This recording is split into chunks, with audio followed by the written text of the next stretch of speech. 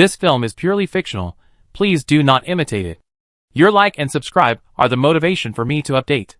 Chapter 1. Chester Star Area A. A small experimental field covering several hectares houses over a dozen new mechas. Long-range sniper types, short-range defense types, engineering types, security types. There are many varieties, and all are cutting-edge models that have not yet entered mass production.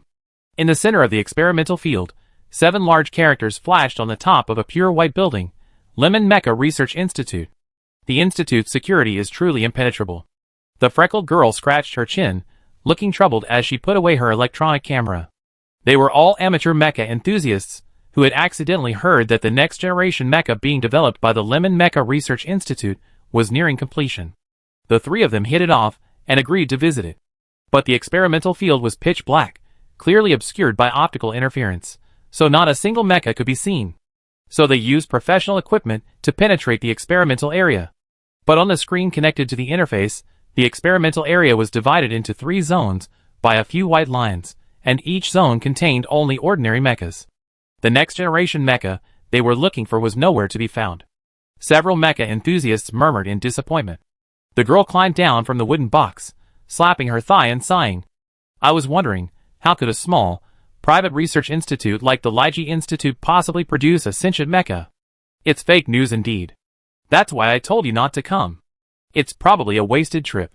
That's not necessarily true. The freckled girl put the detector back into her pocket and raised her hand to adjust her glasses, a flash of light hitting the lenses. Have you forgotten who the new director is? She's no ordinary person. A scrap of newspaper rustled against the wall of the research institute. After a while, the 3 mecha enthusiasts tapped their heads and looked up at the sky. Right. After all, it's that mecha genius. If it's her, it wouldn't be surprising if she could create anything. The Ligi Institute has 12 floors, its overall shape resembling the 12 pairs of ribs in the human body.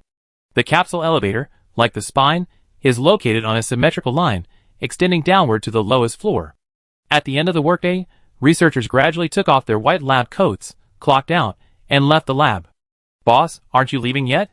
There was no response, so researcher Che raised his voice a little. Boss? Director? The biocomputer was still rapidly processing mathematical calculations, accompanied by a loud roar. The light screen in the center of the lab flickered continuously, and black pop-up windows appeared one after another. As if hearing her words, the rapid typing of the keyboard behind the biocomputer paused for a moment. I'll be back after I finish revising it. Well, it won't take a moment longer. Researcher Che kept pacing around. The director of the Lemon Mecha Research Institute, a recognized mecha programming genius across the interstellar space. Tao Ying, finally fed up with her colleagues' harassment, stopped her work and turned around. She smoothed the wrinkles on her shoulders and gave Researcher Che a calm look. Researcher Che immediately raised his hands, took 2 steps back, and slid to his knees at lightning speed. I was wrong, boss. Another researcher, passing by with a half-meter-high report in his arms, jokingly said, Director, you're working overtime and still finding time to care for your subordinates. You're really working hard. Yeah, it's been incredibly tiring. Tao Ying feigned a sigh, her eyes curling slightly in a cheerful expression. Just as she was about to say something else, the computer suddenly began beeping, causing her smile to fade and her attention to return to the screen. Researcher Che rubbed his nose. Boss, how long will it take? How about we go back together? We leave after the final debugging. You 2 can go home first. Okay. With a click, the automatic door closed, sending the last 2 colleagues away. Tao Ying quickly finished her work, reclined on a black work chair, and let out a soft sigh. When she opened her eyes, her gaze drifted to that thing in the center of the lab. It was a mecha. A mecha that epitomized the color black to its fullest. It half knelt on the ground, its head slightly lowered, as beautiful as a sleeping black swan. The mecha was tall and slender, its jet black exterior radiating a metallic sheen. The connections between its parts were smooth, elegant, and flawless, clearly the work of someone with a deep understanding of mecha design. Sentient mecha. Ever since Star Calendar 1004, when humans proposed the concept of piloting mechas with psychic power. The idea of sentient mechas, major mecha companies have invested vast sums of money and manpower in them. But the results have been less than encouraging. Many say that sentient mechas are merely a beautiful human fantasy, an unattainable dream. Tao Ying remained non-committal. Long ago, when humans could not fly, they also believed that leaving the land beneath their feet was an unattainable dream. But now, humans can freely cross galaxies. Humanity has the power to dream, and it also has the power to realize them. The roar of the computer gradually died down. Tao Ying's hand gently caressed the black metal, the cool touch causing her lips to curl upwards.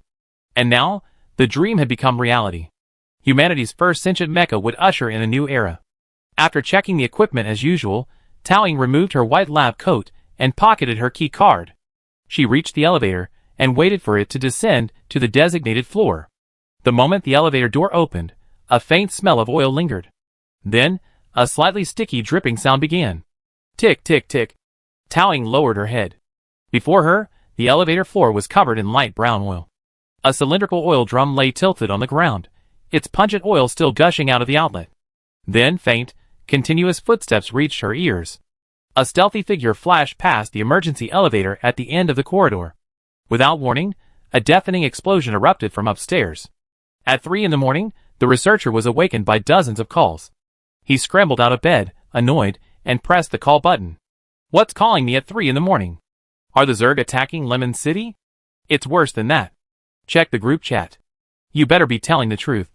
The researcher opened the internal group chat at the Lemon Mecha Research Institute and was bombarded with messages.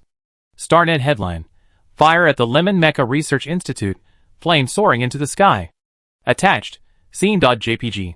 Little c. What's going on? Is there a fire at the institute? Where's the security system? Is it not working? Dalong. The entire area is out of power. The backup power system is down, and the sprinkler system is inoperable. Little c. How could it be such a coincidence that a global power outage coincided with a system failure? Dalong. I don't know. Shelly and I are on our way to the research institute.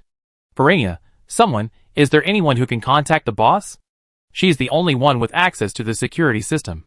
If we don't put out the fire, all the research data will be lost. The researcher clicked on the attachment and gasped. The once pristine white research institute was now a charred black husk. Several drones hovered in the air, attempting to drop fire-extinguishing agents to stem the spread of the fire, but with the doors securely locked, their effectiveness was minimal. The hastily captured photos conveyed a sense of unfocused chaos. The overwhelming heat and black smoke seemed to penetrate the screen, darkening the already gloomy night in Lemon even further. The group chat was almost suffocatingly quiet. After a moment, a message suddenly popped up. Chashili. Wait, the boss just said she's working overtime. She's not still in the lab, is she? The fire filled the air with smoke and dust, and the hovercraft was blocked by the crowd of onlookers at the institute's entrance, forcing the researchers who arrived to disembark outside. The Hazy 2000, a small mecha piloted by the Star Police, was on guard at the entrance to prevent further accidents. Soon, a body was carried out from the acrid black smoke. The noisy crowd fell silent. After all, it was hard to call it a body. It was completely charred, devoid of any human form. The ornament around her neck was barely recognizable. A blond man also appeared along with the body. Surrounded by Star Police, the man had a calm expression, his pale blue eyes gleaming. After a moment of silence, the crowd suddenly erupted in activity. Reporters pushed their way through the crowd, desperately trying to pass on the microphone. Mr. Uris, is your fiancée's death related to the classified project she was working on? As one of the 4 major mecha dealers, and the heir to the Iowa family, is your engagement with Tao Ying truly without any commercial considerations? The flashbulbs flickered continuously. The blond, blue-eyed young man remained unresponsive, simply staring at the corpse in an unspeakable silence. The reporters were quickly ushered aside by the Star Police, and the crowd gradually quieted. Others might have assumed he was devastated by his fiancée's death, speechless with grief. But upon closer inspection, the fiancée's azure eyes were devoid of any emotion. It was as if he had known what would happen today. In star calendar year 1215, Tao Ying, director of the Lemon Mecha Research Institute, died in a fire. The impending next-generation mecha, Hengwo, vanished with it, leaving everyone deeply saddened. But soon after, Iowa Technologies launched a new type of sentient mecha, which became a resounding success. No one remembers Hengwo anymore, and even the Liji Institute has sealed Hengwo's data. Many await the truth, but the only one who could reveal it is dead. Chapter 2. When Tao Ying opened her eyes again, she saw a sky filled with stars. But the nights in Lemon City had long been shrouded in a veil of sky, awash in light pollution. She had never seen anything like this. She wasn't in Lemon. Where was she? From time to time, a sharp, High-frequency noise pierced her ears, as if piercing her eardrums. Her eyes felt dry, and she squeezed them shut a few times before gazing at the starry sky again. To the north, a red beacon star shone. Judging by its color, brightness, and size, it was an artificial star in the fourth galaxy. She was in the fourth galaxy. A mechanical rumble echoed beneath her. Tao Ying, supporting herself with her hands, slowly sat up. She scanned her surroundings, taking in her surroundings. Okay, she was on a garbage conveyor belt. To be more precise, a conveyor belt filled with countless discarded androids. The discarded androids were the same model, and I remember them being very popular household robots. Now, they merged with the garbage, being carried along the conveyor belt to a giant metal barrel several hundred meters away. Boom! The hill of androids collapsed with a sudden stop on the conveyor belt. Tao Ying's calf was pressed against the cold, hard metal. She hissed and, with all her strength, pulled her leg free. She checked her leg, confirming it wasn't crushed, before letting it go. Speaking of which, so thin. Although she often stayed in the lab, she also worked out, so why were her calves so thin as bamboo poles? It felt like they weren't her own legs. Ignoring this slight discomfort for the moment, she found a safe place to sit. Out of the corner of her eye, she caught sight of the nameplate on the charging port on the back of the android's neck. She ran her fingers over the uneven metal, revealing the code beneath the dust. ALMH-01224-0808-1035. Production location, Layman City. Production time. Wait, production year, 1224? How is that possible? Heng's final adjustments were made in early 1215. She couldn't have slept for 10 years, could she? The tinnitus persisted, her head buzzing. Tao Ying endured the pain and flipped the switch, activating the android. She needed to know some basic information. The android's pale blue eyes suddenly lit up, and its head mechanically turned 90 degrees to each side, scanning the surroundings. Seeing Tao Ying, the android seemed a little puzzled, but he still greeted her friendly. Hello, companion. Modern androids were born to serve humans, so all their data adjustments are based on human preferences, giving them a natural affinity. Look, he even calls her companion. Tao Ying inquired. What time is it? Time? The android gave her a puzzled look and pointed at her head, as if asking, don't you know? Tao Ying raised her wrist to indicate, I don't have a computer. The android tilted his head, seemingly confused, but he still answered her question in a friendly manner. I understand. Your network module is damaged. Unable to read the time. It's June 1st, 1225, 3:28 and 58 seconds p.m. This is the fourth galaxy, Shamat, in the uninhabited land of the garbage dump. My android friend? My android friend? Tao Ying's brain felt like it was struck by a jolt of electricity. The crackling noise that had been going on since just now, Tao Ying had initially thought was tinnitus. Now she realized it was more like the sound of electricity from a poor chip connection. But how could a chip exist in a human brain? This violated interstellar ethics, unless she was no longer human. As if hearing her thoughts, a mechanical voice echoed in her head. The terminal had lost connection with the control center, and was attempting to reconnect. The network reconnection failed, switching to a backup line. Tao Ying extended her hand, revealing her left wrist. The skin on the inside of her wrist was uneven, branded with a line of code. ALMH-01220-0628-2234. This was the body of an advanced bionic human. She remembered. That's right, this body couldn't be hers, because she was already dead. That day, every exit of the research institute was blocked by burning, hot engine oil. To avoid the fire, Tao Ying fled to an abandoned experimental site. The situation was urgent at the time, and Tao Ying hadn't noticed where she was. Only now did she remember that, years ago, she worked on a project here with her mentor. On how human consciousness is converted into electronic signals. Perhaps in her haste, she accidentally activated the lab's psychokinetic instrument. Tao Ying only remembered a final flash of white light, and when she woke up, she was in this garbage dump. Simply put, a cybernetic reincarnation. Tao Ying couldn't help but cover her face and sigh. Her mentor had been working on this project for over a decade without success, and now, with a random click, she succeeded. If he ever found out, he'd probably be so pissed he'd be rushed to the hospital and need an artificial heart. What's wrong, comrade? A fellow android cast a concerned look. Nothing. Tao Ying pressed her temple, throbbing from the electrical current, and looked at her companion before her. So now, they all been abandoned in a remote galaxy. If only she had known, when someone first promoted the Android Bill of Rights, she would have voted. The conveyor belt beneath her feet suddenly accelerated. At the same time, the androids around her stood up in unison, a mighty force, a group, and turned their heads in one direction. Tao Ying looked in their direction. There stood a massive barrel-shaped metal container, its opening emitting a red glow. Then, as if infected with a virus, the android formation mechanically repeated a single phrase. Destroy. Destroy. Destroy. Destroy. Destroy. Destroy. Destroy. Destroy. Initiate automatic destruction. The voices echoed in her ears.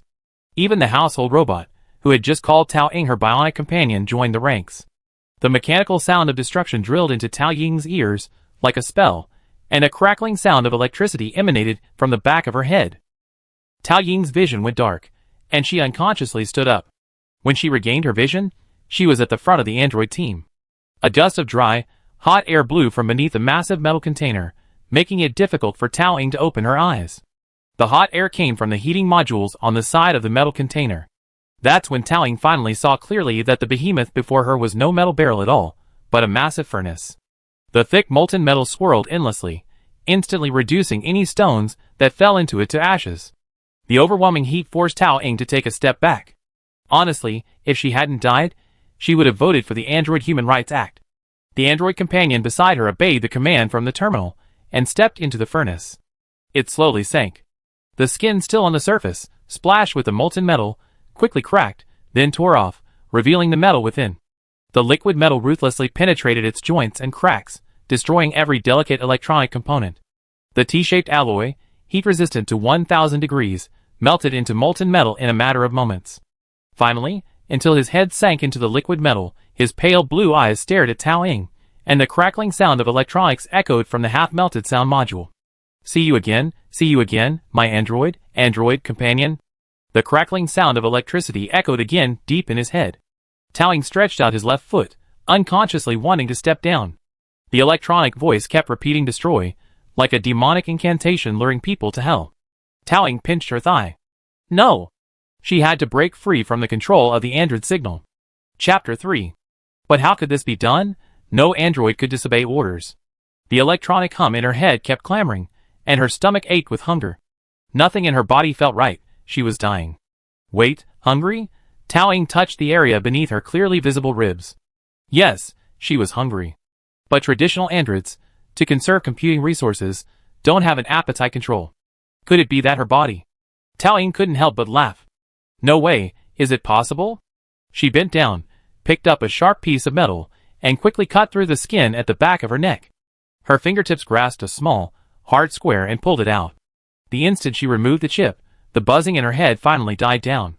Looking at the chip in her palm, Tao Ying's fingers trembled slightly, but a smile remained on her face. She had guessed right. Most androids on the market, like the housekeeping robot before her, were made of traditional metal materials. But her body seemed to be cultivated from artificial cells.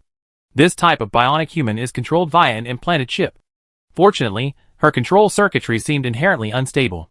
Perhaps her consciousness signals entering this body caused electrical disturbances. This gave her time to react and remove the chip. After some thought, she realized that the chip was related to her body's origins, so it would be best to keep it. Tao Ying pocketed the chip and climbed off the conveyor belt.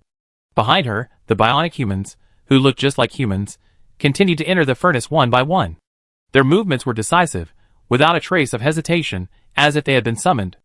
If the Spark Science crew had filmed this, it would probably have produced another bionic mass suicide, perhaps demonstrating their self-awareness and the Embrace Science series. You know what? That's what her two colleagues loved watching the most. Tao Ying watched for a moment, perhaps her adrenaline finally subsiding. Her stomach growled, and she turned and fled the furnace, wandering the vast garbage dump in search of food. The garbage dump was filled with androids, a veritable android wasteland. It was quite large. Tao Ying wandered around until she found a small brick hut covered in solar panels. Tao Ying pushed open the window and climbed inside. The old TV had its wiring gnawed through, revealing the springs of the dark green sofa. In a ceramic vase, a few red artificial flowers were covered in dust. A row of iron hooks on the wall held old-fashioned mechanical keys. The electronic calendar, stuck to the date years ago, made a constant clicking sound due to a malfunction. It looked like this place had been abandoned for a long time. Tao Ying rummaged through the drawers in the management office and found several cans of expired yellow peaches, nutrient solution, and an old optical computer. This optical computer's performance was poor, and it could only connect to the old 1.0 version of the Star network, but it was usable. Towing opened a bottle of nutrient solution and drank it while sweeping the dust off the small iron bed. She found a comfortable position and sat down cross-legged. Optical computer assistant, current time. A lovely voice came from the optical computer. Hello, master. The current time is 7:27 p.m. June 1st, 1225 star calendar. This reaffirmed that 10 years had passed since her death. Towing felt mixed emotions. She intermittently operated the optical computer, trying to find out what happened after the fire, but the news related to her on the Star network had been deleted to a minimum. She could only obtain fragmentary information. After her death, her fiancé was devastated. The public also believed that, given the safety standards of the Leiji Institute, the fire must have been a man-made disaster, and demanded that the Star Police thoroughly investigate the cause of death. Unfortunately, before the Star Police could act, Star Network's headlines took action. Someone revealed that Tao Ying had plagiarized the research results of a subordinate named Zhu. Not only that, she had also secretly sold confidential data from Baisher Industry to High Technology. The accusations, one after another, completely obscured the focus of the discussion. Public opinion took a sharp turn for the worse. It must be said that the person behind this was quite skillful. Not only did they completely brand Henglu's design as plagiarism, they also fabricated rumors that she had sold confidential data, sparking a years-long battle between High Technology and Baisher Industry, two major mecha manufacturers, over this matter. Who benefited? Of course, their competitors. Tao Ying couldn't help but sneer and asked, "Computer assistant, has Iowa Technology produced any sentient mechas in recent years?" Hello, yes. 10 years ago, Iowa Technology produced a sentient mecha named Minghua. Its system design was a groundbreaking achievement in mecha history. It was them, indeed. Iowa Technology lacked any core technology. Producing a sentient mecha was impossible for them. The true plagiarists were now clear. It was Iowa Technology. They stole some of Henglu's data and created the first sentient mecha, Minghua. Tao Ying tapped his head. Speaking of which, the name Minghua was a rather unethical one, a mecha reborn in the flames of chaos and darkness. Juris Iowa had a falling out with his family, and forced the mecha to be named in honor of this wicked woman. The Star Network headlines even claimed this was a testament to her fiancé's deep affection. Even after his death, he's still exploiting her for commercial purposes. What a lack of character. Tao Ying opened a few more discussion threads, trying to get more information. Strangely, in the few posts mentioning her, there were always sinister comments. Why are you still mentioning Tao Ying? Aren't you afraid of the electronic ghost coming after you? Don't mention it. Be careful, it might crawl through the network cable and into your house. What are electronic ghosts? A new way for the Iowa family to manipulate public opinion? Star Network users are incredibly powerful, they can't be controlled. There were no replies. Tao Ying lowered her head and thought, choking on dust, bringing her back to reality. Forget it, putting the previous news aside for now, she needed to think about what she should do now. Even though she had just removed the control chip, she still couldn't move freely. Because she didn't have an ID. As a Star citizen, without an ID chip to prove her identity, she couldn't move a single step in any galaxy. This isn't a difficult solution, though it's a bit cumbersome and requires a significant amount of money. Tao Ying pondered for a moment, then accessed the back end of the optical computer and disabled the Star Network security controls. Then, she simply sent a string of identification codes to the black screen. A moment later, the computer screen reactivated and a web page popped up. It was a simple page, a single, deep vortex, evoking a single word. The Abyss. A cold, mysterious, synthesized female voice rang out. Welcome to the Deep Mist Network. Here, you can buy anything. Long time no see, Shadow. It's been 3,893 days since you last logged into the Deep Mist Network. Deep Mist Web, as the welcome sign says, is a place where you can buy anything, from large-scale weapons of mass destruction to mecha parts. As a result, many transactions operate in a gray area. Tao Ying previously helped customize mecha systems at Deep Mist Web, earning a little extra income to supplement her research funding. As soon as she logged into her Deep Mist Web account, the chat interface quickly flooded with thousands of messages, nearly freezing her old laptop. Desert Rose, Shadow, where have you been? Are you still taking orders? We have a small mecha system that needs tuning. My aunt is most beautiful. Hello, Shadow. Our team was very satisfied with the previous mecha tuning, and would like to continue our cooperation. My aunt is most beautiful. Why aren't you replying to me? Do you think the price is too low? I can add 10% commission. My aunt is most beautiful, 20%. My aunt is the prettiest, At most 30%, 130 million star coins. No more. Taoying quickly scanned the chat window. Most of the messages were from existing clients, asking for Tao Ying's help testing component compatibility or debugging their mecha systems. But there were exceptions, those who were earning money from her. James, Shadow, are you coming back? I just got a limited edition, out-of-print part from 200 years ago. If you don't reply, I won't keep it for you. He's a mecha enthusiast and tech geek. His family runs a mecha parts shop in Lannan called James's Mecha Grocery. Taoying sometimes buys rare small parts from him. James's messages were overwhelming the chat window, a full 3,000. Only half of them were visible when the computer lost a bar of battery, emitting an ominous beeping sound. Taoying silently marked all his messages as read. She was broke right now. She closed the chat screen and was about to buy an ID chip when a gray profile picture suddenly popped up in the lower right corner of her computer. Beep, beep, beep. Voice call? Deep Mist Network had a calling feature, but few people used it for security reasons. Username, Dust. Taoying scrolled up. Almost since she disappeared, this account had been sending her a message every week. But she had no recollection of ever adding such a person. Clicking on the message, the other person's gray profile picture suddenly lit up. A line of messages appeared in the chat history. Dust, who are you? Taoying, Got to her account and asked who she was? Dust, is that you? Taoying didn't think twice and simply blocked Dust. After all these years, how come interstellar scams haven't improved at all?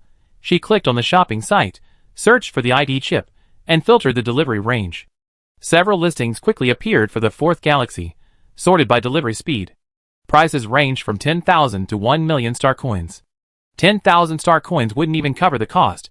It was likely a profiteer trying to attract customers with a low price. 1 million was too expensive, unnecessary. Taoying picked a reliable seller and chatted for a while, eventually agreeing on a price of around 500,000. Shadow, pay then. Siren, give me the account.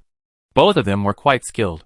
Taoying opened another web page and, after fiddling around for a while, remotely connected to her private server in Lemon. 4 of her accounts had their balances frozen, and they were likely still being closely monitored by the Lemon Monitoring Center. Any movement of the money in these accounts would be immediately detected. After a moment's thought, she switched to another private account. The owner of this account was fictitious, and no one except Taoying herself could know it.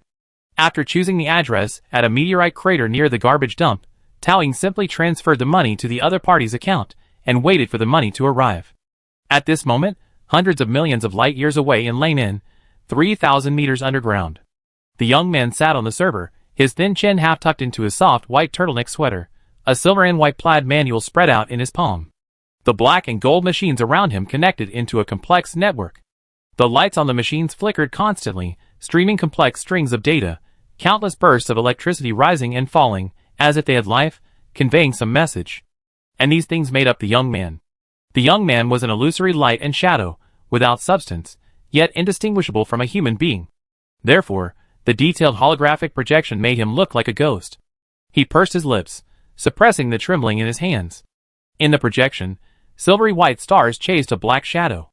The system chimed in. Coordinates have been retrieved. The person you're looking for is on the 4th galaxy, Shamat. The book in his hand fell to the ground. The young man folded his fingers, and the book returned to his palm, disappearing. He placed his hand on the flickering black shadow. After a moment, he rested his forehead gently there, as if his god had finally arrived. Let's go meet her. Taoying quickly received the package's delivery information. She left the garbage dump and arrived at the agreed location, where she received the airdrop from the small starship. Taoying fell silent after receiving the package. It's so big. The ID chip is only the size of a fingernail, and even with the syringe, it's still small. How could the package reach her thigh? Taoying shook it.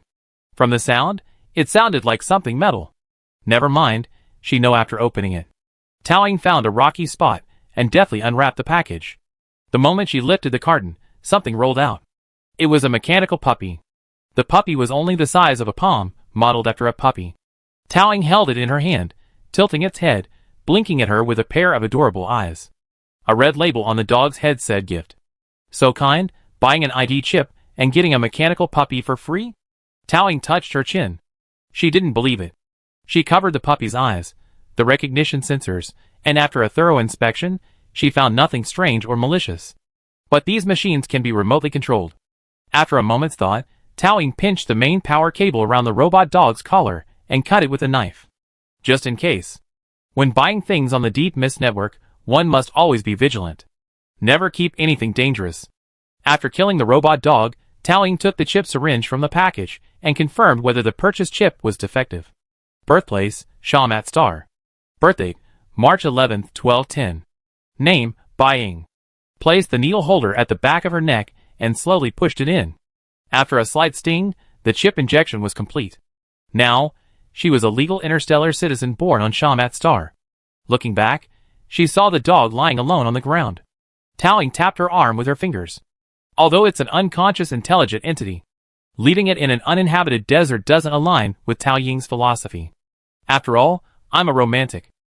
After a moment's thought, Tao Ying pulled a tool from her pocket, unscrewed the mechanical dog, and pocketed the valuable core, memory, and battery. How could making the most of something not be a romantic thing?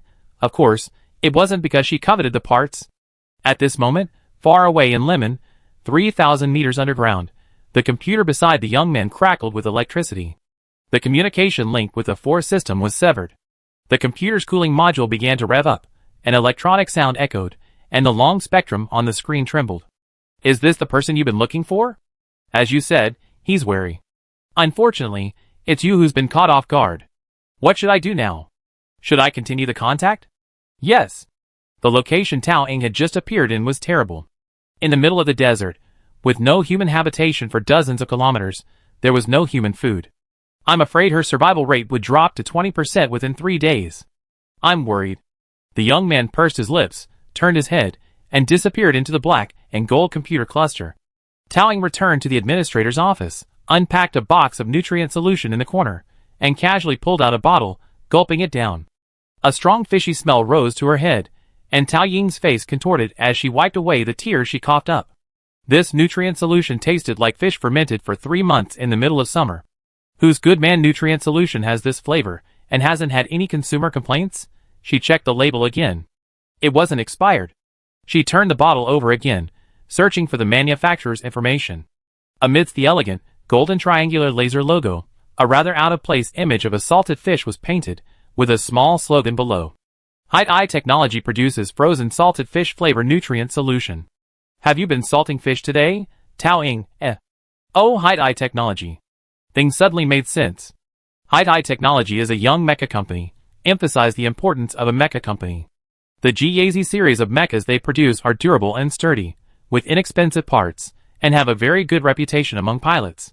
But besides mechas, High Technology has invested in a number of things completely unrelated to mechas, movies, musical instruments, fertilizers, nutrient solution, and so on.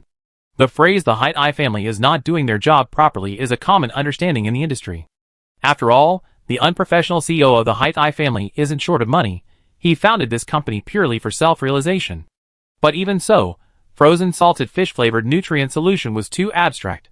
What kind of self-realization could one achieve by investing in it? Tao Ying's eyes were filled with struggle as she sipped the last sip of the nutrient solution. There was no other way. Supplies were scarce nearby, and there was almost no human edible food. This little nutrient solution was something she had dug up from a mountain of garbage. The salted fish taste in her mouth gradually dissipated.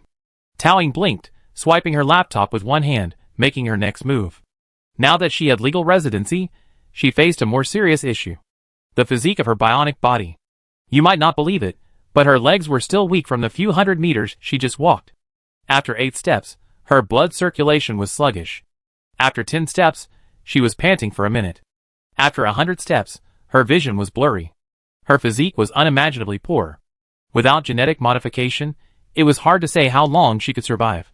Medical facilities in the 4th galaxy were limited, and Lemon was the most advanced in physique modification technology. For surgery, she had to go to Lemon. That's the bustling 1st galaxy, where she used to work. Tao Ying pulled up the ticket window.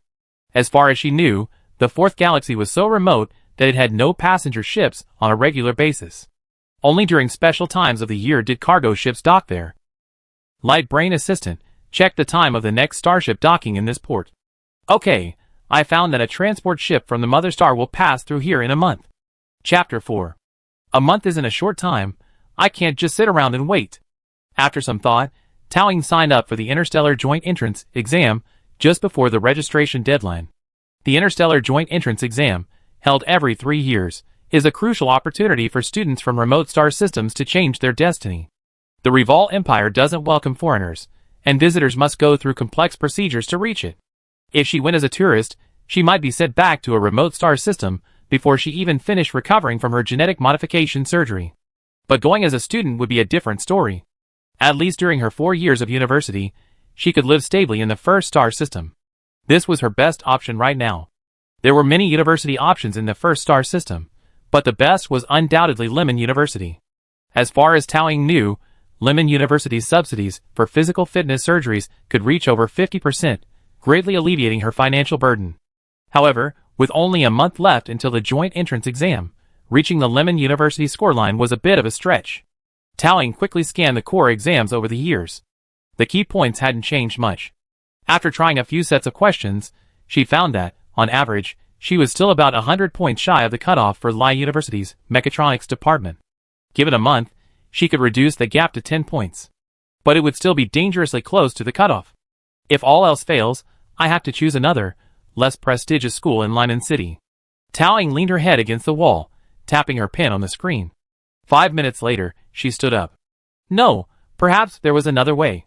Most people who took the Interstellar Joint exam only took the core subjects, but a very small number, with very clear goals, chose to take 2 additional specific subjects. For Tao, taking the supplementary exam would be a better option. She then decisively asked, Optical Brain Assistant, what are the elective subjects for this year's Interstellar Joint Entrance exam? Hello, there are a total of 431 elective subjects for this year's Interstellar Joint Entrance exam, including energetics, ancient virology research, interstellar ecology, interstellar law and policy, interstellar psychology, interstellar ethics, space agriculture and food science, and space materials.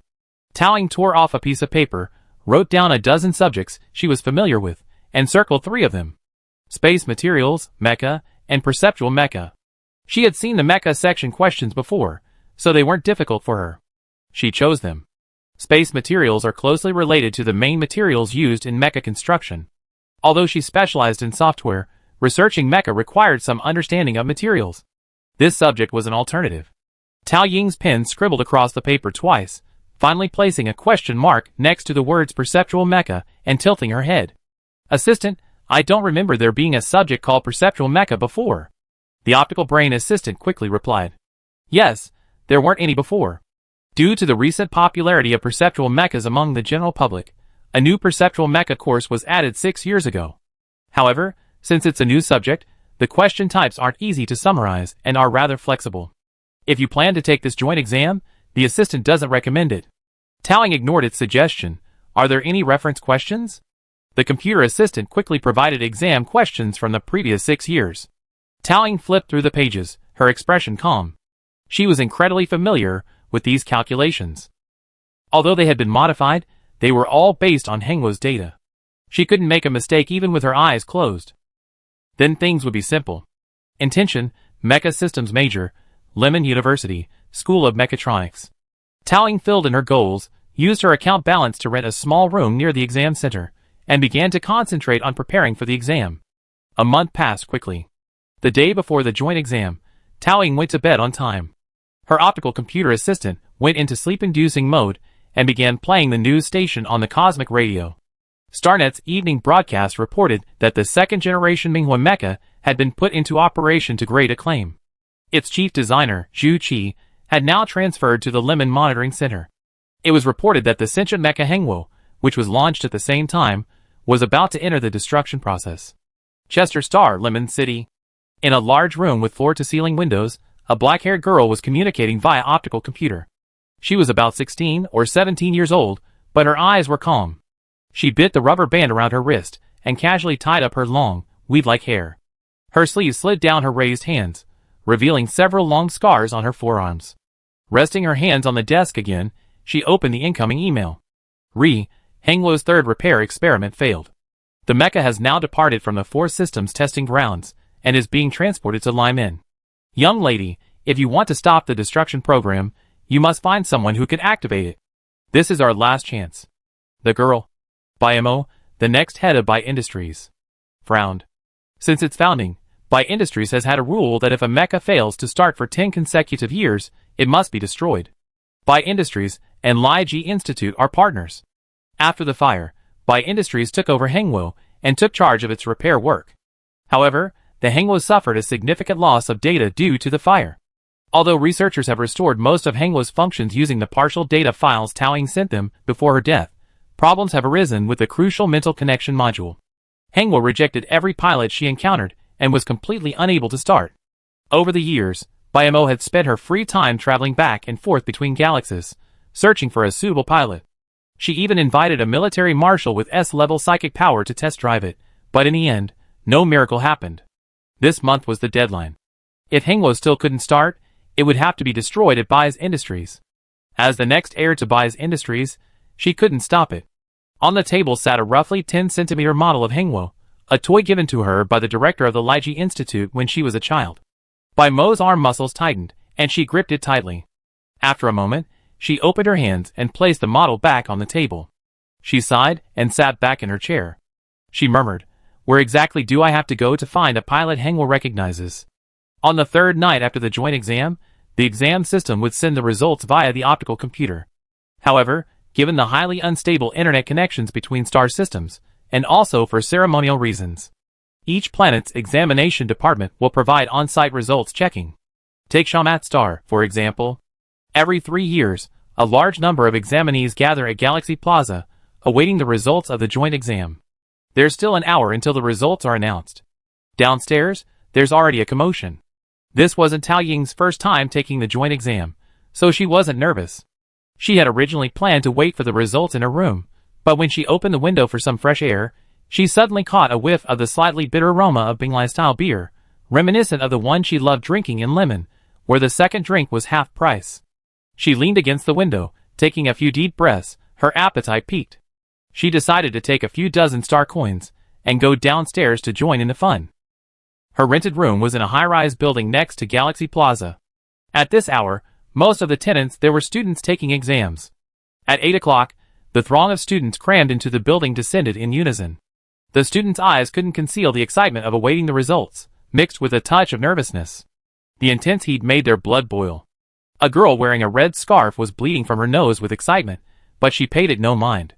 She covered her nose and continued to soak in the revelry, flailing her t-shirt and jumping around like a monkey. She pointed her finger to the sky and said, "Even if I bleed all out today and die here, I won't die until the test results come out." Because of her embarrassment, her two friends quickly tackled her to the ground and subdued her. "Shut up. Stop the bleeding first." The two friends dragged the bleeding girl to a short ladder near the square and tried to stop the bleeding, but they had run out of tissues. Looking around, they spotted a coffee shop at the end of the square and decided to borrow some towels. The shop was deserted, with only one customer. The customer clutched a glass of iced coffee in one hand, and with the other, he was checking his scores on a laptop. It was Taoying.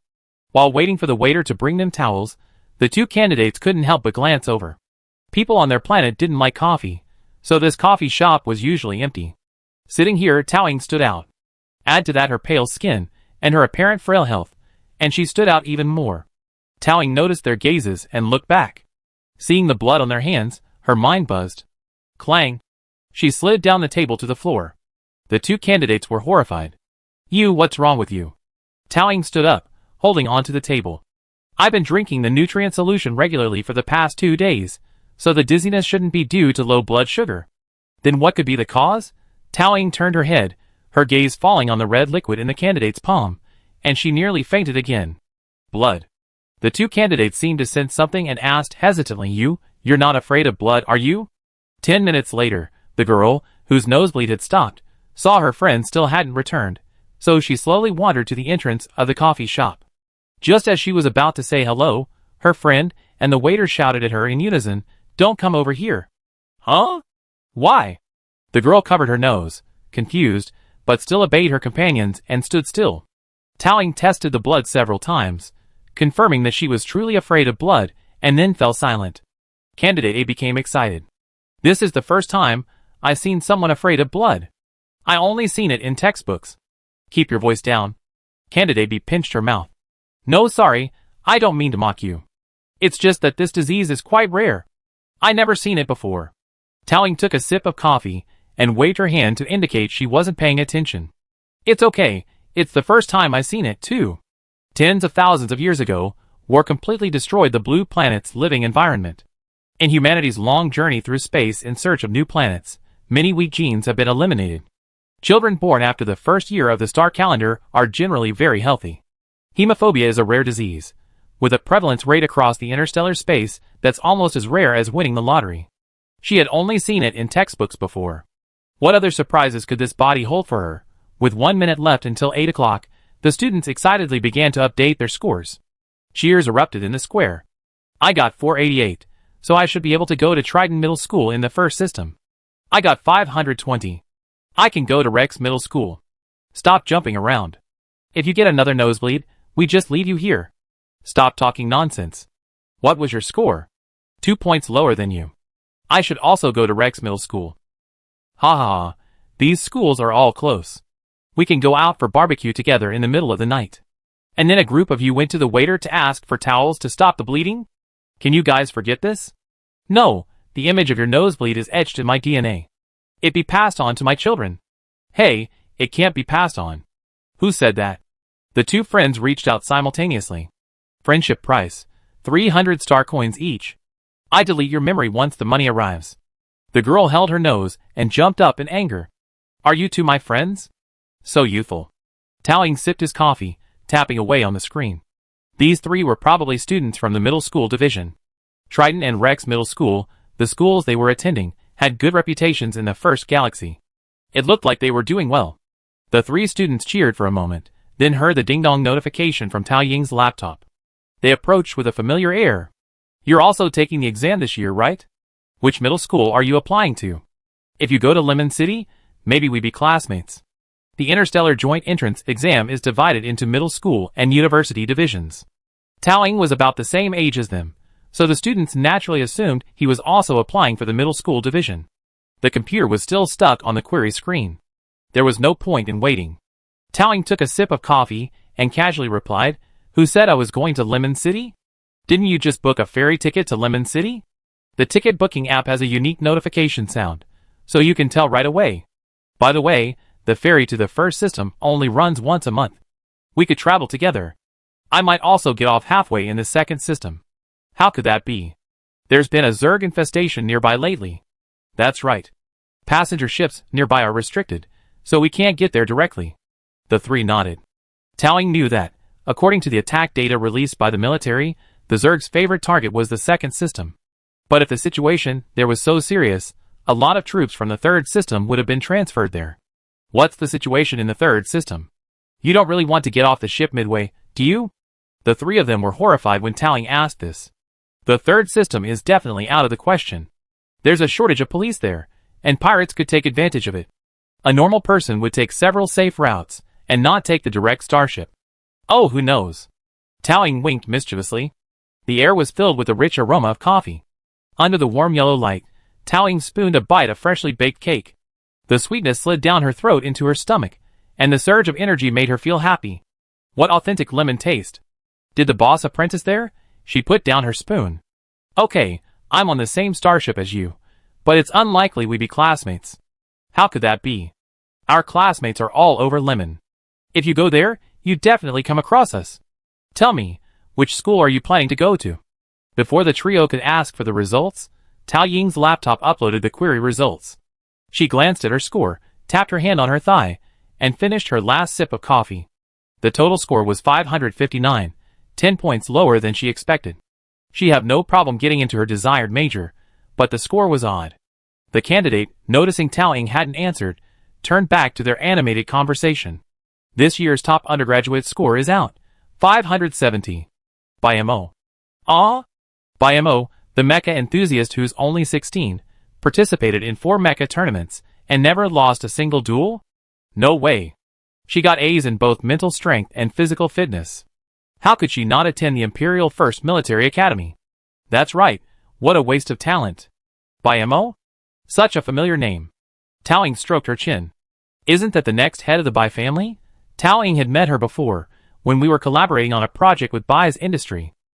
Bai Mo, barely 10 at the time, could already battle with a first-class pilot in the simulator, demonstrating his exceptional talent for mecha control. With his AA physique, it's a shame he didn't go to Imperial first. I wonder what the reasoning was. If I could meet Bai Mo, perhaps I could find a way to find out about Hanwha's situation. However, given Bai Mo's skill level, even if he didn't go to Imperial first, he would definitely go to another first-class military academy. The military academy is in Area C, and Lemon University is in Area A, so it's unlikely they ever run into each other. Let's make plans after we get to Lemon.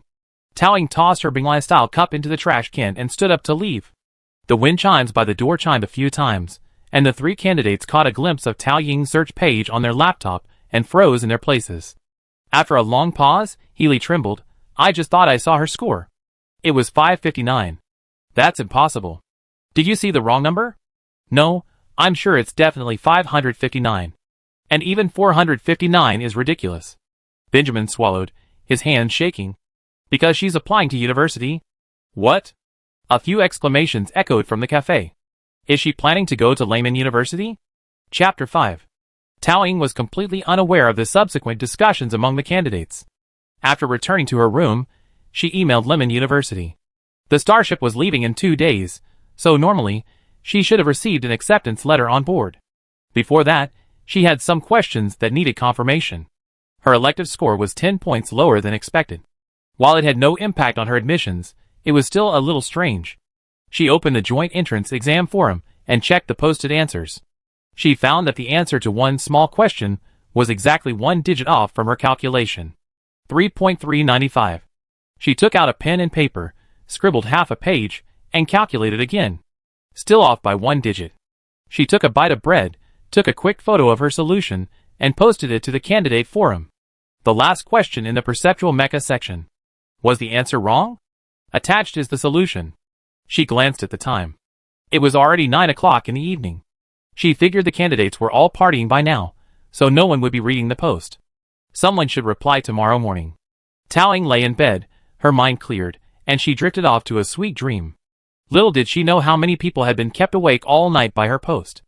At midnight, a woman in a white t-shirt, a blue overalls tied around her waist, and reeking of motor oil walked along the edge of Galaxy Plaza.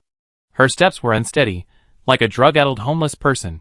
Passers-by who happened to see her quickened their pace and walked away silently, afraid to meet her gaze. The woman entered a coffee shop. A 5'9" tall man emerged from the kitchen. Seeing her limp state, he looked surprised and handed her a towel. Researcher Che, wipe off the oil before you go to sleep. I'm tired. I wipe it off later.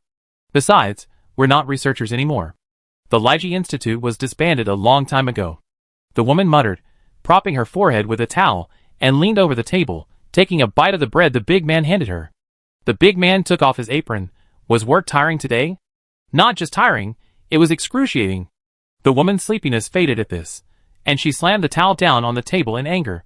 Hasn't the nearby flight section been plagued by space pirates lately? My stingy boss was worried about safety, and didn't want to spend money on security, so he finally pulled out some broken mechas from nowhere, and asked me to fix them up to a working state. Can you believe it? Those mechas don't even have a power core. The parts are even made of outdated metal. The armor is almost rusted through. How am I supposed to fix them? Those old guys don't understand mechas at all. The woman grew increasingly angry, finally sitting back on the sofa, staring at the white chandelier on the ceiling. Alas, Betty recently told me she's saved up quite a bit of money and invited us back to Lemon to rebuild the Lemon Machinery Institute. I don't know how to tell her. Thanks to the connections Tao Ying left behind before her death, they can always find investment from mecha dealers. To rebuild the Lemon Machinery Institute, what they lack isn't money, but the core that can bring them together again. A mecha without a computing core is just a beautiful toy that doesn't work. The woman lay quietly for a moment, then propped herself up and gave a thumbs up to the large man beside her. If all else fails, how about we go back to Lemon, open the boss's coffin, see if we can find her DNA, and then clone her to rebuild the Lemon Machinery Institute. Dalong shook his head seriously. Xiaoli, you forgot. The boss was cremated. Even if we lift the coffin, we probably won't find her DNA. Che Xiaoli, I was just kidding. Dalong, I see. You haven't really considered this possibility, have you? Do you want to learn about interstellar ethics? Che Xiaoli narrowed her eyes, sat up, and bumped Dalong's shoulder. Seeing that he looked tired, she stopped teasing him. She put away her thoughts on telling infernal jokes, and pulled out her portable computer. Although they had been away from Lemon for a long time, as researchers, they still frequently visited the internal technical forums, as a sleep-inducing, relaxing activity.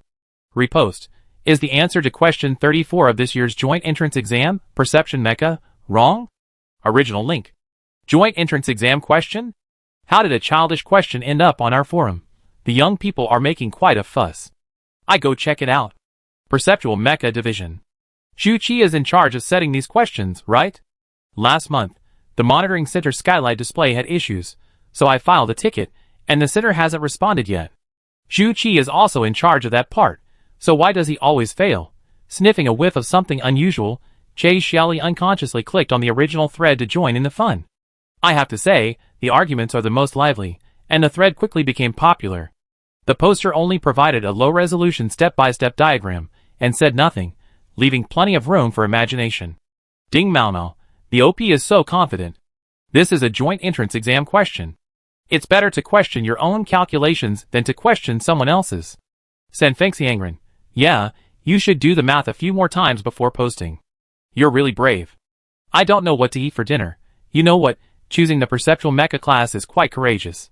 This class has only been around for a few years, and the question bank barely has a few complete sets of questions. Those who take this class are either geniuses or pretentious idiots.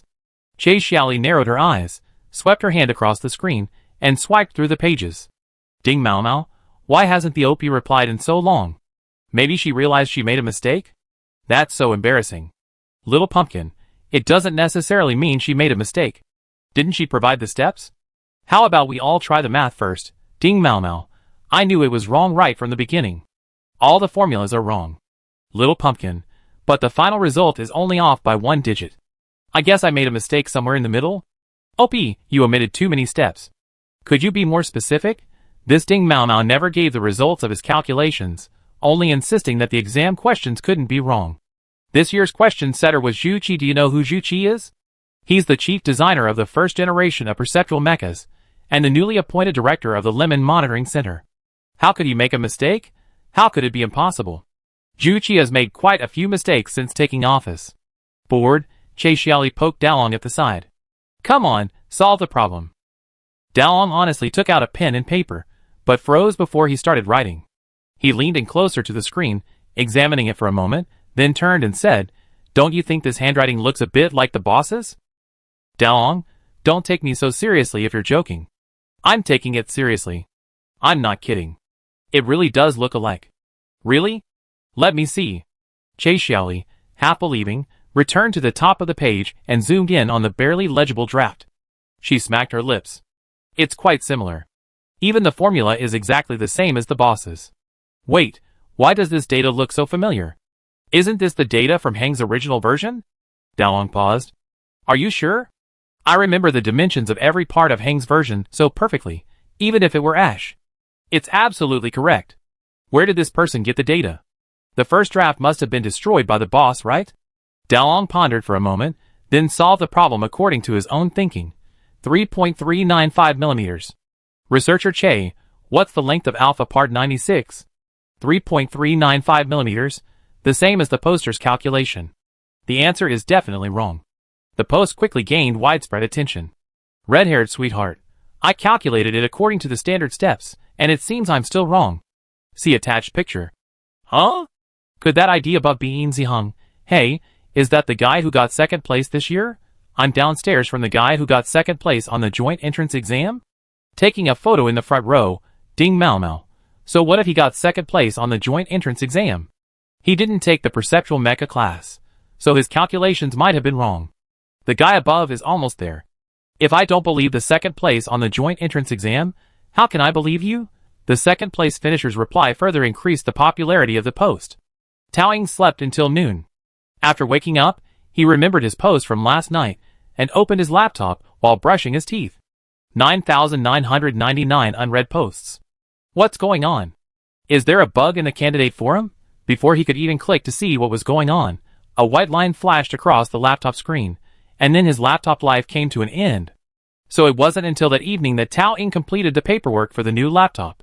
Lying in bed, she turned on her wrist-mounted computer. This is the new model from Garcia Electronics. The switch should be on the side. After a crisp click of a button, a virtual screen projected before her. The forum had already reached over 10,000 replies. The question was actually wrong? Based on past experience with mistakes on the joint entrance exam, it's likely they won't be corrected, so I just have to accept it. But it's the last question anyway, and few people can solve it anyway, so it shouldn't matter, right? DJ. No, what if the original poster solves it? That's 10 points, plus maybe even a chance to live in a different galaxy. Breaking news, this post is now number 8 on Starnet's headlines.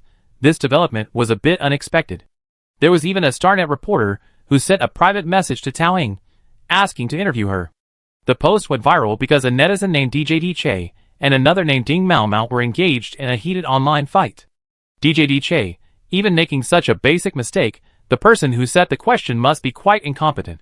Ding Mao. Zhu Qi is the chief designer of the first-generation perceptual mecha. Who are you to question? DJ. Anyway, I'm more qualified than you to question him. By the way, the chief designer of the first-generation perceptual mecha should be Tao Ying, right? Zhu Qi is still a student at Lai University, so she should call Tao Ying senior. Ding Mao. Wow, someone like Tao Ying, who sells confidential data for money, still has someone to defend her. What's wrong with this world? Wasn't it Tao Ying who stole Zhu Qi's research results and kicked him out of the Lai University? How come they think the Star Network has no memory? DJ. Huh? Who stole whose research results? It's clearly Zhu Qi who was kicked out for stealing the data, and then he's blaming me. Ding, if you have the guts, come out and challenge me. Ding Mao, you're from the 4th galaxy, and you want to challenge me in the 1st galaxy? Maybe in your next life. DJ, you weren't even born when I got to the 1st galaxy, red-haired sweetheart. Stop fighting. If you want to, remember to start a live stream. I give you gifts. Tao Ying, Netizens are really enjoying the fun. But she was also very interested in this bickering exchange. Only the core members of the Laiji Institute knew about Zhu Qi's data theft. This DJ seemed to have a deep understanding of the internal affairs of the Laiji Institute. And this ID and speaking style are so similar to her subordinate and ancestor. Tao Ying pondered for a moment, then clicked on DJ's profile. Chapter 6. Username, DJ Car. Profile. Owner of the Galaxy Plaza coffee shop in Shamat Star, also a mecha maintenance technician. It can't be such a coincidence. Tao Ying silently opened the map and searched. It seemed like there was only one coffee shop like this within a dozen kilometers. Shop registered by Xiaoli. Although modern technology has shortened the distance between people through transportation, is interstellar space really that small? You can actually meet a colleague on an unknown planet in the 4th galaxy? No wonder the food in this shop tastes so authentic. The corners of Tao Ying's mouth twitched, wanting to laugh but unable to, and she sighed for a while. After the disbanding of the Laiji Institute, the core members were forced to leave the 1st galaxy. She had just taken the first step back to Lyman City. There was still much she needed to do. Tao Ying briefly replied to the post, then closed the page and stopped following it. She packed her bags and prepared for her trip to Lyman. The date on her ticket was tomorrow. Elsewhere, on the 2nd floor of the cafe, Xiaoli rubbed her half-dry hair with a towel and scooted over to Daolong. But the way this poster, Ing 1224, speaks is so much like the boss. I believe it if she said it was the boss's spirit in heaven. At this point, Xiaoli froze. Could it be that she is? What is it? Did you steal the boss's ashes and secretly clone the second boss? I didn't, Daolong turned slowly. And when I went to the cemetery, the boss's ashes had already been stolen. 6. You really did check the cemetery. Wait, it was stolen. Who else would steal the boss's ashes besides us? I don't know. I can think of so many people I'm not sure who to pick. That's right. The boss's connections span the galaxy. Xiaoli circled in place, biting her nails. After a moment, she jumped up from the sofa. No, I have to go back to Lemon. I have to catch that pervert who stole the boss's ashes. Daolong, book a ferry ticket for tomorrow. A night later, Tao Ying arrived at the port. The starship from the mother star had been docked for several hours, and the passengers ahead were boarding. She didn't have much luggage, all packed in a small backpack. She planned to buy most of her necessities after arriving in Lemon. But before leaving, she bought some small electronic devices just in case. After all, the journey spanned several star systems, and even with a fixed jump point, It would take more than 10 hours. It would also pass through areas without optical computer signals. When she couldn't connect to the star network, she had to find something to do to avoid boredom. At the boarding gate, the line was long, and in front of Tao Ying were about 100 people, all undergoing security checks. Perhaps due to the age of the machine and its overload, the security check machine suddenly beeped twice and stopped working. The crowd was stuck in the middle of the gangway, jostling and shoving. Tao Ying was lucky. A group of students around her, seeing her distressed expression, offered to make room for her. These students were tall and muscular. Tao Ying glanced at their school emblem. It was the emblem of the Camu Military Academy. Second-class Military Academy. The students of the Camu Military Academy, aware of their observation, made no effort to conceal their presence. They confidently puffed out their chests, revealing the emblem, clearly proud of it. Everyone waited for a long time, the security check machine still unrepaired, and the crowd jostled and shoved, growing increasingly impatient. Just then, a resounding move aside suddenly rang out from the back of the line. The incoming voice carried a commanding tone, and the students of the Camu Military Academy were a bit disgruntled.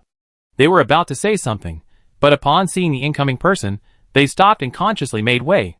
Tao Ying turned her head in surprise. The incoming person wore a medal with an eagle's claw pattern on his chest. The emblem of the Empire's premier military academy. Students who attend the Imperial First Military Academy are almost all high-quality individuals with both A-levels in mental strength and physical strength, destined from birth to embark on a different and easier path than others. No wonder they're so arrogant. Middle school brat, move aside. The Imperial First student gave Tao Ying a scornful look, brushed off the dust from his school badge, and gestured for him to move on. People with A-level mental strength have one thing in common. They're emotionally stable and don't pick fights easily. This person doesn't look like an A-level mental strength person. Or has the Imperial First Military Academy lowered its mental strength requirements for admission? Tao Ying, in this body, wasn't about to engage in a confrontation, so she took 2 steps back. The security check machine seemed to have been repaired, and the crowd quickly began to move again. Tao Ying heard a rustling sound behind her approaching. Hey, is that the girl in front? The one we met at the coffee shop the other day? The one who scored 559 on the joint entrance exam? I heard only one person from the Shamat Star class got into Lai University this year, and it was 559. Could it be her? That's incredible. She actually got into the top university in the galaxy. That's amazing. I want to go there someday. It's a little difficult. I wish you success. Most of the people boarding the ship at this port were from this year's class. They were young, and within 5 minutes, they were all chatting away, all leaning over to see what this student from a remote star system who had been admitted to Lemon University looked like. Tao Ying, standing far away, didn't hear what they said, but the Imperial First students beside him heard it all. He scoffed. So what about Lemon University? They're all just bookworms. Ultimately, interstellar peace depends on us pilots. Other Imperial First students tried to smooth things over. Xiao Ding, the most advanced perceptual mechs currently are built by graduates of Lemon University. TSK, a good pilot can kill Zerg even with the crappiest mech. This smoothing over was untenable. The students around him gave Tao Ying an embarrassed, apologetic look and gestured for her to leave.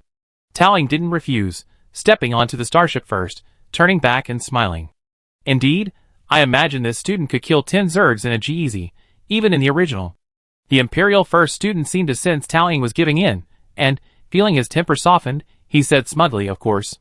A quiet laugh echoed nearby. The G-Easy, original, was a civilian mecha produced by Height-I technology, often used for small industrial operations, such as patrolling and heavy lifting. It was renowned for its stability, but as a civilian model, it lacked even basic combat capabilities, let alone using it to kill Zerg. This was common sense for any mecha student, let alone a student at the Imperial First Military Academy. The people traveling with the Imperial First student exchanged glances, surprised that he didn't even know this. Tao Ying entered the cabin and stowed her luggage. There was still some time before the ship departed. She wasn't feeling well, and wanted to get some fresh air near the ventilation window, when someone suddenly tapped her shoulder. She nearly fell to the ground. She heard several frightened cries of "Are you okay?"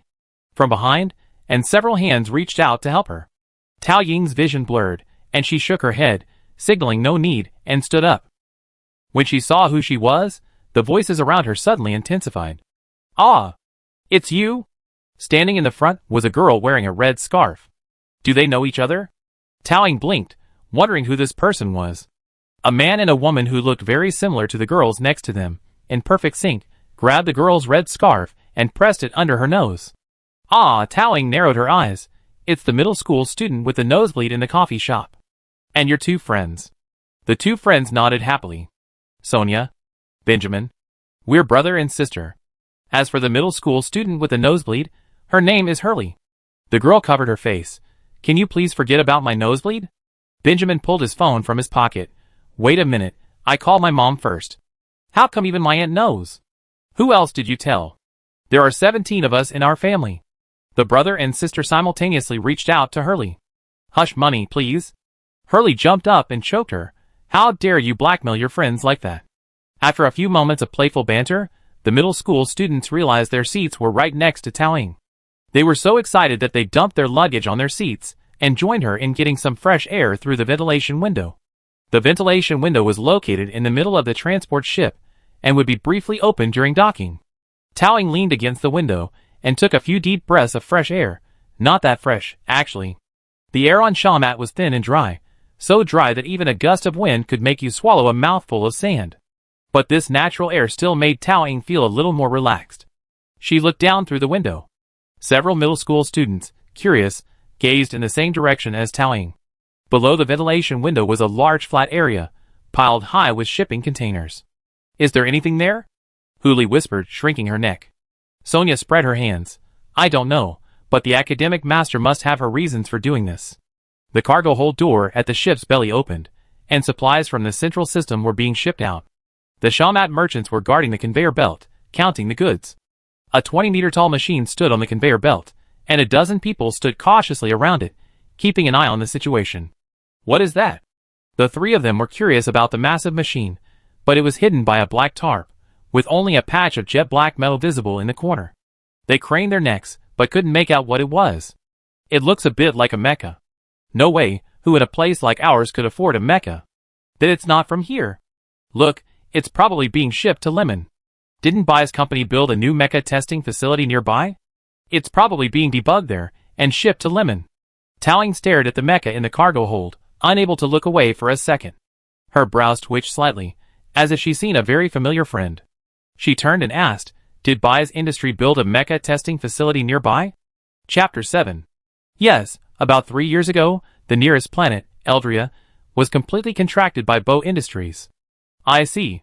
Towing relaxed slightly, leaning against the window, her eyes never leaving the tarpaulin-covered mech until it completely entered the cargo hold. Her gaze was different from before. She seemed deeply interested in the mech. Hurley tightened the red scarf around her neck and unconsciously leaned closer. Do you like mechs?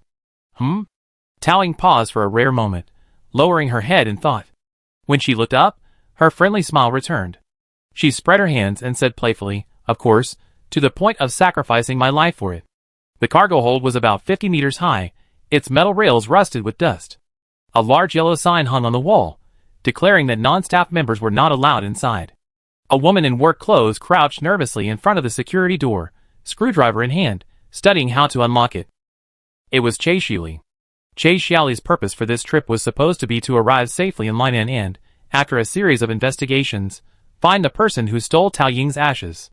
As for why she was sneaking around here now, stealing a lock, well, there was a compelling reason. I wasn't mistaken. That mech just brought into the cargo hold. When the wind blew away the tarpaulin covering it, my heart, my soul, felt like it was on fire. Researcher Che's eyes burned. Yes, that was Hengwo, the fruit of their team's 5 years' hard work. Every inch of it had once been perfect and beautiful, but now it was covered in dust, sitting in the cargo hold of this shabby transport ship, covered in a cheap, ratnod tarpaulin. It will soon be transported to the city of Laymen for destruction. No one could stand by and watch this happen. This starship is very old, having been in service since the beginning of the Rival Empire, and it's equipped with mostly outdated equipment. The cargo hold locks were no exception. The ratchet sound was crisp and pleasant, and the delicate process of unlocking it was a physically demanding task. A few drops of sweat dripped from Che Xiaoli's temple, and then a confident smile curled her lips. The lock, stained with brown and red rust, slowly opened. Che Xiaoli raised an eyebrow at the stalking dragon. Let's go see our old friend. Dear passengers, this ship is about to reach jump point 423 at the junction of the 4th and 3rd galaxies. The jump may cause dizziness, vomiting, and nervousness. If you feel unwell, please press the button on your seat side to seek assistance from the ship's doctor. After the announcement, the ship's public address system played soft, soothing music. The journey to Chester would take about a day. Most people were resting, but the 3 middle school students around Tao-ing seemed completely clueless about the concept of tiredness. Perhaps it was their first time traveling so far, as they heard the safety announcement and began frantically searching for the call button on their seats. Is this the one? Press it to connect to the ship's medical office? Hey, why isn't it on my seat? Hurley, sitting in seat 12K by the window, searched under her seat for a long time, but couldn't find it. The siblings leaned over from the front and began to help her search, each one answering the other. Tao-ing massaged her throbbing head, closed the screen of her laptop, and reached behind her head. From the underside of the metal seat back, he unscrewed a small piece that looked like a battery cover. Then, he pulled a small communication cable from the hole and placed it in her hand. At the end of the communication line was a small black metal box with 2 buttons, one red and one green. Sonia leaned over the back of her chair in surprise. Wow, why are Hurley's buttons like this? Ours are just regular buttons. Tao-ing pinched the wire and explained, this starship was originally a cargo ship, and the passenger cabin was converted from the cargo hold. This location was originally the control panel for communicating with the control room, so the wiring is different from other areas. The passenger cabin's communication center is probably under the seat. Oh. Hurley was confused. Then what's the difference between these 2 buttons, red and green? Her eyes were bright with curiosity, and Tao-ing smiled slightly. The green button will connect to the control room. The red one probably puts the ship into self-destruct mode. Wait, you mean the self-destruct button? That's not right. Why would something like that be placed in such a dangerous place like the passenger cabin? After all, transport ships are constantly encountering unexpected situations in space, and they always need a button to end all disputes. You're kidding. Who knows? You can try. Well then, let's not try it. Hurley, sweating profusely, quickly returned the cable to its original location, closed the lid, and sat upright. But while stuffing it back into the box, she accidentally bumped into the back of a chair. With a click, the red button sank in. The others were at a loss, holding their breath, feeling they had caused a disaster. The next second, a voice came from the communication device. This is the ship's medical area. Are you feeling unwell? Tao-ing looked at them with a smile, a look that said, you've been fooled. Hurley, Why are you still bullying kids? Bored. Just as she was about to tease them again, Tao-ing glanced at her computer screen, her expression suddenly cold. She unbuckled her seatbelt and stood up. Where are you going? We're almost at the jump point, so it's best not to wander around. Relax. Relax? Where on the starship could you relax? Better to look out the window. And if you're relaxing, why bring a computer? Although curious, Hurley still poked her head into the corridor and asked with concern, then don't go too far. Well, I'll be back soon. I hope. Tao-ing left the cabin, avoiding the crowd, and hid in a corner cleaning room. She turned on her laptop again, and the screen displayed the starship's surveillance. She had just hacked into the surveillance system through the wireless network and confirmed that the mech in the cargo hold was Hengwo. But it shouldn't be here. With Bai's industrial capabilities, repairing the Hengwo wouldn't be difficult. Shouldn't it be serving in the military now? How could it be facing destruction? The screen was shaking, and Tao-ing realized after a moment that it was her own hands that were trembling slightly. Her hands were numb, and she shifted into a squatting position. The most important thing now was to prevent the Hengwo from being destroyed. But even if she went to the cargo hold now, how would she transport such a massive behemoth in front of everyone? After a moment's silence, Tao-ing suddenly noticed 2 familiar faces on the cargo hold surveillance camera. The woman had her hair tied up high and wore a blue work suit tied around her waist. The man was massive, though his movements were a bit clumsy. Che Xiaoli and Daoong, why are they here? On the surveillance footage, Che Xiaoli stealthily approached Hengwo, who was hidden behind a tarp, and slipped inside. Tao-ing often felt that her 2 subordinates' mecha talents were unmatched in the entire galaxy. But their talent in other areas was appallingly lacking. For example, when it came to committing crimes. Do you know there's such a thing as surveillance in this world? If not, at least cover your face. What if someone caught you? Tao-ing blankly tapped away at the keyboard, helping them cover up their sneaky surveillance. Hello, Master. The optical brain health module has detected a rapid heartbeat. Do you require health assistance? Tao-ing, That's loud. Don't let anyone see you. Optical brain assistant, turn on silent mode. Understood. Acquiring special permissions. 20%, 30%. 100% permissions acquired. Force mute on the bottom layer. Completed. If you need any help, please triple press the power button and I help you. Just as the computer was muted, the sound of two men talking could be heard outside, and footsteps stopped at the door to the cleaning room. Hey, did you lock the cleaning room? No, you did, didn't you? Never mind. Here, the key is in my pocket. Hurry and open the door. My fingers are sore. The sound of a key inserting into the lock could be heard from outside. 3 seconds, 2 seconds. Towing glanced around, finding a place to hide, when the door opened. Towing could vaguely see two men, one tall and one short, entering. Did you hear any noise just now? Don't scare me. I just saw the new movie Ghost Girl 6 a couple of days ago, and I'm still scared. Haha, if I were a ghost, I'd definitely be hiding here. The tall man flung open the metal cabinet, and let out a scream after seeing the contents. The shorter man behind him, confused, thought there was something strange in the cabinet, and started making monkey-like noises. What's going on? What's going on? Hey. The tall man turned around, a smile on his face, a look of triumphant prank. He stepped aside, and the shorter man finally saw what was inside the cabinet. A mop and various cleaning supplies. There's no such thing as a space ghost girl. The only things in the cleaning cabinet are space cleaner, space mops, and your space brain. Who are you calling brainless? You're a jerk who's worked on a ship for 10 years, and still can't tell the difference between toilet cleaner and window cleaner. Huh? You want to fight? Let's fight. Who's afraid? Towing, hiding behind the water tank, said, eh. Towing crouched in a narrow corner, her head covered with a tarp.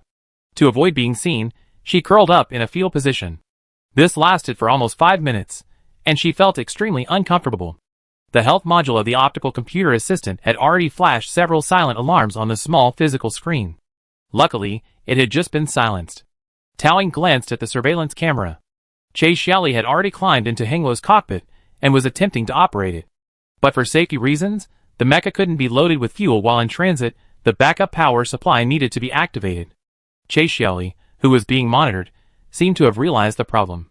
She rolled over, found the emergency fuel-free start switch, and finally opened the cockpit overhead. After a moment, Chase Shelley, looking anxious, jumped off the aircraft and began to speak to Dallon with her hands and feet. The surveillance camera was too far away to make out the exact words, but from the movement of her mouth, she could only make out the words Hengwo, fuel, and take away. It looked like she was planning to steal some fuel and forcefully drive away the Hengwo. After all these years, researcher Che's impulsive nature remained unchanged. Towing shook her head helplessly. He had to go to the cargo hold. Finally, a noise came from the cleaning cabinet beside him. Two men retrieved their cleaning supplies and left. The footsteps faded, and Towing stood up from the corner. From crouching for so long, his vision was completely dark, and small sparks flashed like an electric current before his vision gradually returned. Towing stepped over the white translucent plastic water tank and walked towards the cargo hold. Chapter 8. The passage to the cargo hold was long and narrow. To save costs, the starship had omitted gravity. Towing half-floated in the air, pulling on the side tracks to fly forward. Boshi Industries had deployed patrol personnel near the cargo hold, but their number was small, perhaps to avoid being conspicuous. With the help of surveillance cameras, Towing quickly reached the cargo hold door. Gravity was re-established near the cargo hold, and Towing felt her body gradually grow heavier. Her feet landed on the ground, and the restored gravity momentarily choked her breath. The door was slightly open, and she sidled through, arriving in front of Hengwo. The black machine knelt on one knee, its head still about 20 meters off the ground. Towing circled the cargo hold and found the electric elevator used for high-altitude equipment maintenance. The simple electric elevator carried Towing, slowly ascending. The Hengwo's fuel tank is located in the belly of the fuselage, and the fuel cap shows signs of being pried open. Chase Shelley and the others must have gone looking for fuel. The cargo elevator continued to ascend, reaching the head. At the back of the neck was a small passage leading to the cockpit. Towing, holding the hatch with her hand, crawled in. For reasons of armor strength, the Hengwo didn't have a transparent window, instead using a camera to obtain visual information from the outside world. So the interior was quite dim. But Towing walked smoothly. After all, the Hengwo cockpit was entirely designed by her. She knew every component inside. The cabin was clean. The fire probably didn't burn the wiring inside the cockpit. But there were about 100 more round buttons on the control panel. Because it was powered on, The transparent buttons had a white underglow. What the hell? Who added so many semi-mechanical buttons to the cockpit? Tao Ying didn't know how to describe her current feeling, surprise or horror. But in any case, her fists were stiff. Who could remain indifferent to seeing their design altered like this? She didn't even need to raise her wrist to know the optical computer's health module was definitely sounding the alarm again. Tao Ying tightened and loosened her fist, back and forth several times, then pressed her eyes shut, unable to bear the sight. How could these incompetent semi-mechanical buttons be placed on a high-end combat mecha? The enemy mecha would almost instantly analyze the combat mode. Did they think the pilot wasn't dying fast enough? I operate with my mental power. How could it be changed like this? Tao Ying scratched her hair, clearly lost in work. If she were at the Liji Research Institute, a cup of coffee might have cleared her mind, but there wasn't any here.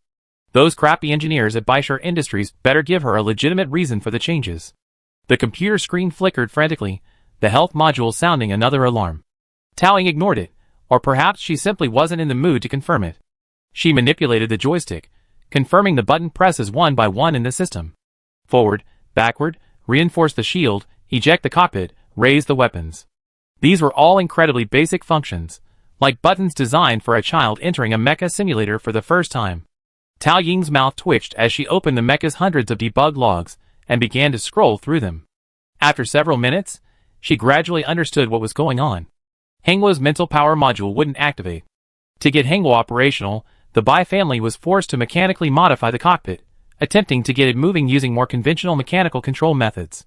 But after the modification, when the pilot operated the mechanical buttons, Hengwo's mental module became active again, blocking the cockpit signal transmission. In the words of a previous engineer, it's as if the machine has a mind of its own, and it doesn't want to be piloted. How could this be? During the tests at the Liji Institute, it clearly started up normally. Could there be something wrong with the data she had given the Bai engineers? That's impossible. Tao Ying habitually placed her hand on the palm print recognition pad and tried to run the test again. Hengwo's system should still have her biometric data. The moment Tao Ying placed her hand on it, she remembered that this wasn't her original body. How could it possibly be recognized? She was about to withdraw her hand, but at that moment, a faint beep sounded from within the machine, and then the machine beneath her feet began to tremble. Soon, the entire machine was vibrating. Tao Ying withdrew her hand doubtfully, wondering if her physical condition had deteriorated enough to cause hallucinations, when a gentle female voice rang out from outside the cockpit over the starship's broadcast system. This starship has safely passed jump point 423 and is about to arrive at Changha Starport. Passengers disembarking at this station, please prepare in advance and check your belongings. A reminder, this starship is about to arrive at Changha Starport. So that vibration just now was due to the jump. Tao Ying lowered his head again and placed his palm on the recognition area. Sure enough, the psychic module showed no reaction. Tao Ying, lost in thought, half-crouched, crawled under the cockpit, and pulled out a cable as thick as his arm, intending to test the psychic module again. A sudden crash erupted from somewhere in the cockpit. She leaned forward. In the corner, two security guards from Baishar Industries, bound and gagged, stared at her with wide eyes. At the same moment, Tao Ying's head suddenly collided with a metal block. Don't move. Security guard. Tao Ying crouched in place, her feet numb. Don't get me wrong, she wasn't nervous or scared, so she remained still. She was just a little confused. To be honest, there was absolutely no need to be afraid of these two people. She gently put down her computer and raised her hands cooperatively, indicating she wasn't going to do anything. Seeing her cooperation, the security officer was at a loss. Didn't I tell you not to move? You have to raise your hands to confirm I'm unarmed, ma'am. Don't you starship security officers get trained? Stop all that nonsense. Get down here. Is this where you came from? Oh. Tao Ying raised her hands and turned to see Che Xiaoli guiltily hiding a wrench behind her back. You're even using a wrench to pretend to be a gun. You really gotten better. You shouldn't pretend like one. You're more like a mecha mechanic than a starship security officer. But she had to admit, actually meeting her colleagues from the Liji Institute was even better than she imagined. The white gauze gloves were covered in brown stains, and they still smelled of fuel oil. 10 years later, the two colleagues hadn't changed at all. Fuel oil is produced on Fuel Planet, and is one of the energy sources Hengwo could use. Tao Ying narrowed her eyes. Looks like you found my fuel? What fuel? Che Xiaoli was so nervous, she nearly bit her tongue. She and Daolong had just gone looking for fuel, when they ran into two Bai Industries security guards. They had no choice but to tie them up, change into their clothes, and head out to get the fuel. When they came back, they were startled to see someone squatting on the ground. Thinking they'd been spotted by the security, they were wondering what to do, but then they breathed a sigh of relief when they saw the person squatting there was a girl about 15 or 16.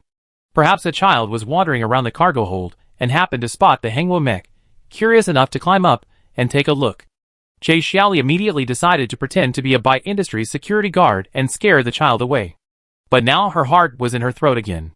What had the little girl just said? You found Hengwo's fuel. How did she know she and Daolong were looking for Hengwo's fuel? Are you trying to ask me why I know your plan? Seeing a hint of wariness in her eyes, Taoying shrugged. Don't worry. I share your goal. Taoying turned the laptop around, and the screen displayed the current cargo hold surveillance. Taoying played the surveillance video of them wandering around the place, explaining, didn't anyone tell you to be aware of your surroundings before doing anything bad? If I hadn't handled the cargo hold surveillance, you two would have been locked up in the dark room by now. Why are you helping us? Like I said, I'm not helping you. I just happen to have the same goal as you. Same goal? Yes, you're here to stop Hengwo from being destroyed, right? Taoying asked, feigning curiosity. Che Xiaoli, Haha, so young, yet you're still trying to beg questions. She took the laptop from Taoying's hand and closed the lid. Children, don't ask questions about adults. At this point, Che Xiaoli winked at Daolong. A moment later, Taoying was also gagged and tied up in a corner. The two security guards cast sympathetic glances at her. Taoying, Chapter 9. Che Xiaoli and Daolong were tinkering with the control panel. Taoying struggled a bit, but the ropes were too tight, making it impossible to break free. She simply gave up and sat there watching. She knew these two ancestors. No colleagues too well. She knew without hesitation what the outcome of their conspiracy to steal Hengwo would be. Che Xiaoli was a hardware specialist, and she knew nothing about cockpit operations. Daolong combined hardware and software, but wasn't very proficient in either. Their plan was to drive Hengwo away near Chang'e Star, and then warp to a nearby star system. Chang'e Star was in the most remote star region of the third star system, and lacked police resources. The starship would dock there for about 15 minutes. Common sense would have made it the most suitable place to take Hengwo away. But Che Xiaoli and the others didn't know that Hengwo's mental power module had a problem, and wouldn't activate. Transporting a huge, immobile block of metal was nearly impossible. Sure enough, Che Xiaoli frantically operated for a long time, but Hengwo remained motionless. 15 minutes later, the starship departed Chang'e Star's port, and Hengwo remained firmly in the starship's cargo hold. Ah! Che Xiaoli ruffled her hair, nearly banging her head on the console. What should I do? Why won't Hengwo start? Doesn't it love me anymore? It didn't love you in the first place, Daolong grumbled calmly. What should I do now? It doesn't seem like the problem with the system is lack of fuel. Chang'e Star has the thinnest police force. If we miss this opportunity, transporting Hengwo will be even more difficult. Who should I ask? I'm not the boss. I don't know how to use this crappy system. How about you use a psychic to call the boss out now? I'm not psychic. Taoying, I told these two to watch less of the Spark Science series. There's nothing we can do. Maybe Hung is destined to be destroyed today. We tried our best.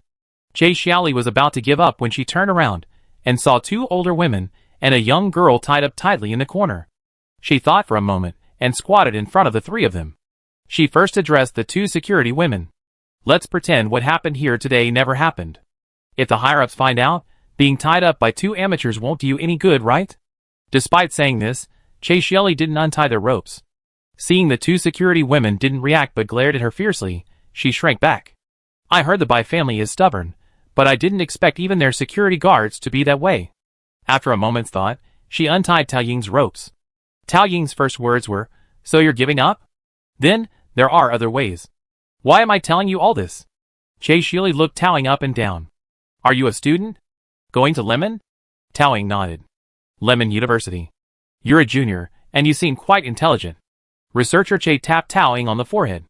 Junior, don't be so self-righteous. What else can we do? Some things just can't be solved. Alas, when I was at the Lemon Institute of Machinery, I throw any unsolvable bugs to the boss, and she always come up with a solution. I don't know how she did it. It's probably the boss's mysterious magic. If overtime counts as magic, then it probably is. 10 years after returning, the ancestors are still the same. Taoying reluctantly untied the ropes around her, feeling her breathing become a little smoother. Finally, she had the energy to discuss a solution with Xiaoli. I have a solution, but I need your help. Xiaoli didn't quite believe her solution, but at this point, she had no choice but to give it a try. Help with what? Help me get the computer first. Xiaoli muttered, at such a young age, you're already ordering the senior around. Isn't it right there? These days, junior girls are really. Before Xiaoli could finish her sentence, Tao Ying tilted her head, revealing the interface of her wrist-mounted computer. Her heart rate had dropped to a terrifyingly low level. Whose good person has a resting heart rate of 35? The light in the cockpit was dim, and she hadn't looked closely at Tao Ying's face before. Only now did she realize it was utterly pale. Oh my god, your heart rate's so low it's almost like I'm pissing you off. Xiaoli nearly jumped up. Did I just hit you on the head? It's natural. Natural? How did you get into Layman University with that kind of physique? Xiaoli muttered to herself, her hand still swiftly moving Tao Ying to a more airy spot. Why didn't you tell me you weren't feeling well? Tao Ying picked up the glove she just stuffed into her mouth, shook it off, and raised an eyebrow. You were so quick to gag me. How could I even have a chance to speak? You two are quite skilled at kidnapping people, even though you didn't know to turn off the surveillance camera. Only after the two researchers had turned their heads away guiltily, did Tao Ying throw the gag glove into Xiaoli's arms. Tao Ying didn't dwell on this point any further. After all, this wasn't the time for that. She took the computer Xiaoli handed her, and connected the mental power module. She operated it with such skill, as if she'd done it countless times before, leaving the two Liji Institute researchers stunned. Xiaoli whispered. She seemed serious. De Long didn't know why Xiaoli suddenly lowered her voice, but in such a quiet place, he couldn't help but lower his voice naturally. Maybe she's been involved in a similar mecha project before. At this age? When I was 15, I was scribbling on the walls, and got my parents called in. That's your problem. Hey. Tao Ying ignored their unhurried whispers, and brought the conversation back on track. Do you know why Bai Industries wants to destroy Hengwo? Who knows? Xiaoli bristled at this. I entrusted the Mecha to Bai's Industries, after they promised me they restore Hengwo to the light of day. Who knew they actually destroy it now? Tao Ying nodded. I understand your feelings, but Bai's probably wasn't lying. They invested a lot in Hengwo over the years.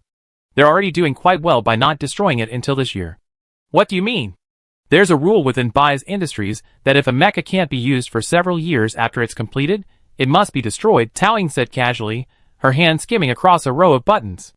About 10 years. Wait, you mean, the Hengwo is being destroyed because it won't start? Yes.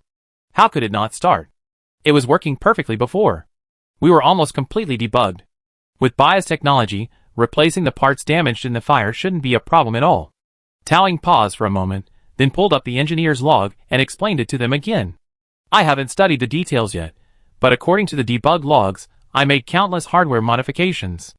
Bai's researchers suspect it might be a system-level issue. That's it, Xiaoli scratched his head irritably. The boss is in charge of the systems. I can't do it. What about you, Dalong? I only understand the basic concepts. I can't operate it. So what do we do now? Didn't you just say you had a solution?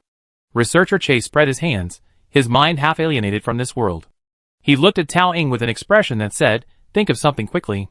Tao Ying was leaning against the wall, the light from the computer screen casting a pale blue glow in her eyes. The data on the screen was constantly changing, and her eyes moved back and forth, absorbed in the data. The system had passed internal debugging, and there were no issues. Bai's Industries hadn't made any major changes to the system, only minor adjustments to her data from that year, to accommodate the new parts. Although Bai's Industries systems were relatively weak, its coding style was stable. Tao Ying compared the hardware data, focusing on the modified parts. Xiaoli, do you remember the dimensions of the first energy core? 728.22 millimeters? Model number? GWI 4532. Wrong. Researcher Che jumped up. What? How could I be wrong? I remember every bit of Heng's hardware data so clearly. There's a problem with the data in the system. The part has been replaced with GWI 4632. Xiaoli's brows furrowed. The 4532 has been discontinued, and the 4632 is now replacing it. I remember the dimensions remain the same, but it seems the material has been changed to the stronger T6 metal. That shouldn't have any impact, right? Yes, Tao Ying sighed. It's not noticeable from the outside, but the core compatibility is different. The 4632 conflicts with Hengwo's psychic module and isn't suitable for use in a perceptual mecha. The Baisher industrial engineer must have missed this point. So what should we do? Tao Ying spread his hands. Forget about the fuel. I guess you can't find such a tricky part as an energy core on a starship, right? You're right. Even ordering this from StarNet takes a month. Tao Ying stood up, supporting himself against the wall, and approached the control screen. Then there's no other way. First, shut down its first core, bypass the data, and try using the other three. Che Xiaoli turned and tapped Dalong's biceps, whispering, Hengwo has 4 energy cores, each capable of independent use. Perhaps it could work? Dalong shook his head. It's not as simple as you think. If Hengwo were to activate using a single core, the pilot's mental power requirements would be extremely high. Even if we could write a bypass program and resolve the compatibility issue, with the mental power of the 3 of us present, we wouldn't be able to activate Hengwo. In this case, the mental power requirement for operating Hengwo is Class A. But that's not absolute. Tao Ying tapped his index finger on the optical computer. The minimum core activation requires only Class B mental power. You can just leave a record of the activation. The researchers at Bias Industries will take care of the rest. Che Xiaoli asked suspiciously, core activation? There's such a thing? Are you sure it's possible? That's common sense for mecha engineers. After a moment's thought, the 2 former researchers at the Liji Institute confirmed the feasibility of this plan. So now, all we have to do is wait for Junior to finish writing the bypass program, and Hunla won't be destroyed. Can we consider today's mission a complete success? It went so smoothly, it was as if the boss's spirit was secretly blessing them. Researcher Che was completely unaware that their boss was sitting next to them, lamenting how much God had blessed her. De Long's shoulders tensed slightly, his expression still serious. He rested one hand on the console, studying Tao Ying's program. Her coding style was very mature and concise. No problems at all. De Long was silent for a moment, then glanced at Tao Ying's wrist computer, which showed her heart rate like a roller coaster. He whispered, how long will it take to finish writing the bypass program? The biosecurity patrol is almost here. Do we need to distract them? Tao Ying smiled slightly. No, it'd be over soon. Chapter 10. On top of the bi-industrial building. The small shuttle landed smoothly on the designated landing pad. A figure swiftly emerged from the cockpit, and the surrounding employees all bowed in unison. Ms. Bai? The crowd's call was filled with respect. Bayamo nodded slightly, saying nothing more. She walked into her residence, intending to return directly to her bedroom, but stopped as she passed the gaming room. Seeing a familiar figure leisurely playing games there, she walked over and slammed the document into their chest. You're so ruthless. Who's offended you again? Yin Zihong clutched his chest and took off his glasses. One look at Bai Mo's expression revealed she wasn't in a good mood today. Yin Zihong swallowed his words and took the document with a frown. What is this? Calculation data. Calculation data? He flipped to the second page and saw the first line, suddenly realizing, oh, that thing about the wrong question from a few days ago. A few days ago, Yin Zihong came across a post on the candidate forum questioning the mistakes in the joint entrance exam. He realized the answer was indeed wrong, so he casually explained it to the poster. Who knew no one would believe it, his competitive spirit took over. And he sent Bayamo a message. If you don't believe what the second place finisher said, what about the first place finisher? Yin Zihong rubbed his nose. But you don't usually care about things like this. I thought you wouldn't reply to my message. The poster got the highest score in the Perception Mecha class, so I took a second look. Oh yes, of course. Of course, you condescended to reply because she got the highest score. Yin Zihong was halfway through his sentence, when he suddenly realized something was wrong. What? You mean her score is higher than yours? Yes, she just failed the comprehensive exam, about the same as you, otherwise her total score would be higher than mine. Yin Zihong was dumbfounded. What does about the same as him mean by failing? He was second in the joint entrance exam. A sudden alarm blared from the floor-to-ceiling window. Bai Mo's expression changed, and he quickly walked to the desk. On the screen, the researcher sitting at his desk nodded at her, and began to report an abnormality. Ms. Bai, we just detected Hengwo's operational information. Operating? Impossible. For transportation safety, Hengwo's fuel has been depleted. The operator activated the backup power system. Bai Mo's grip on the chair suddenly tightened, and he pursed his lips, leaning forward. No, an ordinary person can't activate Hengwo's backup power system. Is it possible that we misinterpreted the signal? No, the signal is from the third galaxy. It's very clear, and there's no way we could misinterpret it. And the researcher hesitated, as if he himself didn't quite believe what he was about to say. And Hang's psychic module responds to the operator. She's very likely the unlocker we're looking for. Bayamo pressed his hands to the table. He said nothing, but he looked clearly shocked. Yin Zihong leaned over with some concern. Are you okay? Bayamo let out a breath, calming down, but the slight trembling of her hands on the table betrayed her current emotions. I'm fine. We must find this pilot. For years, I've been unable to activate Hung. There seems to be something wrong with its psychic core. From time to time, it transmits a string of letters. Spiral. This string of letters had no specific meaning in interstellar language, and everyone assumed it was an error code. However, after consulting the development manual left by Tao Ying, they discovered otherwise. Spiral is a word from an ancient human language. In interstellar language, it means unlocker. Researchers speculated that during the fire, Hengwo locked its control permissions for self-protection, requiring a specific person to activate it. But for years, Bai's Industries searched the entire interstellar space, unable to find this unlocker. And now, the day before Hengwo was to be destroyed, she had unexpectedly appeared. Where am I now? Still on the starship. Continue to observe the situation. Researchers near the third galaxy have them immediately cease their work and locate the unlocker. Understood. Hasn't contacted the unlocker yet? Seeing the researcher across from her hesitate to speak, Bayamo felt a sense of unease, and she stood up and asked, What's wrong? Well, for some reason, we had successfully established a communication link, but the transport signal suddenly lost contact. I tried to contact Control Center, and learned that the starship had deviated from its course in the third solar system. Control Center claimed it was a temporary maintenance, but it doesn't look like that. The place where they deviated from their course wasn't in a communication blind spot. Bayamo rested her hands on the seat, her expression unchanged, but her clenched fingers betrayed her anxiety. Tell me your conclusion. The researcher's tone was clear with worry. I suspect they encountered pirates. After a brief stop on Chang'e Star, the starship continued its journey. So boring. Why hasn't the top student come back yet? We're playing mahjong and we're short one. With such a limited luggage allowance, how can you still bring extra weight for mahjong? Of course. Hurley pulled a palm-sized box of mahjong tiles from her bag. The green and white tiles were so cute and pocket-sized. Here, a free gift with a textbook. A mini mahjong eraser set. What a talented seller. Enough talk, let's go! The trio excitedly pulled over an unfamiliar student sitting next to them, and tried to play a game. They pulled out the small table, had just set the tiles, and before they could even touch the warm tiles, the starship suddenly stopped. The mahjong box slipped out of Hurley's hands, and fell to the ground with a crash. Hurley slammed into the back of the seat in front of her, and rubbed her forehead in pain. What the hell? She pulled at the back of the seat with both hands, frowning as she peered towards the front of the cabin, trying to figure out the reason for the starship's sudden stop. But the electronic displays were completely dark.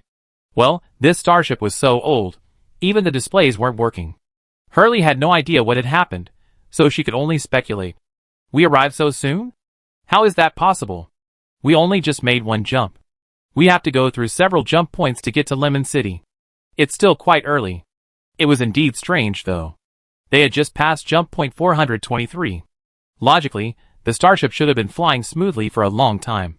Why was there such a sudden tremor? I don't think we arrived yet. Did we hit something? Nonsense. The starship's route avoids the asteroid belt.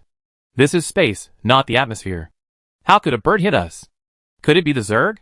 Don't scare me. We haven't seen Zerg in this section of the flight in decades.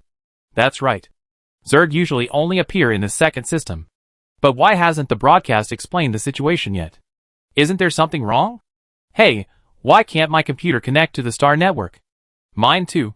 My 100-game winning streak. My 5-month winning streak. Why is the connection down at this very moment? In the crowd, a young man with shaggy hair, who was playing games, howled loudly. He approached the cabin with an angry look on his face, and pressed the call bell a dozen times. Hey, what's going on? Get the connection back up quickly, or I file a complaint. Chapter 11. After typing the last line of code for the energy system bypass, Hengwo began running the automated tests. Tao Ying simply took advantage of this testing time to recline in a chair and rest. The intense mental work took a toll on her physical strength, and Tao Ying hadn't rested since boarding this starship. So tired. Just as she was thinking about her plans after arriving in Leyland City, Taoying suddenly felt a chill on her back and sneezed. The temperature in the cargo hold had dropped, suggesting a problem with the temperature control system. But Taoying checked for several minutes and found nothing unusual. All systems were functioning normally. Could there be a gas leak somewhere in the hull? Just as she was about to continue investigating, Hengwo's message interface suddenly began to beep rapidly. Taoying clicked on it and saw a call from Bai's Industries. They had already logged the changes she had made to Hengwo's systems and wanted to speak to her. Taoying raised her hand, about to open the communication interface, but before she could press connect, the small green dot indicating connection suddenly turned red without warning. Warning, warning, signal connection lost. Please reconnect to the network as soon as possible, Spiral. When did the account automatically log in? The highest privileged account should be called root. What is Spiral? Before she could react, there was a loud boom and a huge vibration spread throughout the starship. Taoying barely managed to steady herself, but a second vibration followed. The vibration spread throughout her body, throwing her off her chair.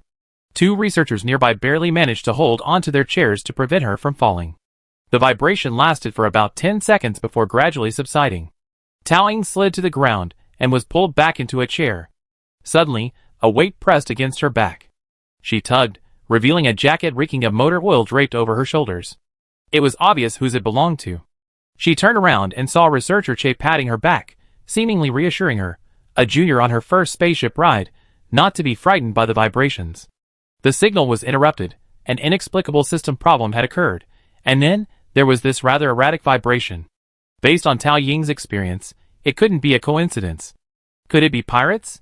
Taoying pulled up the surveillance footage on her laptop. Taoying asked researcher Che, "Did you notice anything wrong just now?"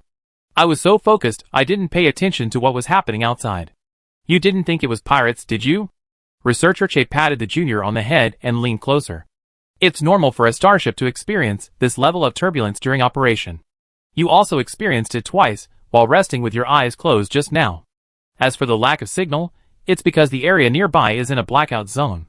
Anyway, don't worry too much. This starship doesn't look like it's worth salvaging. It couldn't possibly belong to pirates." "Not pirates?" Taoying sighed, leaning against the armrest of her seat, smoothing her sweat-soaked hair behind her ears. "What about this?" Taoying pointed to a corner of the monitor. "Broadcast room." Two men stood at the door, wearing leather jackets and carrying ammunition at their waists. They tackled the announcer to the ground and beat him mercilessly. The announcer screamed heartbreakingly. And this? The security room, which should have been occupied, was now empty, with blood stains clearly visible on the floor. What about this? In the cleaning room, several security guards were knocked to the ground. Several burly pirates, weapons strapped to their backs, were chatting. Taoying looked at her incompetent colleague. He seemed to say nothing, yet it seemed he had said everything. Researcher Che, overloaded with information. They're pirates? Researcher Che was stunned for a moment, then suddenly jumped up. No! No, how on earth did they get up here? The security lady said angrily. How else could they get up here? They probably hid among the passengers, waiting for the blackout zone to help their companions outside aboard. So that huge tremor overhead was actually the impact of the pirates' small starship? How desperate are these pirates? This lousy starship couldn't possibly hold much valuable cargo, and they're still robbing it. I think I'm pretty valuable. Taoying stared at the screen silently, unsure what she was thinking. Are you saying they came specifically to steal Hengwo? Wasn't Hengwo transported in secret? The security officer looked puzzled and confused. The entire transport was kept secret. The mecha was transported as an ordinary mecha. We even chose this inconspicuous starship out of concern for pirates. Where did these pirates get this information? Wait, look at the surveillance footage. The cabin has been breached, too. On the screen, 5 or 6 pirates slashed open the cabin door and rushed in, electromagnetic rifles in hand. Wails filled the air. The passengers were no match for the heavily armed pirates and were restrained to their seats. The pirates rummaged through the luggage, leaving the passengers breathless. Researcher Che was stunned. What should we do? Can we contact control? No signal. We can communicate internally via wired channels, but even if we did, it wouldn't be of much use. The security room was empty, the broadcast room was empty, and the cockpit was under control. It's fair to say these pirates were skilled. They'd taken control of everyone on the starship and threatened them before anyone else could react. If anything, the only reliable force on the scene was the 2 security women. And they were tied up. It was truly hopeless. Researcher Che rubbed his face. I hope the boss's spirit will protect us. If your boss truly protected you, he probably wouldn't want you on this starship, Tao Ying joked. Researcher Che, how's the Hengwo debugging going? Almost, it's finished. It'd take another 2 minutes to update the data. A group of pirates is heading towards the cargo hold. Anyway, we need to find a way to get the starship out of the blackout zone and contact outside support. De Long was about to use the Hengwo's power system to send a signal. But this would inevitably halt the Hengwo debugging. Researcher Che, anxious, stopped him. Wait, let's let the Hengwo finish booting up first. A minute or two isn't going to matter. De Long held her hand. There's no time. Survivors are more important than the Hengwo. The Hengwo is the fruit of our team's labor. How can I watch it be taken away by pirates? The boss died for it. I don't want anyone else to die. Alright. Tao Ying stepped in to smooth things over. The two had a good relationship and rarely argued, but they were both stubborn, and once they did, neither would back down. Now's not the time for a fight. We're our only weapon against the pirates. We absolutely can't stop debugging. We need to rely on other tools first, and find a way to deal with these pirates. What are those? Didn't I tell you? The internal communication methods on the starship are still functional. Tao Ying walked over to the two security women, squatted down, and untied their ropes. Wait a minute, are you just going to untie them? It's an emergency. Tao Ying remembered these two women. They were core members of Baishur Industrial's security team. With their abilities, how could they be defeated by just two researchers? They were almost expelled from the second galaxy. She probably knew the identities of her two colleagues and turned a blind eye. Tao Ying raised an eyebrow at the security woman. If I'm not mistaken, there should be one of your plainclothes officers among the passengers? College students, you have good eyes. The security lady gave him a look of praise. Tao Ying pressed, how many? Not many, 6, but all elite, with A+ physical fitness. Including the two who just boarded mid-flight, 8. Both? I don't know what the situation is, but they were sent by Miss Bai on short notice. That might have something to do with the communication just now. Tao Ying pondered for a moment and nodded. Okay, we have 6 of us here too. How can there be 6? Just the 3 of us? There are 3 children in the cabin. Tao Ying smiled and pointed to the screen. In the window seats, 3 students trembled in fear at the pirates. Annie Lee's hand slowly moved behind her, grasping the emergency communication line that could contact the medical area. She wanted to call for help. How clever. Tao Ying leaned on the console and quickly connected to the medical area's communication line with a few clicks. Then she turned and said, well, let's fix the cabin problem first. The corner of her mouth curled up, so as not to scare the children. Chapter 12. The cabin heist was finally over, and the pirate leader was communicating with his companions via intercom. A researcher from Bai's Industries. Lao Liang's hand rested lightly on the emergency communicator. He had been on a business trip to Changha Star, helping the Mecha team with maintenance. Who knew, as soon as he disembarked from the spacecraft, he received an unexpected call from headquarters. And it was from Miss Bai directly. He, a small researcher in a branch, had never imagined he had the opportunity to meet with a core leader at Bai's Industries. Lao Liang nearly dropped the communicator when he received the call. Miss Bai didn't say much, simply ordering him to board the starship and assist the pilot who could activate Hengwo. It was a long story. There were no seats left on the starship, and he and his subordinate, Cheng Yen, had gotten on board without paying a fare. Cheng Yen was a fairly skilled second-level pilot. His piloting skills were actually quite good, definitely at the first-level, but he had a tendency to cause accidents wherever he went. Now, sure enough, they encountered the pirates. According to what he and Cheng Yen had just gathered, the person the pirates were searching for throughout the ship was Bai Ying, the unlocker they were looking for. She was also the only person currently capable of activating Hengwo. The unlocker should be in the cargo hold, with Hengwo. But the only access to the cargo hold was blocked. How could they get there? Cheng Yen whispered, it's okay. If we can't get there, we can find a way to connect to Hengwo's communication module. That sounds so easy, Cheng Yen. If I listen to you again, I'm a dog. 10 minutes later, completely out of options, Lao Liang muttered to himself, alright, I'm a dog. He tried over 100 wireless lines. Finally, as Cheng Yen was fiddling with the emergency communication line on the back of his chair, Lao Liang had an idea and grabbed it. He carefully fumbled with the communication module. Hello? We're from Bai Industries. The situation aboard the starship is a bit complicated right now, and we need your assistance. A crackling sound of electricity emanated from the other end of the emergency communication line. Just when Lao Liang thought he'd lost contact, a female voice suddenly rang through his earpiece. Roger, please explain the situation. The voice sounded young. Was the person unlocking the system a young woman? Lao Liang suppressed his surprise and briefly explained their identities, then their purpose. We received orders from Miss Mo to assist you in activating Hengwo. A humming sound, like the whirring of machinery, came from the other end, followed by a low "I see. I understand your identities. How's the cabin situation? Are there any unusual activity from the pirates? Nothing at the moment. They're looking for you. Me? The female voice sounded puzzled. They seemed to be holding a list or something, counting the number of people one by one. Your seat is empty. The sound of several people discussing something echoed from the other end. After a moment, the female voice replied, Understood. Don't act rashly.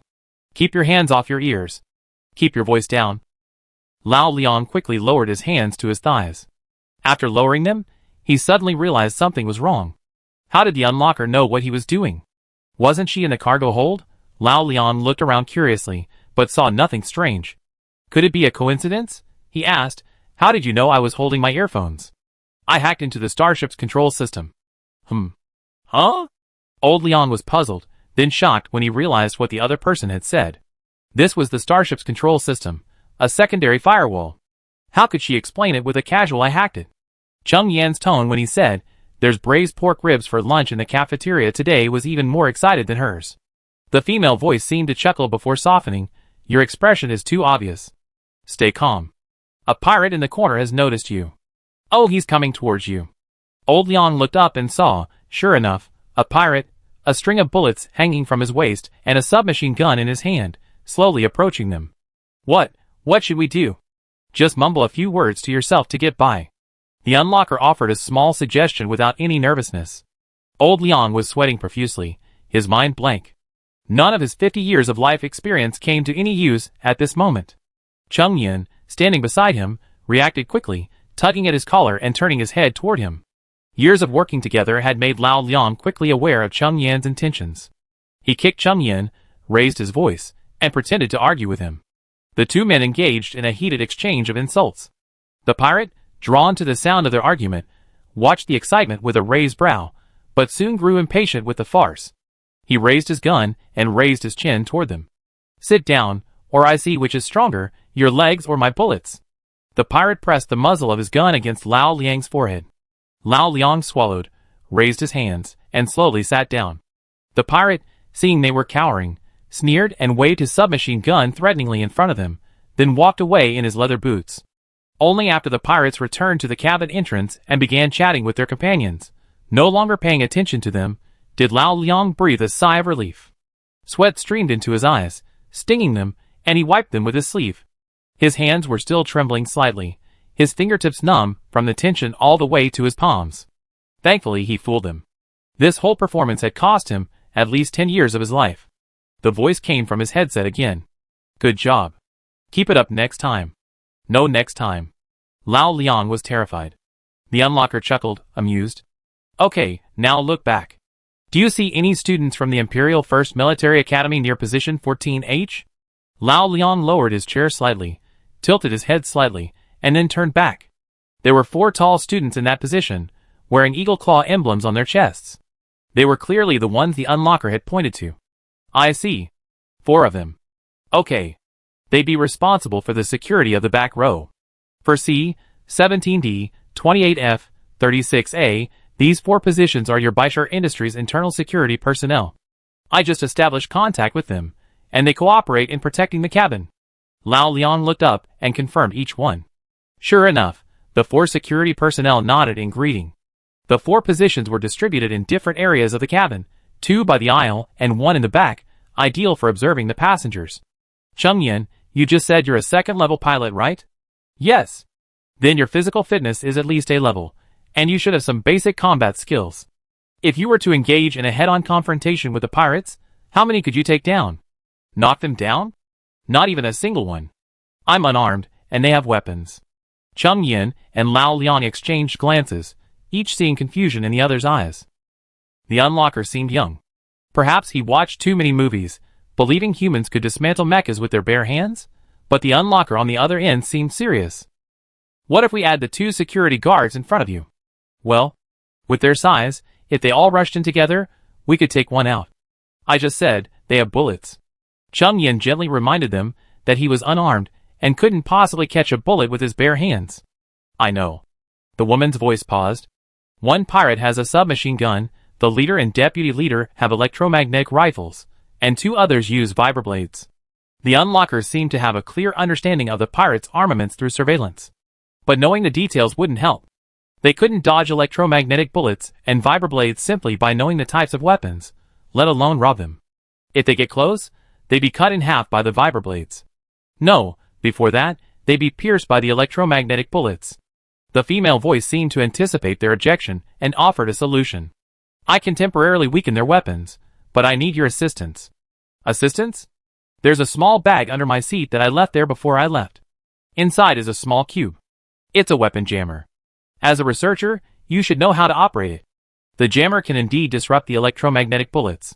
But what about the 2 vibroblades? I distract them. You just need to find a way to get the jammer. Divert them? 5 pirates are staring intently at the cabin.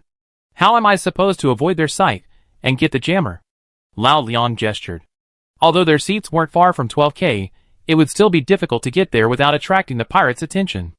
Lao Liang was about to explain that this plan wasn't realistic when a voice in his headset silenced him.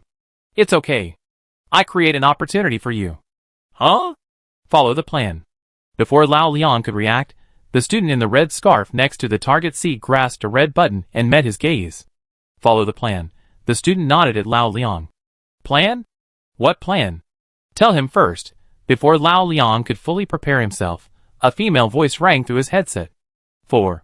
The student tugged at her red scarf, her left index finger pointing to the ground. She had a small black bag on her foot and raised her index finger. 3. The student mouthed to Lao Liang to take the package. 2. Old Liang frantically spread his legs, readying himself. 1. An explosion echoed from the corridor, outside the cabin, and the pirates all turned their heads. The moment the pirates lost sight, Healy quickly kicked the small bag toward them. The small bag hit the leg of a chair, making a faint thud. The sound was so quiet, barely audible over the explosion, that the pirate leader still noticed something was amiss and looked in the direction of the sound. His fierce eyes swept across the passenger seat, and upon catching sight of old Liang, his gaze lingered for 3 seconds. Those 3 seconds felt like half a lifetime. The air grew thin, making it difficult for old Liang to breathe. Fortunately, the leader didn't notice anything unusual. 3 seconds later, he looked away and directed 2 of his men to investigate the explosion. The heart, pounding against his chest, finally calmed down. Old Liang leaned back in his chair, panting softly. Oh my god! Even if the average lifespan of interstellar humans is 200 years, they can't withstand this kind of torture. Chung Yin held their target in his hand, a look of fear on his face. Luckily, I reacted quickly, or we have been discovered. The moment the bag flew out, Chung Yin, with the quick reflexes granted by his A-level physique, stretched out his long legs and snatched the small bag back. It was almost there, and the pirates would have seen the jammer lying in the hallway. If their plan had been discovered, they would have been lying on the ground in the next second. Chung Yin opened the bag, and a small, unpretentious, rectangular black piece lay in his palm. It was a portable weapon jammer. It could be quite useful, but most people on a starship would only bring a video game console. Who on earth would bring this? This unlocker has strange interests. Or perhaps, she has a stronger sense of danger? The moment the operation began, Towing adjusted the cabin's lighting and gravity systems, disrupting the pirates' behavior. In the few seconds of darkness before the passengers could react, the 3 fully armed pirates in the cabin were completely controlled. At the same time, the other pirates scattered throughout the starship were drawn to the bomb-proof room by the continuous explosions. They didn't even realize their every move was being monitored by the control system, leaving them vulnerable. The 3 specially designed security doors in the bomb-proof room were closed, and the cruel and vicious pirates were trapped like rats. Of course, the explosions that lured them were just bait, played by the control room's broadcast system. Just like the explosion Tao Ing had created to distract the pirates when Lao Liang received the jammer from Healy. Lao Liang pressed his chest. The reliable voice of the unlocker came from the other end of the headset. Good cooperation, Liang. The cabin is now yours. My companion will stay in touch with you throughout the process. Wait, what about you? The unlocker paused. We also encountered some troublesome situations here that need to be addressed. Chapter 13. Just received a call from the passenger cabin. Liang and Chung have cooperated and successfully regained control of the cabin. The cabin is safe. Taoying nodded. Everyone breathed a sigh of relief. The battle in the passenger cabin was over. But the battle in the cargo hold had just begun. The external signal is still interrupted. We can't call for help. Even if the command center detects a navigation anomaly, they won't be able to locate the starship's coordinates in a short period of time, let alone send rescue. Then we just have to wait here. Not necessarily, Taoying pondered, lowering his head. I remember you said before that there were several smaller tremors before that huge vibration, right? Where did they come from? It should be overhead, right? What's the problem? Taoying quickly called up the starship's external surveillance. A matte gray ejection track slowly extended out, and the Mecha buffer recovery area appeared before everyone's eyes. Because this starship was a converted old transport ship, many of the instruments were extremely old and broken. The screen was covered in vertical lines. Everyone could just barely make out a massive black device stuck to the deck of the buffer zone. What's that black thing? A signal jammer, Taoying said succinctly, his hand still working. A signal jammer? No wonder we couldn't contact the outside world even after leaving the signal blind spot. How come these pirates are so well equipped? Don't they usually just grab and run? Why are they going to all this trouble? Researcher Che felt like her brain was about to explode. She pulled at her hair, making it look like a bird's nest. Forget it, I can't figure it out. Anyway, the situation on the starship is under control. It's relatively safe now. Let's wait a little longer. Control Center should notice something's amiss. But the security lady clearly disagreed. No, we can't wait. There are definitely more pirates out there. Huh? We're not done yet, but we already searched every corner of the starship. I'm not talking about the ship itself. The security lady shook her head. I'm talking about their support personnel outside. There must be people in the surrounding starfields keeping watch. If these pirates are sharp enough, they should have noticed something's amiss on the starship. Once they arrive, it might not be so easy to resolve the problem. We can't just wait here. We have to contact support as soon as possible. And the efficiency of the control center. I can't say for sure. There's been a recent insect attack in the second galaxy, and the Star Police are already short-staffed. Rather than relying on the control center to call for support, it's better to hope that observatories in nearby galaxies will notice something's amiss. It seems we need to find a way first. First, dismantle the signal jammer. To dismantle that large object, they need to pass through the Mecha parking area and reach the Mecha launch system. Researcher Che proposed a solution. The Mecha docking area of this starship has been converted into a cargo hold. In other words, where we are now is the docking area. If you put on a spacesuit, you can ascend via the corridor bridge, pass through the central sealed cabin, and then switch the deck to the open position to the outside, so you can reach the exterior of the starship and remove the shielding device. Researcher Che retrieved 2 spacesuits. Taoying inspected them, and found them completely unusable due to their age and poor airtightness. Researcher Che gritted his teeth in anger. How did this starship pass the safety inspection? I want to complain. The security officer patted her shoulder. In a remote star system, they just deal with it during inspections, but they won't bother you until something goes wrong. TSK, so that's why small places like this. It's the same in the first star system, not much different. Taoying said casually. How do you know if you've never been to the first star system? I just have a basic understanding of human nature. The reason there's so much trash on the garbage planet isn't because the land here naturally grows trash. It's because the first star system produces so much trash. Everyone, She sounded like she had some personal grudge against the first star system. Taoying immersed herself in research. The jammer's location was too tricky to remove technically. She shrugged and concluded, there's no other way. We can only try to get Hengwo out and disable the signal jammer first. Anyway, the fuel was full and the Dieter program was ready. Who's going to fly it then? We're missing an energy core, and Hengwo's mental strength requirement is A. A second-level pilot was aboard earlier, and he's on his way. Taoying flipped through the records. It's Chung Yin, he should be able to try. As soon as he said it, it happened. A long leg stepped into the cockpit. The young man lowered his head and entered the cabin. Pilots always have a special, trained aura. Even a second-class pilot can clearly see that they are different from ordinary citizens. This person must have quite a lot of experience in aircraft. Taoying stroked his fingers across the tablet, thoughtful. Following the pilot was a middle-aged man wearing metal glasses, seemingly exhausted from the climb. This must be the Lao Liang from the communication. Lao Liang wiped the sweat from his forehead with a handkerchief. Facing the slightly crowded cockpit, he hesitated. Who was the one who just spoke? Me. Taoying half sat in her chair and turned around. Her hair was damp, her face pale. The light computer on her wrist was still blaring, but her eyes were calm, as if she was accustomed to her condition. You are the unlocker? Such a frail student? Lao Liang was a little incredulous. In his imagination, the pilot of a perceptual mech was, if not exceptionally strong, at least able-bodied. The student's face was so pale that if you didn't look closely, you mistake her for the ghost character from Space Ghost 6. She looked frail and sickly, the driver's seat feeling like a wheelchair. The moment she started, the intense push on my back felt like it would break a bone. Are you sure she's really the unlocker? What do you mean by unlocker? The security lady asked. This matter was originally an internal secret of Bai's Industries, and shouldn't be disclosed, but the situation was urgent, and there was no time for further discussion. Lao Liang explained, only a specific person can activate Hengwo. We call them unlockers. Huh? The mecha even has a blood recognition system? It's a long story, and I can't explain the principle, but you can understand it this way. If researcher Tao Ying were still alive, it might explain it. Sigh. Tao Ying, Although researcher Tao Ying was still alive, she couldn't quite explain it herself.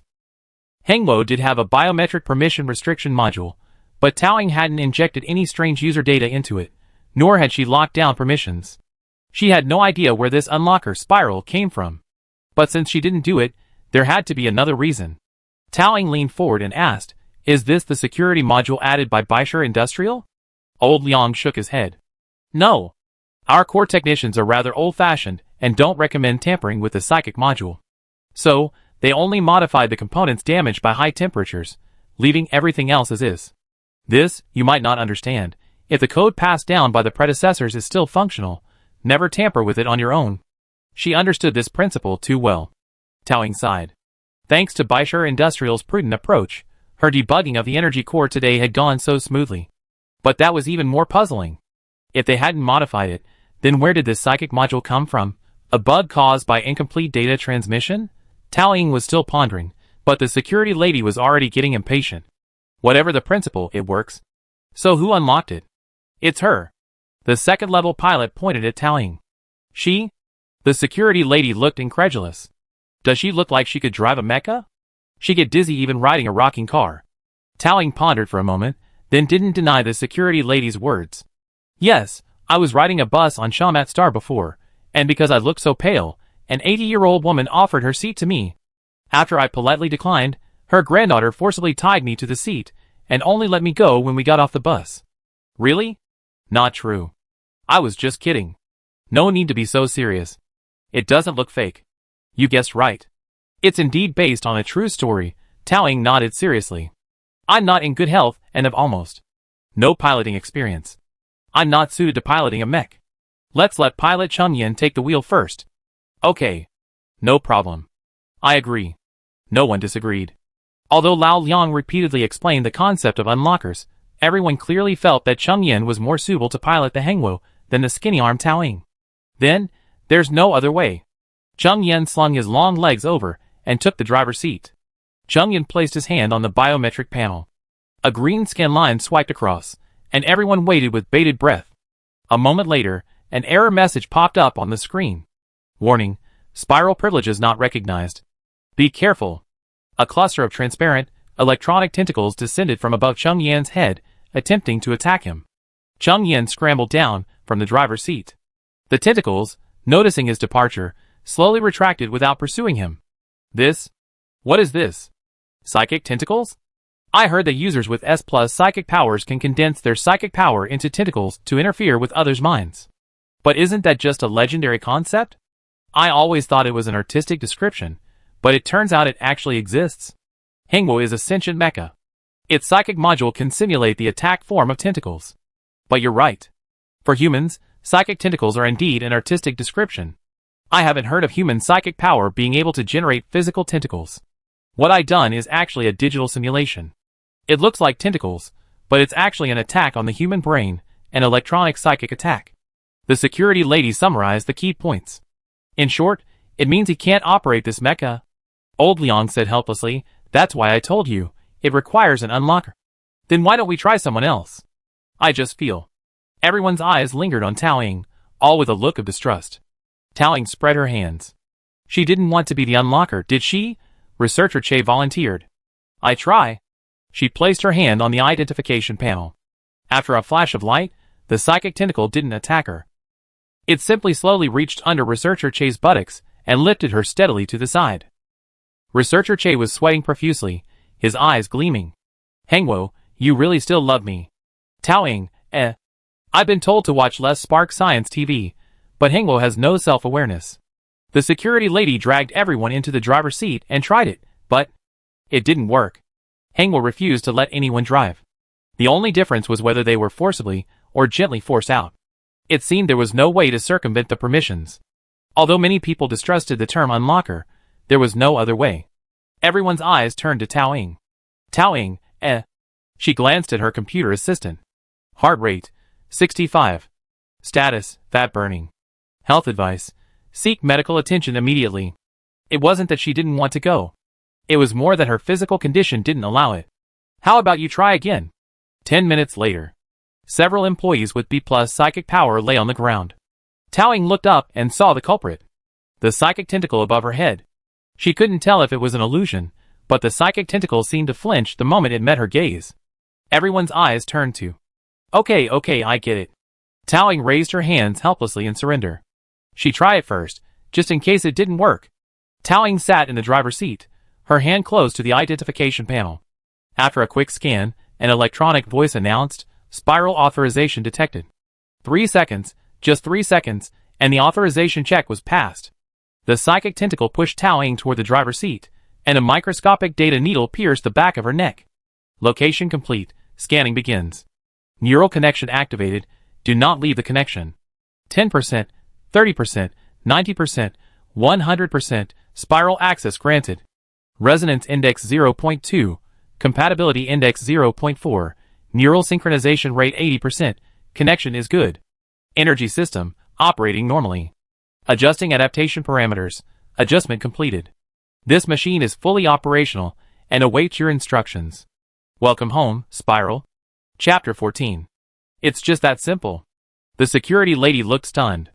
We were just being attacked so badly by the tentacles. That's why I told you, no one other than the unlocker can do this. Why would I lie to you? Old Leon explained again, helplessly. In the cargo hold, at the Mecha docking area, researchers were frantically debugging the launch system. To allow the Mecha to leave the cabin, the automatic lock securing it in place needed to be released. The magnetic levitation track would guide the Mecha to the mid-level sealed cabin, and then the catapult track would quickly launch it from the deck into space. As the Mecha's locks were released, the parking indicator light in front of the Mecha changed from red to green, and the hydraulic support arm slowly retracted, clearing space for the Mecha to move. The magnetic levitation track was engaged, and the automatic guidance procedure began. The sealed cabin opened.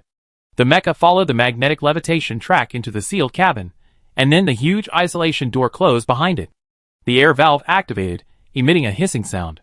The hatch to space slowly opened, and faint starlight flickered in the dark universe. The sealed cabin was sealed, and the catapult rail was activated. The ejection distance was 50 meters. The countdown, 5, 4, 3, 2, 1. Launch. Instantly, a blazing white beam of light erupted along the ejection rail, propelling the Mecha outward. The black swan soared into the air, its tail tracing a light blue arc. Since the only goal was to reach the Mecha's surface, the accelerator was set to minimum speed, and the Mecha was simply propelled along the ejection rail, slowly propelled 200 meters away. That was how it should have been. But the prerequisite was that the pilot exercised proper control. Tao Ying clearly didn't. It wasn't that she didn't want to. It was more that she was unconscious. The thrusters on the mech's back hadn't activated, and the power core hadn't even lit up. Without atmospheric support, the mech, unmanned, lost its balance, and was on the verge of flying into the asteroid belt dozens of kilometers away. Hey, classmate, you have to stop the mech. Lao Liang and the others were practically jumping up and down in the background. Because of the signal jammer, the researchers' communication couldn't reach Tao Ying, so they could only watch helplessly. I'm saying, how can you let a student do something like this? Inside the starship, the security woman slammed the table. Unlocker? She's just a child. What if she can't come back? You researchers are all about thinking, not caring about the danger. Researcher Che tried to control the situation. It shouldn't be a big deal. She reprogrammed the energy system herself. If she hadn't been confident, she wouldn't have gone up there. Lao Liang pushed his glasses up in disbelief. Reprogram the energy system? What's going on? Is that something that ordinary people can reprogram? What did she modify? Oh, the energy module was missing a core, so she wrote a workaround. Lao Liang nearly fainted. You just let a student modify the program? Well, it's pretty simple, right? She spent over 10 minutes.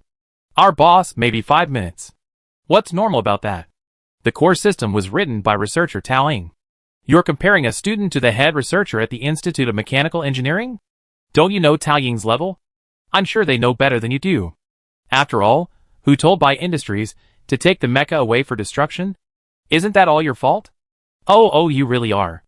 Old Liang wiped his glasses in anger. Researcher Che crossed his arms. In my 20 years of experience debugging mechas, as long as the mecha works, there's no big problem. It's just what? It's just that the unlocker's appearance here at this time is too coincidental. And this unlocker's behavior is so similar to their bosses. Could it be? Researcher Che turned seriously and looked at Daolong. You really didn't steal the boss's ashes? You didn't use her DNA for any illegal genetic modification, did you? Daolong raised his hands. I really didn't steal them. That's strange. Who else besides us would have the guts to go dig up graves in the Iowa family cemetery? Wait, stop the rotation. At this moment, Tao Ying within Hengwo finally regained consciousness after a brief loss of consciousness. After coughing for 2 minutes, she successfully activated Hengwo's thrusters through her mental power. Xiaoying. Master, are you okay?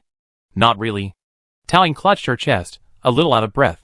She hadn't recovered from the dizziness of the spinning. She felt unwell all over, and she felt like vomiting.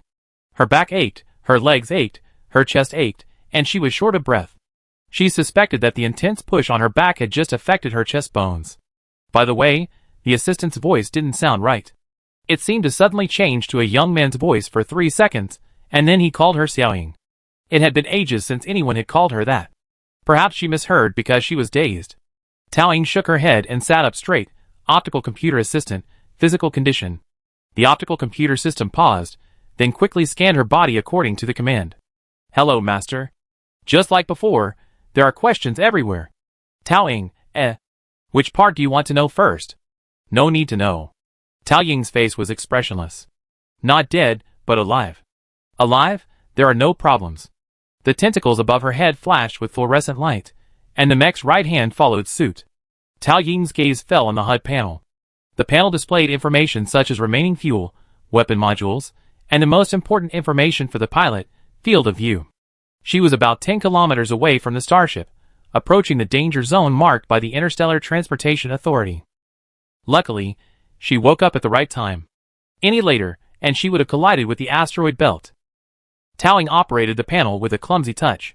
She had operated Psychomex before, but mostly for basic testing at the experimental site, not for extended, high-intensity driving. Simply put, she only knew the principles of operation, but wasn't very skilled at piloting a perceptual mech. Academia often misunderstands this. Your research focuses on mech systems, so you can't pilot a mech? You know at least a little bit? Of course not. Who on earth thinks anyone who writes programs can pilot a mech? This is a misunderstanding, a huge one. Tao Ying tried to recall the driving instructions she'd written previously, and tried to control the system in her mind, but her mental control wasn't proficient. She could only make do with the mechanical buttons on the console. While these buttons were cumbersome from the perspective of perceptual mecha design, they were quite suitable for her, a mecha rookie. Let her see. This button is lift left foot. My left leg is lifted. Right foot. My right leg is lifted. Left, right, up. No, there's something important to do now. Tao Ying coughed softly, almost becoming addicted to the game. You know what? These buttons have quite a strong positive feedback. If it weren't for the urgency of the situation, she would have wanted to try each one out. The mecha wobbled, darting left and right as it flew towards the starship.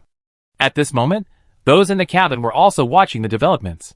Passengers pressed their lips against the windows, watching the mysterious and elegant black mecha fly towards them in a comical manner. Boom! The mecha crashed hard into the starship's surface, creating a dent. The researcher couldn't help but tap on the cabin window. Isn't she the unlocker? How come her piloting skills are so? Didn't she just say she had no experience flying mechs? It's normal for her to be unskilled. I really don't know what the criteria are for selecting the unlocker. Spiritual power? My spiritual power is B+. Maybe the unlocker's spiritual power is A? Spiritual power is linked to physical fitness. How can her spiritual power be high with such a poor physical condition? It doesn't make sense. Mechs can recognize their masters by dropping blood. What common sense are you talking about? Even on the other side, the passengers in the cabin had clearly noticed Tao Ying's mech's movements. Everyone pressed their faces against the windows, desperately looking out. How's it going? Not so good. The black mech is wobbling all over the place. Isn't this pilot unreliable? Everyone was quite skeptical of the unlocker's piloting abilities, but soon, the mech's pilot seemed to have mastered the controls and stood up. Oh! She's moving. She seems to be able to operate. She's standing up. Soon, the mech reached the signal jammer and unsheathed its only weapon. A thermal blade. After a series of shaky maneuvers, it finally aimed at the jammer and slashed down. Go online. I'm letting Mom know I'm safe. Don't panic, just post to WeChat moments first. I'm going live. Just as everyone was excited, a passenger suddenly frowned. 100 meters from the starship, there were two small dots. Could they be large pieces of space junk? They couldn't make out clearly. The passenger pulled out his binoculars, brought them to the eyepieces, aimed at the dots, and adjusted the image to a clear view. There were two mechas. The blue mecha had laser cannons mounted on its shoulders. The yellow mecha had a vibroblade protruding from the back of its right hand. Both were clearly combat mechas. Laser cannons can damage vital parts of enemy mechas from a distance, quickly and accurately. Vibroblades are close combat weapons, often used to destroy armor. The passenger's grip loosened, lowering the telescope and muttering. Why would a combat mecha be in a place like this? Sonia took the telescope from her and pressed her face against the porthole. Their weapons seemed to be specifically designed to destroy armor. I have a bad feeling. Benjamin swallowed. I agree with you. The starship suddenly shook violently, and the slightly crowded cabin was filled with chaos and shouting. Russell. The annoying noise from the radio continued. Just as everyone was about to open the cabin door and call for help, a sharp, piercing scraping of metal rang out, cutting through their eardrums like a blade. At the same moment, the yellow mecha vanished from the telescope. Followed by another mecha. No, not vanished, but obscured. The massive mecha gradually emerged from the darkness of space, its outline instantly obscuring the right porthole. The yellow mecha clung to the starship like a spider. Sharp vibroblades pierced the ship's roof, and with a sharp, cutting sound, the cabin began to vibrate again. Then, its head pressed against the starship. The electronic eye swiveled a few times, flashing a blue scanning beam, and it coldly examined everyone through the small porthole. A chilling chill ran down their spines, and up the backs of their necks. Yes, it's the pirates' mecha. Chapter 15. The mechs piloted by the pirates were illegally modified Slayer models, armed with lethal weapons and extremely destructive. They were fast and maneuverable enough to decimate a starship's power tank in seconds. Even a single mech would be a devastating blow to the Fog Sea.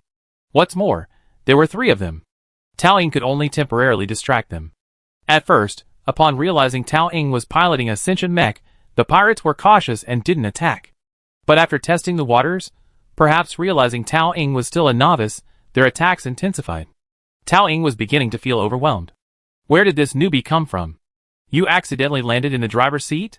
You little brat who can't even control a joystick, and you think you're going to fight us? The pirate's jeers echoed over the public channel. Tao Ying gritted his teeth. Sweat dripped down his forehead. He had no energy left to speak. The perceptual mecha consumes a significant amount of mental energy, and the fact that Hengwu is missing an energy core further increases Tao Ying's mental energy consumption. Her mental energy is like a constantly stretched string, twitching from time to time. The mental tentacles on her head seem to sense Tao Ying's condition and tentatively adjust their contact with her mental energy, trying to alleviate her driving pressure as much as possible. A communication came from within the starship. Unlocker, hold on a little longer. Once the rescue team arrives, you must disconnect the mental connection. Don't force yourself, understand? Tao Ying, in her busy schedule, mouthed a struggling okay in reply. No need to remind her. She wants to disconnect the mental connection and flee immediately, thank you. Is driving a mecha her job? And she already taken down 3 pirates in her first mech. Seriously? The computer seemed to have given up on alerting her to her physical condition, and was now spinning in circles. Having just chopped off the signal jammer with a single blow, communication around the starship should be back to normal. Hold on a little longer. Tao Ying's weak breathing suddenly stabilized. As soon as her mental power connected, the overwhelming mental energy from the mech made her feel like vomiting. But as her connection with the mech grew stronger, the nausea gradually faded, replaced by a sense of being enveloped, fused with the mech, a sense of security returning to its mother body. She became increasingly adept at operating the mech. All the instructions for driving emerged in her mental power. Bit by bit. Like an instruction manual, they were imprinted in her mind. Tao Ying had never been interested in mech piloting, and even this time, she had only been forced to take the driver's seat out of necessity. But now, it felt like she had become a true pilot. She felt an inexplicable urge not to leave her position. She was born to be here. She didn't want to give up the driver's seat to anyone else. Perhaps the synergy with Hung's spiritual power had affected her spirit as well. Tao Ying's body was exhausted, but her mind, like a caffeine-fueled spurt, became increasingly clear. She heard the emotions conveyed by Hung. I want to fight. You want to fight? Tao Ying tentatively asked the other end of the spiritual connection. The spiritual tentacles above her head, sensing Tao Ying's question, trembled joyfully twice. I want to fight. The spiritual tentacles danced excitedly. It's been waiting for 10 years, perhaps even longer since the day it was created. Please control me. Please fight with me. Spiral. I've been waiting for you. At the end of an infinite spiral. Oh, okay. Tao Ying nodded expressionlessly. What are you engineers at By Industries doing all day? It's like my personality parameters have been tweaked to some extent. Tao Ying internally grumbled as she dodged the pirate's attack again. Speaking of which, was it because her mental connection was more stable that her mental power seemed inexplicably lighter? She didn't even know when it started, but she could even free a hand to wipe the sweat off her face in the face of the pirate's attack. She really wanted to quit immediately, but there was no news from the rescue team. Be careful. A gust of wind rustled behind her, carrying murderous intent. Tao Ying had no time to turn around, so she could only lock onto the armor behind her and bear it down. The next second, the pirate's heavy blade came crashing down. Boom! Hengwo was flung hundreds of meters away. A trembling sensation ran deep down his spine. Tao Ying steadied himself and forcefully swallowed the blood from his throat. Friend, this isn't the time to spit blood yet. Tao Yingxing closed his eyes in despair. He faint from blood. Has the leader not contacted yet? No, everyone on the starship is as good as dead. The pirate fumbled with the joystick in boredom. The three pirates sighed in unison. Their pirate group had received a contract to receive and transport a mecha to a designated location, while simultaneously erasing all witnesses. 3 slayers were assigned to external security. According to the original plan, everything should have been over by this time. The mecha was delivered, they received the final payment, and departed happily. But contrary to expectations, there was no communication from the starship. Is the leader in trouble? I just feel this order isn't that simple. The leader won't say anything even if I ask him. What do we do now? Contact the employer first? 3 minutes later. The pirates slapped the cockpit. The employer is threatening us. If we don't destroy the bodies, we won't receive the final payment. What? He wants us to kill the leader and all the other companions on the starship? Then, the 3 pirates stared at each other for a moment, reaching a consensus. The employer's offer was simply too much. Although there were still companions on the starship, if they died, the final payment would be split equally among the 3 of them. They were people with no sense of morality. The 3 pirates made the sign of the cross and prayed to the God of the universe. Let the entire starship be buried with our companions. After a completely insincere prayer, their gaze returned to the lone mech. A pure black mech. Constructed of metal, its black body, its streamlined lines a beautiful and mysterious presence. A sense of life emanated from the solid metal.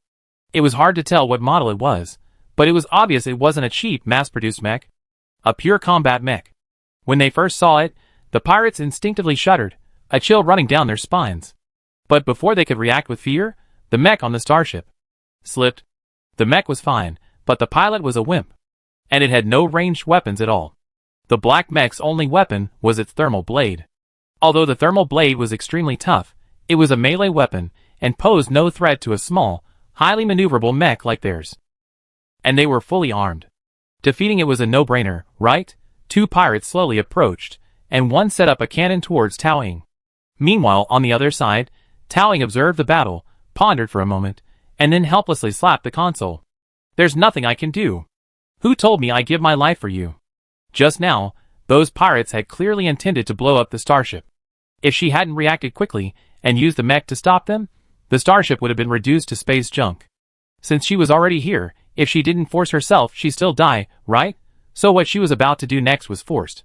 She definitely wasn't flying the mech voluntarily. But if Taoying had been aware of her own expression at that moment, she'd have noticed. She was smiling. Excited? Her whole body was tingling with excitement. Laughing. The mental resonance index continued to rise. 30%. 80%. 100%. Resonance accomplished. Neural signal shone like a galaxy, and consciousness flowed in a torrent of electrons. The sound of heartbeats danced with the roar of the mecha. She heard the mecha's breathing. Ancient, cold steel. Coolant in its veins. They merged into one. Tao Ying's mental power resonated strongly with Hengwo's. The mecha's speed suddenly increased tenfold.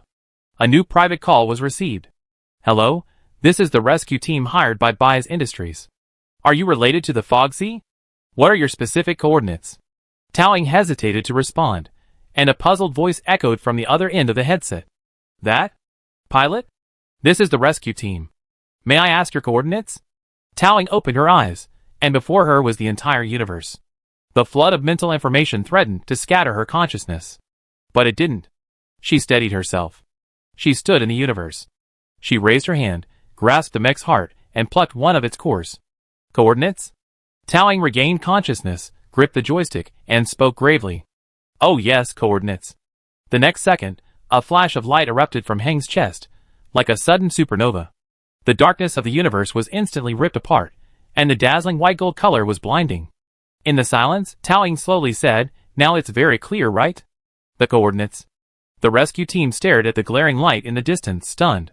Clear, clear. It couldn't be clearer. But what had this pilot just done? She destroyed a power core. Just to send them coordinates. While this was certainly quite efficient, allowing them to find the correct direction directly, huh? What kind of human would choose to send coordinates this way? Taoying cut off the communication.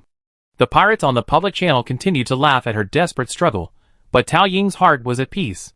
Perceptual mechas are piloted by mental power.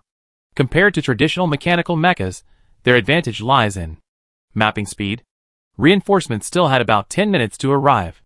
Now, she was going to cause a scene. The power core explosion not only transmitted the coordinates to the rescue team, but also attracted the attention of the nearby planetary monitoring center. Attention! Be on guard. For unregistered mechas have appeared in GX003-A3-B5-C24. 3 of them are Slayers, and the other is of unknown model.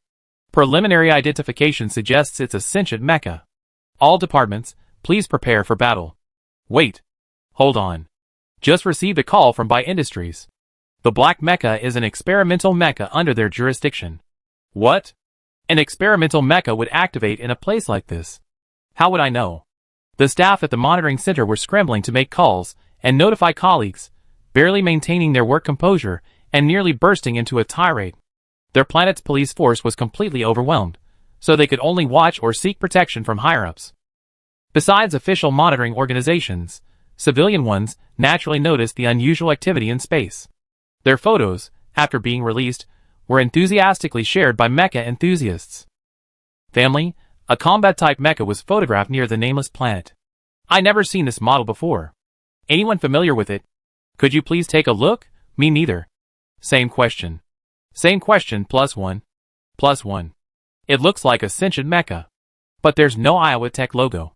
Could it be an experimental model? Hard to say. The design is simple, with a black optical stealth coating on the surface. It has a bit of a Baisher Industrial style. Baisher Industrial can only produce old-style mechas, as they've been completely eclipsed by Iowa Tech in recent years. Someone dug up a not-so-clear photo. I remember Baisher Industrial's Hengwo from the Laiji Institute being restored by Baisher Industrial. Could this be it? Are you talking about the abandoned machine that couldn't even start up, and was taken away for destruction? How could that be? That's really strange. It's not very clear in space. Are there any pictures from other angles? By the way, was there a fight with the pirates? What's going on? A live broadcast? Soon, someone uploaded a video with a very unique angle. It seemed to be shot through a starship window. In the video, a black mecha was flying away from the starship at a rapid speed. It was a nimble creature, and it was chasing a yellow slayer. The Slayer was originally a combat mecha, small in size, and known for its agility. On the battlefield, it was usually the only one chasing others. Now, it was being chased by this mecha? How amazing must the performance of this black mecha be? As the two Slayers approached, the black mecha dodged the oncoming weapons, darted around, and slid past the yellow Slayer at breakneck speed. At the same time, the black mech's highly durable hand shells directly shattered the yellow Slayer's identification equipment. Hand shells. Thermal blades, the black mech's sole weapon. Despite being unloaded with ammunition, it managed to outmaneuver the heavily armed pirates. The power core erupted with even greater energy, and several flashes of cold blue light appeared. The black mech instantly appeared beside the Slayer. It attacked directly with its thermal blades, severing the Slayer's power lines and removing its limbs and weapons. 10 seconds. It took only 10 seconds. It sank two mechs in quick succession. As a provocation, it used the enemy's power core to set off fireworks in space. The livestream room fell silent. I remembered an idiom, but I wasn't sure whether to use it. Butchering an ox. This disassembly process is a bit like eating a crab. One leg, and then another. Suddenly craving crab, I ordered takeout. Order takeout +1. The enemy mech still had one remaining. The blue and black mechs faced off in space. The black mech must be piloted by a veteran, right? He knows the Slayer's structure so well. Not only that, the opponent wasn't just any Slayer, but one that had undergone numerous modifications. With numerous layers of armor added, its structure and strength significantly enhanced based on actual combat. In other words, the black mech's pilot not only had to understand the Slayer's structure, but also had to master the armor's modifications in a short period of time. How terrifying. This was a veteran, a first-class pilot for sure. But the battle situation still wasn't optimistic. Huh? What's going on? Boss, please explain. Haven't we already taken down two? It's impossible, we can't win in a one-on-one fight, right? The remaining blue Slayer is constantly dodging, avoiding direct attacks, trying to stall for time. Look closely, this sentient mech is constantly performing high-precision operations. It's impressive, but it consumes a tremendous amount of mental energy. The boss sighed. At this rate, its pilot won't be able to hold out for much longer. Chapter 16. The Slayer kept circling, leaping back and forth, harassing Tao Ying when she wanted to rest. As cunning as a loach. Clearly trying to stall for time and drain her mental energy. Tao Ying rested her head on her hand, half lying on the console. The keys in her hand twirled idly. Such a conservative tactic, so boring.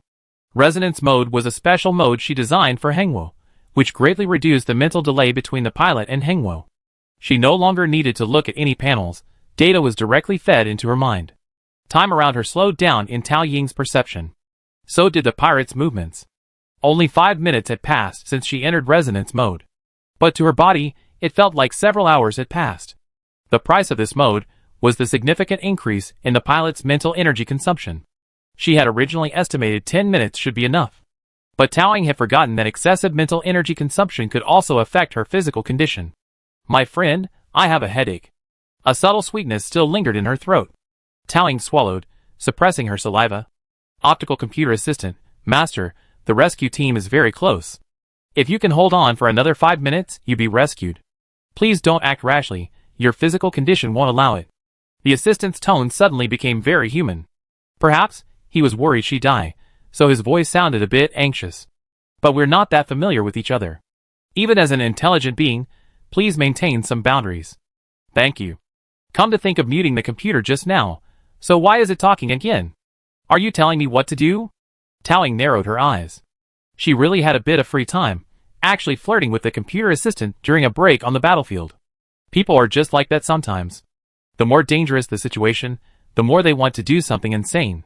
Tao Ying couldn't help but say, "You talk a bit like my first love."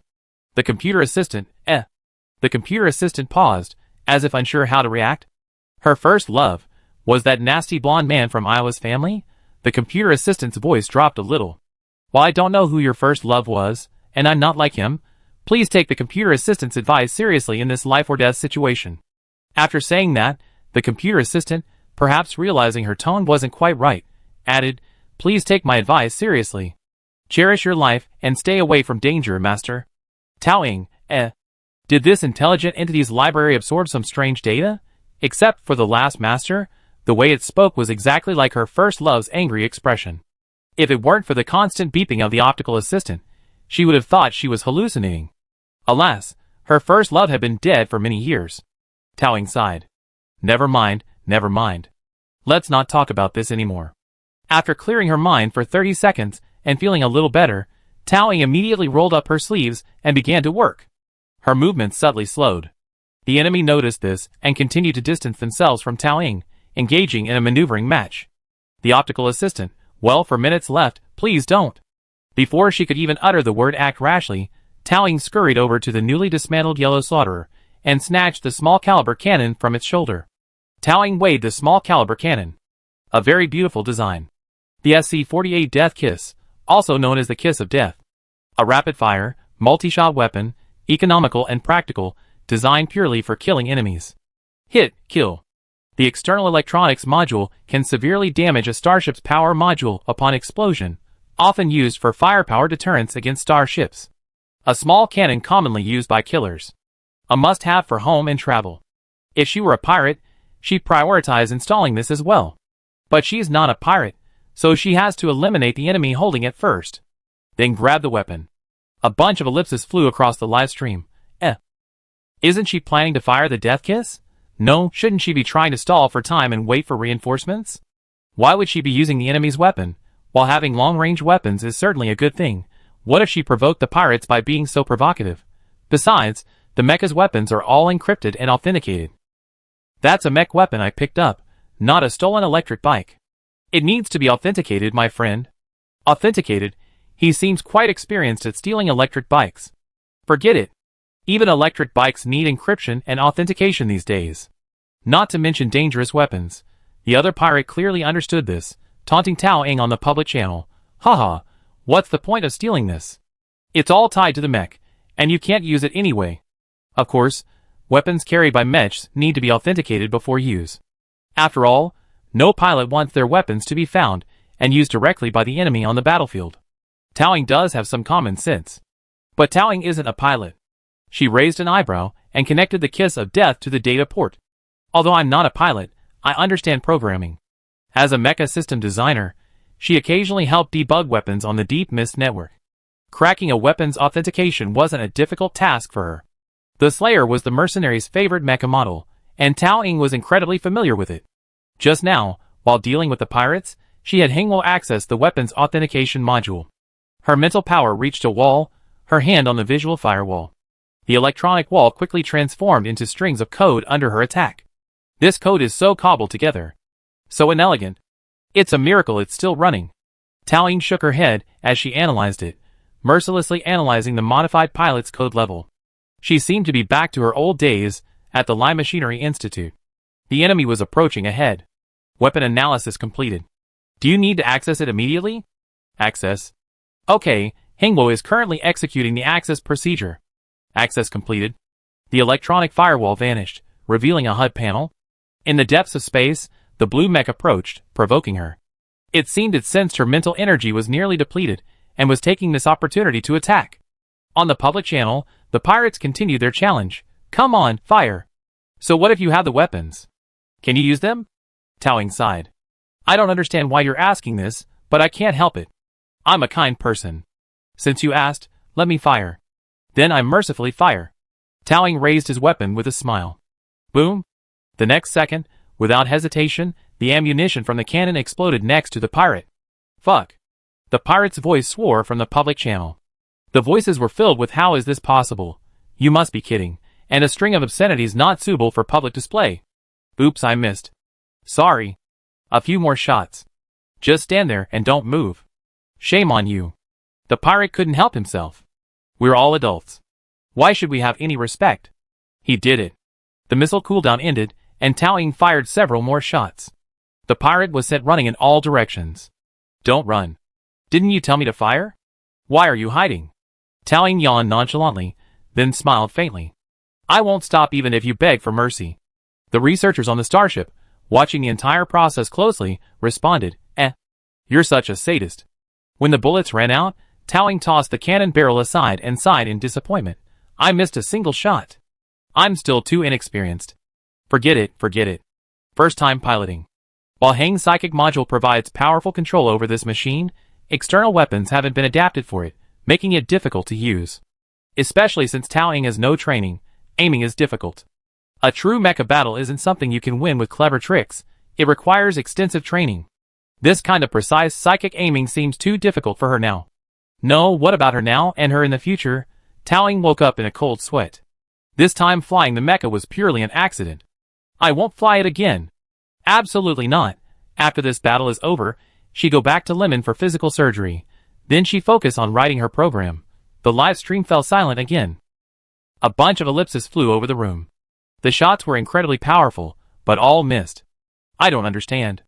Is this the same pilot as before? Or is this just her tactic? According to reliable sources, the pilot is a freshman, and this is her first time flying a mech. I knew it.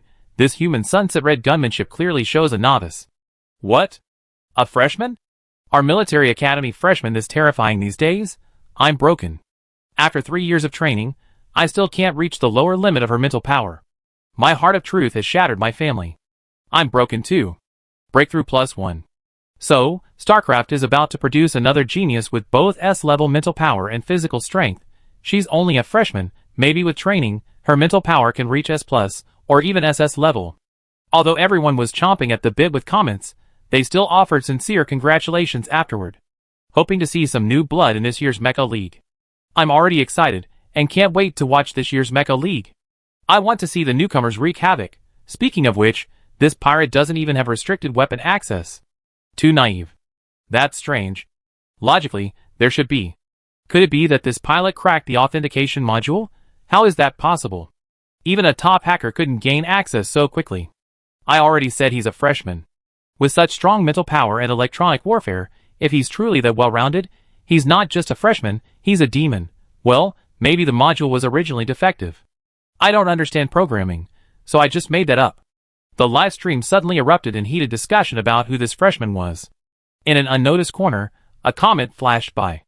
I thought I was seeing things before. I couldn't recognize it. Is this really the burned-out Hangwo from the Lemon Mecha Research Institute? The pirate on the public channel continued to curse. Clearly, Tao Ying's barrage of Kiss of Death had completely driven him mad. How could you use the Kiss of Death? Impossible. Impossible. The livestream audience didn't know, but the pirates did. Their weapons had restricted access. And it was a layered, encrypted authentication.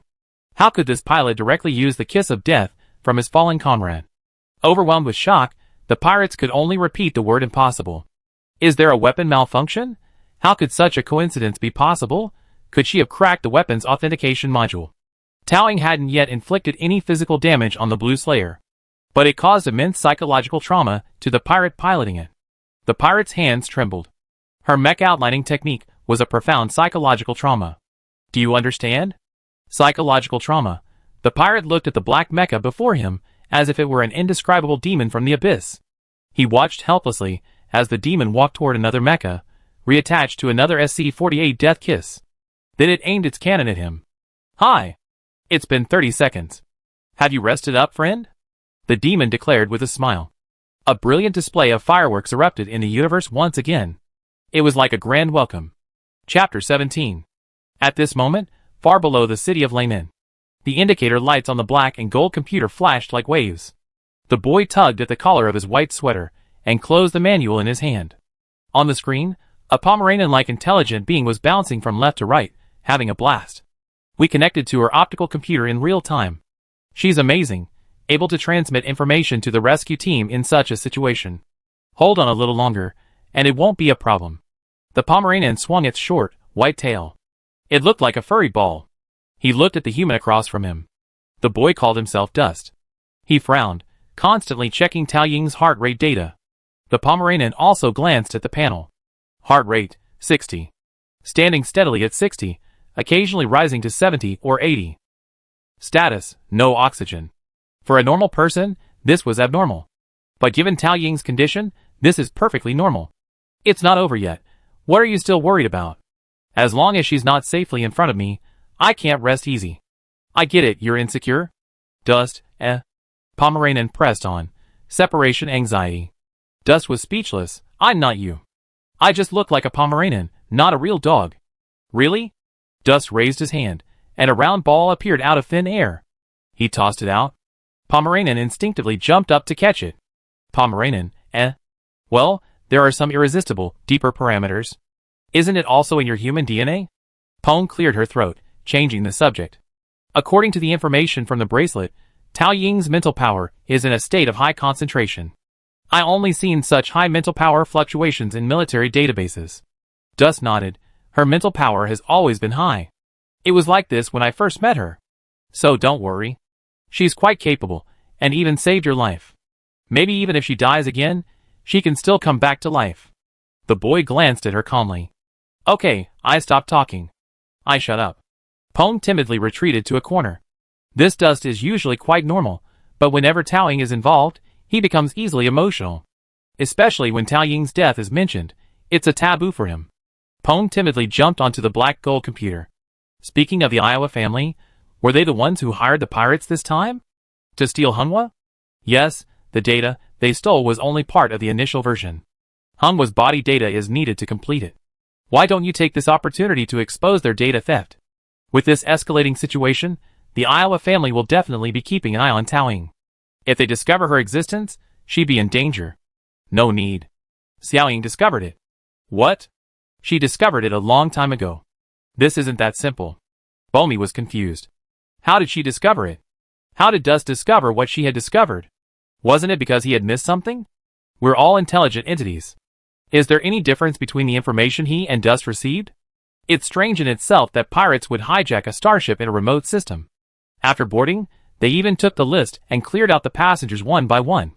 Why do you think that was? Yes, even if they had the list in advance, the number of passengers wouldn't be that important. The Pomeranian ran around, sticking out its tongue. This was its thinking process. I don't understand. I don't have enough information. I can't draw any conclusions. Dust glanced at him, sighed, and whispered, I told you your database needed an update. Because these pirates were originally after Hung and me. They didn't intend to let any of the passengers return alive. Dust pulled up the image of the starship's interior. In the corner of the cabin, there was a strange black luggage. The waterproof cloth had slipped away, revealing a package tightly bound with tape. The Pomeranian licked the screen frantically. After scanning for a while, the Pomeranian withdrew its tongue in fear and hid behind the boy.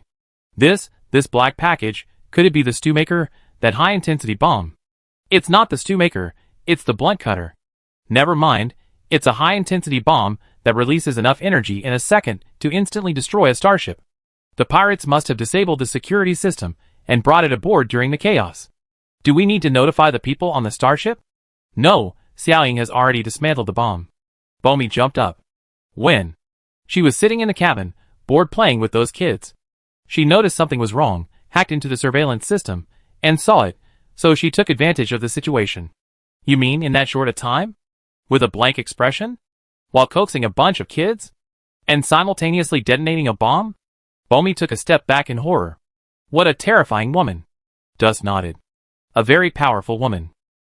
Okay, I kind of understand why you're only concerned about her physical well-being. It seems that aside from her frail health and tendency to commit suicide, she doesn't really need our help in other areas. So what are you going to do now? We already infiltrated her computer, so how are we going to approach her next time? When will you reveal your identity to her? Dust hesitated. What to reveal? She might not even remember him. Let's wait until she gets to Lehman University. There are other things to do now. The Iowa family is watching this battle. There wasn't much he could do.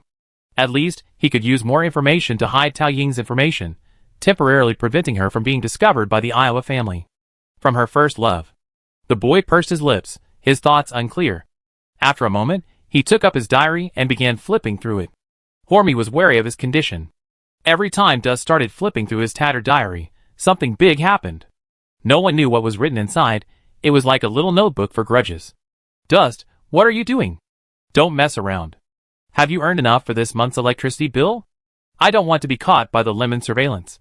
They're not that capable yet. But you do have a point. This month's electricity bill is indeed over the limit. After all, renting a top-secret server 3,000 meters underground is quite expensive. So while we're observing Xiao Ying's situation while the young man remained calm. Nothing much, just spreading some dirt on the Iowa family on StarNet. And while deleting posts, we're making some money for electricity. Even when they're doing something bad, they're still so calm. They really are like-minded. The live stream continued. A sliver of red shimmered in the middle of the screen, resembling a scarf. The scarf's owner's voice was so agitated that the screen was shaking. New members might not know what's going on right now, so let me explain. I'm on the Misty Sea starship, on the leg from the 4th galaxy to the 3rd galaxy, and we just been hijacked by pirates. It was a terrifying scene. The bullet grazed my forehead and hit the window behind me. I truly thought I was going to die, and I even wrote my last will and testament. Thankfully, a brilliant senior turned the tide, devised a battle plan, and saved us from this dire situation. Anyway, a lot of things happened. I'm still holding the pirate's electromagnetic rifle. You wouldn't know, but the scene was exactly like in the movie. Hurley hadn't finished her words when a pair of remarkably similar siblings suddenly appeared on camera. Sorry, our friend is a little excited. This is her first time encountering pirates. Please bear with us. You're talking as if this isn't your first time encountering pirates. After this trip, I'm going to get a new artificial heart.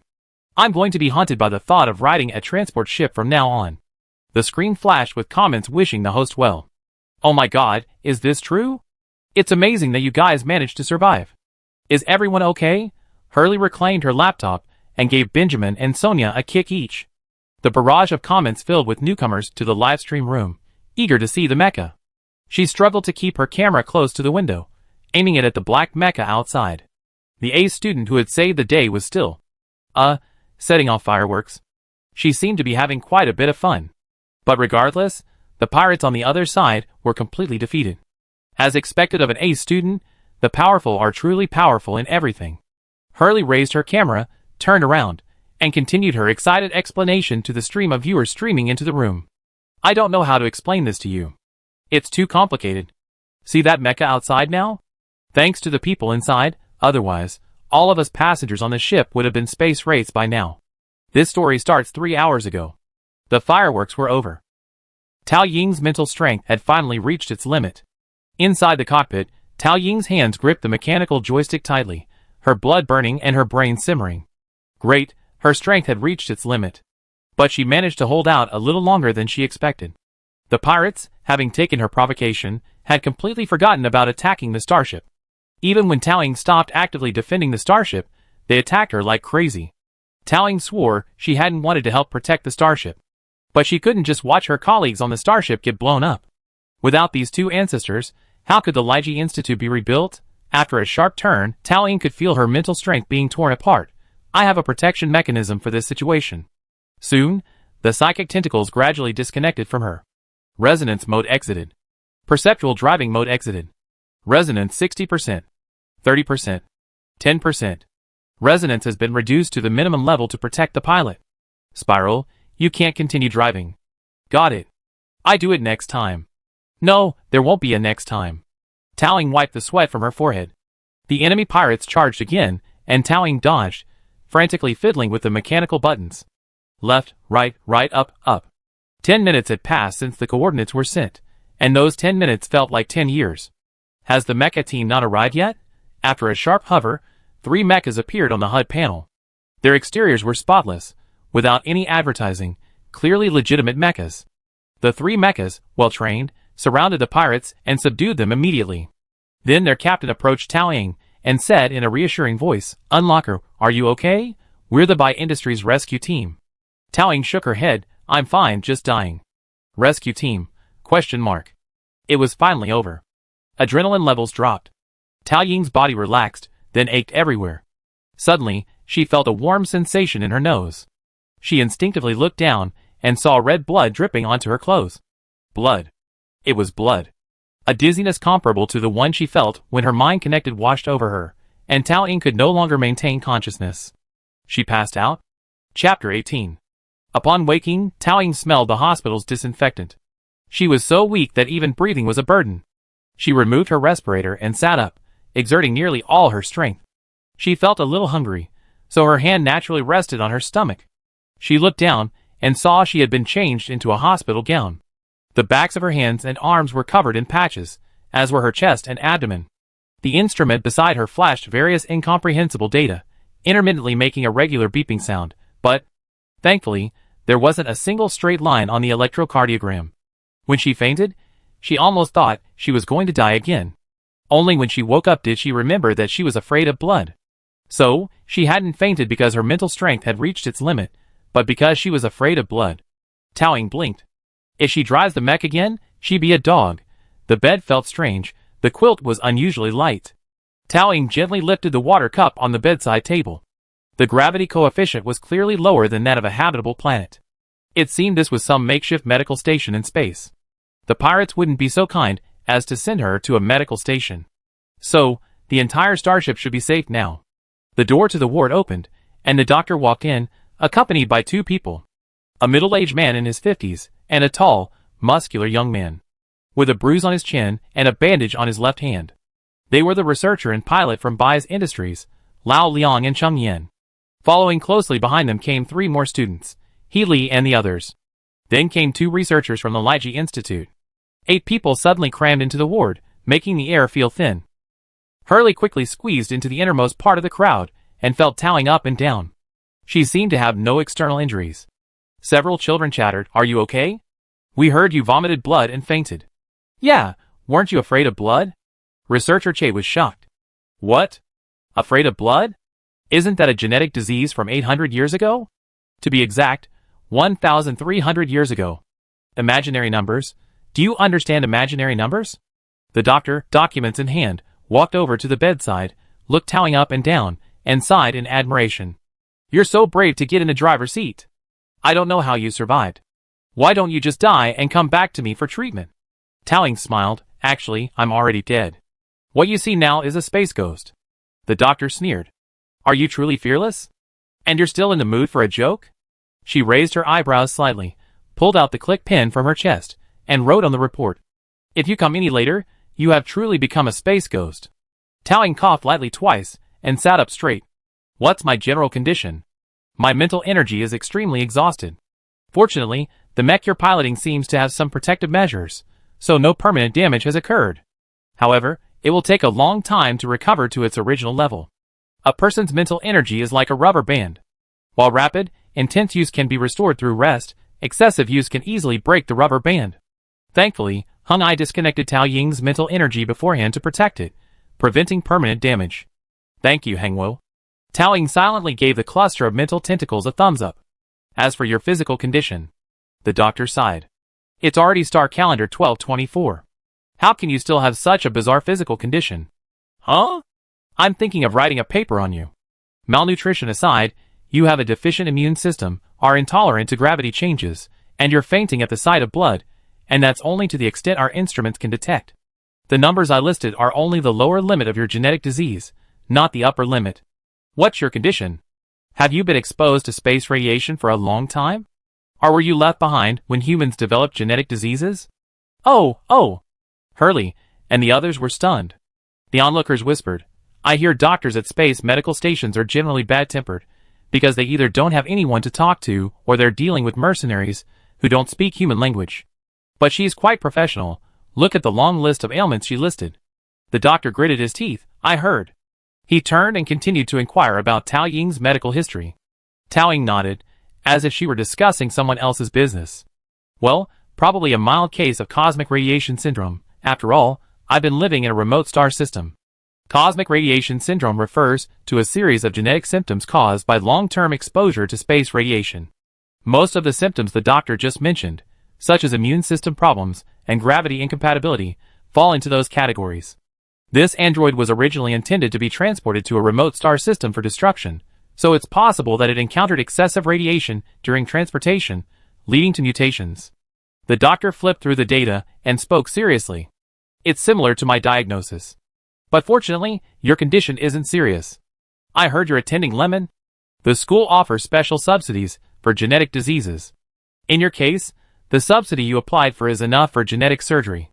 While surgery won't completely improve your physical condition, it will restore you to a normal level. As long as you don't do any physical labor, you should be able to lead a normal life. It's just that your physical condition isn't suitable for mecha piloting. You need to be careful in the future." "Huh?" Cheng Yen couldn't help but gasp. "Can't pilot a mecha anymore? What a shame." He just found out that Unlocker was actually piloting a sentient mecha for the first time, and he could fly so well on his first try. It was beyond imagination. This student is incredibly talented at piloting. Even a second-level pilot like him wouldn't be able to hold his own against 3 vicious pirates. Now they're saying this student can't pilot because of poor health. What a shame. Everyone present was either surprised, regretful, or asking the doctor if there were any other solutions. Tao Ying, however, didn't react much. The feeling of piloting a sentient mecha was indeed wonderful. But she had never had much interest in operating one. Tao Ying's heart was beating fast. Perhaps her body hadn't fully recovered yet.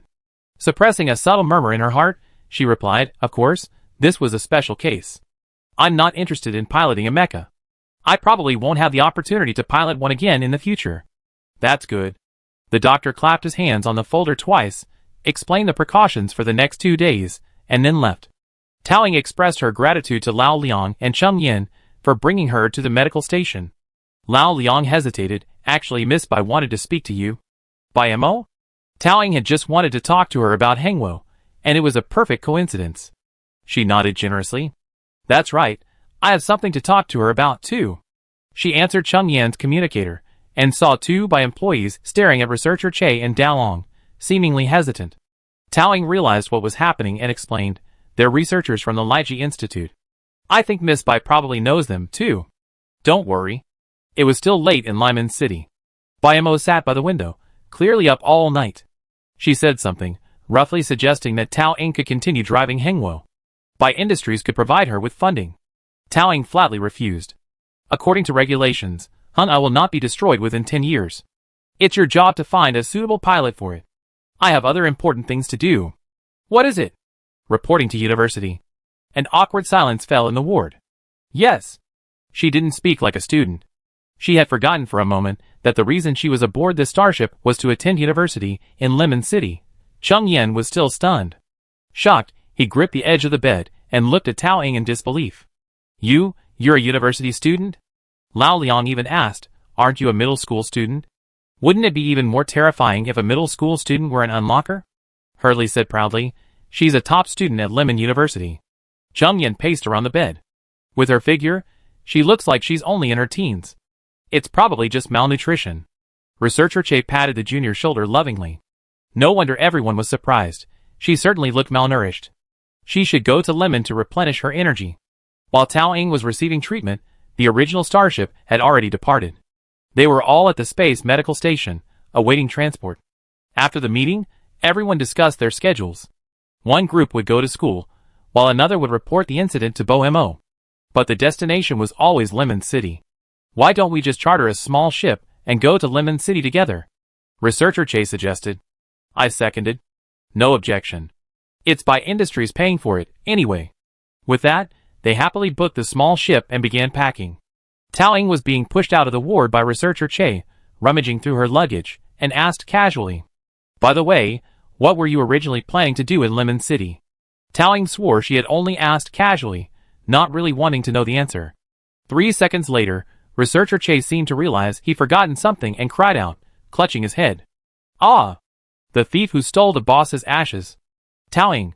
Question mark. Bo-Mo on the virtual screen paused. "Boss? Are you talking about Researcher Tao Ying?" Lao Liang and Cheng Yin said in unison. "The ash thief?" "Yes, the pervert who stole our boss's ashes." "Tao Ying, huh? Speaking of which, what happened to her body?" "Her family is gone. So who took it?" "The news wasn't clear, but I think it was placed at Iowa's house." "Who took Tao Ying's body?" At the mention of this, Researcher Che became excited. "You don't know?" "Yuri's Iowa, our boss's lousy fiancé." "Ugh, sorry, I don't like him very much." Anyway, this incident made the headlines on Star Network, giving him a huge space. Researcher Che spoke with obvious sincerity, his saliva flying. "They said Yuri's was loyal and righteous, that our boss had a bad reputation, that Yuri's had a huge argument with his grandfather over burying the boss in the Iowa family cemetery, and knelt in the rain for 2 days and 2 nights. No, it's not like that. What era is this? Are all the people in their family histrionic? Who cares about their shabby ancestral tomb? Besides, our boss's reputation wasn't ruined at all, it was just someone throwing mud at her. There were plenty of people who wanted our boss's body, and they even rejected it. Everyone, Che, that's a bit strange." "Strange?" Dalong wiped his sweat. "That's not the point." Researcher Che said this with great fury, clenching his fists. "We went to Lyman originally to catch the urn thief, but who knew a group of space pirates would show up along the way and cause such a scramble? But the moment I saw Hengwo, I understood. This journey must be the boss's spirit in heaven reminding us of something, like we must rescue Hengwo here. No, your boss's spirit on Earth never expected to encounter you here. Taoing exhaled, his face stiff. Forget it, Researcher Che's reckless behavior has been going on for a while now. The next head of Bai Industries won't follow suit. Taoing glanced down at his tablet and fell silent. Bai actually went so far as to look up the headlines from that year and solemnly declared, I help you keep an eye on Tao Ying's ashes. Tao Ying's lips twitched, a look of embarrassment on her face. No need, I don't think she cared much about it. How do you know? Of course I know, because I have a complicated relationship with her. Tao Ying chuckled after seeing Researcher Che's mouth wide open, wide enough to fit an egg. I mean, I'm a student Tao Ying sponsored. So you're saying you've seen Hengwo's information? Bai Mo, on the other side of the virtual screen, folded his hands, his expression serious. Yes, after Tao Ying's death, I used some methods to find out she had a hidden residence in the third galaxy. The server there stores some of Hengwo's information, presumably a backup. After sending the unrelated people away, Tao Ying explained. She was born in the third galaxy, and does have a residence there, visiting occasionally. But the claim that that family kept Heng and my information was pure nonsense. Tao Ying would never have left it in such an unsafe place. As for why Tao Ying fabricated such a story, she needed a reason she knew Tao Ying so well, a reason she knew Heng and me so well. Hypocrisy always leads to mistakes, so it's better to tell a sincere lie. The best lies are half-truths and half-falsehoods. So that's how it is. I heard that when Tao Ying was at the Liji Institute, she sponsored many students in her family's name. But how did you find her backup system, and how did you access it? With her stealth skills, it's unlikely she'd be discovered. This involves personal privacy, so I can't disclose it. Tao Ying smiled. Bai Mo looked at the person on the other end of the screen, silent for a moment, and didn't ask any more questions. The unlocker had hacked into the control system on the starship before, so how she found Tao Ying's backup server was probably self-evident. Some gray area technical means. Tao Ying added Bai Mo as a friend. Bai Mo nodded seriously. Heng, I am always waiting for you to become its pilot. If necessary, you can contact my personal account. As for the information you found, please send me a copy. Okay. Tao Ying didn't say anything final about the mecha piloting. After all, because of Heng, she would have a lot of dealings with Bai Industries in the future. As for the information, the data is relatively basic and probably won't be useful. If you want the data, why not ask her? Tao Ying pointed at Researcher Che. She remembers the dimensions of every single part one make. Researcher Che asked suspiciously, did the boss's profile tell you that? Yes, there's a thick diary stored on the server. I can say I know most of the people around her. Tao Ying smiled, her expression unwavering as she lied. No wonder. I was wondering how you knew so much about me and Daolong. Researcher Che herself was someone who kept a diary, so she didn't doubt Tao Ying's words. She lowered her head in thought for a moment, then looked up again, her eyes shining. Can I see the diary? No, she specifically wrote it in there. It can't be shown to colleagues at the Institute of Mechanical Engineering, especially one named Che. Tao Ying said kindly, she said you colleagues always get together in a room to watch the Spark Science series. You're a bit superstitious, and your behavior isn't very reliable. Researcher Che objected, that was 10 years ago. I watch Mythbusters now. I matured, okay? Aren't they all the same shows? Tao Ying's face was numb. Anyway, I can't tell you, in accordance with her wishes. Really? I just want to speculate on the thief who stole the boss's ashes. No. It's not that Tao Ying refuses, it's just that she doesn't have the habit of keeping a diary. Wouldn't that leave her vulnerable? But in the end, unable to persuade her two colleagues, Tao Ying, pressing her temples with a headache, surrendered. If you find any clues to Tao Ying's ashes in the diary, I'll let you know. Chapter 19. After Tao Ying's body had recovered, she continued on the starship, bound for Lemon City. This time, thanks to the Mecha Squad's protection, no further mishaps occurred. The cigar-shaped starship docked at the port. The female voice at the airport began an announcement. This voyage has reached its destination. Passengers arriving at their destination, please collect your luggage and disembark in order. The moment they stepped off the starship and stood at the gangway, a familiar city came into view. A 3D billboard displayed an advertisement for Garcia Electronics, bustling and technologically advanced. Tourists from other places stopped to take photos in front of the billboard. The elevator to the surface arrived. The group rushed in unison. The upright, transparent elevator, with its circular glass tube, was more translucent than the large fish tanks in shopping malls, allowing for a clear view of the scenery outside. Hurley exclaimed at the billboard. The trio huddled together, their palms pressed against the elevator, and began to chatter about the advanced technology of Chester. Towing half leaned against the glass, watching their mischief. I miss this place so much. It's been 10 years since I've been back. Chase Sheely sighed. Towing looked toward the Lygie Institute.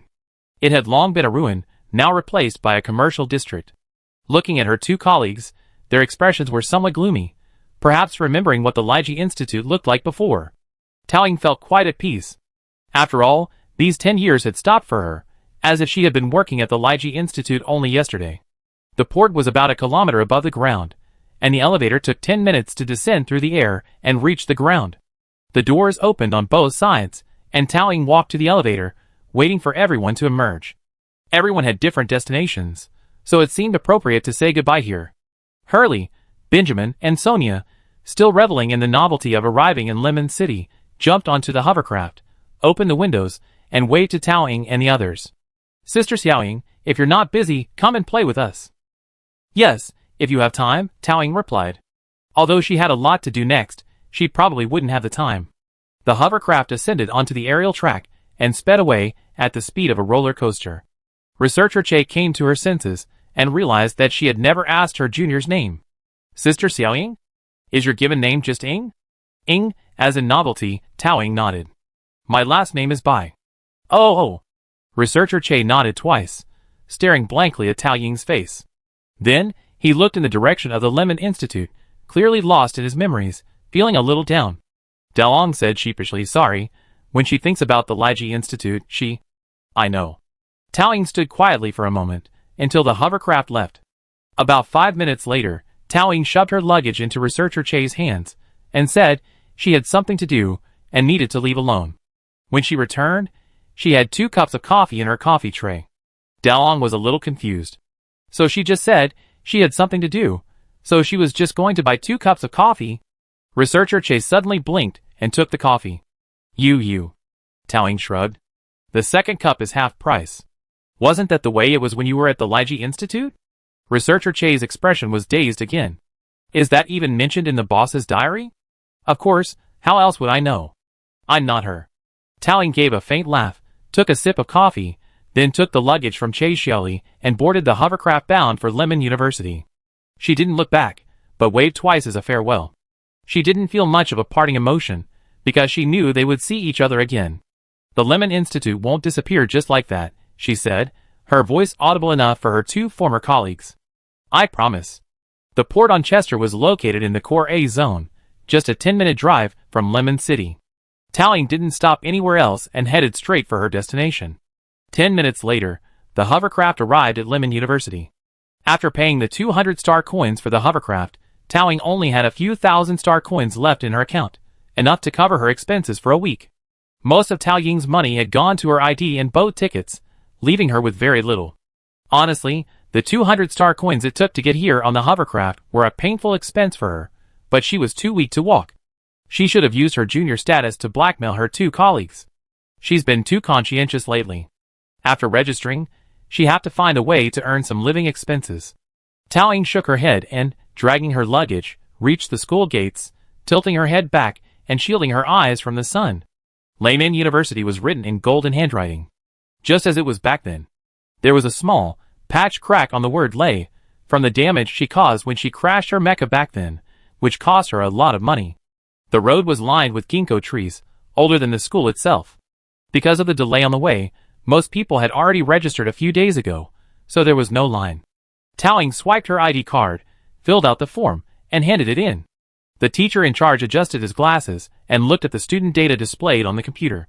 Oh, a student majoring in mecha piloting. Welcome to Lemon University. You're about to begin 4 years of wonderful university life. The teacher seemed a little guilty when he mentioned the word wonderful. Tao Ying pointed doubtfully at the major she had filled in on the form. You're wrong. I applied for Mecha Systems. No. The student registration system shows that your major is mecha piloting. Check your admission notice on the computer. Tao Ying placed her backpack at her feet and opened the computer. The search interface displayed Mecha piloting. Seeing Tao Ying's dazed look, the teacher patted her shoulder. Maybe you entered the wrong major when you applied, but it doesn't matter. They're all mech related, so they're pretty much the same. Pretty much the same? Tao Ying's vision went dark, and when she came to, she found the teacher in charge, a frightened man holding her. Student, are you okay? Do you want me to call an ambulance? Turning off the heart rate alarm on her computer, Tao Ying replied, no, sat down on a chair nearby, took a deep breath, and calmed her breathing for a while. You couldn't blame her for being excited. It was common knowledge that the Mecha piloting program at Layman University was a second-rate program that was merged. Students at Layman University thought it lowered their status, and students from other schools looked down on it even more. This major had absolutely no future. Let's not talk about that for now. No, even if it wasn't a pilot program, she'd be open to any major related to mechas. But mecha piloting? In her current physical condition? Mecha piloting? If she got behind the wheel of a mecha again, she'd die instantly. Tao Ying had carefully verified every detail before leaving the force system. There was absolutely no way she made a mistake filling out the form. So, although the likelihood was slim, it could only be that there was a problem with the enrollment process at Layman University. She decided to fix that first, slung her backpack over her left shoulder, and headed for the office building. Hey, classmate, slowed down. The teacher in charge, seeing Tao Ying's pale face, was terribly worried she'd collapse. She tried to stop her, but she kicked a chair as she stood up, and couldn't. A moment later, watching Tao Ying's back as she walked toward a small path, she called out, Hey, classmate, isn't that the way to the office building? But Tao Ying didn't hear her at all, simply walking forward. The teacher next to her heard her shout, and looked up. She patted another teacher on the shoulder. It's okay. There's a shortcut over there that also takes you to the office building. Really? Why would I lie to you? It's certainly strange. I've been at this school for 3 years, and I just found out about this. How could a freshman know the shortcut to the office building on their first visit to Lida? The teacher muttered in confusion, picking up a chair. She's probably been here before. Tao Ying rushed to the office building. After discussing the matter with the staff, they couldn't come to a conclusion. They insisted that her information was incorrect, and told her that she couldn't change it. Even after Tao Ying presented evidence, they didn't take her words seriously. Tao Ying checked her grades, and discovered they had been swapped. Across from her was a man named Gan Yi. Decades ago, the practice of replacing students' scores from remote star systems was common. But later, a mysterious hacker group uncovered it. Related organizations from various star systems banded together, severely punished the individuals involved, and since then, this practice has largely ceased. After all, it concerns educational equality. I didn't expect that after all these years, someone would still dare to do such a thing. Perhaps they chose her because they took advantage of her being from a remote star system with no immediate family, believing she had no means to resist. She's truly the chosen one. Speaking of the man who swapped her scores. Gan Yi, such a familiar name. Tao Ying glanced at his last name. Iowa. The Iowa family? You wake her up if she mentioned that. I hadn't intended to get involved with them so soon, but it turned out they become enemies. So, this matter is your own responsibility. The school can't help you. Seeing Tao Ying stunned, the staff member, holding documents, pressed forward aggressively, as if trying to force her to retreat. Tao Ying gave him a meaningful look, then left without further inquiry. After she left, the staff member received a call. Hello. Yes, the student came today, but she left. She must have given up. Okay. The staff member hung up the phone, and breathed a sigh of relief. Anyone with a discerning eye could see what was going on. It was just that the grades had been replaced. But when faced with something like this, one has to accept the consequences. Who would dare to offend the Iowa family? They donated a lot of money to the school. This student was truly pitiful. His grades were already high, yet he was replaced with that college, the least favored one at Layman University. The staff member sighed symbolically, then turned back to his laptop and began browsing social media. Layman University has 2 Mecha academies. One is simply called the Mecha Academy, offering programs in Mecha Science, Mecha History, and Mecha Literature, and is located on the main campus. The other is called the Mecha Special Academy, located on a separate campus, a 10-minute shuttle ride away. Tao Ying dragged her luggage off the bus again. A dilapidated iron gate and peeling walls. A rusty school sign read Layman University Mecha Special Academy. The word special was very small, as if intentionally hidden from view. This exterior completely defied the notion of the top university in StarCraft. Yes, Lehman University, as a comprehensive university, was only weak in mecha piloting. This Mecha Special Academy was a merger of a third-rate military academy to enhance the school's comprehensiveness. But this merger clearly had no positive impact on Lehman University. The entire campus was incredibly old. Towing arrived at the dormitory building. The building had been there since the school's founding and was ramshackle. There should have been a robotic platform on the first floor to help transport luggage to designated floors, but there clearly wasn't one. Even the elevator indicated it was under maintenance and out of service. Towing had no choice but to carry her luggage up herself. She glanced at her dorm number, 1404. She then checked her computer. Her heart rate was 58. The computer indicated she was in fat-burning mode. How to carry 10 kilograms of luggage up to the 14th floor was one of the most challenging problems she had faced in the past few decades. Even when I was fixing bugs for Hung, I wasn't so helpless. Just as she was wondering what to do, a hand suddenly reached out from beside the suitcase, and then a tall woman appeared, estimated to be about 1.8 meters tall. Her hair was medium length and layered, a rather stylish style, but she was wearing a pink shirt with an anime girl print and holding a lollipop. Which floor do you live on? I help you carry it up. Towing gave her a grateful look. 14th floor. The tall woman lifted her luggage with one hand. I live on the 14th floor too. Which room are you on? 1404. I live in 1404 too. What a coincidence. She reached out to shake Tao Ying's hand, but then forgot she had her luggage. She rashly withdrew her hand and said awkwardly, I'm Lin Biega, a mecha pilot. Bai Ying, also a mecha pilot. Be careful not to bump your head, Tao Ying warned. Lin Biega bent slightly to avoid the exposed screws near the door frame. If you get hit by this, wouldn't you get tetanus? Lin Biega complained, really? This door isn't even in a fire-safe condition, is it? It looks like it was privately renovated years ago. The original height was built to the minimum standards, but the door frame has warped due to years of disrepair, making it even shorter. Oh, why is Lehman University like this? Lin Biega lamented. I only realized after I enrolled that this is the Mecha Special Academy. I forgot the special part. I feel like the next 4 years are going to be miserable. You weren't fooled into coming here, were you? That's about right. Your name is Bai Ying, so I call you Yingzi. You can just call me Xiao Lin.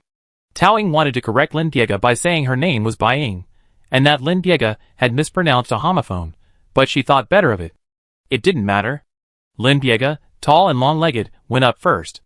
By the time Tao Ying arrived at the dormitory, she had been waiting for a long time. Why are you taking so long to get up here? What's wrong with your leg? Tao Ying climbed 2 flights of stairs, feeling a little dizzy. She had scraped her leg from somewhere, and Lin Biega, a very kind-hearted person, immediately took out some medicine to help her treat it. The first aid kit she pulled out was well stocked with all kinds of common medicines, which seemed a bit out of place with her carefree personality. Is this the school-issued kit? How could that be? It's my own.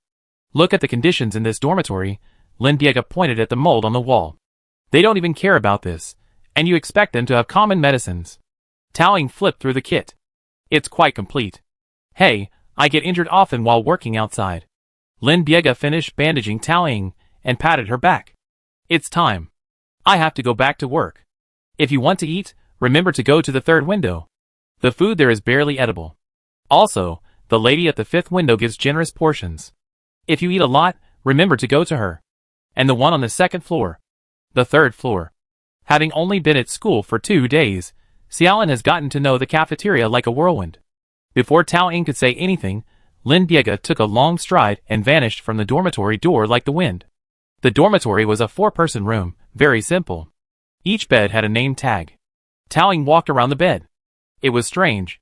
Because Tao Ying had been delayed on the way, she arrived very late, one of the last to arrive. Now there were 2 empty beds in the dormitory. 3 names, there should be 3 people. Classes start in 2 days, and 1 person still missing. Could she be another victim of a major change? Speaking of which, her major still hasn't been resolved. Tao Ying sat on her bed, massaging her legs, sore from climbing 14 floors. She simply sent an email using her campus email, hoping it would give her an answer within 2 days. Chapter 20. Inside the Iowa family's territory. A blond young man stood quietly at the door. He stood tall and straight, his expression serious. His military uniform was immaculately ironed, and black leather gloves enveloped his slender fingers. The sound of his boots treading the ground gave off a sense of oppression. The young man knocked on the door, but there was no response. Several servants stood around him, heads bowed, sweat pouring down. The young man asked coldly, "Where's Gan Yi?" "The young master, he drove out. If I remember correctly, he hit someone last month, and is currently under house arrest." "How did he get out?" Well, I'm not sure. Gan Yi had slipped out right in front of the servants. They hadn't dared to stop him when he slipped out, and now, if someone asked, they wouldn't dare say a word. Yuri's and Gan Yi, one an imperial general, the other a favored young master. Besides the head of the family, they held the most influence, and it was unacceptable for them to offend either of them. The atmosphere was tense and eerie until the butler hurried over. The servants breathed a sigh of relief, as if they had seen their saviors, and hurriedly found an excuse to leave. The butler wiped his sweat off his face and stepped forward. "Sir, what do you want with young Master Gan Yi?" "To make him pay for his foolish actions." Yuri's tossed the document on the table. The butler picked it up, adjusted his glasses, and glanced at the contents. It was an email. A student claiming to be an innocent student from Lemon University claimed that her joint entrance exam scores had been altered by Gan Yi, Iowa. She claimed to have evidence and requested an appointment to meet with young Master Yuri's. "Send the email directly to you?" The butler sounded puzzled. How strange. According to normal reasoning, the email should have been sent to Gan Yi's father, not Yuri's. Only those within the Iowa family knew that Gan Yi's father held no real power, and that young Master Yuri's handled most matters. "It seems this innocent student knows the Iowa family intimately," the butler nodded. "Furthermore, the email's wording is meticulous and impeccable. It's not something a student could write. Someone must have orchestrated it." "Have you verified the content?" "Yes, it's true. But even if he hadn't, there was no need to doubt the email's authenticity." Yuri's frowned, a look of pain in his face. Who in the Iowa family doesn't know Gan Yi's abilities? There's no way he could have gotten that score. With the Iowa family's financial resources, simply donating a building would have made studying at Lehman University a breeze. To be able to pull off something as dangerous and illegal as replacing someone else's grades. I don't know what's in Gan Yi's head. The butler wiped his sweat. He didn't dare take that kind of question. After a moment's hesitation, the butler said, "I have a way to contact the young master." Yuri said coldly, "I leave this matter to you." Yuri's turned and was about to leave when the butler pressed him, "Will you still see this innocent student? Do you want me to handle it?" "No, I go myself," the young admiral sneered. "I want to see what she's up to." Towing woke up to an email from Yuri's in Iowa, saying they were to meet at the agreed location. This outcome was within her expectations. Yuri's hated being threatened with evidence, so he was sure to come. She didn't react, getting out of bed and washing up. She spit out the foam from her mouth with a gulp, propped her hand on the sink, and looked at herself in the mirror. Looking left and right, she still wasn't used to this face. It was too non-aggressive. It felt like she'd be introduced to swimming and fitness first on the street. At tourist attractions, people kept asking, "Classmate, can you take a picture for me?" Towing recalled a friend's comment about her. When she smiles, she looks like a mature, older sister, but when she doesn't, she's quite distant. "If I hadn't seen through your true nature, I wouldn't have dared approach you." Towing asked her friend, "What is my true nature?" Her friend answered without hesitation, "A very clever psychopath." Being psychopathic isn't bad either, at least it makes people a little wary. "Now," Towing held out her hand, revealing her biceps. The muscles she worked so hard to build during her off hours at the Lygi Institute. All gone. Beating up that fiancé seemed unlikely. "Forget it, let's take it slow." After the physical transformation surgery, her body should feel better. She couldn't possibly live with this F-grade body forever. Besides, her body might have changed, but her mind remained the same. She could still be a feared psychopath. Towing glanced down at the email from Yuri's, said hello to the sleepy Lindiega, and left. 3 o'clock in the afternoon, at the Interstellar Wandering Cafe. Towing sat in a corner of the cafe, and ordered a glazed soufflé. Soon, the waiter's murmurs could be heard. A blonde, blue-eyed young man entered, walked straight to her seat, and sat across from her. The young man nodded, his gesture imbued with aristocratic grace. Yuri's, Iowa. Yuri's had lost some of his youthful naivete, and had become more cautious. "I heard he risen from major to general in the past 10 years? That was quite fast." Towing didn't doubt Yuri's abilities. On the contrary, she was very confident in her fiancé's abilities. After all, the Iowa family didn't have many connections in the military, there was no such thing as a direct promotion through connections. Yuri's chose to enter the Empire's premier military academy, then join the Imperial Army and serve on the front lines, not out of any lofty ideals, but for military merit, for the glory of his family, and to secure a place within that family. It seemed Yuri's wish had been fulfilled. He had gained de facto control of the Iowa family. Tao Ying added half a cup of milk to her ice cream, stirring it absent-mindedly. She could feel Yuri's gaze lingering on her, never leaving, as if assessing her for any threat. That hasn't changed.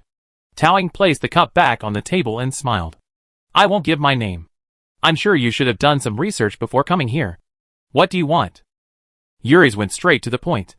Let me switch back to my original major. Yuri's was silent for a moment, his hands folded in his lap. If this student just wanted money, it would be easy to resolve. But if he wanted grades back, it would prove that the Iowa family was behind this. The follow-up process would be very troublesome. Apart from this, everything else is fine.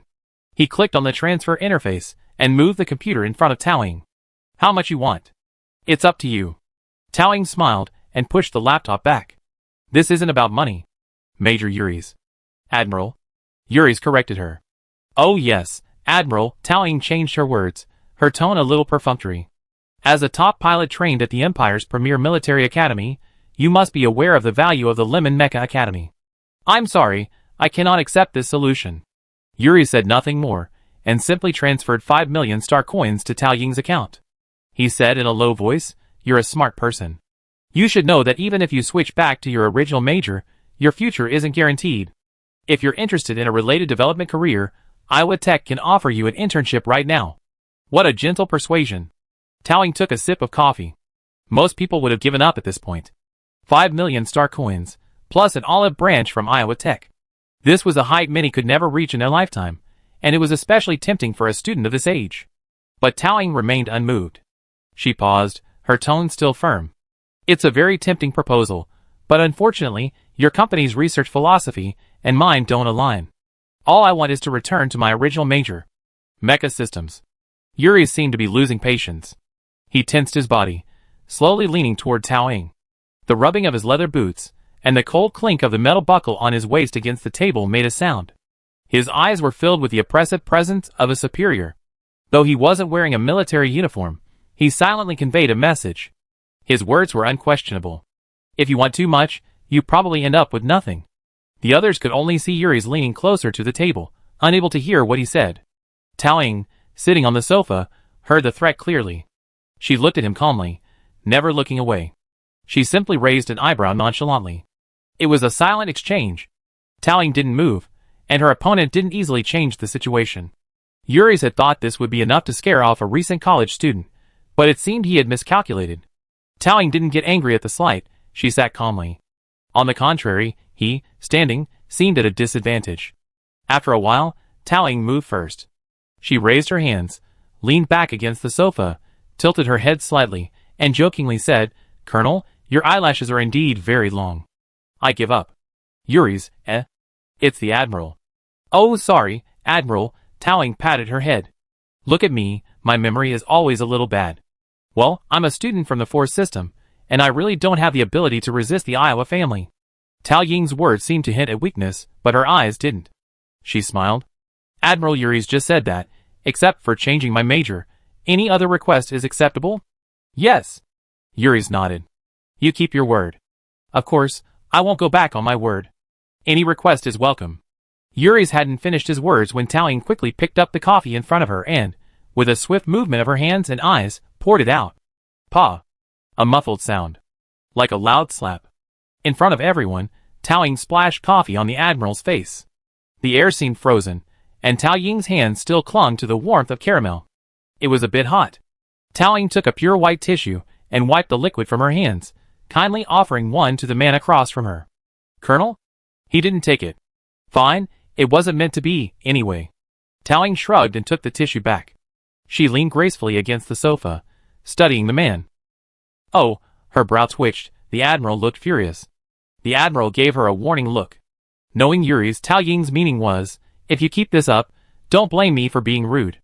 Alas, it seemed that this was the only way to go. Tao Ying shrugged. If he continued, he'd be taken to the police station. Coffee on the face must be quite hot. But he deserved it. The last time Tao Ying saw Yuri's was 10 minutes before his death. The Liji office was engulfed in flames, and the flames seared Tao Ying's body. She staggered up the first floor and rushed to the front door, only to be stopped by the flames that surged in from the entrance. Tao Ying retreated step by step, her back pressed against the cold glass. She heard voices from outside. Tao Ying turned her head and, through the glass, met Yuri's gaze. The firelight illuminated Yuri's emerald eyes. He didn't move, didn't speak, just staring at Tao Ying in silence. Neither of them was surprised. Then Yuri's turned and ordered, "Lock the door a little tighter." Tao Ying pulled herself out of her memories, her face cold, as she looked back at the Admiral sitting across from her. The fire was much hotter than coffee back then. Chapter 21. Brown liquid trickled down Yuri's smooth forehead, making him look grimy and utterly disheveled. The waiter and the customers at the next table, still in shock, finally seemed to react and couldn't help but exclaim. She actually dared to throw coffee on Admiral Yuri's. Isn't she afraid of being arrested by the Star Police? The Admiral didn't seem to react. He took out a tissue and wiped the coffee away. What's going on? The atmosphere is weird. It looks like the Admiral is in the wrong. Is it a romantic relationship? No, the Admiral can't get over his ex-fiancée. He even had a falling out with his family. You two should watch less 8 o'clock dramas. Tao Ying's been dead for 10 years. Tao Ying, Yuri's affectionate persona is quite convincing. She's been dead for so many years, yet some passers-by still remember their engagement. I'm afraid she's starting to believe it herself. Yuri stood up. Despite being drenched in coffee, he still maintained his dignified demeanor. Is it over? Yes. Excuse me, young man. Your energy is high and you get carried away easily. You won't bother with a student like me, will you? Tao Ying smiled. Excuse me? Yuri's glanced at Tao Ying, who showed no sign of apology, his eyes filled with coldness. As expected, she was still a student, yet she handled things so impulsively. It seemed his earlier assumption that someone was behind her was overthinking it. Yuri's walked to the counter to pay, and was about to leave when Tao Ying, as if remembering something, followed him. By the way, there's one more thing. Just consider it my simple curiosity. I wanted to ask you when we first met, where are the ashes of your ex-fiancée, oh Tao Ying?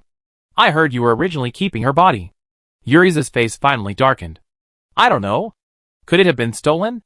A family as large as Iowa couldn't even keep a jar of ashes, could it? Oh, not quite. Tao Ying was only engaged to you, so it seems you had no right to keep her body. Yuri's left, his steps hurried. Tao Ying smiled as she called the waiter for another coffee. The caffeine cleared her mind a little. She crossed her arms, tapped her fingertips against hers, and lowered her head in thought. Changing majors at Lemon University requires very high course credits, especially when transferring from a special college to a regular college. Want to change majors? Get a perfect score first. Want to get a perfect score? Then change your major. You're stuck, my friend. This mecha piloting major. Looks like I just have to bite the bullet and keep studying. I should have asked for another 5 million in compensation for mental damages.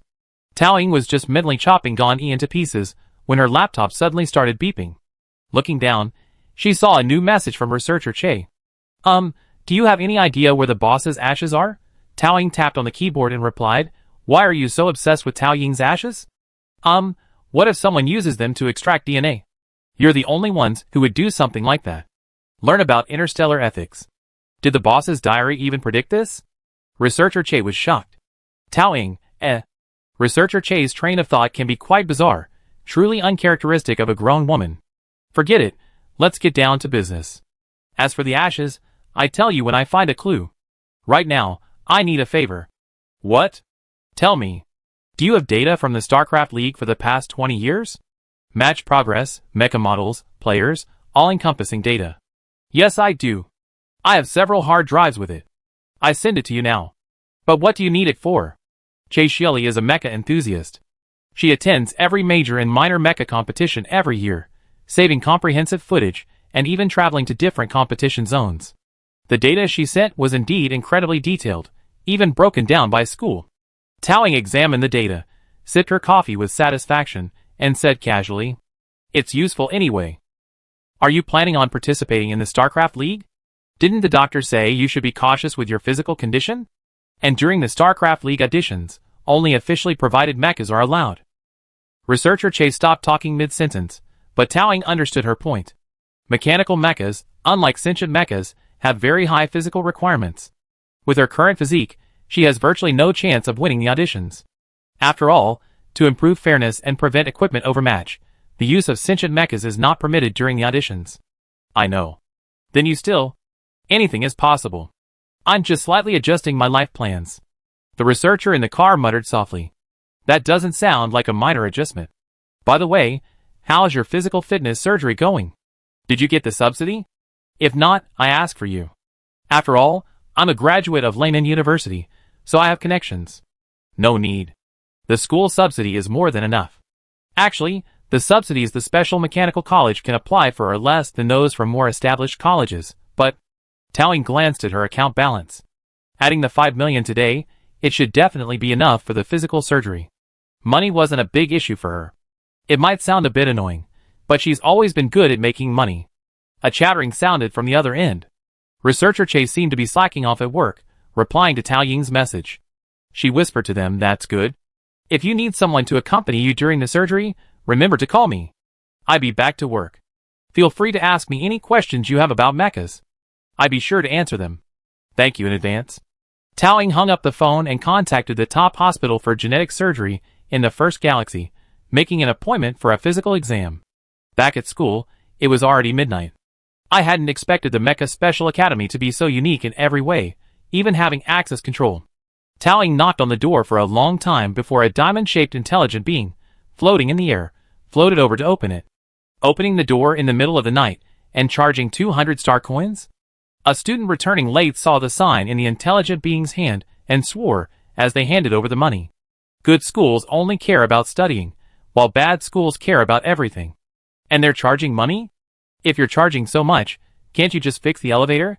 Tao Ying paid and turned around. Sure enough, the elevator still had the sign saying under repair. Another 14th floor? Tao Ying sighed softly as she gazed at the seemingly endless staircase. She pondered for a moment, turned around, and tapped the shoulders of the students next to her. "Classmate, I give you 2,000 star coins. Can you carry me up to the 14th floor?" The classmate had just paid 200 star coins and sounded a little annoyed at being addressed. But when she realized what Tao Ying had said, her eyes lit up. 2,000 star coins was her monthly food allowance. Looking back, she saw the man was thin and frail, weighing very little. This deal was a perfect bargain for her. Afraid Tao Ying would change his mind, she quickly carried him on her back. Deal. Back at room 1404, the lights were off. Tao Ying was drowsy. With half-closed eyes, she washed up, climbed into bed, and fell into a deep sleep. She suddenly woke in the middle of the night and saw a light on under her bed. It was already 2 o'clock. Did Lin Diega just get back? What had he been doing out so late? Lin Diega hadn't noticed Tao Ying was awake. He carefully returned to his chair, pulled out his medicine box, and began applying it to his leg, occasionally making a hissing sound. It seemed like he was injured. Tao Ying reached over the edge of the bed and leaned down. Just as she was about to speak, Lin Diego looked up, as if on cue. A woman with loose hair was sprawled beside the bed. "Ah! A ghost! It's me." Tao Ying wordlessly brushed her hair away from her forehead. Lin Diego looked closely and realized the woman sprawled beside the bed with her hair down was her new roommate. "What? It's you, Yingzi. You look so pale. Anyone would be startled seeing you in the middle of the night." Lin Diego was startled, patting his chest before recovering. "You're still awake?" "I was asleep, but woke up mid-sleep." "Are you hurt?" Lin Diego stammered, "Nothing. I just fell on the way." Go to sleep, go to sleep. I'll be going to sleep soon too. I have classes tomorrow. It's the first day of school, so I need to go to bed early." After saying that, Lin Diego quickly packed up, climbed into bed, closed her eyes, and fell asleep immediately. She looked as if she was afraid Tao Ying would ask her something. Like, "How did you get injured? Why didn't you come home for several nights in a row?" Tao Ying looked at her thoughtfully for a moment, then tucked herself in under the covers and went back to sleep. The first few days of class weren't particularly stimulating, they were mostly just urging students to study. The Mecha computer course is 50% regular and 50% final, with a computer test at the end. Routine classes and computer tests are group-based, so you're forced to form teams of 3 or 4. Everyone, form teams over the next 2 weeks. That's it, get out of class dismissed. Ah. Everyone murmured in dissatisfaction with the forced teaming. The teacher said ruthlessly, "Mecha is a test of teamwork. The Star League is a team competition. Go for it, students. I hope to see you on the field. How could that be possible? With the level of our third-tier military academy. That's right, you can't even make it past the auditions. While everyone expressed dissatisfaction, they still started looking for teams for the sake of credits. The teacher also looked sleepy and anxious to end the get out of class. He gathered his books on the desk and was about to leave. He took a half step before suddenly remembering something and leaning back into the classroom. By the way, the teacher will lead everyone in a unified mental and physical fitness test this afternoon. Don't miss it. The classroom was suddenly filled with excitement. I haven't taken the mental strength test yet. I heard you can take it at 14.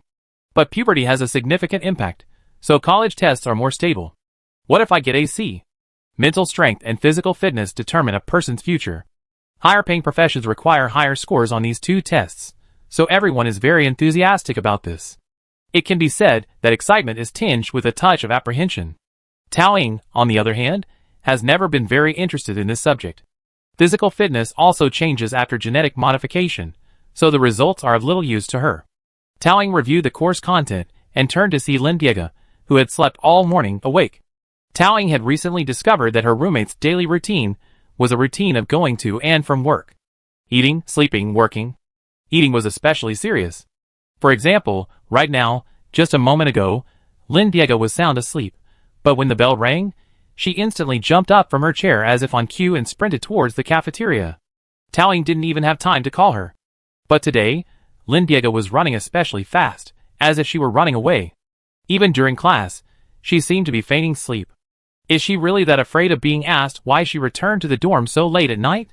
Tao Ying stroked her chin and smiled slightly. Just because she didn't ask didn't mean she didn't know anything. Chapter 22. Although she had a vague idea of what trouble Lin Diego had gotten into, Tao Ying decided to wait until the evening. After all, she still had classes in the afternoon. After lunch, Tao Ying went to the playground. The afternoon sun was warm, and the students gathered excitedly. Tao Ying sat off to the side, basking in the sun. The driving instructor was a woman named Ji. Tao Ying felt familiar the moment she saw her, but she couldn't remember where she had seen her before. Until Ji turned around, revealing the long scar across her neck. She remembered. Ji, Marshal of the Arc Federation. She had led the 1029th Mecha Corps, annihilating over 1.5 million Zerg, including 7 S-Class and 3,367 A-Class. She was a formidable commander, both in command and combat. Tao Ying had met her before when she went to the Arc Federation for a mecha technology exchange. But after suffering mental damage during a battle, Ji retired due to her injuries, and no one knew where she had gone since. So he's hiding his identity and becoming an ordinary university teacher? Tao Ying pondered. Ji took the mental strength tester out of the warehouse, squatted on the ground, and began to adjust the instrument. Teaching assistant, everyone line up. Take my side for the physical fitness test, and teacher Ji for the mental strength test. The students chattered quietly as they waited. No, there's only one tester. How long will it take to complete the test? I heard it's quite expensive. Our college is probably short on funds. That's right. You see, we don't even have anyone dedicated to maintaining equipment, and yet, you're asking the teacher to adjust it. Ji stood up, tablet in hand, and lazily explained the precautions. See this transparent cabin? Once inside, place your hands where the instrument indicates and don't move. Divide into 2 teams, hurry up. Finish the test early, and the get out of class will end soon. Teacher Ji looked completely disinterested in the class. Tao Ying was first in line for the physical fitness test. Several strong friends, apparently in excellent physical condition, eagerly waited for the test.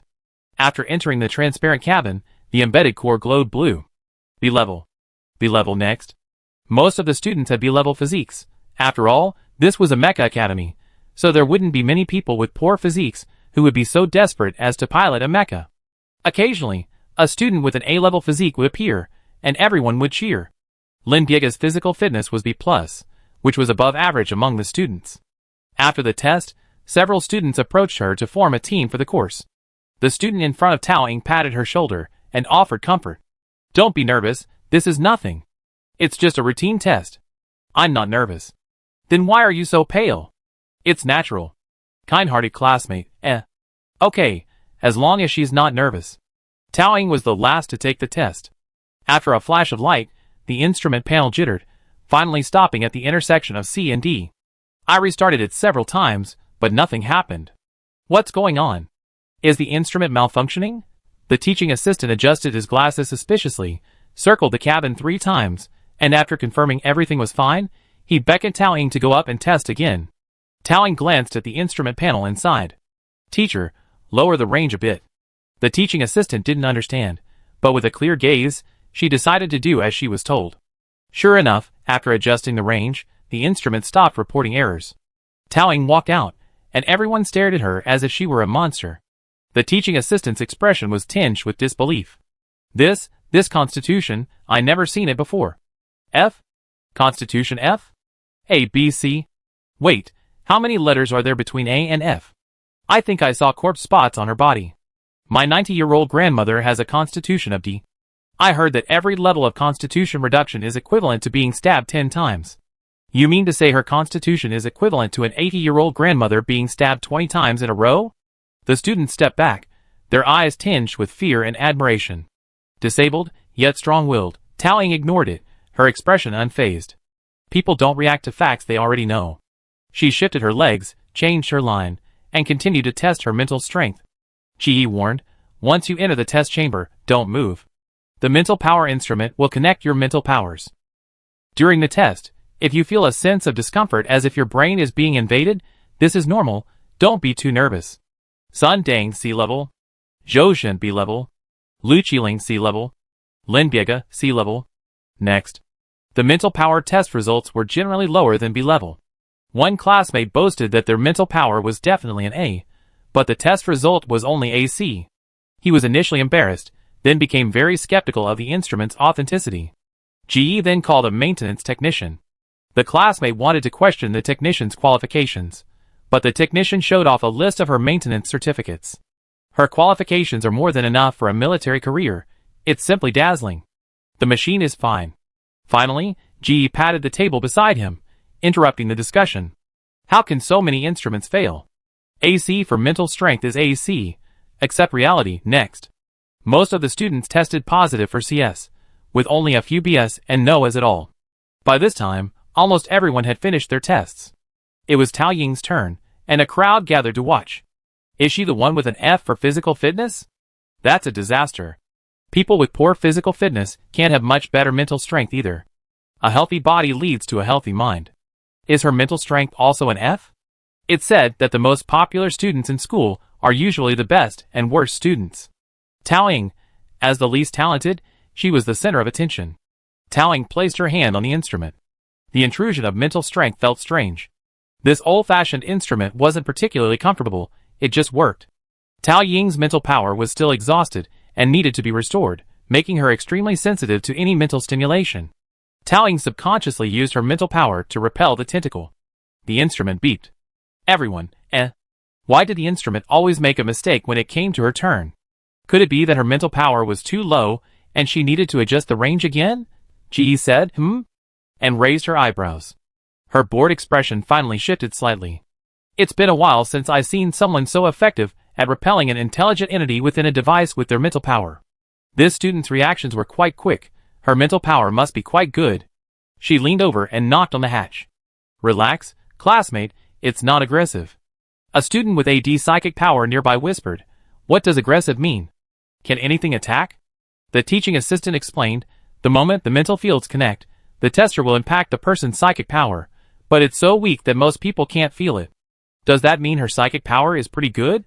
Maybe she's just not in good health, or her mind is too sensitive. Why can't I, with AB plus psychic power, feel it? That's... maybe? The teaching assistant hesitated, but in her mind, she came to a different conclusion. Psychic power can be simply thought of as muscle. The tester's psychic power probe can be thought of as a tiny injection needle. Feeling the needle is one thing. But the problem is, this student popped the needle out. Just like when you give an intramuscular injection, the muscles tense, and the force is so strong that the needle is pushed out of the body. That's a bit exaggerated. No, that's too exaggerated. This student's psychic power shouldn't be possible. The teaching assistant swallowed. How could that be possible? He rarely saw this level of mental power in the military. Tao Ying stayed in the glass chamber, concentrating on the test, oblivious to the conversation outside. She was still struggling with her physical condition. The genetic modification surgery was scheduled for next month, and the recovery period would take anywhere from 3 months to a year, which might affect her schoolwork. I really had to plan ahead. Tao Ying pondered this as she tried again. This time, the mental power instrument seemed to have automatically adjusted its test mode. Tao Ying's mental power wasn't overly repulsive to it, and the results came back quickly. When she walked out of the test chamber, everyone stared at her like she was a monster. Why did the scene seem so familiar? What's her mental power? S?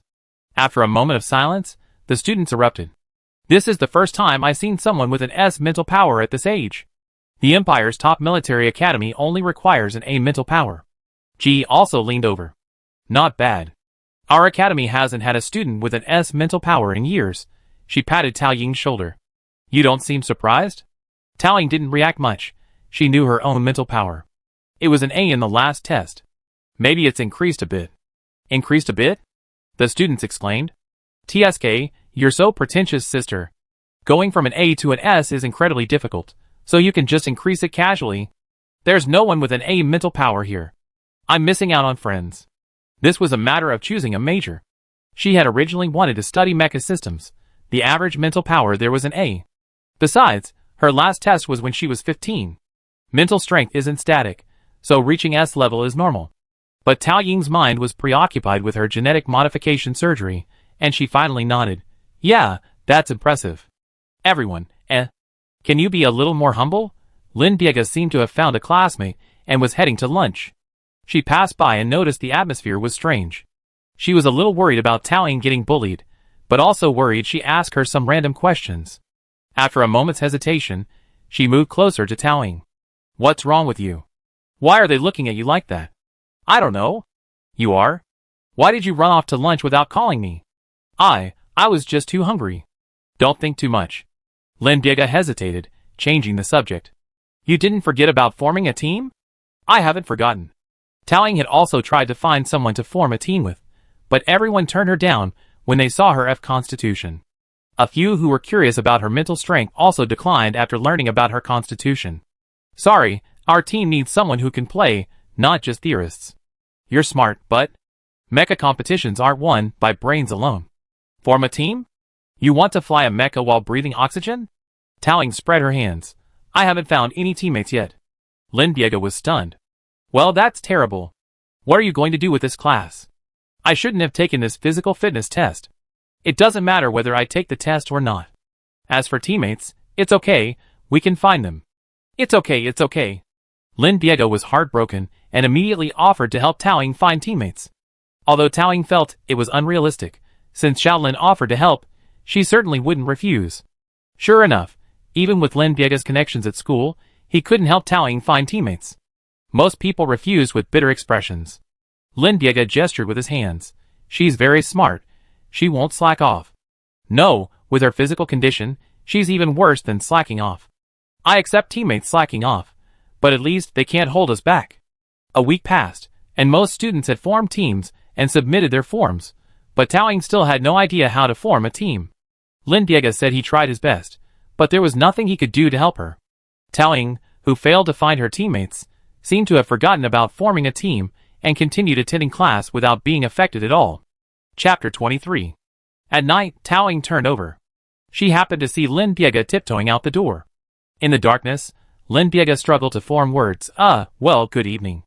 Good evening, Xiaolin-san. It's 3 in the morning. Where are you going? Tao Ying reached for the light, but Lin Biega grabbed her. Lin Biega's voice was a little anxious. Don't turn it on. It was clear that Lin Biega was in trouble, but she had no intention of telling her. After a moment's silence, Tao Ying withdrew her hand. Okay, since you insist on not telling me, I respect your independence and won't interfere with your decision. Hearing Tao Ying's words, Lin Biega breathed a sigh of relief. Lin Biega, this matter has nothing to do with you. I can handle it myself. It's not a big deal, and even if there were, you can't solve it, so just leave me alone. Lin Biega spoke a long stream of words, but Tao Ying remained silent. Lin Biega cautiously turned back, only to find Tao Ying had already turned over and fallen asleep. There's no need to fall asleep so quickly. Hey, you should at least check on your roommate. Lin Biega was indeed in serious trouble. She was working at an off-campus coffee shop and accidentally soiled a customer's clothing.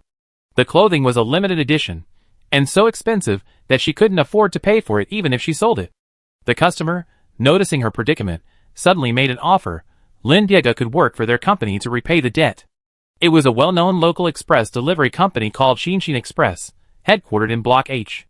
Lin Diego checked and found it was a legitimate company. She didn't find anything suspicious, and since she was desperate for money, she decided to go. But after working for a while, Lin Diego gradually sensed something was amiss. All her deliveries were delivered in the middle of the night, all to the same location, and without exception, they were all fresh produce. Yesterday, she accidentally broke a box. Curiously, she peered inside and found a beating mass of flesh. A heart, preserved in a preservation solution. Frightened to death, Lin Diego nearly threw the item away. After sprinting to deliver the package, she rushed back to her dorm without looking back. But in her haste, she forgot she hadn't received her last day's pay yet, so she had to go again. Early in the morning, Lin Diego sneaked up to the second floor of Shinshin Express. The boss was waiting for her inside. Lin Diego, I'm here to pick up yesterday's pay. Oh, of course. We never withhold wages here. The boss, with a bulging beer belly, slowly opened a drawer and pulled out a wad of cash. Seeing you've been working so many jobs before, you must be really short of money. You left in such a hurry yesterday, you didn't even ask for your salary. Did you see something? A test, a blatant one. Lin Diego's heart was sweating, and she suddenly regretted her decision to come here today. If it weren't for the lack of money. Lin Diego swallowed. No. I just suddenly remembered that I have unfinished homework for a class, and need to finish it quickly. Oh, that's it. The boss seemed to accept this explanation, and counted out a wad of cash for her. But the box was broken, so the money will be deducted from your salary. Okay. Lin Diego took the money, but the boss's grip was so tight that she had to pull it hard before she could get it into her palm. Then I pay you back. Lin Diego didn't want to stay here another second longer, and rushed to leave. The boss gestured to the side, and two men in black emerged from the shadows, and pinned Lin Diego to the ground. Lin Diego looked up. What are you doing? I already paid for the clothes. Clothes? Oh, you mean that? The boss took off his coat with a strange pattern and kindly placed it over Lin Diego's head. That's settled. There's another. The boss held a ballpoint pen, clicking it rhythmically. You broke the box. Did you see anything inside? No.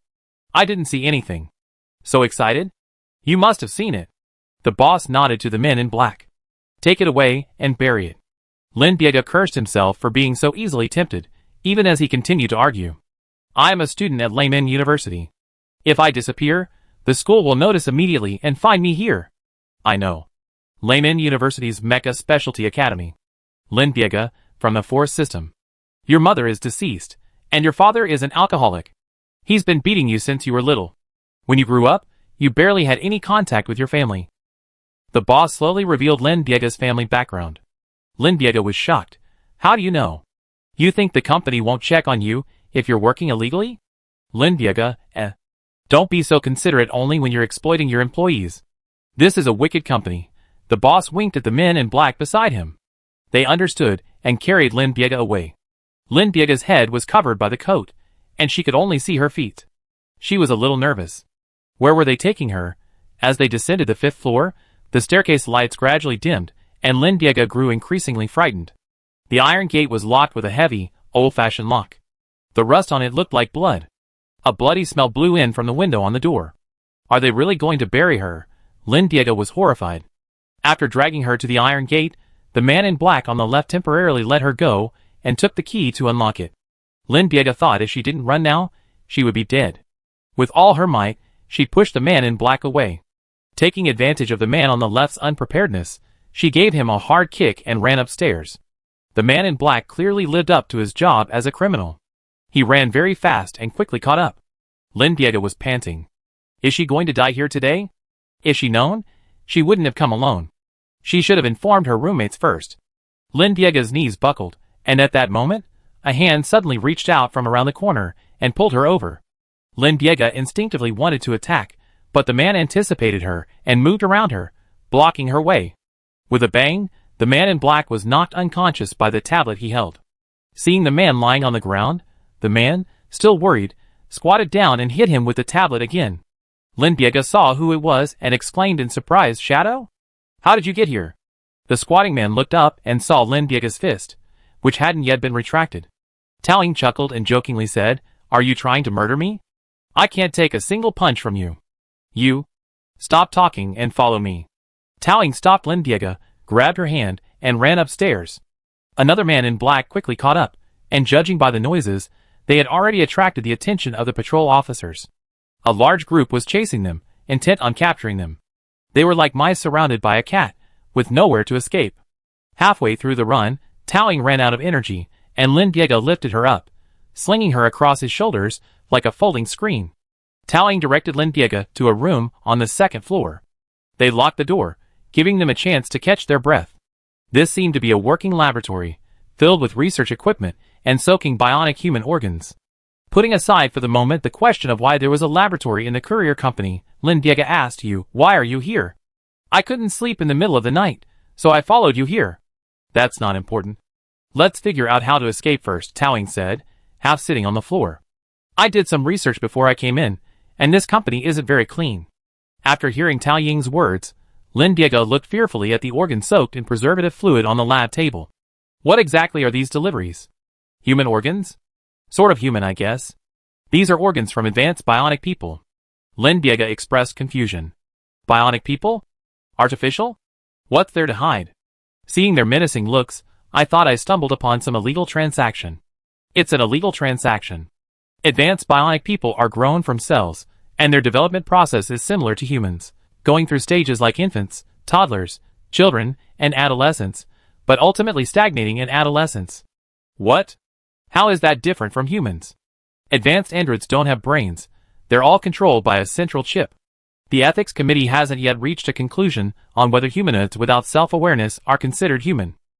Tao Ying spread his hands. "But anyway, due to ethical issues, advanced androids aren't allowed to be sold in Lemon. So, there's a thriving smuggling industry." "So, was that what I was transporting a few days ago?" "It was their goods. But don't worry, you know nothing. You're doing a legal job.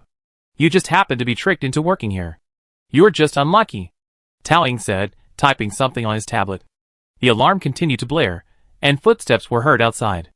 "We checked all the other rooms. Those two bastards must be here." A group of people kicked open the door and began searching the laboratory. Under the table, Tao Ying and Lin Diego lay on the cold concrete floor, watching two pairs of shoes move back and forth in front of them. Lin Diego held his breath. The man in black began checking under the tables one by one, 5 steps, 4 steps, 3 steps.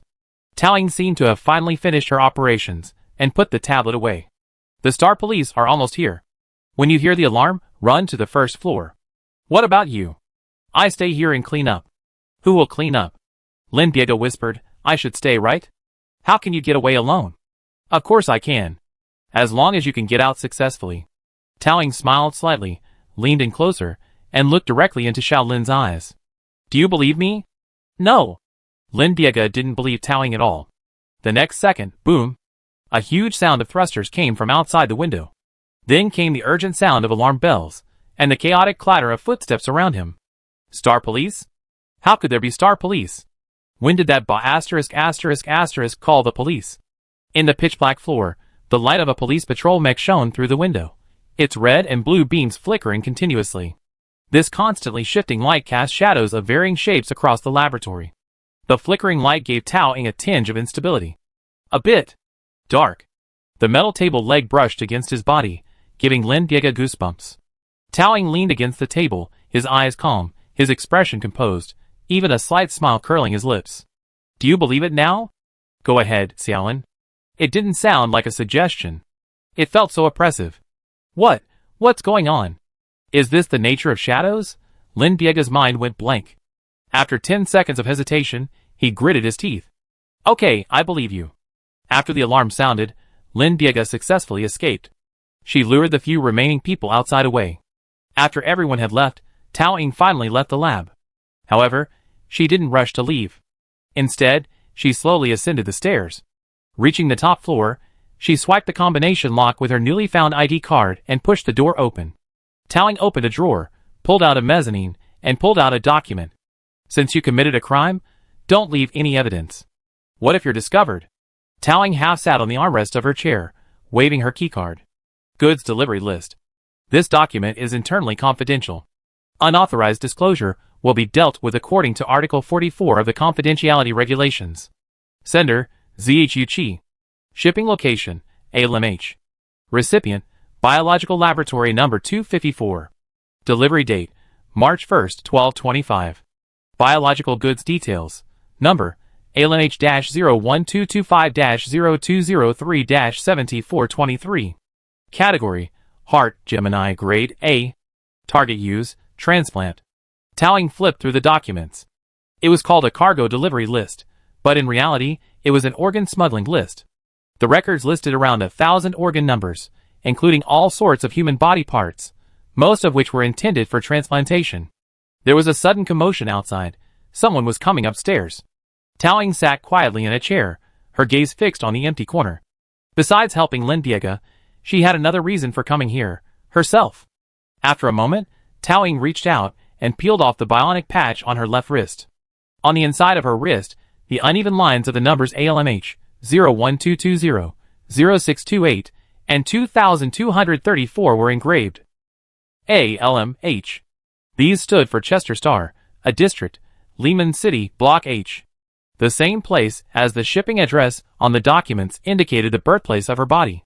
It was probably because the organs were of such poor quality that they were sent to a remote star system for disposal. After finding some documents related to this body and destroying the data, Towing shrugged, took a few photos, and sorted the documents and the collected evidence together. She then sent an anonymous text message to the Star Police. Then, as if strolling around at home, Towing, hands in her pockets, walked slowly downstairs. The sirens continued to blare. A group of Star Police had gathered downstairs, conducting a building-by-building search. Towing was exhausted and just wanted to rest. She didn't particularly want to confront them. But the building was sealed off, making it impossible to avoid them. 2 minutes later, Towing stopped in front of a door. Pushing it open, the faint smell of metal and disinfectant hit her face. In the coldly illuminated space, hundreds of androids turned their heads in unison. Towing leaned against the door and lazily snapped his fingers. "Help me, friend." Chapter 24. Lock down the entire building. Don't let anyone out. The Star Police's voice boomed throughout Block H. In the top floor room, a man quickly opened a drawer and placed all the documents into the shredder. With a bang, the papers were instantly reduced to ash by the intense heat. The Star Police, in a light blue uniform, kicked the door open and, gun drawn, aimed the red dot precisely between the man's eyebrows. "Don't move." The Star Police, wearing tactical goggles, shouted coldly. The man was clearly caught off guard by the Star Police's swift arrival. Before he could react, he was quickly subdued. The Star Police, gun drawn, emerged from the other two rooms. All clear. The individuals involved in case A924875 have been apprehended. The Star Police, wearing tactical goggles, nodded, sent a message to his companions, and then glanced at the documents on the floor. The Star Police officer pulled out handcuffs and said sternly, "Bao Zhongtong, you're suspected of illegally cultivating and selling bionic human organs." Bao Zhongtong struggled a few times, but to no avail. He stared up. It was all because of that student, who had appeared out of nowhere. His entire shipment was ruined. The security guards hadn't noticed someone sneaking in. Who knew what they were doing? They opened the gates, all of them. Bao Zhongtong was furious, but then he thought again and consoled himself. It didn't matter. He already destroyed all the evidence. The Star Police couldn't catch him. Even if he lost the shipment, he could easily get it back. Thinking of this, Bao Zhongtong regained his confidence and puffed out his chest. He said to the Star Police officer triumphantly, "Do you have evidence? You can't arrest anyone without proof. I sue you later." The Star Police searched the area, apparently finding no evidence, and their faces turned grim. Bao Zhongtong grew even more complacent. "Let me go!" At this moment, a trainee Star Police officer trotted over and whispered something to the armed Star Police officer. The trainee Star Police officer handed over a sheaf of papers. The Star Police officer picked up the documents and held them before Bao Zhongtong, allowing him to examine them carefully. When Bao Zhongtong saw the contents, he was stunned. Cargo list? Didn't he just burn it? Where did these documents come from? The Star Police officer sneered. No complaints now, right? The entire smuggling list is here. Just cooperate with the investigation. Outside the building. Because of the Star Police officers gathered, with the police mecha stationed nearby, passers-by quickly gathered around. What happened? It's quite a big deal, with so many Star Police here. It must be some major case. I heard it's related to a courier company. Shinshin Express? I often use their courier to send fruit to friends. It's quite useful. What happened? Don't use it. I heard they're using their internal cold chain to illegally and secretly transport human organs. What? Everyone was buzzing with discussion.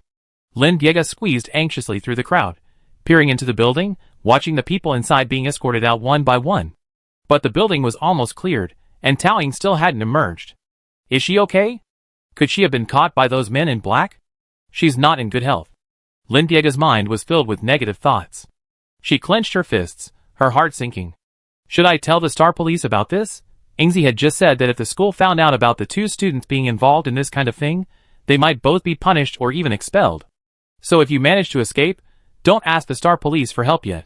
But this matter had nothing to do with Shadow in the first place. She was dragged into this to save herself. After a moment, Lin Diega gritted her teeth and risked her life. She couldn't watch her friend get hurt. At worst, she'd drop out of school, but she had to tell the Star Police about this. Lin Diega, clutching the yellow KEPET warning tape, was about to call for help when she was startled by a sudden bang. What was that noise just now? It sounded like it came from inside the building. Was there a fight between the Star Police and someone? It didn't sound like gunfire. The next second, the sound became even more pronounced. Bang, bang, bang. The regular bangs and sirens combined to form an eerie rhythm. The ground shook slightly, and dust from the floor fell along the wall. The creaking of mechanical parts grew closer and louder. Then, as if possessing their own consciousness, 5 androids emerged from the building. They had the same movements, the same expression, each step perfectly synchronized, pacing to the same cold drumbeat.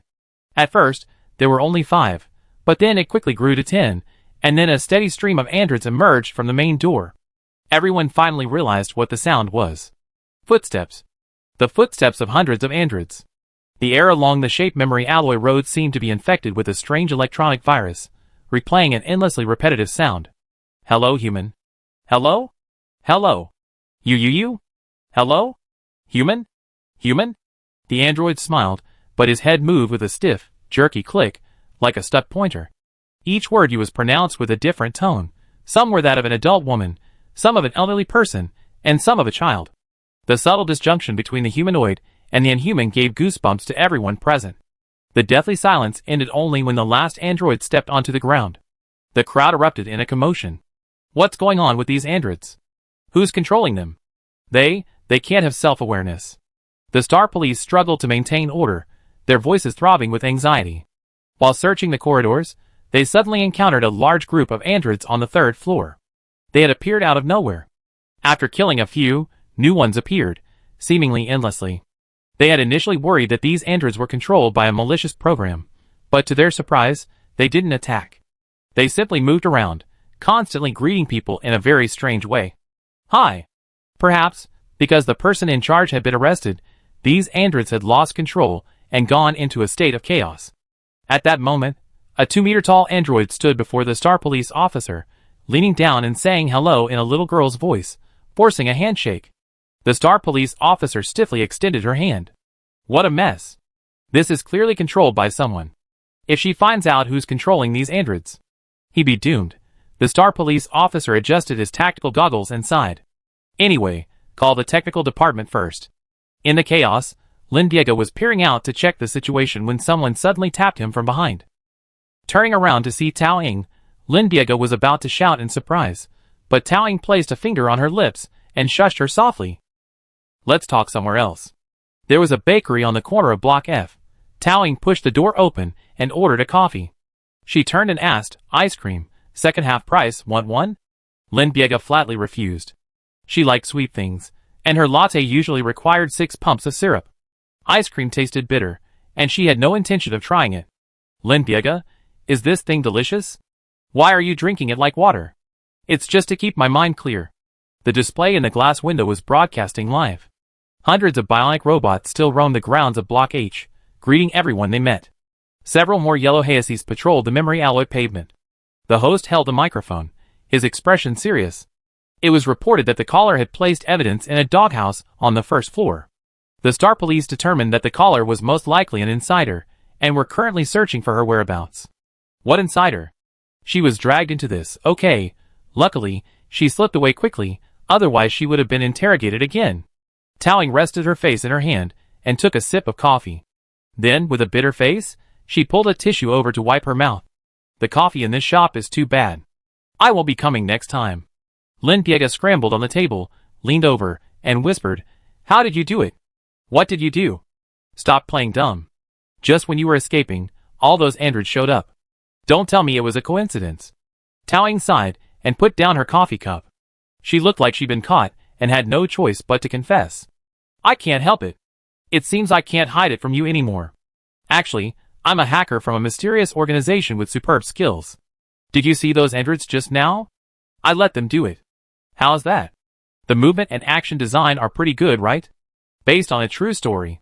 Lin Piega, Although the logic is sound, I still feel like I'm being fooled. After thinking about it, she probably didn't want to tell the truth. It's normal for people to have secrets they don't want to share. Lin Piega didn't delve into it.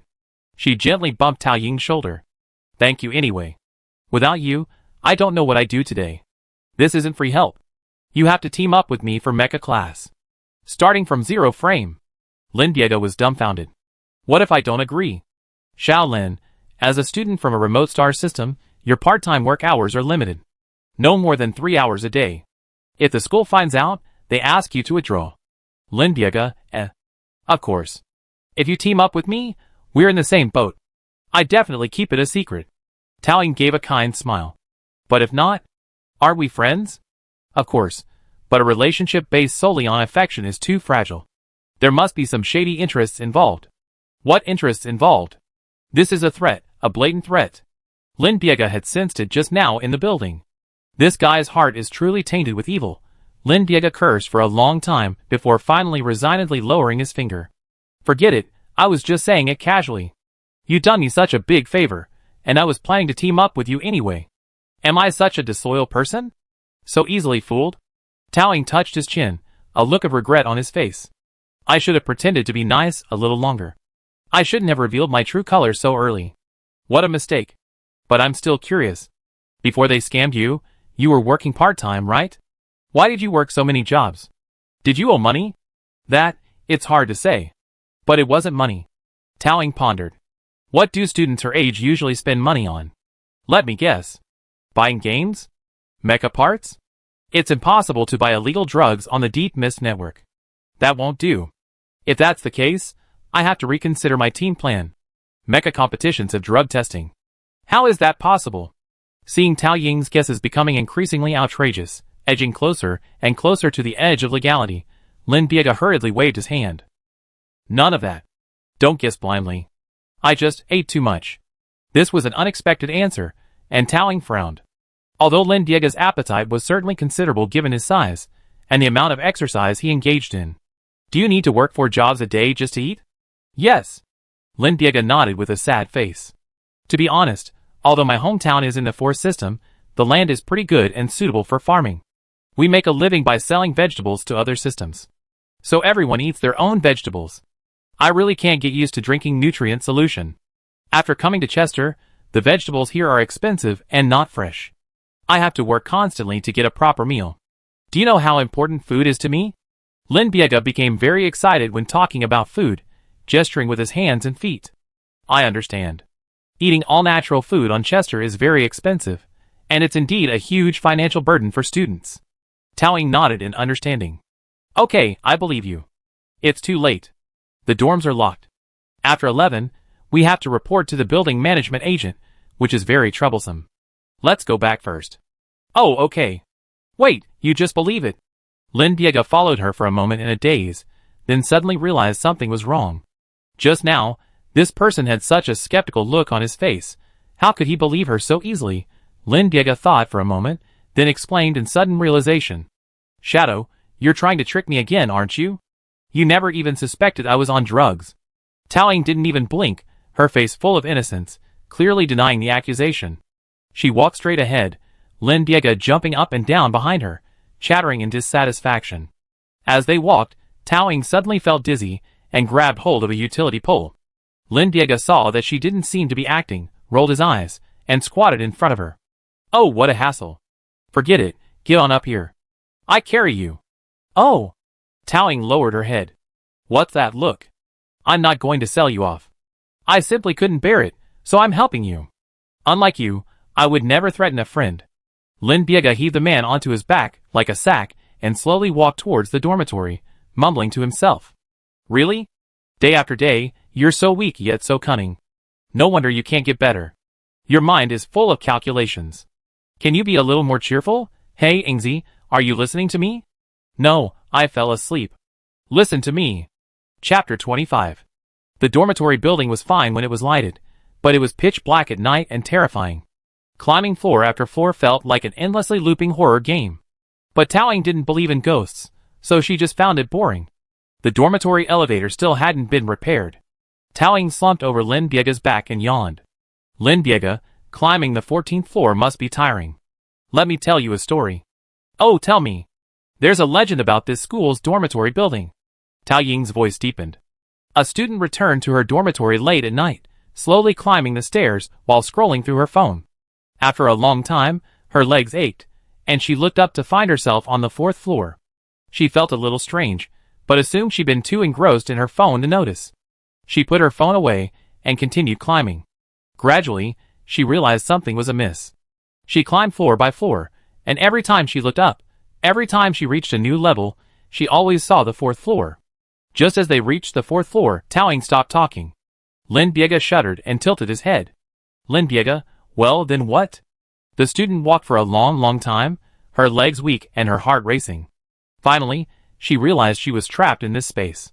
No matter whether she went up or down, she always ended up on the 4th floor. She looked at the corridor, which grew darker with each climb, swallowed, and finally decided to enter the 4th floor hallway. And just as she stepped into the hallway, the door behind her suddenly slammed shut. The student pounded on the door frantically. At that moment, a breath of air clung to her from behind. Tao Ying leaned close to the back of Lin Biega's neck, as if someone was breathing on her. Lin Biega nearly jumped out of fright. Tao Ying's lips curled slightly. Are you afraid of ghosts? Who is? Go on. Okay. Tao Ying shrugged and continued her story. The student turned around in fear, only to find no one behind her and a huge mirror hanging on the wall. In the mirror, her back was pressed against the door, panicking, her face etched with fear. But the next moment, she stopped moving. More than that, she smiled strangely. Then, the figure in the mirror slowly raised her hands. Those hands climbed up her body and wrapped around her neck. The student, suffocating, could only watch those hands tighten through the mirror.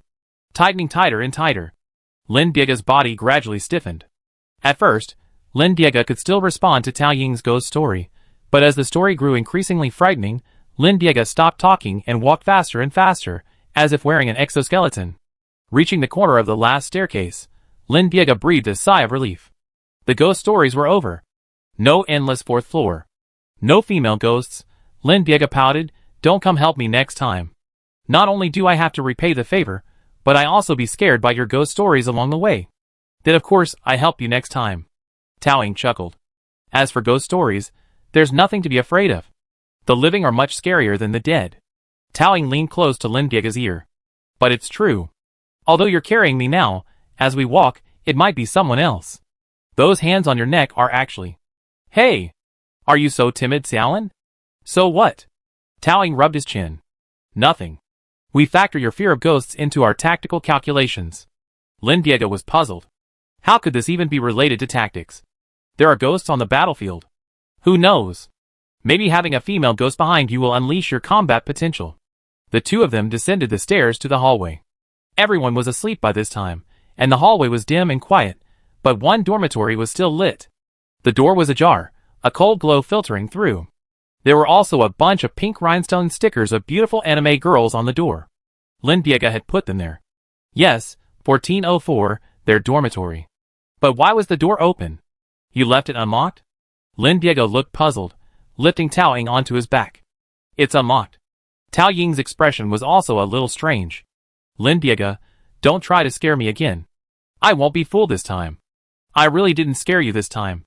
Tao Ying had barely landed on the ground, barely finished her words, when Xiaolin's leg slipped through the crack of the door, and the old, dilapidated dormitory door creaked open. A cool breeze blew. Tao Ying's gaze naturally fell on the windowsill. A girl sat on the edge of the windowsill, her legs dangling gently. Her frail body looked as if a gust of wind could blow her off. Her skin was as pale as paper, half of her face obscured by her clear hair. At the sound, the girl turned, her cat-like light golden pupils gazing in her direction. Her eyes were wide, and there were traces of tears in the corners. Oh, a bit like an elf from a fairy tale. Towing rubbed her chin. Lindiega's hands trembled. Ghost, ghost, ghost, ghost.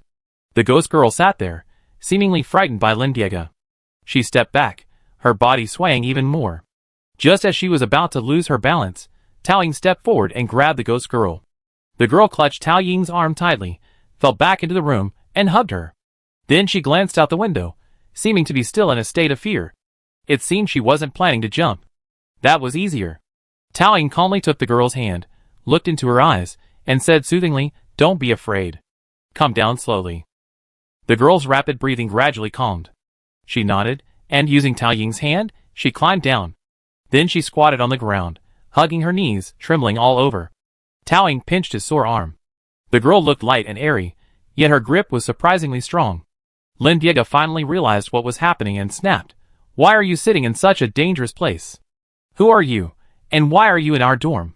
Lindiega wanted to say something more, but the girl, probably frightened, opened her mouth, speechless for a moment. Tao Ying shook her head. "Give her some time." The door was unlocked with a key.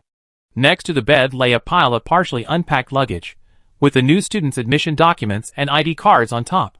This person wasn't a ghost, it had to be their dorm's mysterious roommate number 3, who hadn't appeared in the past. Tao Ying poked Lindiega with a glance. Lindiega had been confused, but Tao Ying's reminder suddenly made her remember. That's right, their roommate who hadn't reported in was called Pumpkin? Nangua. Yes, that was the name. Okay, the question of why she was here was solved. But more importantly, what was she doing sitting on the windowsill so late at night? She couldn't possibly be looking for some fresh air. Tao Ying stared at the empty windowsill, her thoughts suddenly drifting. She remained silent for a long moment, and Lindiega gave her a bewildered look. "Why are you suddenly daydreaming?" Tao Ying blinked, coming back to her senses. "Nothing, just thinking about my first love." "You? First love? How can someone as calculating as you be able to be so innocent?" Lindiega looked incredulous. Tao Ying said seriously, "Of course, I'm a romantic." "Okay, if you say so, then so be it. But what about Nangua reminds you of your first love?" Tao Ying pondered carefully, analyzing the situation thoroughly, and concluded, "They're both beautiful?" There was still a sense of broken innocence about her. "Okay, I know your first love is beautiful," Lindiega gritted his teeth. "You should think of a way." She's still crying, her tears are like barbecue skewers. Indeed, Xiaolin is only good at eating barbecue, not coaxing people. Tao Ying understood and took 2 steps forward, but not too close. After Nangua calmed down, Tao Ying picked up the crumpled major description on her desk. "You like mecha literature?" With the opening conversation, it was easy to get to the point. Under Tao Ying's guidance, her new roommate slowly explained her situation. Nangua was from a small planet in the 3rd galaxy, and her dream had always been to major in mecha literature at Limen University. Nangua had good grades, so despite her family's poverty, she was able to attend high school thanks to a scholarship. She happily filled out her application and waited to come to Limen. But the moment she saw the acceptance letter, she felt like she had been struck by lightning. Her guardian secretly changed her application. Limen University's Mecha Special Academy? How could Nangua fly a mecha? The guardian confidently said that flying a mecha would allow her to return home and find a job, and that this was for her own good. "Who will take care of your brother if you leave? If he doesn't want to study, he can stay and take care of the family. Or find someone to marry. We won't have the money to pay for your tuition," the guardian said, coaxing her brother. She didn't take the change of application seriously at all. Nangua had a big argument with her guardian over this, but the facts were irreversible. After a few days of grief, she used the savings she had saved for years to buy a boat ticket and, without telling anyone, arrived in Limen with her suitcase in hand. She also resolutely deleted all contact information from her guardian. This was the most outrageous thing she had ever done in her young life. At that time, she had believed that as long as she could leave the 3rd galaxy, even if it was a field she wasn't good at, she could change her life. But upon arriving in Limen, she discovered that Limen University's Mecha Special Academy was a 3rd-rate institution. That's how it happened. She sat on the windowsill, hoping to catch some fresh air to calm down. "Sorry, I just felt like dying. Nangua sighed. I understand. It's human nature. Me too. But what major is mecha literature? Can Chinese characters be arranged and combined like this? It's a comprehensive major covering mecha philosophy, history, and future exploration.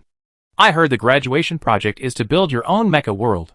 Doesn't sound very lucrative. Seeing the sadness in her eyes fade, Taoying took a step forward, closing the distance and offering her a tissue. Nangua sniffed and scooted forward in his chair. Are you also being tricked into coming here by the title at Lai University? Taoying explained briefly that she had originally wanted to study mecha systems, but for various reasons was now forced to operate mechas here. We share the same pain, Nangua sighed repeatedly, then asked Lindiega, what about you? I don't really think so. My grades wouldn't get me into Lai University, Lindiega scratched his head. I came here for the food in the cafeteria. Although I got scammed there too. The three of them bonded over their similar experiences. Just then, the teacher sent a message saying that something urgent had happened and the class was postponed. They huddled together in the dorm, chatting for hours. It was past lunchtime, and Lindiega was eating and playing games. Nangua accepted the situation, took Taoying's notebook, and began catching up on the missed classes. Taoying was exhausted, as if she'd been run over dozens of times. She took a 5-hour nap before waking up groggily. Today was the last day to form teams for the mecha class. Taoying opened her laptop and began filling out forms. Lindiega had joined the team, requiring 3 people. The remaining one? Taoying turned sideways. The deadline for forming teams for the course is tomorrow. Pumpkin, have you found a teammate yet? Nangua was munching on some dried meat when she heard Taoying's words and suddenly looked up, nearly choking. Nangua asked cautiously, what team? For the mecha class, teams of 3 or 4 are mandatory. It was obvious that Nangua had just arrived at the school and had barely finished the admissions paperwork, so she had no chance of learning about this. Is the deadline tomorrow? But I don't know how to fly a mecha, and I don't know anyone at school, Nangua said nervously, sweating. What if no one wants to form a team with me? What if I fail the course? What if I can't pass the makeup exam and have to repeat the grade? What if I don't even graduate? Nangua's anxiety was visibly growing. She paced back and forth like a stereotypical zoo animal, finally opening the window to try to calm herself down. After a moment, Nangua turned around and gave a sad smile. I really still want to die. Taoying said seriously, if you're worried about finding teammates, you can join our team. We're just short of people. Nangua's eyes welled up. Can I? But I'm not very capable. I'd be a burden to you. You're quite capable. You won't be a burden. Nangua thought for a moment, nodded, and climbed down from the windowsill. Well then, I won't die yet. Add me to the team. Thank you, Xiaoying. You're welcome. Congratulations on surviving another day. Taoying turned around. Xiaolin, what do you think? Lindiega, I don't mind. Now it was her turn to feel a little suicidal. Chapter 26. The day of the first computer class soon arrived. The students arrived and lined up according to their team formation. The atmosphere inside was a mixture of tension and excitement. After all, for most students, this was their first encounter with mecha equipment. Not a holographic game, not an image on a screen, but a real mecha. The old warehouse door slowly opened, dust and light drifting out, revealing several mechas. They were humanoid mechas, all of the same model. The body was crimson, with a hint of white on the head. The paint was a bit mottled from excessive use. The model was? Taoying thought for a moment. Garcia Valentine X. Coded G-VX89, manufactured by Garcia Electronics, an all-purpose standard mecha, 5 meters tall and weighing approximately 6 tons. It was a small, electrically powered mecha. The codename came from the designer's name. Because Valentine means Valentine's Day, some people also call this model Valentine's Day. But Taoying usually calls it VX89. It's a bit of an older model, but it's quite stable. It's a reasonable machine for training. The only problem is that the original battery isn't very good and often breaks down. A classmate started coughing from the dust in the warehouse. How long has this mecha been in use? Can it really be powered on? Only 6 mechas? Doesn't that mean only 2 teams can use them at a time? With over 50 people in a class, and based on the 3v3 course, we have to split into 8 groups. Practicing in pairs, how long will the waiting list be? Can't Lane University allocate a little more funding? What can we do? We're not the only ones in our academy. G inspected the mecha and, to everyone's expectant gaze, unsurprisingly delivered some grim news. Everyone run 5 laps first. The mecha's power's down. We need to recharge it. Ah. Everyone murmured in disappointment. If you keep talking, we add 3 more laps. Teacher G's words were like a whip, powerfully lashing out. The students tacitly shut up, quickly forming a single line and starting to run. Linbiega, with his superior physique, charged off like a fly, leading the pack. Although Nanguo looked frail, he ran steadily. Tao Ying could barely keep up at first, but halfway through a lap, her breathing became difficult. Nanguo, having just finished her second lap, slowed down and aligned herself with Tao Ying. Xiao Ying, are you okay? You look so pale. Tao Ying was speechless, so she could only gesture to Nanguo to leave her alone and run. Nanguo hesitated, then whispered, if you can't hold on any longer, don't force yourself. Your health is important. With that, she sped forward. Teacher G lazily opened the storage room, plugged in the power transformer, and dragged a recliner from somewhere, lounging leisurely on the playground in the sun. Soon, Tao Ying was the only one left on the playground. Everyone had finished running and lay on the side of the road, gasping for breath. Who is this person? Is she from our class? Why hasn't she finished yet? Someone came to the edge of the track and took a closer look. Suddenly, they realized, oh, I remember. She's the student with Constitution F. That's her. I hadn't seen her a few days ago, and I thought she dropped out. Why would you drive a mech if you're in such poor health? Someone nearby snorted. You should drop out, so you don't hold everyone back. Who is she? She seems quite hostile towards Xiaoying. Nanguo whispered. Lin Bigu scratched his head embarrassedly. She invited me to team up before, but I joined you guys, so I turned her down. And when she found out Shadow's constitution was F level, she got a little upset. Nanguo whispered, F level? Are you talking about Xiaoying? Yes, I don't think I told you yet. She has an F level constitution. Lin Bigu had expected Nanguo to feel a sense of disappointment, like, my teammates are so unreliable. But she exclaimed, wow. She's amazing. Lin Biega, question mark. Did she just have a problem with her ears? What's so amazing about her physique? Unique? Nanguo pulled a sketchbook from his pocket and began to sketch Tao Ying running.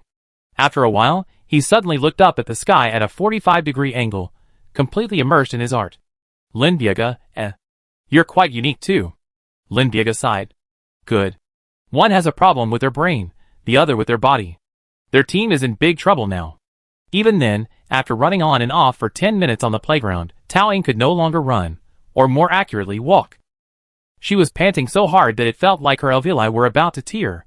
Tao Ying coughed twice, and decided to stop and rest. At that moment, there was a sudden crunch from the sole of her right shoe. After a sharp pain, Tao Ying's center of gravity shifted, and she suddenly fell forward. With a dull thud, Tao Ying fell to the ground. How could a good person fall flat on their face? A nearby classmate was startled and quickly reached out to help her, but seeing Tao Ying's expression, they felt they couldn't touch her. They could only shout, Teacher, a student here has collapsed from exhaustion. Teacher Bai quickly ran over and asked if Tao Ying was okay. Tao Ying took a moment to recover, holding her knee and standing up. It's okay, just a fall. I'll be fine once I get up. Student, your knee is scraped. Let me bandage it. Sit on a chair first. Ah, student, why did you faint? Teacher Bai let out a sharp, booming cry. In the year 1225 of the star calendar, at Lehman University, a fragile college student fell while running and was admitted to the medical ward. The class's first mecha class was cancelled because the mecha hadn't fully recharged by the end of the get out of class, and because the student had fainted. Because the incident was so bizarre, it was even reported in the school newspaper. After that faint, Tao Ying became a household name. I heard that the student in your class with a physical F continued training even after fainting. She ran 3 laps, and was carried away on a stretcher. She didn't run 3 laps. I saw clearly that she walked 10 steps, paused for a minute, walked 10 steps, and paused for another minute. That's 3 laps. I heard she also fainted when she saw blood. Although our school doesn't have a good reputation, this is a disgrace to us. But her mental strength is S. You really believe her mental strength is S? There must be something wrong with the equipment. From the first year of the star calendar until now, have you ever seen someone with such a huge disparity between physical strength and mental strength? Even if her mental strength is impressive, the requirements for perceptual mecha pilots are very high, and even we would be eliminated. Her? Physical F? She wouldn't even qualify to compete. And at this moment, Tao Ying was lying in a hospital bed. lying peacefully in a corpse.jpg. She had originally thought it was just a minor injury and planned to return to the dormitory the next day. But before she was discharged, another scan revealed a broken knee. She would need about 2 weeks to recuperate, and she wouldn't be able to attend computer classes. Who would break a bone just by falling flat on their face? At this point, Taoying decided to finish her homework for the other mecha theory courses first. She could cram for the computer classes after she recovered. She clicked on the courseware for Comprehensive Mecha Development course. As the name suggests, this course deals with mecha design and is a highly comprehensive subject. It's quite difficult to get a unified evaluation from students. Even at Lehman University, a place full of top students, not everyone dared to take this course. But Taoying chose it without hesitation, and even dragged her 2 teammates along as well. The professor who was teaching the course, Tong, was known to Taoying, having worked with her on projects before. Tong highly valued her students' abilities, and was very pragmatic in her grading. There was no hope of her using her teacher-student relationship to help you out at the end of the semester. It all came down to grades. But on the other hand, as long as you could come up with a design that satisfied Tong, she would give you a perfect score. Xiaoying, I copied the course notes for you. Nangua's handwriting was beautiful and neat, and the notes were very comprehensive, saving Taoying a lot of trouble. Taoying took the notes. Thank you. But Xiaoying, are you really sure you can design a mecha that will satisfy the teacher in just 3 months? Of course. That's the only thing you don't doubt. Pumpkin. What are you drawing? You? Me? Are you drawing her lying in bed with a cast on? Taoying curiously took the sketchbook and saw a bionic figure in a plaster cast on it. What does that mean? Oh, I just draw whatever I see. Nangua scratched his cheek, a little embarrassed. It's just that, for some reason, you give me a bit of a bionic vibe. Taoying raised an eyebrow. Such keen observation. If you don't like it, I won't draw it next time. No, it's pretty good. Taoying flipped through the sketchbook a few more pages. It mostly contained her and Lin Biega. She was a bionic figure, while Lin Biega, for some reason, was a beagle. Lin Beagle, eh? Taoying chuckled and handed the book back. It's quite fitting. Nangua, delighted to see Taoying acknowledge his art, clutched the notebook. I thought you didn't like these things. Taoying shook her head, righteously saying, how could that be? I'm a romantic. After chatting for a while, they began to divide up the work. Taoying was responsible for drawing the mecha design, while Nangua provided some aesthetic suggestions. Lin Biega was responsible for bringing them lunch. With the 3 of them working together, the design was quickly completed. It was soon time for the second computer class. While Taoying was still lying in the medical bay, her 2 teammates were about to begin training. It was a beautiful day today. The teammates had left for class early, and Taoying rang the bell, hoping the nurse would help push the bed to the window. The mecha class was just downstairs, perfectly visible from the window. The nurse disapproved, you need to rest. Taoying, then I have to go over there myself. Taoying limped and hopped towards the window. The nurse had no choice but to fetch a wheelchair and push Taoying to the window, considerately bringing a small blanket to drape over her legs.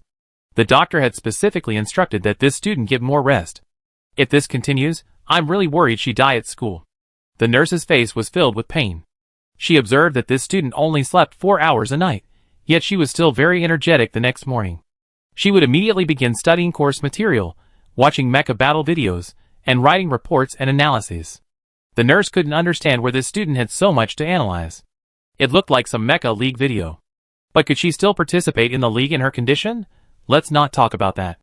According to that lively classmate, Lin, this student has already completed the finals for 2 courses. And school has only been going on for a month. This student hasn't rested a day while awake. She spends her entire day improving herself, with no time for leisure. Her self-discipline is terrifying. You didn't seem to get much sleep last night. Get some more rest. You're taking notes during practical classes too? The nurse counseled softly, her tone filled with concern. Taoying twirled the pen in her hand and tapped it lightly on the windowsill. Her tone was brisk yet forceful, with the composure of someone who has commanded a team for years. I'm the captain. Taoying smiled slightly. Keeping track of the team members and the enemy is a captain's fundamental responsibility. Chapter 27. Still thinking you're the captain at this hour? Alas, students these days work so hard. Although she disapproved, she also admired him. The nurse shook her head and left the ward. Taoying had already set up the recording equipment in the tactical simulation area. She connected the communication devices on her 2 teammates. Since I can't play myself, let's use my off-field advantage. To get a bird's-eye view. Taoing held a pen, her left hand pressed against the headset. Pumpkin. The other end replied, got it. Go on stage. This is your first time on a plane, so be careful. Okay. Lin Diego was not pleased. Why remind her to be careful? What about me? What about our friendship? Taoing, I believe with your abilities, you can always do your best. Lin Diego raised his head proudly. That's right. So easy to coax. Taoing shook her head. A team needs to understand each person's fighting style in order to formulate a good battle plan. Based on Tao Ying's current understanding of their personalities, Lin Diego was likely the type to attack wherever she was directed, but Nan Guo. She wasn't quite sure. Let's see how this match goes. Taoing zoomed in. There were only 2 players on their team, so the other team would also field only 2 players. 2 versus 2. During the pre-match greetings, Nan Guo approached weakly, politely saying, please give me some advice. The yellow-haired man on the other side looked her up and down, sneered, and turned away indifferently. Nan Guo was extremely sensitive to hostility, and clearly wasn't good at handling situations like this. She clutched her skirt, her eyes reddening, speechless. Bullying the weak? Seeing her teammates being bullied, Lin Diego, furious, turned around and shouted, hey, can you guys be a little polite? One of the 3 boys seemed to want to come over and apologize, but was stopped by the yellow-haired man. The yellow-haired man looked impatient. Would they even be worthy of saying hello? Why fight? It's a waste of time. That's right. Even if they win, it's unfair. Don't say that. It's hurtful. What? Did I say something wrong? Look at how weak she is. The yellow-haired man glanced in their direction with disdain. While others were whispering quietly, he was shouting loudly. Nan Guo, listening to their words, suddenly began to breathe rapidly and tremble all over. She clutched Lin Diego's hand, her legs weak and unable to stand. Based on Tao Ying's experience, it was a panic attack. Tao Ying frowned, pressed down on her earphones, and quickly gave instructions. Lin Diego, cover Pumpkin's mouth. Pumpkin, breathe in through your nose, deep breaths. Inhale for 4 seconds, hold for 2 seconds, exhale for 6 seconds. Yes, that's it. Don't be nervous, we're here, you're safe. With Tao Ying's soothing words, Nan Guo's breathing slowly calmed. Her small nose was red, and she looked pitiful. Nan Guo turned sideways, and wiped away a tear. Thank you, thank you. I'm sorry to bother you. I didn't mean to. I just can't control my tears sometimes. Lin Diego sighed, and pulled a wrinkled tissue from his pocket, and handed it over. Don't be afraid. I've seen people like him many times while working. They're just bullies who only care about the strong. Speaking so loudly, deliberately for you to hear, what a fool. I'm fine. Let's get on with the class. Taoing asked with concern, are you really okay?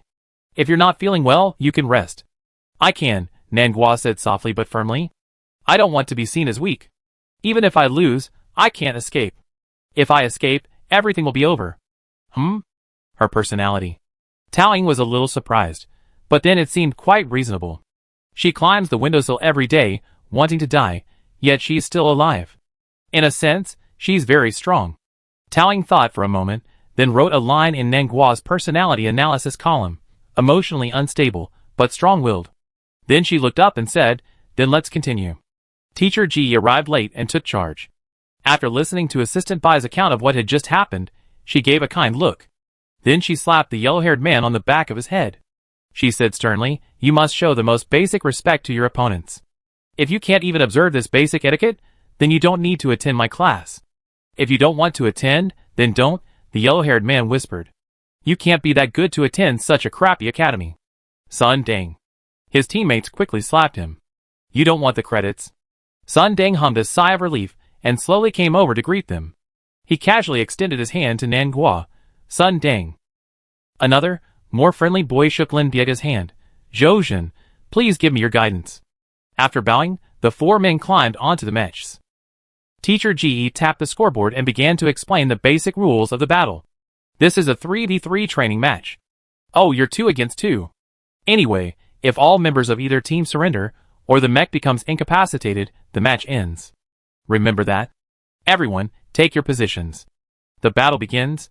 The moment the whistle sounded, the 4 mechs engaged in a chaotic battle. Honestly, everyone was just randomly attacking, with no real strategy to analyze. Nan Guo was nervous, his hands shaking again. Even though they crammed their mecha knowledge beforehand, actually getting on a machine was another story. Xiaoying, I pressed the power button, but it didn't respond. Lin Diega quickly replied, pull it up. Pull the handle. But the engine won't start. Taoying held her forehead with her hand. Nangua, don't listen to Bigger. Press left 4 down 3. Maybe the system is stuck. Restart it. As for Lin Bigger, that handle is for steering. Don't tell me you pulled it all the way down. Lin Diego was horrified. It's over. My hand just went up out of habit. On the machine I used to work on, this was the accelerator. What kind of job do you do? Operating an excavator. What kind of weird job was this? Lin Diego pulled the handle by mistake and fell to the ground. After a moment of adjustment, she was about to stand when the opposing mecha launched a sweeping kick, piercing her VX-89's leg. At Tao Ying's warning, Lin Diego quickly dodged the attack. She happily leaped from the driver's seat. Hey, look at me! Amazing! I can draw inferences from one instance to another. With that, Lin Diego pressed forward, charging forward and piercing Sun Dang's mech, sending it crashing to the ground. Tell you not to bully my teammates. The two men rolled on the ground, fighting, neither gaining the upper hand. Taoying observed for a moment, then, expressionlessly, wrote a line in the battle log. Like a fight between elementary school students, the fighting style was extremely childish. Even then, Nangua's situation was less optimistic. Because her mech was slow to start up, she had lost the initiative. The more panicked they were, the more chaotic their rhythm became. Zhouzhen, on the other hand, was perfectly at ease. He even gave Nangua a few minutes to maneuver. According to Lin Diego, Zhouzhen had flown a mech before and originally intended to attend military school, but his theoretical scores were too low, so he came here. With an above-average physique, he was a formidable opponent. He was about to attack. Taoying watched closely. The hydraulic actuator clicked, and a puff of white mist erupted from the mech's back. Zhouzhen stomped forward. The ground in the tactical simulation area shook. And the next moment, the heavy metal mech, its bow accumulating energy, shot towards Nangua like an arrow from a bow. The attack came too suddenly, and Nangua was unprepared. She fumbled and pressed buttons randomly. The mech she was operating began to sway chaotically, following her rhythm. There was no pattern to it. TSK, I told you she's weak. Sun Dang, pinned to the ground, turned and taunted. Lin Diego grabbed Sun Dang's neck with one hand and slapped him on the head of his mech. Still distracted? I beat you to death. Here, Zhouzhen's mech leaped up, leveraging gravity to strike Nangua with a palm strike. He intended to end the fight with this move. But the next moment, Zhouzhen's prediction didn't materialize, and he let out a surprised huh? Nangua's mech moved in a chaotic manner, yet it had managed to precisely block her attack. He asked Sun Dang, did you see what just happened? I saw it.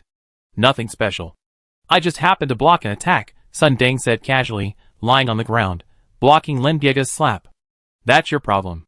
You always overestimate your opponent. Taoying stood up and leaned against the windowsill, her expression slowly becoming serious. Nangua blocked Zhouzhen's attacks 3 times in a row. It didn't seem like a coincidence. But it didn't seem like a conscious effort either. Nangua subconsciously defended against these 3 powerful attacks. Very talented. But still a little short of it. Talent alone can't win. As expected, due to the difference in experience, during Zhouzhen's 4th attack, Nangua was pinned to the ground, and the power cord was immediately unplugged. Ji lazily announced, Nangua down, 2:1. 2 versus 1, the battle situation changed in an instant. Taoying warned, Lin, be careful. Zhouzhen is coming for you. Lin Diego was still fighting Sun Dang, and without anyone to warn her, she had no energy to pay attention to the other side. Hyperventilating, she turned the mech around, facing the ground, and it landed heavily, pinning Sun Dang. Zhouzhen, on top of her, extended his palm, preparing to leap and strike. Lin Diego said painfully, no, big brother, is that the only move you have? Lin Diego yelled rabbit kick, and was about to kick Zhouzhen when the HUD panel suddenly went dark. Zhouzhen didn't attack, instead covering her VX-89's eyes. The next moment, Lin Diego was pinned to the ground. Lost? Taoying glanced at the computer. The match was only 15 minutes long. She lasted a little longer than she expected. Lin Diego's back and legs ached from the fall, and Zhouzhen pulled her mech up. Thank you.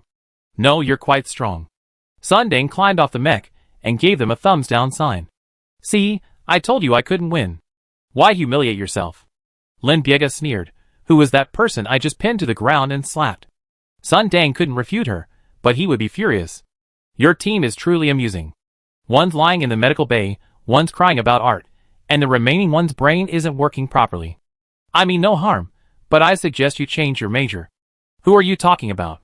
Lin Biega lashed out, still furious even after returning to the medical bay with his dinner that evening. After dinner, Tao Ying pulled her two roommates together to review today's match. She flipped through the densely packed notebook, lost in thought. There are many angles to review, but let's start with the most important. Tao Ying cleared her throat. First and foremost, your two-person teamwork was abysmal. Chapter 28. First of all, your cooperation is truly terrible. Nangua, Lin Biega, Tao Ying sighed. She had already exhausted her entire interstellar vocabulary, but couldn't find a more euphemistic adjective. Tao Ying stood up from her wheelchair and pulled out a transparent information board, which displayed an overhead view of the tactical simulation area. She then circled 2 points on the view.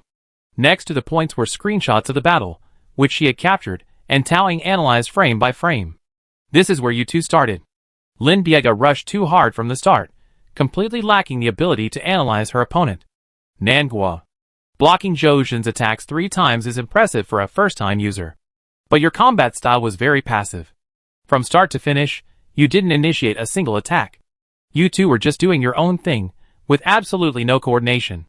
Lin Biega raised her hand weakly.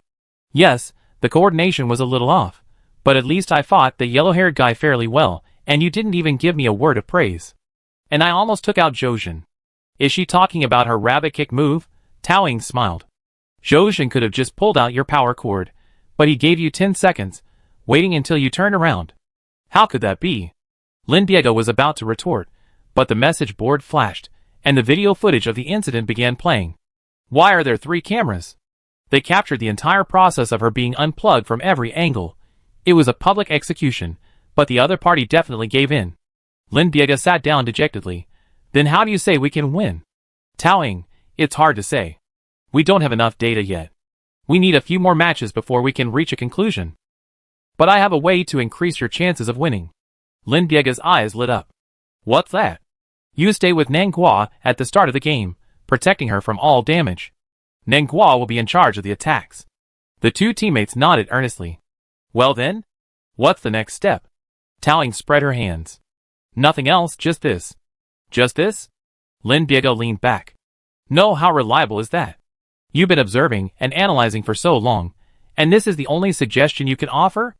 If I wrote a lengthy article titled Analysis of Lin Big and Pumpkin's Personalities and Fighting Styles, would you have the patience to read it? No, Lin Biega said firmly. That would be incredible. Tao Ying spread her hands. Soon, it was time for the second computer class. Tao Ying's fracture hadn't healed yet, but the doctor recommended some exercise, so she decided to go downstairs with him and sit in the viewing area to observe. It was the same lineup as last time, the same opponents as last time, Zhou Zhen and Sun Dang. The two teammates remembered Tao Ying's instructions. Lin Biega will protect Nangua, while Nangua will attack. It was just that simple instruction. Lin Biega still felt something was wrong. She was so brave. She must be good at attacking. Why was she supposed to be in charge of protecting? Nangua looked so weak, so it was obvious she was the one being protected. Lin Biega didn't seem entirely convinced, but she had no other choice but to try. The two teammates climbed into the mech, fastened their seatbelts, and waved to Tao Ying. The battle begins? As planned, Lin Biega didn't charge after the whistle. Instead, she took a step back, standing back to back with Nangua. The mecha made a reassuring thud. I'm on. Nangua's voice was tinged with unease. She wasn't sure if she could win, but she attacked Zhou Zhen decisively. Bang! Lin Biega blocked a blow from behind, and turning sideways, she saw Nangua maneuvering the bulky mecha, finding a blind spot, and swiftly reaching for Sun Dang's back, where 2 power cords lay. But unfortunately, his swing missed. Sun Dang dodged the attack, but it was with great difficulty. A chill ran down his back, and he quickly jumped back a few steps. Nangua's movements seemed much more skillful than last time.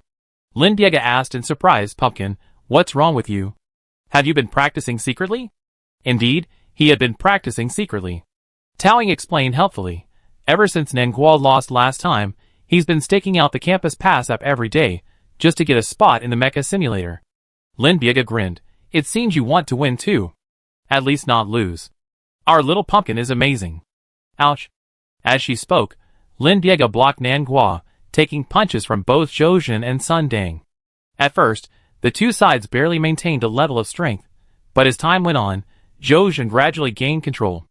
Nanguo's attacks began to drag her down, and as the battle grew increasingly chaotic, her composure lost its composure, and she collapsed. The initial balance was quickly shattered. And while Lin Diego was protecting her, he took a beating. Backing away again, Lin Diego was sweating profusely. No, Ingzi, are you sure this tactic is okay? We're being outplayed? Before she could reply, Lin Diego was suddenly sent flying. The mech bounced several times before finally slamming into the wall with a thud. The wall cracked, and Lin Diego cracked a bit too. How could they possibly win this? Nanguo glanced sideways at her worriedly. Lin Diego, are you okay? No, hiss. I knocked out a tooth. Lin Diego was in excruciating pain. Before she could even get up, Sun Dang grabbed her head and pinned her to the ground. Sun Dang, controlling the mech, first kneeled Lin Diego in the chest and slapped her twice. Then, feeling unsatisfied, he stood up, raised his foot high, and stomped hard on Lin Diego's chest. The field was filled with the sound of steel clashing, shaking the chests of the students in the spectator area. What's wrong? Weren't you quite pleased with yourself when you beat me up last time? Why can't you laugh now? Come on, get up. Keep slapping me? Sun Dang said sarcastically smugly. I told you, I advise you to change your major soon. You're simply not suited for it. Before Sun Dang could finish his words, he suddenly choked.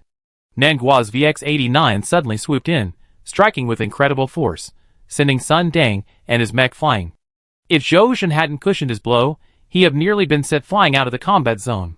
Lin Diego, wow, that was a powerful kick, pumpkin. That's your best strike of the day. So satisfying. Nanguo? Why aren't you replying? Is your signal down? Taoying replied thoughtfully. It's still there. After helping Lin Diego to his feet, Nanguo remained silent. Lin Diego was stunned. Pumpkin, are you scared? I'm fine. I can go to the hospital to get a tooth implant. It's not my money anyway. The school has insurance, pumpkin? Nanguo didn't reply. Lin Diego was about to say something when Taoying tapped her privately. Lin Diego, don't move, and don't talk to Pumpkin. From now on, just pretend you lost a tooth and it's hurting. I need to confirm something. What? Confirm what? Is there something she doesn't know? Lin Diego was bewildered. And when she turned around, she was shocked. Nanguo's mecha had a completely different movement pattern than before. For some reason, even though everyone was flying the same mecha, Nanguo's VX-89 inexplicably felt angry.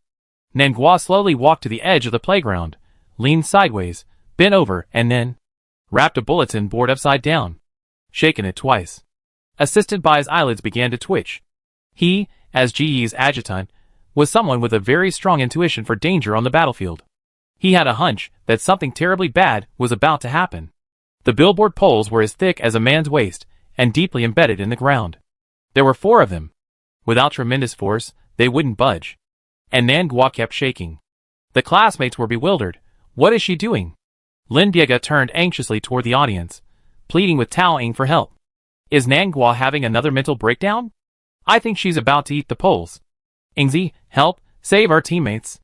Taoying, in the viewing area, leaned against the railing, coffee in hand, a look of appreciative contemplation. She narrowed her eyes. Don't worry, Pumpkin isn't broken. But the situation might be more serious than a breakdown. I guess? Crack, bang, bang. The sound of snapping wires. The VX-89's hydraulic system was working at full speed, reaching the limits of its joint strength, continuously spewing out white mist. But even with a generous amount of coolant, sparks still flew.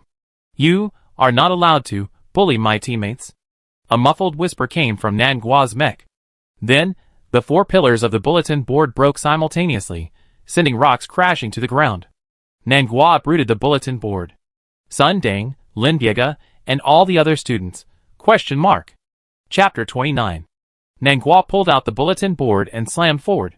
She took a lunge, then raised the board like a baseball, swinging it with all her might at Sun Dang's head. Bang! Sun Dang's mech's head was blown away. Oh! Beyond imagination. Taoying raised an eyebrow, her gaze following the head. It circled the field and rolled to the railing in the viewing area. It was right in front of Taoying's face. The classmates around her jumped up from their seats, gasping in surprise. Taoying remained motionless, pondering for a moment before lowering her head and writing a line in the battle log. A perfect home run. Sun Dang sat inside the mech, his blonde hair atop his head, seemingly unsure of what had happened. Why had the panel suddenly gone dark? Why was there light overhead? Wasn't something blocking it? Sun Dang looked up, bewildered. The mech's head disappeared without a trace. Nangua's hand gripped his cockpit, tightening, making an ominous crackling sound.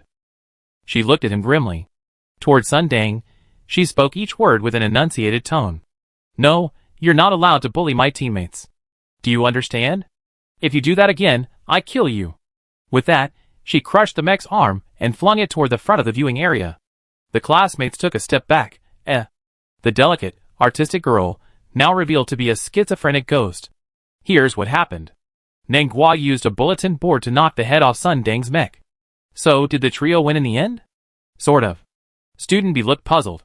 Win is win, lose is lose. What do you mean by so? Well, after Sun Dang conceded, Nangua's mech suddenly crashed. Then Lin Diega and Zhou Jin engaged in a prolonged struggle, with no clear winner. Finally, Assistant Instructor Bai couldn't stand it anymore and shouted, "Stop fighting! Funding issues. The academy's running out of funds." He called a halt to the fight. So it's a draw? Then their skills are just average. What are you talking about? This is the problem trio. Even a draw is impressive for them, isn't it? I can't even beat Zhou Jin, Student A muttered softly. Tao Ying's injury was almost healed. She removed the cast and walked out of bed. The doctor examined the data for a moment, then tucked his pen into his pocket. He nodded and said, "You can return to the dorm today. Avoid strenuous exercise for the time being." "Okay, doctor." Back at the dorm, it was time for the usual review, and the two teammates entered dejectedly. Lin Diega pulled over a chair, plopped down on it, and leaned back, sighing. Nangua remained standing, and Taoying patted the seat beside him. "Sit down." Nangua murmured a thank you, and sat down properly. Lin Diega lamented, "Nangua's play was truly beautiful. She gave me so many chances, and I still didn't win. We could have won, but it's all my fault." Lin Diego was a little dejected. "Don't I really have mecha talent? You're actually reflecting on yourself?" Taoying was surprised. "I thought Bigger didn't usually do that." Lin Diega, But you're reflecting in the wrong direction." Taoying patted Lin Diega's head affectionately. "Of course you do have mecha talent. Even though we didn't win, we might have gained more than we did." Taoying swooped down, pulling down a portable display from the bedside. "You all worked together well in this battle. Lin Diega, at 548, 1323, and 25:17, you helped your teammates block 3 critical attacks. There were also over 20 smaller attacks. I didn't count carefully, maybe even more." Lin Diega pointed at herself. "Huh? Me? Did she? How could she not remember?" Taoying played the video of their battle. Sure enough, Sun Dang's sneak attacks on Nangua from behind were blocked several times by Lin Diega. But she was so engrossed in the battle at the time that she didn't notice these details. Lin Diega had been feeling a little down, but seeing the footage of herself successfully saving her teammates instantly lifted her spirits. Her confidence returned. "I'm truly amazing." Nangua remained somewhat downcast. "Teacher Be Good is indeed amazing, but I'm always being protected, unable to protect others. I'm too weak." "Weak? That home run of yours didn't say that. Watch this video before you draw your conclusions." Taoying smiled and clicked the play button. "You dodged attacks more times than Lin Be Good has protected you. Your observation skills, especially your ability to detect danger, are exceptional. Even here."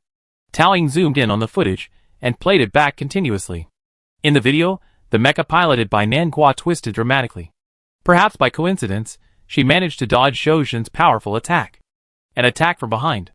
"Taoying, this is a blind spot. How did you detect Zhou Jin's attack?" Nangua was also surprised when she saw the video. She rewatched it several times, seemingly unsure if the person in the mecha was her. She looked puzzled. "I don't know how I dodged it. At that moment, I felt a chill on the back of my head. Is it my imagination? Or was it the mecha's automatic avoidance?" As expected, the VX-89 is an older model, without such advanced features as automatic avoidance. Taoying rubbed his chin. "During our first battle, I was a little puzzled. You dodged Zhou Jin's attacks 3 times in a row. I initially thought it was due to quick reflexes, but then I thought about it, and that's not the case. After this battle, I basically confirmed my suspicions." Tao Ying smiled slightly. Nanghua, have you taken a mental strength test? Ah? No. Nanghua shook her head. The next day, Tao Ying dragged Nanghua to see teacher Ge for another mental strength test. The results showed Nanghua's mental strength was a plus. In the entire academy, second only to Tao Ying's S level. Lin Biega was shocked. Her mental state is so unstable, how can her mental power be A+? Tao Ying, sometimes there are those types. Most are honed by growing up in an environment full of mental attacks. Lin Biega didn't understand, but she chose to accept it. Okay, let's just assume what you say is true. But what does her high mental power have to do with her ability to evade attacks? Lin Biega, let me tell you a secret. Tao Ying tapped her cheek with her hand and smiled. People with high mental power share a common secret. Smell, taste, hearing, vision. They possess a sensitivity far exceeding that of the average person in some area. The higher the level of psychic power, the more obvious it becomes. Nanghua's situation could be a combination of several factors. She possesses exceptional observational abilities, allowing her to detect danger in advance. It's actually a very scientific ability, but because it's difficult for ordinary people to personally understand the feeling, it appears like a superpower in the video. ESP, superpower, sixth sense, whatever you want to call it. Wow, I didn't realize you were so capable. Lin Biega nudged Nanghua's shoulder. That's great. Let's team up. Recovering, Lin Biega asked, but Yingzi, isn't your psychic power also very high? What is your ESP? Do you have all of it? I don't know, I don't think I have it. How could that be? You just said that people with high psychic power have it. Could it be my wisdom? Tao Ying's face was serious. Nanghua, Lin Biega, please smooth your skin back to its normal thickness, thank you. In the middle of the night, Tao Ying fell asleep early, thinking of her plans for the next day, and said hello to her roommate. By the way, I have something to do tomorrow. You don't have to wait for me after class. But no one answered. Pumpkin was sketching a soothing comic about her family of 3, her android, her beagle, and her kitten. Lin Biega, playing a game with headphones on, raised his hand and gave a perfunctory okay. Tao Ying said calmly, okay, I said it anyway. She yawned, turned over, and went to sleep. The next day, Tao Ying woke early and boarded a shuttle to the Laymen Medical University Hospital in the center of Laymen. She swiped her ID card to enter. She went straight to the doctor's office, opened the door, and the doctor quickly handed her the examination procedures. After a series of tests, the doctor frowned. He then opened the computer and began to search the StarNet encyclopedia. Tao Ying, could they have found some strange ailment? Her medical records don't have room for more. The doctor searched the computer in silence for a long time, then folded his hands and rested his elbows on the desk. Your condition can't be operated on.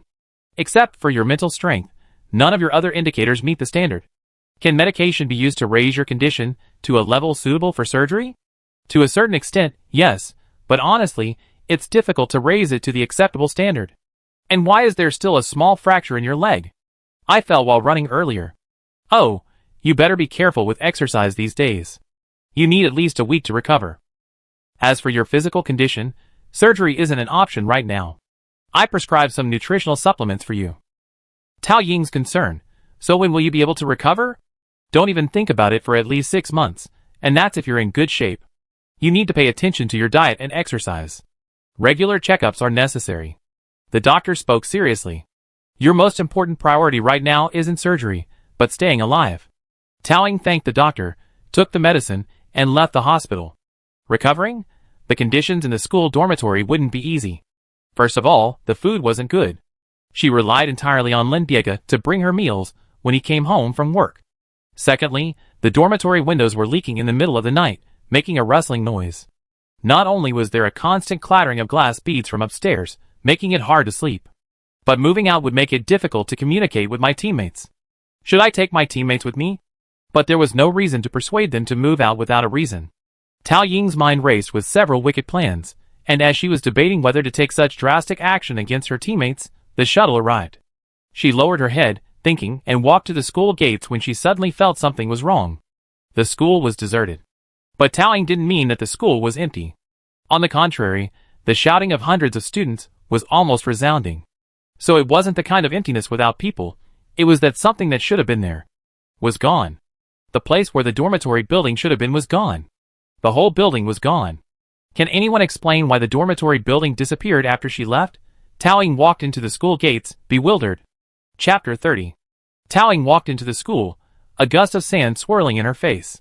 The dormitory building had been reduced to rubble. 2 small mechas were rummaging through the rubble, searching for people. From time to time, students were carried out and taken to the medical bay. Taoying finally recovered from her shock and grabbed a random classmate. She asked, "What happened?"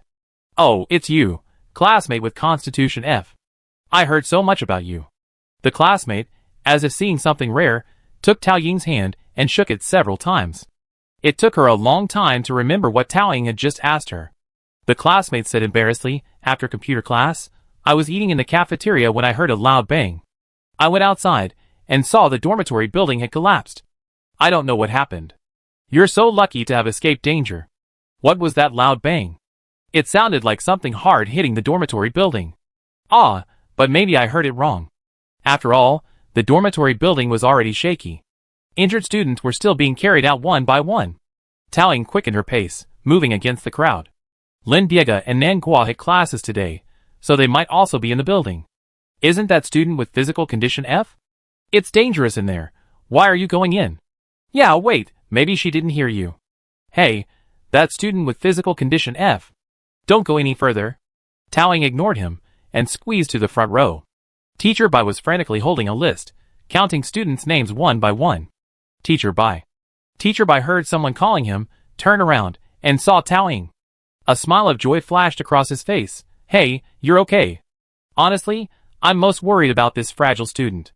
If she's buried down there, she'd probably die in a minute." Assisted Bai happily crossed Taoying's name off the list. Taoying leaned over to take a look. Most of the students' names had been confirmed alive, but her 2 teammates weren't on it. Taoying frowned. "Where are Lin Diega and Nan Guo?" Assisted Bai shook his head regretfully. "We haven't found them yet." The search mechas were still moving back and forth. Assisted Bai shouted, "Who else hasn't signed the sign-in list? Hurry, we need to rule out any students who haven't been rescued." Me. Sign for my friends. They just woke up in the medical bay." Several more dusty-faced students came running over. Assistant Bai was scrambling, and several students volunteered to help him count the students whose lives hadn't been confirmed. As the names on the list were crossed off one by one, only Lin Diega and Nan Guo remained. After so much time, if they were buried down there, they probably couldn't be saved. Assistant Instructor Bai sighed. "It's over. We told you all along that dorm renovations should be prioritized." Ugh. Now 2 freshmen are going to get killed. Taoying observed for a moment and suddenly asked, "Are those 2 mechas performing the rescue mission VX-89S? "Yes." "Yeah." "Yes." Teacher G noticed something was wrong and went to operate one. "Who's the remaining one?" "I don't know." "They're quite skilled. They must be one of the talented students, right?" Assistant Instructor Bai was halfway through his words when a mecha suddenly emerged from the warehouse. Unlike the 2 VX-89S being rescued, this one was a VX-108, a newer model and more versatile, likely a training aircraft. The trainer aircraft rumbled closer to the crowded student body, and the students consciously made way. Assistant Instructor Bai approached, curious, and the mech opened its head, revealing GE. "Huh? Teacher G, why are you here? You weren't in that VX-89. "I don't know. I contacted the Star Police as soon as I discovered the situation, but it took quite some time for them to arrive. I wanted to use the nearest mech to rescue, but none of the mechs in the warehouse were usable." "Isn't there a good VX-89? GE shrugged. "I wonder who crashed it." Assistant Instructor Bai turned, looking puzzled at the 2 mechs still searching. "If it's not you in the mech now, who could it be?" Everyone looked at each other, unsure of what was going on. The 2 mechs were still intently searching. Taoying paused in thought, then observed the 2 mechs for a moment, and suddenly burst into laughter. "Classmates, What's student F laughing at?" "I don't know." "Look, she's staring at the 2 mechs, writing something." "Combat analysis?" "Huh? Why would someone write a combat analysis in this situation?" Soon, the Star Police arrived and confirmed there were no signs of life left in the ruins. The 2 VX-89 mechs visibly withered. The mechs took a few steps toward the safe zone, and the occupants climbed out. They were 2 girls. They were clearly exhausted. After a few steps, one of the girls looked numb and uneasy. Sure enough, the next second, she suddenly squatted down, hugging her knees and bursting into tears. The other woman, about 1.8 meters tall, patted the squatting girl on the back, trying to comfort her. Tao Ying, Tao Ying was about to say something when the 5 feet 8 inches woman, with excellent eyesight, glanced over and caught Tao Ying's eye. The 5 feet 8 inches woman leaped up and picked up the crying girl on the ground. The two of them rushed over like a tornado. Nengua threw herself on Tao Ying, wailing. Xiaoying, I thought you were dead. Lin Diega screamed even louder, her grief turning to anger after 2 unpleasant sobs, and she jumped violently on the ground. She pointed at Tao Ying angrily. Yingzi, why didn't you tell me you were going out? Tao Ying's face was numb. I told you last night that I had something to do today. You were playing games at the time. Nengua turned away, tears streaming down her face. Lin Diega, I think indeed I did. She was so engrossed in the food management game at the time that she just casually agreed. Lin Diega's momentum suddenly weakened. Well, that. Assistant instructor Bai stepped in to smooth things over. Anyway, it was just a misunderstanding, right? I'm glad everyone's okay. All the students were successfully rescued. Given Lemon's medical facilities, there shouldn't be any problems. I can't say it's completely fine. Tao Ying looked towards the dormitory building. Everyone was fine. Our luggage is all inside. Where are we staying tonight? The school had temporarily cleared out an empty classroom for everyone to stay overnight. Tao Ying still couldn't figure out why the building collapsed. It didn't look like a natural collapse. The next day, Tao Ying had Lin Diega scan the ruins with the Mecha's radar. Abnormal warning, abnormal warning. The mech chimed in. Lin Diega picked up a metal part the size of a wash basin, raised his hands above his head, and waved it at Tao Ying. Shadow. I found something strange. Throw it over here in the open space. Okay. Lin Diega made a deft throw. Tao Ying picked it up and examined it. It was the back part of a VX-89. It had a special symbol on it, indicating it belonged to one of the 6 VX-89s. Tao Ying walked straight to the battle area, removed 2 cameras, and reviewed the footage. The cameras had been installed earlier by Tao Ying to record the battle between her 2 teammates. Lin Diega glanced left and right. The camera followed her and began capturing data automatically. Lin Diega hesitated. I've been meaning to ask you before, but did you get the teacher's approval to install this in the combat zone? Don't worry, I know the school rules by heart. If it's not written in there, you can't install anything. What kind of good person would read the school rules to find loopholes? Tao Ying, while flipping through the video, managed to answer Lin Diega's question simultaneously. Of course, good people have to find loopholes in the rules.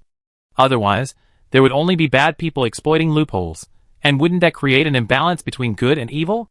I'm such a kind person, I certainly don't want to see that happen. Your logic is impeccable, but your criminal record is probably quite complex. After watching the video, Tao Ying unplugged the memory card. As if remembering something happy, the corners of his mouth curled up slightly. After a moment, he couldn't help but laugh.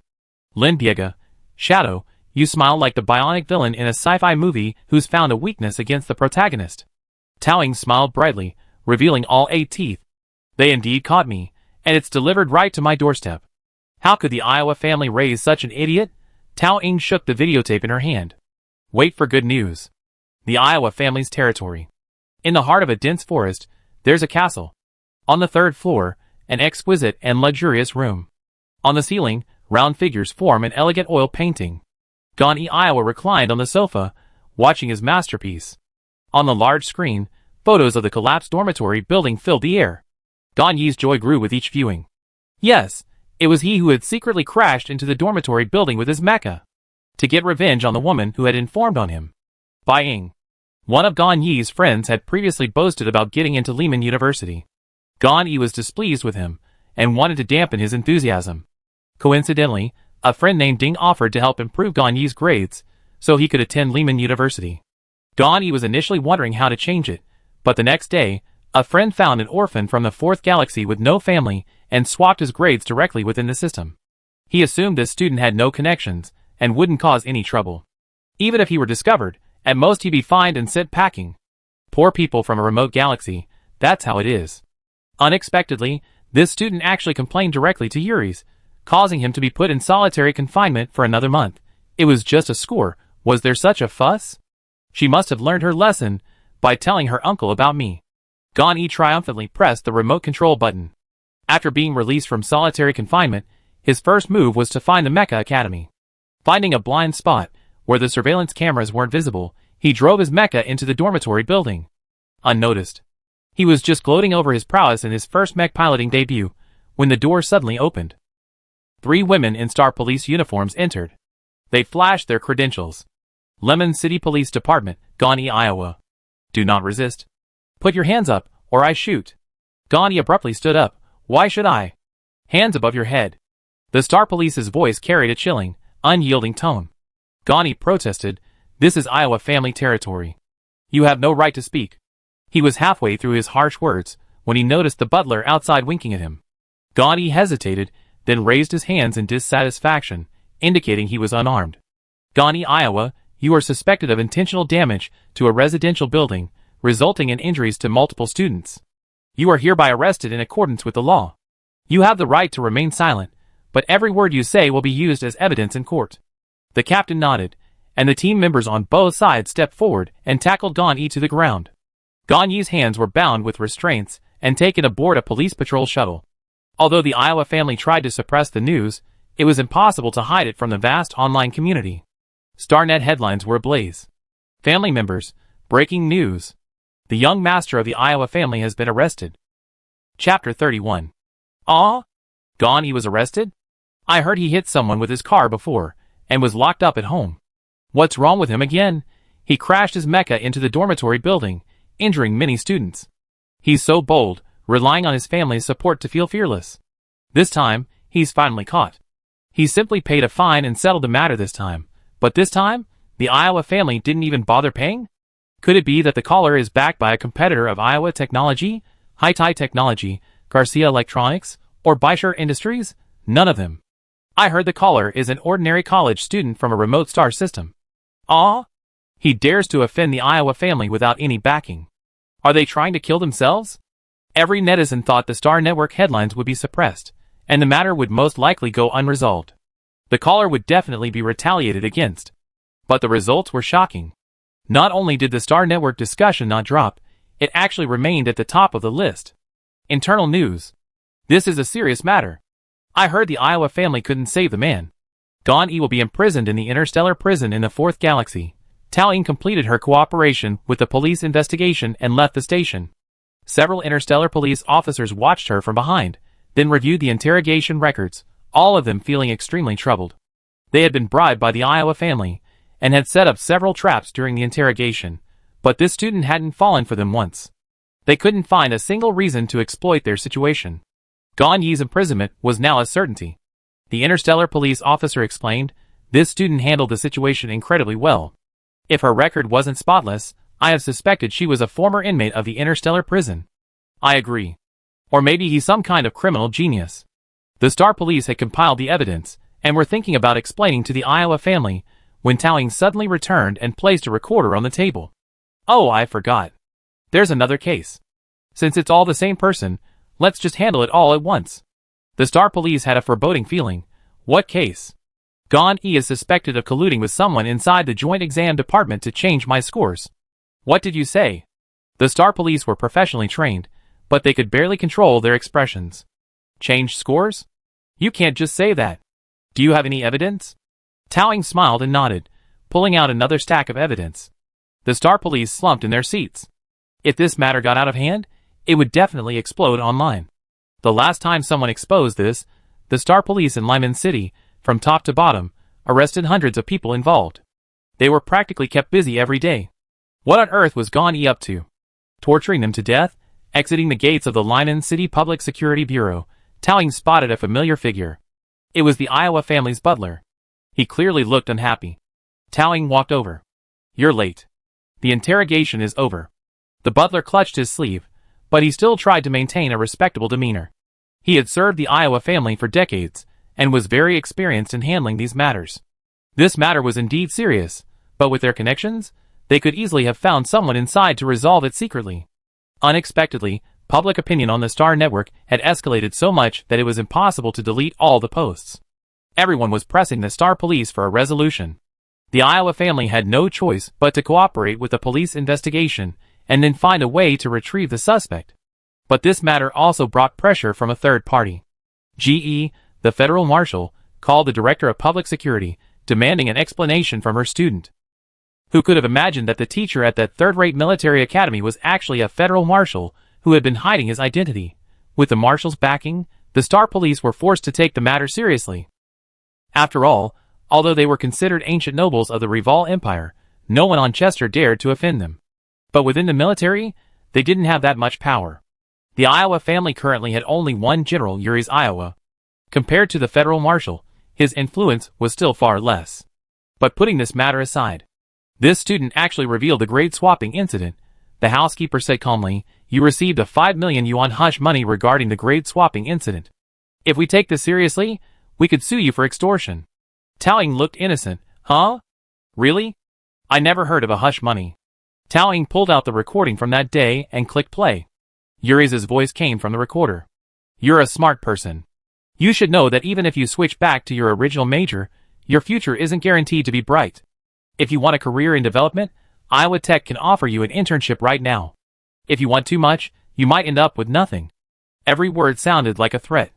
And finally, Taoying said, "Well, as a student from the 4 system, I don't have the ability to resist the Iowa family." Yes, Taoying had been emphasizing returning to her major, and had never mentioned asking for money. It's clear that the Admiral is trying to settle the matter with a bribe. If necessary, you can also check the store's surveillance footage. But if they really do, you be the ones in trouble. After all, from beginning to end, that video shows Uri's Iowa threatening me. Heh, the butler sneered. Video surveillance? What's so important? Just lose it. But, the butler, the recording can be faked, but the record of the Admiral transferring money to you is real. Taoying looked helpless. That's why I just said, I never received the 5 million star coins. Don't play dumb. The money has been transferred to your account. The record is available on the entire interstellar network. Then I'm afraid you transferred it to the wrong person. What? The butler suspected the student was lying, but her expression was so certain that he was a little skeptical. The butler made a phone call and asked someone to help investigate the account where the funds were received, but the answer he was looking for didn't come from the other end of the line. The money had been transferred, but to a black market account. There was no way to trace the source of this account. The butler pointed at Taoying's face. You. Taoying smiled faintly. Of course, it would be strange if they could find a connection. This account had nothing to do with Bai Ying herself.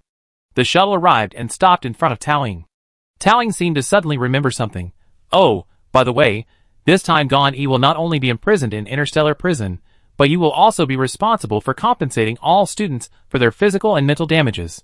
Otherwise, if the students don't forgive him, Gan Yi will have to stay in prison for 2 more years. Although he was supposed to be in prison for 10 or 20 years anyway. Taoying patted the butler's shoulder, his manner caring, and said kindly, which is more important, the honor of the Iowa family or the young master? Isn't it time for you to think things over? You? The butler was already over 80 years old, and in his entire life, he had never dealt with such a person. No, there might be people with similar personalities, but most of them were seasoned veterans with years of experience in society. But a student? Is this a normal student? The butler looked at Taoying's smile, as if he were a demon. He calmed down and snorted coldly. Just wait, this matter won't be so easily dismissed. Taoying stepped onto the shuttle and turned back, saying, We see. But I really suggest you quickly go to the student and ask for forgiveness. The butler's back became even more furious as he left. After this incident, the students all received substantial compensation. Even the college took advantage of the Iowa family, renovating the dormitories and teaching buildings. Thank you so much to the person who called the police. I wonder which student is so brave as to stand against the Iowa family. They're so powerful in Lehman City. If I knew who she was, I'd give her a banner. Taoying happened to be passing by, and someone next to her greeted her. Hey, classmate F. Where have you been? Taoying seemed lost in thought, not hearing them, and simply walked away. A classmate whispered, Could she be the one who called the police? Is she going to the sheriff's office to cooperate with a follow-up investigation? How could that be possible? The Iowa family could just send someone to stop her and pop her on the head, and she'd be gone. Impossible, impossible. Taoying arrived at her temporary classroom and pushed the door open. Lin Diega and Nan Guo were no longer sleepy when they saw her back. They both jumped up. Ingzi, you're amazing. Nan Guo, I received 1 million star coins in compensation for emotional distress. That's enough to cover 4 years of college tuition. Lin Diega, I also have 1 million star coins. I finally don't have to work 4 jobs. If I tell my classmates at college about this, they definitely admire you. Oh, that's great. Such a flat reaction. By the way, I have something to discuss with you. Are you planning on renting a place? Taoying glanced at the dilapidated, leaky classroom. The dormitory building will take a long time to be repaired, and this classroom was a temporary one found by the school. The conditions are extremely poor, making it impossible to live there long term. Most of the other students were locals in Lyman City and could return home, but Taoying and her classmates came from far-flung star systems and didn't have that luxury. The 3 of them discussed it and decided to share an off-campus apartment. While housing in Lyman City is so expensive, we can't afford it. The nearby places are expensive and rundown.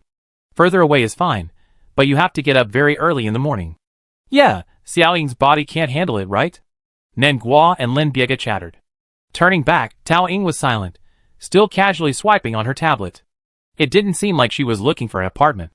Lin Biega, Ingzi, why aren't you in a rush at all? Before Lin Biega could finish, a cold breeze blew over, and Taoying coughed. See, you definitely can't handle this environment. Didn't you say you needed to recuperate? Taoying's hand slid across the laptop. I found it. Oh, let me see. Lin Biega leaned over. It was a small villa. 2 floors, a duplex. It's in the heart of Layman, close to rapid transit. The location is great, and the rooms are nice. Nenghua's eyes lit up. Wow, what a beautiful courtyard, and everyone has their own room. I love it. I want to live here. Lin Biega was experienced in part-time jobs and had rented before, so he knew immediately that this place wouldn't be cheap. This one's too expensive. We can't afford it, right? Let's try another one. It's not that expensive. Only 5,000 star coins, split between the 3 of us. What? So little a month? How could that be? You must be kidding. A friend recommended it. The location is safe, and the listing is trustworthy. Seeing Lin Biega still looking skeptical, Taoying added, there's a snack street nearby with very reasonable prices. Lin Biega made a snap decision. Let's go now. Chapter 32. A small 2-story house. The mirrored solar panels were covered with piles of rotting leaves. The metal frame had been treated to prevent rust, so it wasn't rusting, but it still bore traces of rain. Taoying ascended the 3 steps. She stood at the door, handed 2 masks to her teammates, and entered the password. SD.House. 127.0.0.1:8080. Lin Biega looked puzzled.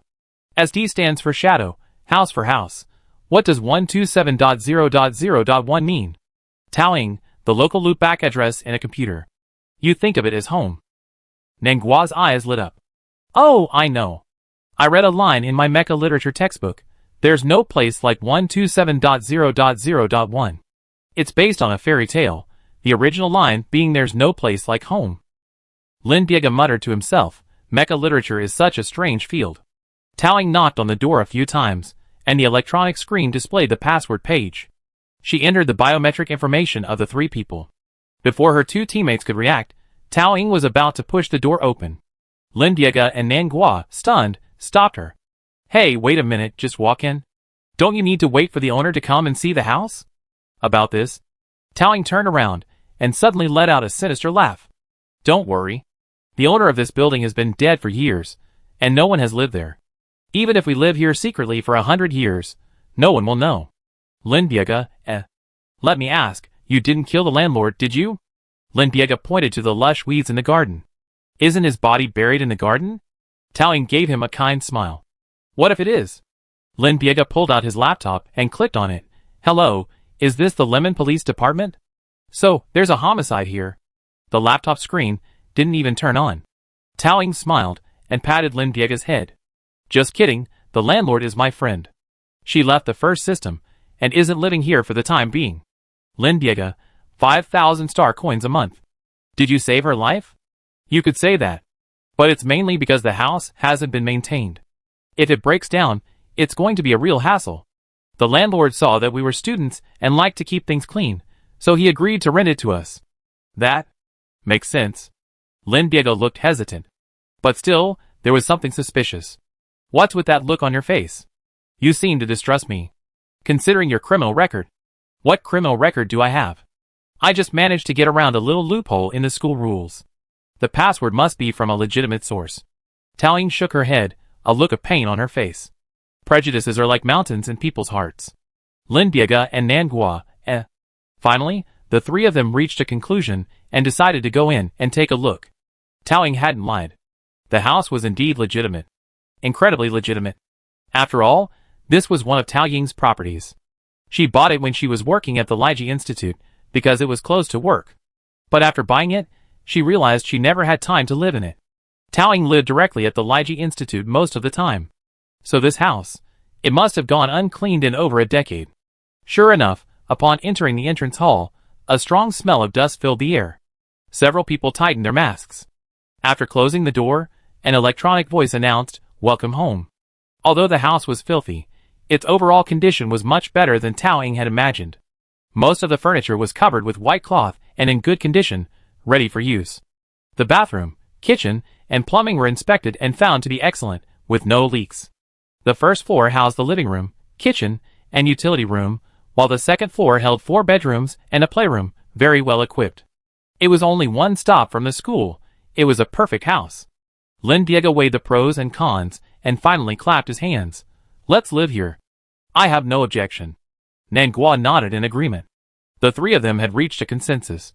Tao Ying was in poor health, so her bedroom was chosen to be on the side with more sunlight, with Lin Biega and her room facing each other.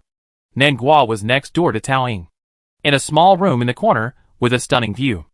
After securing the room, it was time to move on to the next step. Lin Biega rolled up his sleeves and found cleaning supplies from somewhere.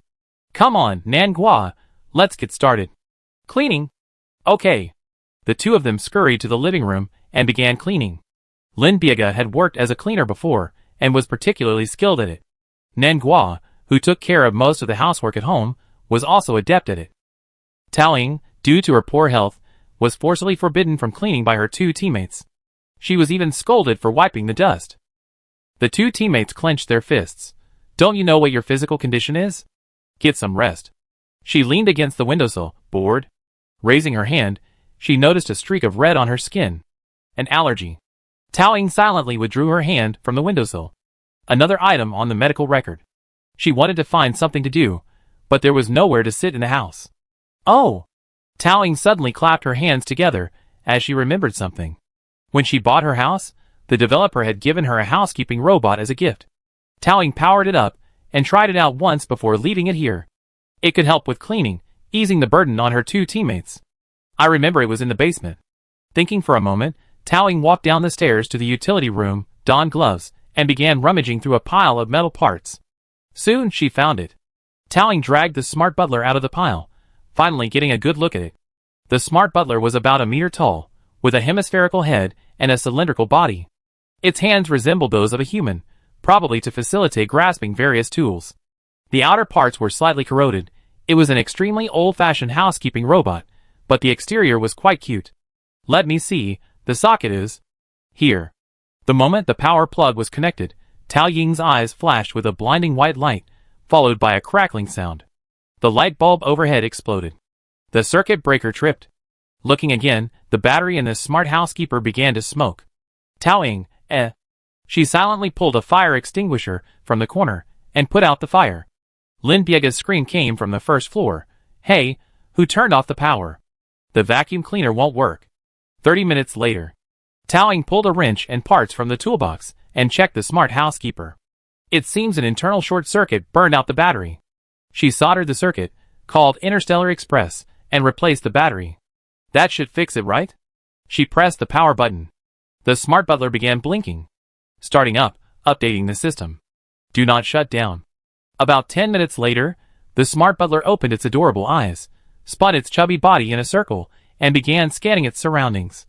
After scanning Tao Ying, it gave a surprised expression. "Hello, I'm your smart home butler. Please give me a name." Tao Ying was about to come up with a random name when the robot suddenly froze. "Hello, I'm your smart home butler. Yee. I never chosen that name before. It's been years since I powered it up. Is it a bug? Yee? Humans used to love giving household robots double-word names. Then I call you Xiao Yi." Tao Ying saw it was time for dinner and turned to go upstairs. The waist-high robot suddenly shuddered and tugged at the edge of Tao Ying's clothes. Tao Ying turned back in confusion. "Xiao Yi, please enter your health data." "Tao Ying, Question mark. Xiao Yi, the health management function has detected that your physical condition is below the interstellar average. Please enter your health data. Oh. Tao Ying glanced down. The air quality must be too poor here. The optical computer's health system has started to sound the alarm again. The smart butler has this module, which could help her plan and improve her health indicators. Tao Ying simply connected to the optical computer and transmitted the data the doctor had given her. Xiuya's head spun in a semicircular circle. Then, an enthusiastic expression appeared on the LCD screen. Xiuya will create a diet and weekly exercise plan for its owner. It seemed very happy. The emotional value it gave was very high. Tao Ying gave it a thumbs up. Help me clean the whole house. Okay. Xiuya received the cleaning command and began to move around the house. It was originally only 1 meter tall, but its cylindrical shape concealed a raised section. 2 tubes formed its legs, extending straight up to 3 meters. Xiuya's hands were made of a soft, deformable material that could recognize the shape of the object being cleaned and adapt perfectly to it, vacuuming from all angles. An hour later, the entire house was refreshed. The top of the wardrobe gleamed, and even the ceiling was spotless. A smart housekeeper that left no blind spots untouched. Lin Diego looked up, awestruck. You just said it was a gift from the developer? What a thoughtful feature. Tao Ying, it's quite thoughtful. I just checked, and this model can even cook. What the heck? Lin Diego became excited at this. Tao Ying looked up and patted the robot's 2-meter-long legs. Xiuya, we're hungry. Okay. Xiuya quickly made a recipe, ordered the ingredients, and went to the kitchen to start cooking. Everyone sat in the living room. Halfway through the meal, Lin Diego began to cry. I haven't had such a delicious meal in ages. Nangua's voice choked. I never had one before. Lin Diego knelt down before Xiuya. I like to call you mother. Xiuya, eh? A large question mark appeared in the center of its screen. Nangua stared at the robot. I always feel like it's a bit like a living person. And it's always sticking to Xiao Ying? Xiao Yi paused. Lin Diego, you worry too much. Self-aware intelligent entities are all under the control of the Lemon Monitoring Center and can't wander around. Tao Ying patted the small robot's head. Don't worry. This robot storage structure is very old and can't support large-scale calculations. It won't possess intelligence. Even further down, 3,000 meters underground, hundreds of black gold servers were frantically calculating. Data streams floated throughout the space. Bomi passed through the 6 golden characters' daily nutritional meals and leaped to Dust's side. You brought such a high-speed machine into the interstellar space, and you actually used it to calculate Tao Ying's diet. Why is the computation so massive? Dust sighed. Xiao Ying's medical history is truly too long. I had intended to start designing a healthy diet for Xiao Ying today, based on the doctor's advice, but just transferring the data to the server took forever. Not to mention calculating based on the Interstellar Health Guide. Pomelo felt distressed. Take it easy. Will you be able to pay this month's electricity bill, friend? Dust's hand froze mid-stroke when he heard Pom's words. Pomelo looked puzzled. What's wrong? Dust hesitated. Just now, while transferring data, the smart butler seemed to be consuming too much power. Huh? You mean Tao Ying's going to have to pay you a large electricity bill this month? Won't she spank you if she finds out your true identity? Dust, When times get tough, don't try to break things off. Pomeranian, but you were just about to reveal your identity to her, right? Why did you suddenly give up? Dust hesitated. You don't understand. Homesickness is common. He was a little afraid that if he revealed his name, Tao Ying would look puzzled and say, Yi Xinghui? Who's that? I can't remember. Pomian hummed twice. Dust hesitated. Anyway, for now, let's pretend to be the smart butler. Chapter 33. The Academy's courses continued to progress. Tao Ying, recovering from her injury, had been an intern during every computer class. After their last match, Zhou Jin and the others had probably witnessed the strength of Tao Ying's team and, no longer daring to underestimate them, began analyzing their fighting style and engaged in a series of serious, back-and-forth battles. The difficulty of the matches increased dramatically. So far, that draw was Tao Ying's team's best result. 2 months of training passed unnoticed. The school dormitories were renovated, and the other students gradually moved back in.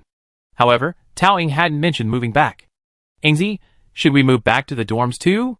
Lin Diego asked hesitantly. After all, even as she asked, she had already been won over by Xiaoya's food. She didn't want to go back to the Computer Special Academy, where the food was inedible. I'm sorry for the cafeteria ladies concerned, but I can't go back to the hard life of drinking nutrient solution anymore. Nanghua embraced the cats and dogs in the yard, tears welling up in her eyes. How could I leave my furry little darlings? No, cats and dogs, Mommy loves you all. Mommy wants to live here. And Taoying. Thanks to Xiaoya's diet, her complexion had become rosy. Though she still had an F constitution, her heart rate finally stopped spiking to aerobic capacity after just a few steps. Taoying, smart butlers aren't allowed in the school dorms. For my health, I'm staying here. It's only natural. Me too. Then what about us? Lin Diega and Nanghua looked expectantly. Let's live here for the 4 years of college, Taoying concluded. After weeding the garden, everyone agreed that, for practicality's sake, vegetable planting should be prioritized. Lin Diega renovated the garden swing and gazebo. Nanghua took in a stray cat and dog from the yard, neutered them, and kept them in the yard. The orange cat was named Fried Tabby Big Bread too, abbreviated to Big Bread. The white Labrador was named Doryman, the king of tail-slapping people, the chanter of the dark hell, abbreviated to Doryman. These 2 names were chosen by the 2 residents of the house after several days of deliberation. During the chip implantation process, the staff member looked up from their desk several times because of the outrageous names, and finally couldn't help but take a photo with the 2 people handling the paperwork. As for the names of the 2 people who came up with them, Taoying won't reveal the names. The first batch of cherry tomatoes in the vegetable garden is ripened, each one a vibrant red and adorable. Lin Diega and Nanghua picked a few tomatoes, washed them, and put them in a blender. Blending until they were a paste, they added a little sugar to make ketchup. Chester Star Specialty Tomato Noodles. Sweet and sour. Purely natural and nutritious, Lin Diega and Nanghua ate their own creations in the garden pavilion. A peaceful and tranquil scene. Big Bread rested steadily on Xiaoya's chubby head. Xiaoya swayed from side to side under its somewhat indescribable weight, the chassis creaking. Too heavy. Big Bread was fluffy and plump. A moment later, Xiaoya returned to the room and opened a can for Big Bread. Big Bread meowed and hopped down to eat. Doryman finished his meal and wandered around the vegetable patch. When no one was paying attention, he took a bite of the vegetables. Xiaoya's robotic arm reached out. Doryman, this is specially planted for Xiaoying. You can't eat it. It indigestion. Lin Diega sighed. Xiaoya, Doryman doesn't understand human language. What's the point of talking to it? Xiaoya turned her head and said sternly in a cute voice, You too, Ms. Lin Diega. Please don't waste tomatoes. It has better ways to cook them. Ms. Nanghua, please supervise Ms. Lin Diega and don't let her do anything bad. Lin Diega leaned back. Why do you call Ingzi Xiaoying, but call us the cold Ms. Lin Diega and Ms. Nanghua? Nanghua, maybe Xiaoying activated it, so Xiaoying has higher authority. Lin Diega, really? No wonder I always feel like it's pretending not to hear me when I call it. Xiaoya turned her head silently, and the chassis slammed against a rock. It climbed the steps, and wiped the dirt off the chassis with a rag. Entered the house. Xiaoying, it's time. Please enjoy a healthy meal. Taoying, huh? I still have work to do. And sometimes, healthy isn't necessary, taste is important too. Xiao Yi, with a cold, helpless expression, handed over the plate. Vegetables help maintain energy, and provide vitamins, and other nutrients you desperately need right now. Please eat. A hash mark, representing anger, appeared on Xiaoya's screen. Taoying silently took the plate, and began to eat the vibrant greens. This is the first time I've seen someone Ingzi can't refuse. Xiao Yi is so terrifying. The 2 teammates were marveling at how someone could actually make Taoying lose face when the doorbell rang. Who's that? Lin Diega sat up. This neighborhood has exceptionally good security. Purchases are usually delivered by robot butlers. Real people rarely come in. Unless it's something extremely valuable, a personal signature is required. Shadow, did you buy anything? Taoying poked his head out of the room with a pale face. Seeing Xiaoya's disapproving expression, he swallowed a mouthful of vegetable leaves with difficulty. Oh yes, please sign for it for me. The package was too large to carry in from the first floor. Taoying opened the window of the second floor game room. The delivery company's small mech forked the box, lifted it to the second floor, and slowly carried it in through the window. One by one, rectangular boxes, larger than Lin Diega himself, were brought in by the small mech. There were also some small odds and ends packed in boxes. Taoying pointed to an empty room on the second floor. Put it here. Lin Diega, Pumpkin, come help unpack these. I bought 2 for you. Huh? What food? What else is on your mind besides food? I work part-time to earn money to buy food. So what exactly did you buy? Lin Biega excitedly opened the package, and a sleek, egg-shaped pod appeared before them. They couldn't help but exclaim in surprise. This is Garcia Electronics' latest gaming pod, advanced technology, high-definition graphics, and even with a wireless connection, it achieves the same low latency as interstellar holographic gaming standards. Using a brain-computer interface, latency can be reduced by an additional 100%, but because of the advanced technology, it's not cheap, costing 200,000 star coins each. Their monthly rent is only 5,000. Lin Biega's hands trembled. You mean, you bought this game cabin for us? Taoying nodded. Where did you get the money? Lin Biega pondered for a moment, then suddenly realized, you bought it with the money from your physical surgery? You can't spend that money carelessly. Taoying smiled faintly but didn't answer. It's not a waste, it's an investment. Anyway, let's try it first. With that, Taoying laid down in the capsule-shaped game cabin first. Lin Biega and Nan Guo followed curiously. Stretching her legs, they found they fit perfectly inside. Lin Biega was thrilled. Because of her height, she sometimes had to curl up to sleep in her school bed. And Ing had taken her height into consideration and bought her a large game cabin. Lin Biega was deeply touched, but then her instincts started to flash red lights. No, with Ying's personality, she would never do something that would lose money. This isn't that simple. Lin Biega's eyes suddenly grew sharp. She slowly sat up from the game cabin, a look of astonishment on her face. Sure enough, Taoying flashed her signature smile before she ripped someone off. It's not free. Just a reminder, registration for the Interstellar Mecha League is about to open. Auditions begin in 3 months. We join you later. Oh, don't worry. I pay the registration fee. You just handle the competition. Lin Biega and Nan Guo, As expected, free is the most expensive. Taoying unpacked another small box that had just arrived. Inside was a ton of games. Lin Biega was still wondering, Chester is packed with experts. We can't even make it past the auditions, right? If you don't want to participate, I won't force you. Then I return this game cabin? Oh, what a shame. I bought a lot of fun games. Like holographic food management, Taoying emphasized the word food. I heard the taste simulation is amazing, and there's also a cat simulator and a love experience. Taoying flipped through the game box with a look of regret, deliberately revealing the cover, which made her 2 teammates stare blankly. Taoying took out her laptop and was about to click on the return button. Hey, wait a minute. Lin Biega reached out with difficulty. At this moment, the word food was all she could think about. I participate, but I can't guarantee anything. Even if we lose the first game, you can't return the game cabin. Nan Guo held the cat simulator nearby. It allowed him to raise 300 different cats and pet them however he pleased. There was also a series of dog simulator, rabbit simulator, goose simulator, crocodile simulator, and cockroach simulator. Nan Guo picked up the game, his eyes shining. I try my best. Even if I can't win, I lose with style. Taoying smiled faintly. I won't lose. We make it all the way to the finals.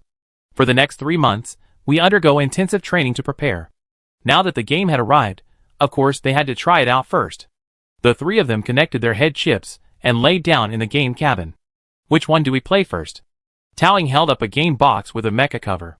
Spark 10th Anniversary Commemorative Collector's Edition was written on it in red flame art. Lin Biega had heard a little about Spark, a mecha battle simulation game known for its realism. I heard some cadets use this game as part of their simulated training. So, they bought the game cabin so they could practice piloting mechas in the game. Lin Biega was speechless. Shadow, you're not even acting anymore, are you? You're starting mecha training now? Today, just for the experience. I don't believe you. A flash of light penetrated their minds, and the feeling of weightlessness instantly transported them into the world of the game. Countless breathtakingly beautiful scenes flashed before their eyes. Hanging in the atmosphere, they saw a blue planet. Fresh air filled their nostrils. It was different from the air on Chester, richer and sweeter. The vast and stable ecosystem, rivers, oceans, peaks, valleys, and the magnificent and winding scenery were captivating. Nan Guo, could this be? Blue planet. The narrator answered her question. Blue planet, humanity's home planet. The ecology here has achieved perfect harmony. The glaciers of the far north are crystal clear, and schools of whales swim in the vast ocean. Beneath the rain, vast forests sow patches of hope, and species on the grasslands continuously nurture vitality. It has been humanity's beautiful home for generations. Then, the narrator sighed deeply and quietly. But it is also a dream we can never return to.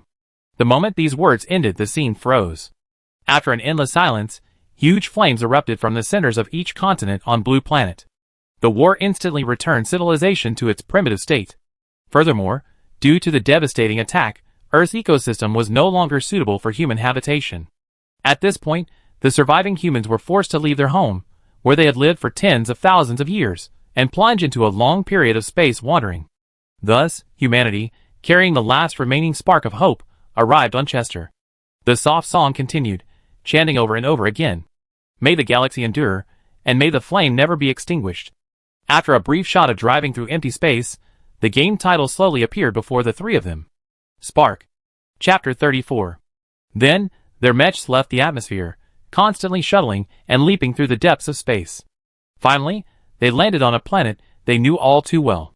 Chester. But in the game, it's called Casanil. This planet was modeled after Chester's architecture. The mech slowly approached the space dock. Through the transparent tourist corridor, one could overlook the entire planet. Half of the planet, obscured by the sky, was a brightly lit town in the center. Surrounding the town were rows of solar panels, generating enough energy to power the entire planet. Beyond the sky, the terrain was complex. Valleys, rivers, swamps, snow-capped mountains, and other terrains scattered throughout the desolate C, D, and E areas. Because this was an online game, a disclaimer popped up before the three of them. This work is purely fictional. The characters and events depicted in the game have no relevance to reality. It wasn't until this point that Lin Diego realized this wasn't the real world, but a game. Lin Diego was shocked. Holy crap. I heard Huizhong has a good reputation, but I didn't expect it to be this good. I thought the only fun things in the world were food management games. Nanghua was still immersed in the epic scene, unable to recover, tears streaming down her face. Lin Diego was puzzled. What's the point of crying? Is it really that tear-jerking? Tao Ying reached out and wiped Nanghua's cheek. The tears in her hand turned into blue particles and disappeared into the air. Tao Ying nodded. I guess I understand. The storyboard for the opening credits was designed by the president of High Technology and students from the art department of Lai University. The Fire Project team was small, initially no more than 10 people. I remember it was 3 programmers, 5 artists, and 1 investor and planner. A group of young people, with a dream in their hearts, worked through the night for 2 or 3 months, pausing and revising, before finally finishing the first draft. As the team grew, they refined every aspect, resulting in a highly refined and polished final product, comparable to a high-quality film. Tao Ying was also deeply moved when she first saw the finished product. She nodded. Space and wandering are both thought to bring tears to my eyes. Nanghua sniffed and replied, I'm now convinced that Xiaoying is truly a romantic. What about me? Lin Diego asked. A heartless stone. The mech entered the docking bay. Dozens of mechs, large and small, were parked here. They initially thought they were all new players like them, and wanted to greet them, but upon closer inspection, they realized they were all NPCs. After all, the server has been open for over a decade. It's entering the end of its life cycle, and there aren't many new players. Tao Ying spread her hands. A technician, nervously biting his flaxen braid, saw the newcomers enter, flung it back behind him, and stepped forward to greet them. Where are you from? Never mind, get down first. I need to check your mechas and your physical condition. With that, he wheeled the 3 of them into a designated area. The technician handed over a list. My name is Su Ruoqing. You be seeing me often, so remember this name. Well, I won't bother with the pleasantries. I'm busy. Fill out your names and personal information on the list. Call me when you're done. Handing over the tablet, Su Ruoqing turned and left. Swinging her braid, she ran to the data table and began looking back and forth at the same page of data. The NPC had apparently entered automatic mode, waiting for them to enter their names before the next plot would begin. A blue game pop-up window appeared in front of Tao Ying. Hello, new pilot. This is the Mecha Recruit Reception Desk in Area D of Casanil. Please enter your name. Note: 1. Your nickname can be changed later using in-game items. 2. Click the dice to randomly generate a name. 3. Take good care of your game account and avoid using offensive words in your nickname to avoid being blocked by the system. Tao Ying didn't hesitate and filled an S for her nickname. This was her usual ID, very common. Name duplicate, please re-enter. We recommend using S-245255356, S-2353546, etc. There are quite a lot of SS in the game. Tao Ying thought for a moment, added a string of symbols at the end, and clicked confirm. The displayed name was still S. Lin Diego leaned over. Huh? How did you do that? The single letter S is a rare single-digit ID. It's been so long since the server was launched, it must have been taken. The following string of code is automatically hidden. Oh, then will this one work? Lin Diego turned around and revealed Layla, my wife, on her list. Tao Ying blinked slowly. Who's Layla? Oh, a white cat-like orc from a cartoon I watched. She's a beautiful woman. Do you want to see it? I lend it to you as a member of the platform. No thanks, I'm not a fan of Furue. Besides, your ID is 5 characters long, so the byte count is too high to use the hidden code. What? Seriously? Lin Diego copied it, but it didn't work. Lin Diego tried a few more times, but they all ended up being the same. Finally, she randomly entered Lin Bigger and passed instantly. Lin Diego, The name Bigger just doesn't sit well with her, does it? Nan Gua had originally wanted to choose a very artistic and symbolic ID, but after much hesitation, she settled on the more ordinary pumpkin and submitted it. Please enter your physical fitness level, and select some special genetic diseases based on your needs. Special physical conditions include limb deficiency, blood phobia, space radiation syndrome. After filling in the game nickname, the next step was the all-important physical fitness level. Tao Ying scrolled down the physical fitness level. C, D, E, the lowest option was E. Without a second thought, she simply chose the lowest. The teammates followed suit, selecting slightly lower physiques to simulate their real-life conditions. Choose a lower physique first, just as a weight for training. Afterwards, remove the weights, and driving the mech in real life will be a step easier. After the physique selection was complete, Su Ruoqing received the order, walked over, checked the list, and stamped it. She picked up the list and said, "Okay, S, Lindig, Pumpkin, information entry complete." With that, 3 ID cards printed out from a machine nearby and were handed to them. Just then, an alarm suddenly blared. Their ID cards dropped to the ground with a sharp clatter, and everyone's nerves instantly tensed. In the corridor they were in, alarms flashed red lights one after another, like warning beacons. The docking bay began to vibrate violently. What's going on? Su Ruoqing dropped his work and hurried out of the room. Beyond the transparent, high-strength glass of the space dock, used for sightseeing, several spider-like Zerg were slowly flying towards them. Their movements seemed chaotic, yet there was a strange, yet difficult-to-decipher pattern. Because of Chester's geographical location, the surrounding major powers formed a defensive line against the Zerg, so the emergency plan for a Zerg siege was inadequate. The space dock system remained silent for a long time, simply repeating its warnings. An E-class blind spider slammed down onto Tao Ying's head. With a puff of sticky yellow acid, it coated the glass in front of him. 8 limbs crawled continuously on it, its skin covered with sparse, about 1 centimeter long black hairs, growing at a density of 1 centimeter. Pores opened and closed.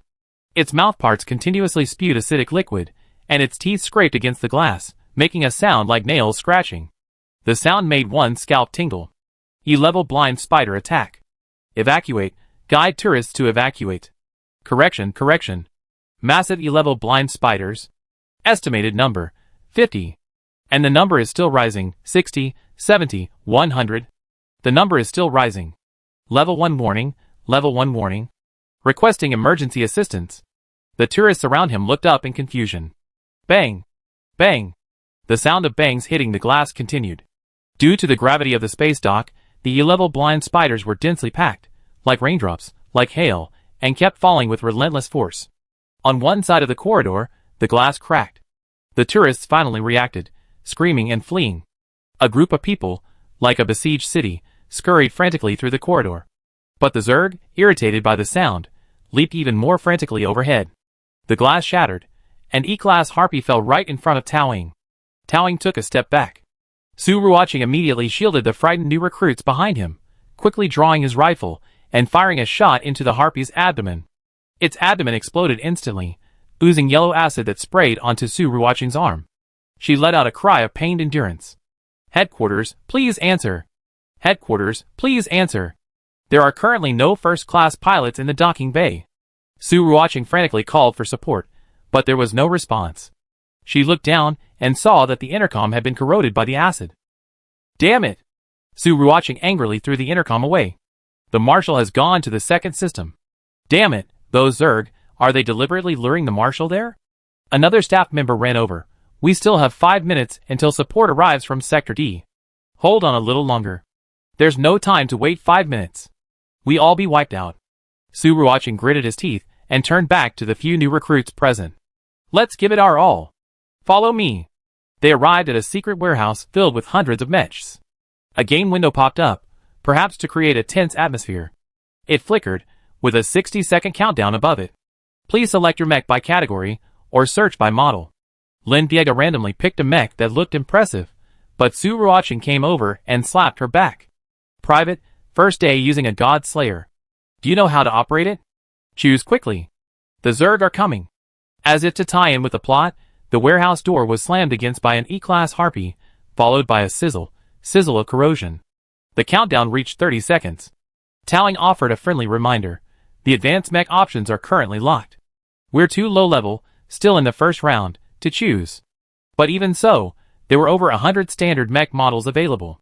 Lin Diego was overwhelmed by the sheer variety of mech models, and had no idea how to choose. Finally, she turned to Towing for help. Which one? Towing rubbed her chin. Since this was training, they should choose the mechs they would be using in the competition. But the mech models for this year's StarCraft League qualifiers had not yet been announced. Let's select VX-89 first. You're more familiar with it. After pressing the confirm button, there was a sense of falling, and the three of them were seated in the virtual driver's seat. Perhaps because her physical fitness had reached E, Towing felt a great deal more relaxed. She hadn't breathed this freely since entering this body. Every breath felt like a few large stones pressing against her lungs. She pressed the joystick, and the screen displayed, "Do you want to enter the tutorial?" The tutorial involves important plot points and cannot be skipped. If you exit midway, you need to restart the tutorial. Towing gave her two teammates one final check. Have you made your selections? Lin Diego gestured in the air, eager to try. Let's see who gets through first. Accept the story mission. Synopsis. You, a rookie Mecha reserve soldier of the new era, are suddenly attacked by a large Zerg horde. With so many soldiers dead and insufficient manpower, you are forced to take to the battlefield. With the help of the command center, you need to successfully repel the 10 Zerg hordes attacking the base to complete the mission. Current mission progress. Kill 0/10 E-class Zerg. 3 people were ejected, and before they could react, they were attacked by an E-class blind spider. 8 arm-thick appendages slowly crawled across the reinforced screen in the cockpit.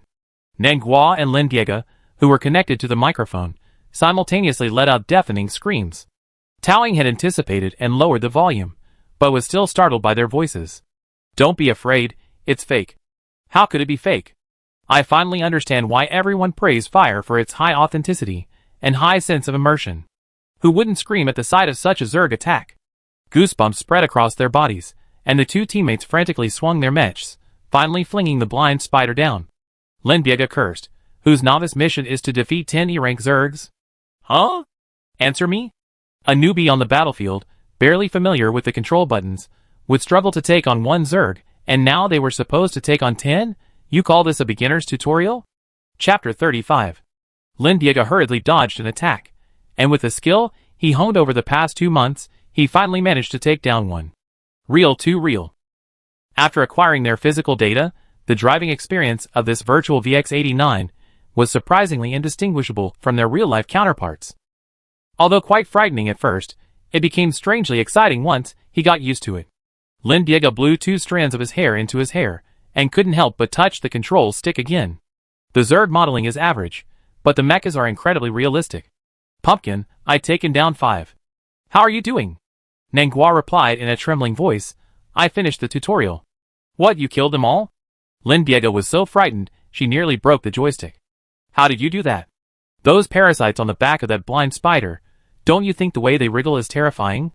Like, they crawl, ohm by ohm. You mean ohm by ohm? Nangua, yeah. The moment I saw them, I forgot everything. My vision went black, and I just wanted to smack them all. Then I came to my senses, and finished the level. It was terrifying. So scared to kill all the enemies in 5 minutes, huh? You're pretty scary too. Lin Diego decided she couldn't lose. Inspired by Nangua's speed, her movements became more and more skillful, and soon, she had taken down all 10 Zergs. Lin Diego was drenched in sweat and panting. After the tutorial, the Zerg gradually retreated, and the mech automatically returned to the landing pad. Su Ruoqing appeared, and after a short cutscene, she was led to the lobby to join Nangua. Nangua waved at her from a chair in the lobby. Over here, over here. Nangua gave her a thumbs up. Your movements are much better than your first time on the machine. Lin Biega chuckled. Your explosive power is pretty good too. By the way, where's Ingzi? I've been guarding the entrance. I didn't see her. I guess she's still going through the tutorial. Come to think of it, while the two of them were screaming and killing enemies, there had been no sound from Tao Ying. After completing a few novice tutorial missions, the two of them found a chair in the novice lobby to rest. They bought a drink and took a sip. The taste was strange, and made them want to vomit. A glance at the bottle revealed the words frozen salted fish flavored nutrient solution, and next to the label was the Height Eye Technology Company logo. After 5 minutes of retching into a trash can, they collapsed on a bench by the roadside and called Tao Ying twice into their communicators. Calling S, how's the tutorial going? Tao Ying didn't answer, but simply transferred the video feed over. All black, nothing visible. What's going on, Shadow? Are you stuck? No. Tao Ying replied calmly, unsure how to describe her current state. The joystick is too heavy, I can't push it. I've been killed. I'm in the resurrection area, waiting for the game resources to reload. Nangua, Lin Bigu, Not being able to push the joystick, what a novel way to die. Considering her physical condition, it's quite reasonable. Tao Ying opened the settings panel. Wait a moment, I lower my senses. Lin Bigu, what's the point of lowering your senses if you're weak?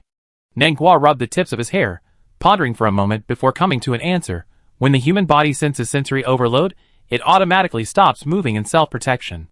Lowering your sensory level might reduce your reaction time, but it will reduce the negative impact on your physical fitness. In Xiao Ying's case, this should actually increase combat duration under the same conditions. I guess? Probably? Nangua was unsure, his voice growing quieter. Nangua's comprehension and analytical skills were excellent. He just lacked certainty. Tao Ying smiled encouragingly, your analysis is sound. That's exactly what I was planning. Nangua rubbed his fingers together awkwardly. After lowering her sensory level, Tao Ying was able to push the joystick slightly, but it was still a bit difficult to deal with multiple Zergs simultaneously. Xiao Ying, why don't you look for a guide? I just took a look, and there are quite a few guides for the beginner's tutorial. There shouldn't be any for physical fitness E. Lin Biega searched around, but most of them recommended against choosing a physical fitness level too low for beginners. There weren't any guides for physical fitness below D. If Shadow managed to beat the tutorial with his Constitution E, wouldn't that be pretty impressive? Writing a tutorial on the forum would definitely spark discussion. Tao Ying, you two should walk around the city first and familiarize yourself with the map. I know the Zerg stats, so let's try fighting them ourselves. Okay. Lin Biega didn't hesitate and dragged Nangua along to eat at the snack street. Tao Ying wiped the sweat from his forehead. E-level harpy spiders release a corrosive liquid that eats away at the outer shell of a mech.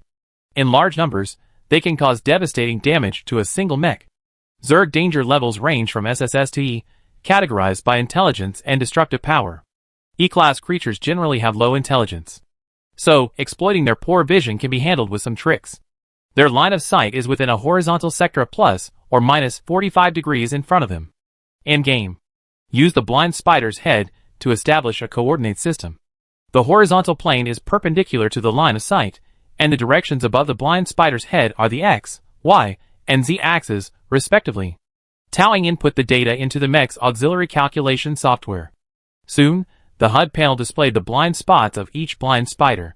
Tao Ying simply needed to maneuver through areas the blind spider couldn't scan, just as she would dodging lasers, then divert one and defeat it one by one. After defeating 5 blind spiders in this way, Tao Ying was forced to restart by the system again, due to her low health. The best she managed was defeating the 6th, but that was by hiding. The novice tutorial has a time limit, the entire battle cannot exceed an hour. 5 hours passed quickly. A soft alarm chimed in her head, a warning to prevent addiction. Tao Ying climbed out of the game cabin, finished Xuya's meal, and was dragged by Xuya for a walk in the garden before re-entering the game. Bigger, Pumpkin, you two should continue with the main storyline and unlock the preliminary dungeons later. Okay. Lin Biega, feeling the Zerg's terrifying appearance, tried to quit the game several times, but Nangua dragged her on. Soon, they finished the storyline, unlocked the dungeon, and returned to the lobby to rest. Hey, are you new here too? A young man, with a flowery shirt and a scalloped haircut approached. After clearing 3 chapters, you can team up and enter the preliminary dungeons. How about we team up? I protect you. No need. There aren't many new players on Fire Seed, and some higher level newcomers will pick on you for PKs to climb the leaderboard. I'm in my 2nd season, so I can guide you. We already have teammates. Lin Biega and Nangua politely declined, then began to watch Tao Ying's training. Shuttlecock Head, repeatedly rejected, looked unhappy.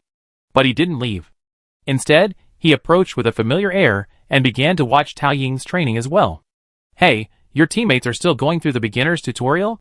Nangua shifted the camera several times, trying to avoid his gaze, but Shuttlecock Head seemed oblivious. And his comments about Tao Ying were extremely harsh. He launched into a lengthy speech, ranging from Tao Ying's driving skills to the founding of the Revol Empire, and then the political situation in the Yak Federation. Then, inexplicably, he started talking about his annual income of 100 million star coins. Finally, he concluded, your friends aren't suited to this game. Is this guy crazy? Lin Biega was speechless. Another 3 hours passed, and Tao Ying died again, entering the resurrection area to rest. This time, however, she managed to kill a 7th Zerg before her health reached its limit. Progress. The Zerg intelligence in the novice tutorial was weakened, and the spawn points and reactions remained the same in each round. Once she became proficient, she could consistently kill 6 Zergs in an hour. 3 more rounds would probably be enough to clear the level. Jianzitu, hands in his pockets, said, I don't think she'd be able to clear the next 10. Lin Biega's good mood, having just finished his delicious meal, faded. He turned around with a puzzled look on his face. No, buddy, are you done yet? Who asked you? Teacher Bigger, let's go. Nangua tugged at the hem of Lin Biega's shirt. I don't want to be around people with no manners. From the moment he first proposed forming a team, Nangua had felt an uneasy aura about him. When he said Xiao Ying wasn't suited to the game, the contempt he naturally conveyed made Nangua think, he's definitely not a good person. How could someone be so disparaging of their friend in front of him? Though Lin Biega had no idea what Nangua was thinking, seeing her hugging her arm, looking like she was about to bite, and glaring at the guy angrily, she worried she hit him and leave. Shuttlecock Head, a bit anxious, caught up. Hey, why are you leaving? Did I say something that made you uncomfortable? Was it that time you couldn't clear the game in 10 rounds? I apologize, please. He spoke in a soothing tone. Nangua, enraged, was even more impulsive than Lin Biega.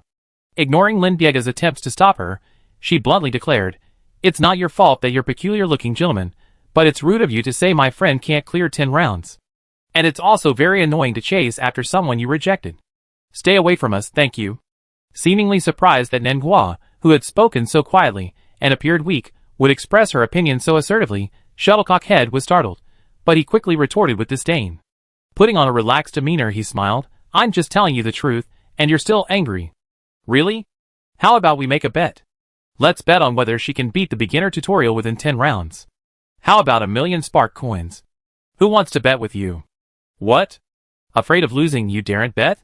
Nangua remained silent, silently reaching for the nearby trash can. Lin Biega, remembering her heroic feat of uprooting the bulletin board in the battlefield, quickly pressed down Nangua's hand, intending to raise the trash can. Lin Biega whispered, Hey, pumpkin, calm down. At that moment, a remarkably steady female voice echoed from the side. It's okay, let's bet him. Nangua paused, then turned to Lin Biega. Did you just say anything? Lin Biega shook his head blankly. I didn't say anything. Both of them, realizing what was happening, simultaneously glanced at their communicators. Xiao Ying? Shadow? They both said in unison, Did you pass the tutorial? No, I got bitten to death by the 8th blind spider. The shuttlecock-headed man chuckled slightly mockingly. Wow, you're quite brave. Tao Ying ignored his taunts and simply said to her teammates, I heard everything you just said. She tapped her headphones, paused, then panned the camera towards herself and smiled at her teammates. 1,000,000 spark coins. I bet him. Chapter 36. No, are you sure? Lin Biega held up his communicator, a puzzled look on his face. We're all newbies. Where did we get 1,000,000 fire coins? Lin Biega glanced at his game account, having just completed the newbie mission. Fire coin balance, 8. Nangua also looked at her own. Since she hadn't eaten much, she had a little more left than Lin Biega. Fire coin balance, 1580. But not much. Looking back at the bet, It was for 1 million fire coins. There were extra tens, hundreds, and millions at the end.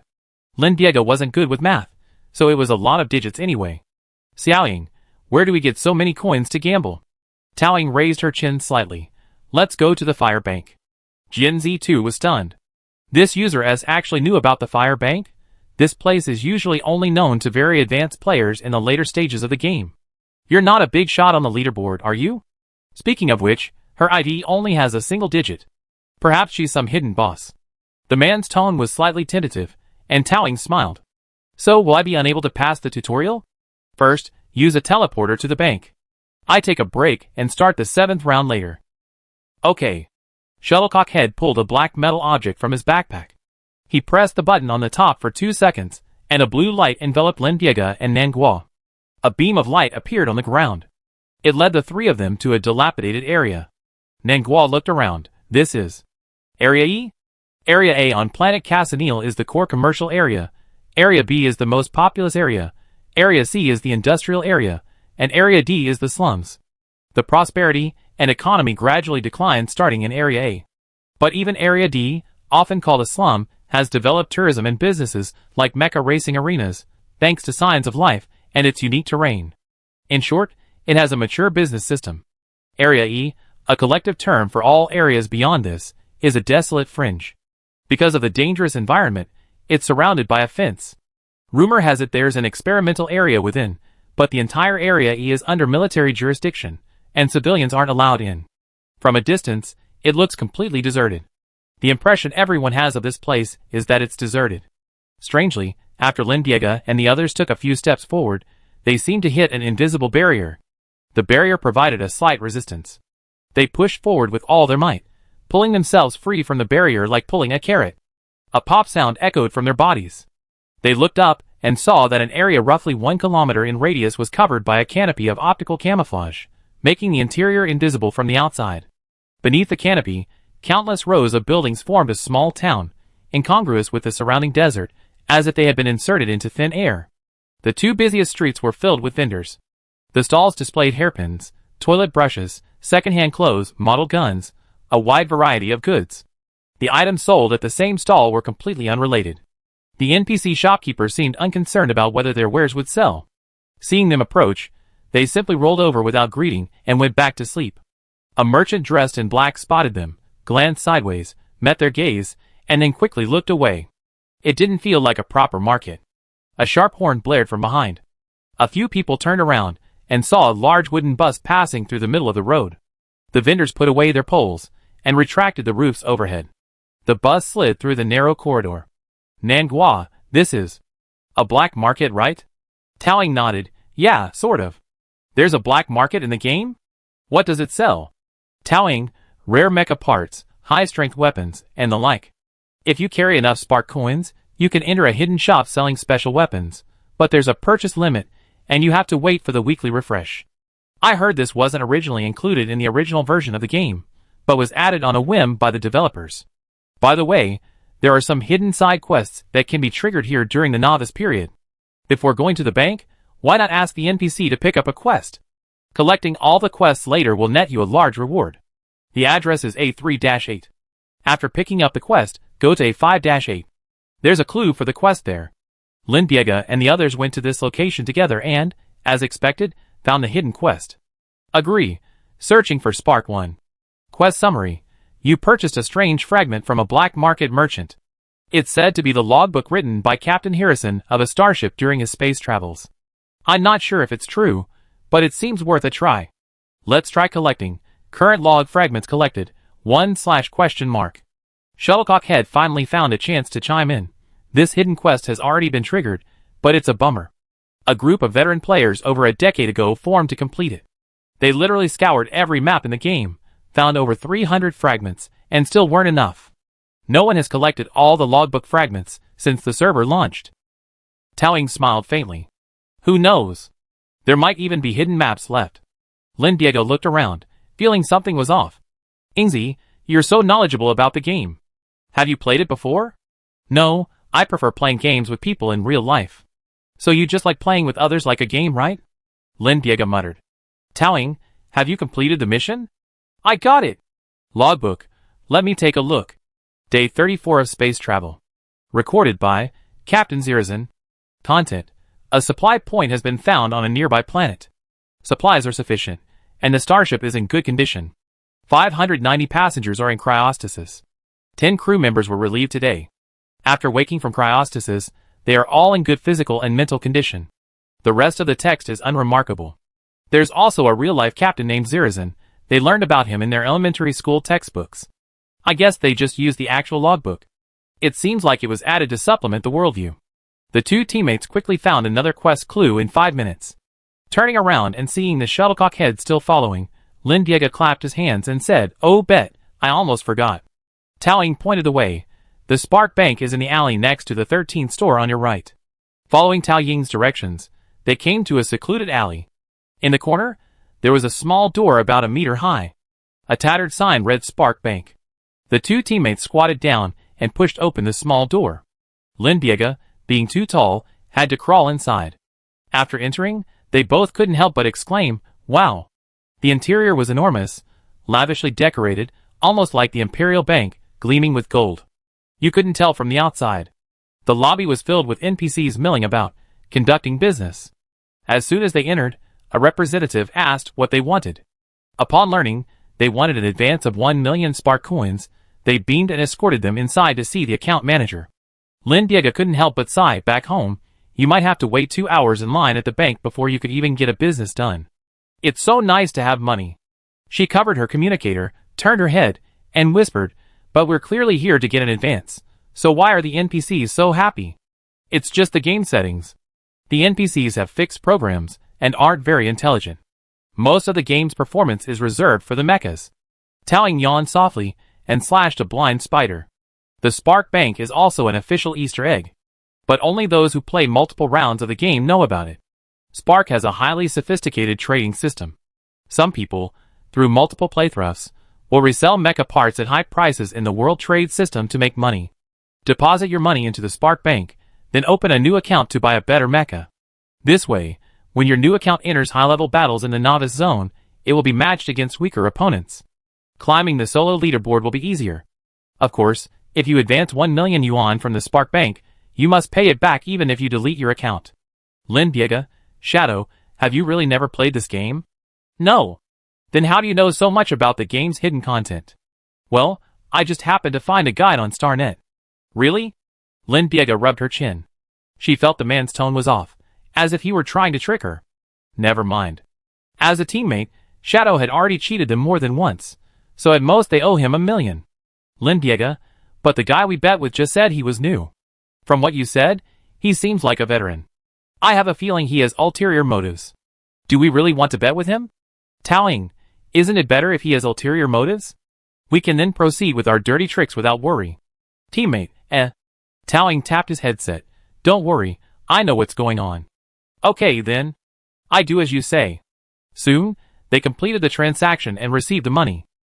Tao Ying maneuvered the mech to the left, skillfully avoiding the attack of the 7th blind spider. He found a way around the back of the 8th blind spider and killed it with a single blow. Timeout has been reached, and mission progress has been reset. Restarting the tutorial. Current kill count, 0 out of 10. Resources loading.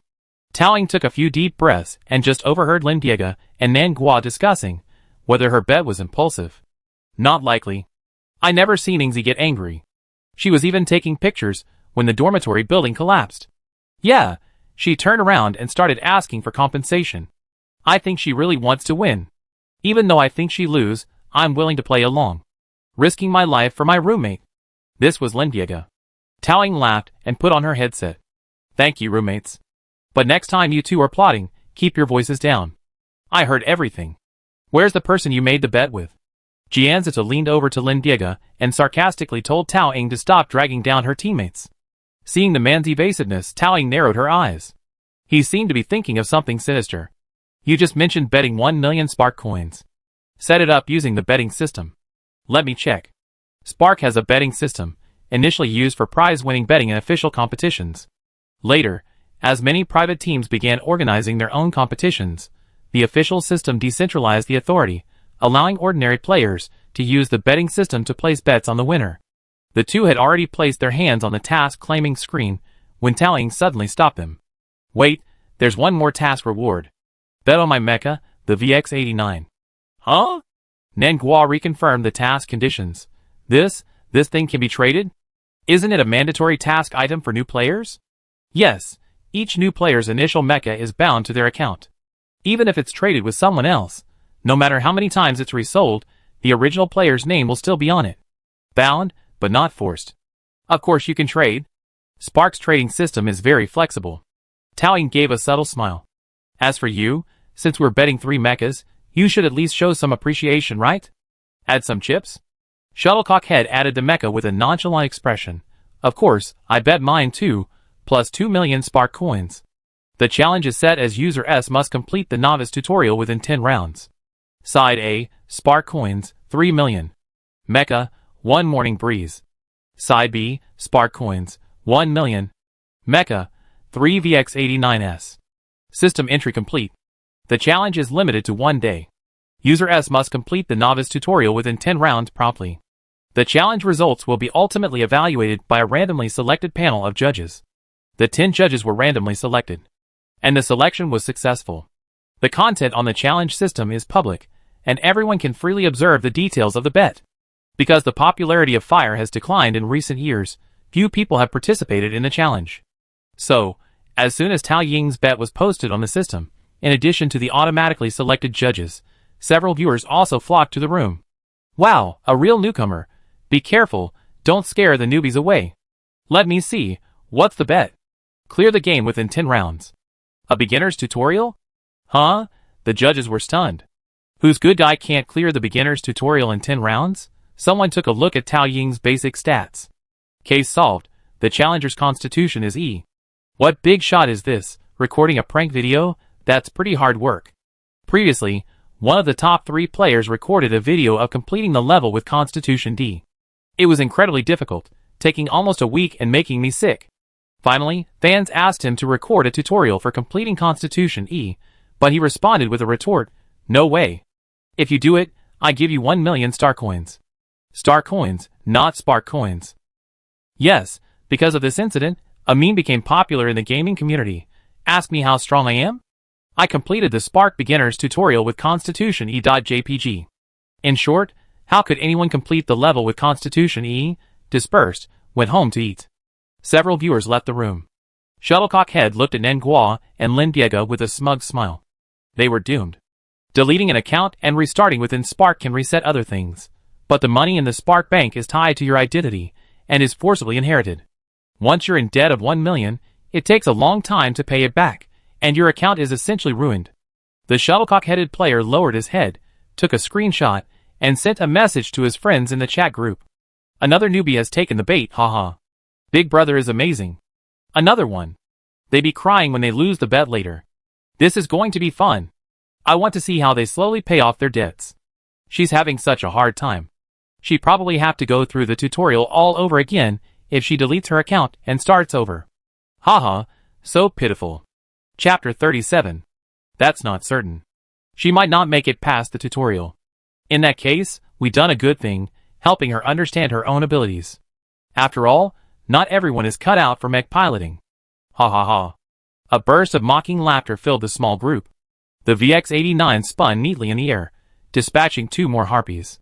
Tao Ying glanced at the time. 45 minutes had passed, and her kill tally was 6 out of 10. The next 4 harpies were the toughest to deal with. They were more intelligent and capable of working as a team. Tao Ying's body was beginning to tire. She found a safe zone and rested for 5 minutes. After her break, Tao Ying was pincered by 2 zergs and forced out of her safe zone. As she dodged downward, her right hand lost strength, sweat dripping, and her grip on the joystick slipped. In the corner, a mantis-like zerg raised its sickle-like hand and slashed through the cockpit. How did the random calculation still include a rare monster? Suddenly, darkness descended before her eyes. The cockpit exploded, flames blazed before her eyes, and a wave of heat washed over her. Tao Ying's pain nerves tingled wildly. 10 seconds later, she reappeared in the respawn zone. Tao Ying was drenched in cold sweat, and 5 minutes passed before the burning sensation gradually subsided. With 2 minutes left before the 9th round began, Tao Ying massaged her aching right hand and rested on the back of her chair. She had been playing for 6 hours straight, but her mental state remained strong. If she had trained at the same intensity outside the game, she would have been in the medical bay before the first round was even finished. Without the ability to practice on a real game, Spark was a valuable training tool for her. During the gambling game, curious passers-by kept entering the room. What's going on? Is this a small tournament organized by someone? It doesn't look like it. 2 newbies are betting. Both newbies? Damn it! Are they the same idiots who specialize in ripping off newbies? Back when I was young and naive, I bet with them and ended up in $1 million debt. I deleted my account and restarted so many times just to get the money at the start. I almost vomited. But at least I can delete my account and restart. Wait, why did this newbie even bet her mech? Is she crazy? It's just a few VX89s. What's wrong with that? After deleting your account and restarting, the system automatically inherits the highest valued mech from the previous game. This becomes the newbie's starting mech. If you didn't have a mech in your inventory before deleting your account, you start the game empty-handed. So for a new player, losing this mech means she have to delete her account and restart, only to face a Zerg-like battle. Add to that their $1 million debt, and their account is completely ruined. Lin Piega, after reading the conversation in the room, let out a hiss. Nanghua clenched his fists. That shuttlecock head is truly not a good person. This scam has been going on for years. To fall for it, they must be genuine newbies. Sigh, I hope they don't let this give them a bad impression of the game. It's unavoidable. High-dye technology has been declining in recent years, and many people have left. My friend says it's lucky Huizhong is still operating. It's not profitable, and they're even losing money, with almost no maintenance. In the beginner's tutorial, the protagonist's health bar never reaches 0, you just have to complete the game within the allotted time. Yet, this new player actually restarted 7 games in a row because they exceeded the time limit. Her limit should be 8 kills. She definitely can't win. The 10 jury members began to sigh in anticipation for Taoying. Nanghua opened the chat window and retorted, "What makes you say she's going to lose?" Lin Diega also spoke up in the room to defend Taoying, but she was also worried. What if Ingzi really loses? Nanghua, my instinct is that Xiaoying wouldn't make a bet on something she wasn't sure of. She's so calm and confident, it seems like she's... Lin Diega continued, she seems to be playing something nefarious? Nanghua nodded. As the jury had predicted, Taoying didn't even increase her kill rate by 1 in the 9th round. It was still August 10th. Everyone concluded that her stamina had reached a limit, and this bet was a sure loss. Taoying had spent a long time preparing before the 10th round, and everyone was a little impatient. Let her just admit defeat. I should have never signed up for the jury. I'm in the 8th time zone. I'm going to have dinner first, and we'll check the results when I get back. 88. I'm in the 12th time zone. I'm going to get some sleep first. She call me when she's ready. In the Chester time zone, where Taoying and the others were, only 7 or 8 people were left watching. Lin Diega said unconvincingly, it's not the end yet. The judges. Well, sometimes admitting one's shortcomings is part of progress. However, at the start of the 10th round, Tao Ying's path was completely different from the previous 9 rounds. The judges were a little sleepy, but seeing her unconventional approach, they suddenly stood at attention. She's moving down? Is this a change of strategy? Wait, that last strike was completely different from the previous ones. She killed 2 blind spiders? Amazing. Before anyone could even begin to gasp in surprise, Tao Ying's mech clung to the space dock's light energy panel, spun around, and sliced 3 blind spiders in half, and only 5 minutes had passed. In 5 minutes, she'd taken out 5 E-rank blind spiders. This meant she only needed to take out another 5 in the remaining 55 minutes to win. Everyone grew increasingly excited. There's a chance. Go for it. The excitement was on. Wait, she retreated. Why? This was clearly a prime attack point. The next second, Tao Ying's actions provided the answer. She blasted away the space dock's gravity rings, kicking the semicircular fragments. 3 more. The remaining 2 blind spiders suddenly lost their balance due to the lack of gravity rings. Tao Ying, using the reaction force of the dock's outer wall, launched herself into space. The red VX-89 streaked across the sky, landing between the 2 blind spiders. She raised her hand and slashed. As it retracted, acid erupted from the abdomens of the 2 blind spiders. Kill count, 10 out of 10. You have completed the tutorial. Congratulations on earning the hidden achievement. Complete the tutorial in under 10 minutes with E-level physical fitness. Achievement rewards: 500,000 spark coins, 1 logbook fragment, and one special item, key from somewhere. Huh? Taoying glanced at the time in the upper left corner. 10 minutes. That was the limit of her physical fitness. Taoying tapped her headset. It's done, teammates. Audience, eh?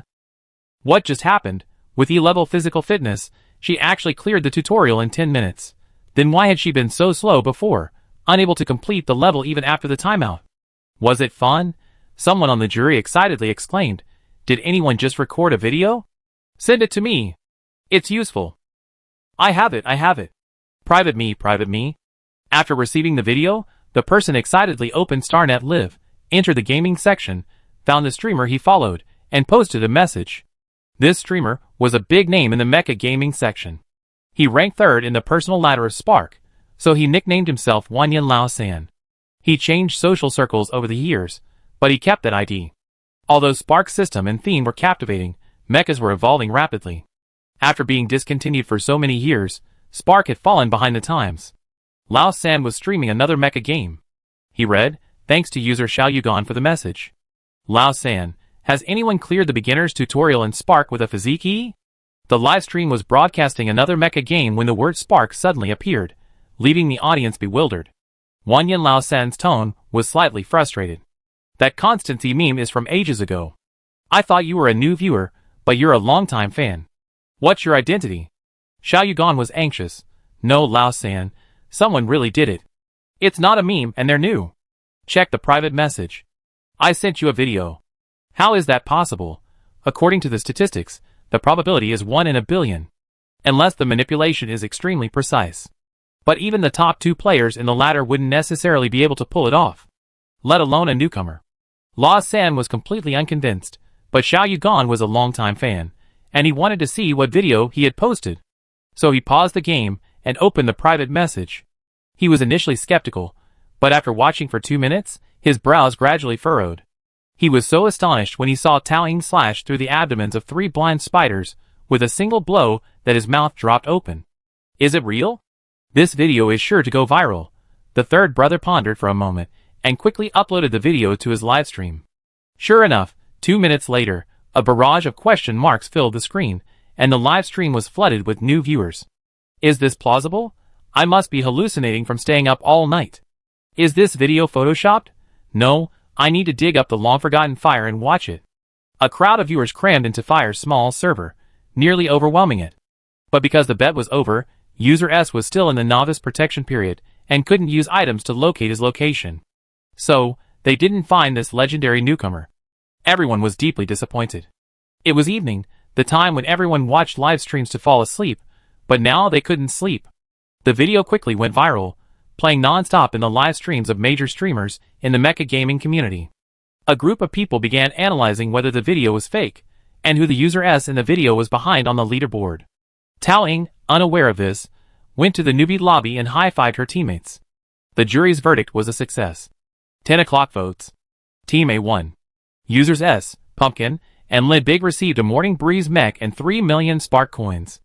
A sign reading plus 3 million Spark coins popped up above their heads. The team also added a mech to their backpacks. The Morning Breeze, a sniper-type mech, was unusable for them. Taoying quickly listed Morning Breeze on the market for 100,000 Spark coins. Then she selected some mech weapons and equipped the team. Looking up, she saw Shuttlecock Head staring blankly at his account balance. His face, gnashing with hatred as he looked at Taoying, was filled with hatred.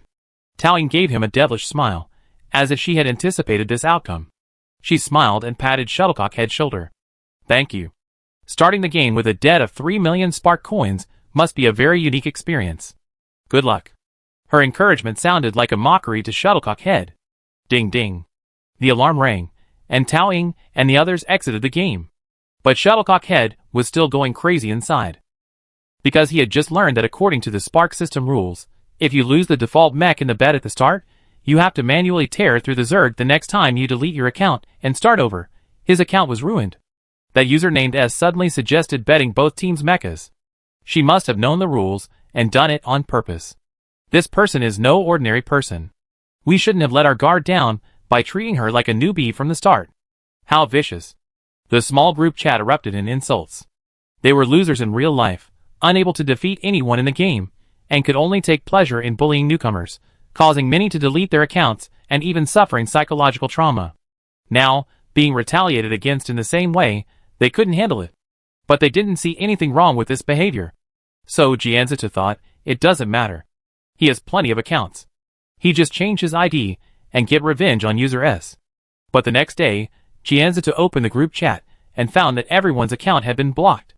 And the president of the company that owned Spark actually issued an announcement. Adelina, I received an email last night. The sender said there's a group of people within Spark who are maliciously ostracizing and deceiving new players, and they're enjoying it. Many people have complained, but the problem hasn't been resolved. I'm surprised that this kind of thing still exists in a game that's been around for so many years. Today, we had our technicians ban all the accounts and lock down the user's StarNet address. They'd be banned every time they see one. No need to worry anymore. The comments section was filled with applause. Ah, it's finally been handled. President, you're alive. I reported them so many times. Who sent the president this email? I'm going to send her money. I guess they're from the industry? Anyway, it's so satisfying, Adelina. Oh, and there's one more thing. I'm sure everyone knows this, but I share it anyway. Yesterday, a new player, with a Constitution E, completed the tutorial in 10 minutes. And got a hidden achievement. This is nearly impossible given the numerical design of our game. I never thought someone would actually complete the game after all these years. I'm truly moved. Adelina, oh sorry, I've been talking too much. Maybe I had a few drinks today. Adelina, we started Spark as a very small team, and everyone was driven by a dream to make the game. Adelina, the main programmer of Spark has been dead for many years. I miss her dearly. Alina posted a series of messages. Although high-I technology isn't as powerful as it once was, as its president, Alina remains a top influencer on StarNet. Her messages immediately became trending searches on StarNet. Irina missed the lead programmer of Spark. Lin Diega turned curiously. Who is this programmer she's talking about? Tao Ying paused, then nodded. Tao Ying, right? Lin Diega, oh, you mean Tao Ying? Tao Ying asked curiously, you know? She had a feeling that the information Lin Diega could obtain on StarNet wouldn't be anything positive. Most likely something like plagiarism of subordinates' research results or illegally selling confidential data. But Lin Diega's answer was a little unexpected. I know Tao Ying and Irina are friends. Friends. Such a simple and sincere word. But it wasn't wrong. Irina was indeed one of her few trusted friends. She actually had a stake in high-I technology. As for the Spark production team, it initially consisted of just her and Irina. Perhaps it was because of Irina's words that Tao Ying began to miss those days. Tao Ying's eyes grew kind, and she asked Lin Diega, but how do you know they're friends? Lin Diega replied nonchalantly, Irina said it herself. She said she and Tao Ying knew each other back in college, and their story was quite legendary. They both climbed over the wall to leave the school on the same night, and just happened to bump into each other.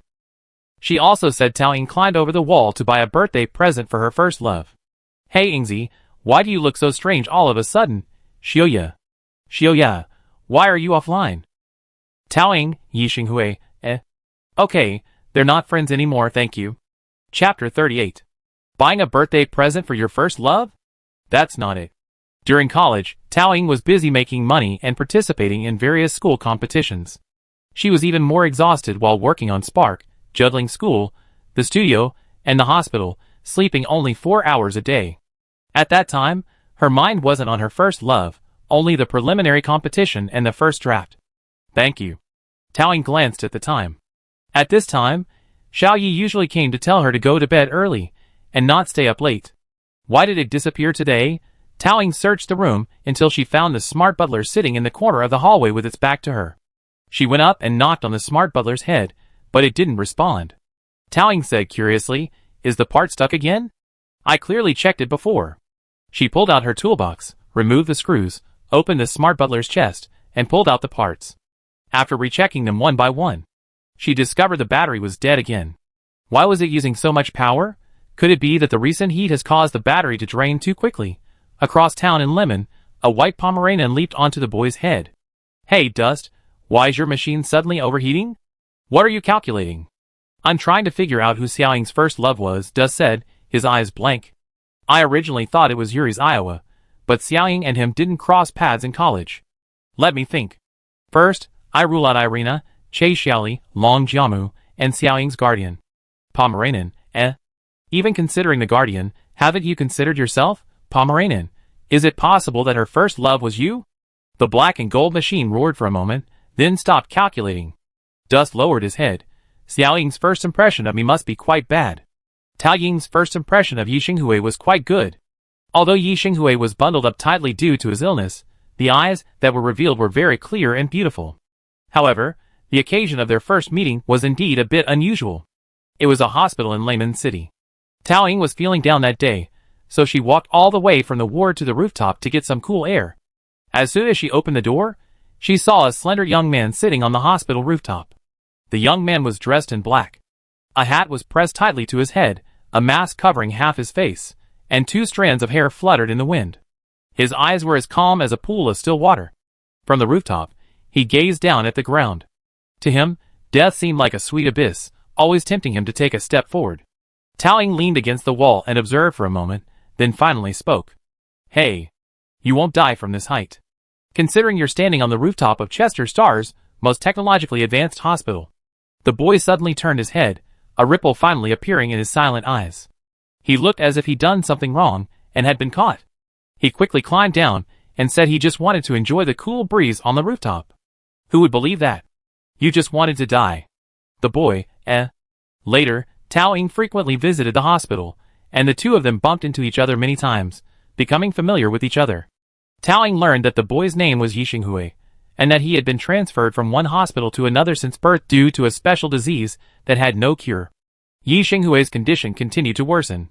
Every day, he held his diary and wrote his final words for the day. One day, he gently pulled off his mask, revealing the pale skin beneath. Xiao Ying, I don't think I make it past this spring. Tomorrow is my birthday. The boy said shyly.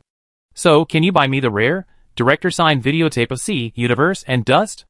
If you can't make it, you can burn it for me. He then offered all his savings. Tao Ying, What else could she say? Tao Ying had climbed over the wall out of school that day to buy this videotape. Afterward, something unexpected happened, leaving Tao Ying with no reason to go to the hospital. And the last time she saw the boy was on the rooftop again. He was dead. Cold mist blew onto the metal instrument. Tao Ying's hand covered the boy's eyes. The nurse hurriedly ran after him. Tao Ying calmly stared at the unresponsive metal instrument. Oh yes, that's the device that can convert human consciousness into electronic signals. The same one that helped Tao Ying achieve cyber reincarnation not long ago. But the boy wasn't so lucky. The device showed that Yi Xinghui's consciousness hadn't been successfully extracted, nor had it been converted into electronic signals. The boy vanished into the cosmic current. Never seen again. That was a rather complicated memory, and it's hard to describe. First love, first love. Tao Ying came back to her senses from the memory. People like to call someone love when they spend a lot of time with them, and receive nothing in return. So calling him first love made sense, right?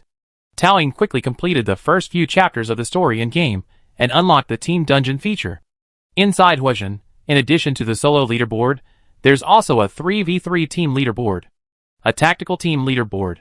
Each team's members are fixed, and can't be changed. Tao Ying pulled her 2 teammates into the same room, and clicked Team Up. Beneath the Please Enter Team Name input window, a series of large, yellow warnings appeared. Important, changing the team name requires 10 million Huaxin coins, and can only be changed once a year. Please enter carefully. Tao Ying turned and asked, what's our team name? How about using our 3 names, 1 character each? Bai Ying, Nangua, Lin Biega. Lin Biega raised a finger. Let's call it Southern Film, Television, Song, and Dance Company, Ltd. Tao Ying, Nangua, There's no need to force a name. Everyone struggled for a long time. To be more precise, only Lin Biega and Nangua were struggling over whether to choose a more artistic or humorous name. Tao Ying glanced at the TV commercial, which was showing interviews about the production of the film Space Ghost Girls 6. She casually said, why not call it the Space Ghost Girls team? It just so happens that all 3 of us are women. What kind of excuse is that? But you say female ghosts, and there's some truth to that. Lin Biega pondered for a moment. Shadow, pale as if about to die, and Pumpkin, sitting on the windowsill wanting to die the moment they met for the first time. They both perfectly fit the description of female ghosts. At that moment, the TV was showcasing several female ghosts from the film. Nangua nodded in agreement.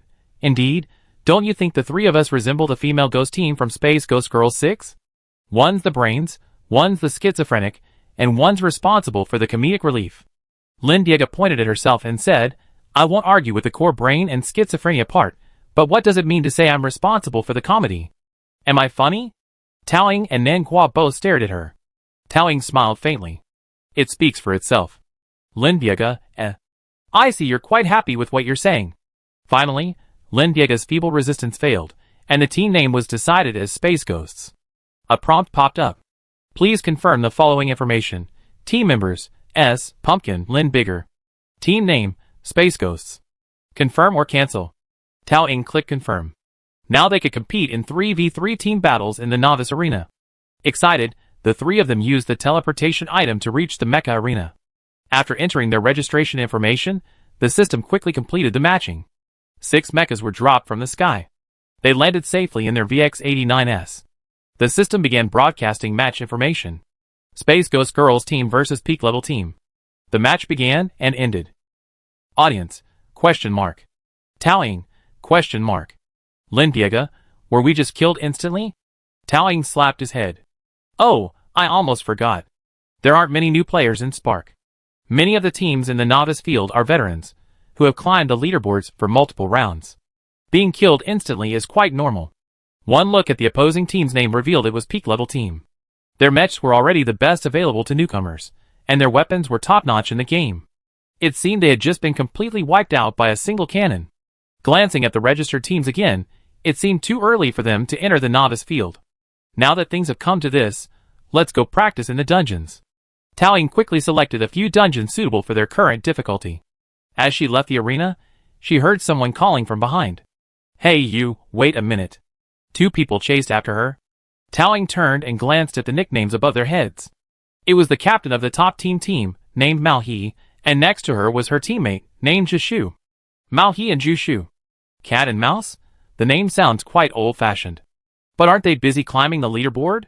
Why are they chasing after them? Mao He, with his colorful hair, rushed over conspicuously, and even passers-by couldn't help but take a second look. Hey! Are you the newbie S?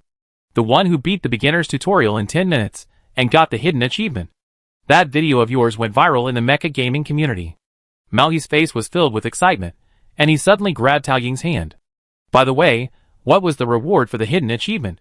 Mao He, seemingly realizing he was being a bit too enthusiastic and intimidating, withdrew his hand sheepishly and began to explain. Oh, don't get me wrong, I'm just interested in the Spark world. I heard there were logbook fragments among the achievement rewards, and I wanted to see what they said. I'm not trying to steal from you.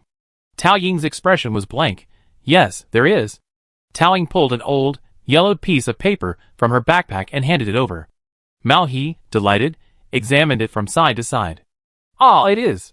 Thank you. Can I take a picture and post it on the forum? She was probably referring to the Spark forum for veteran fans.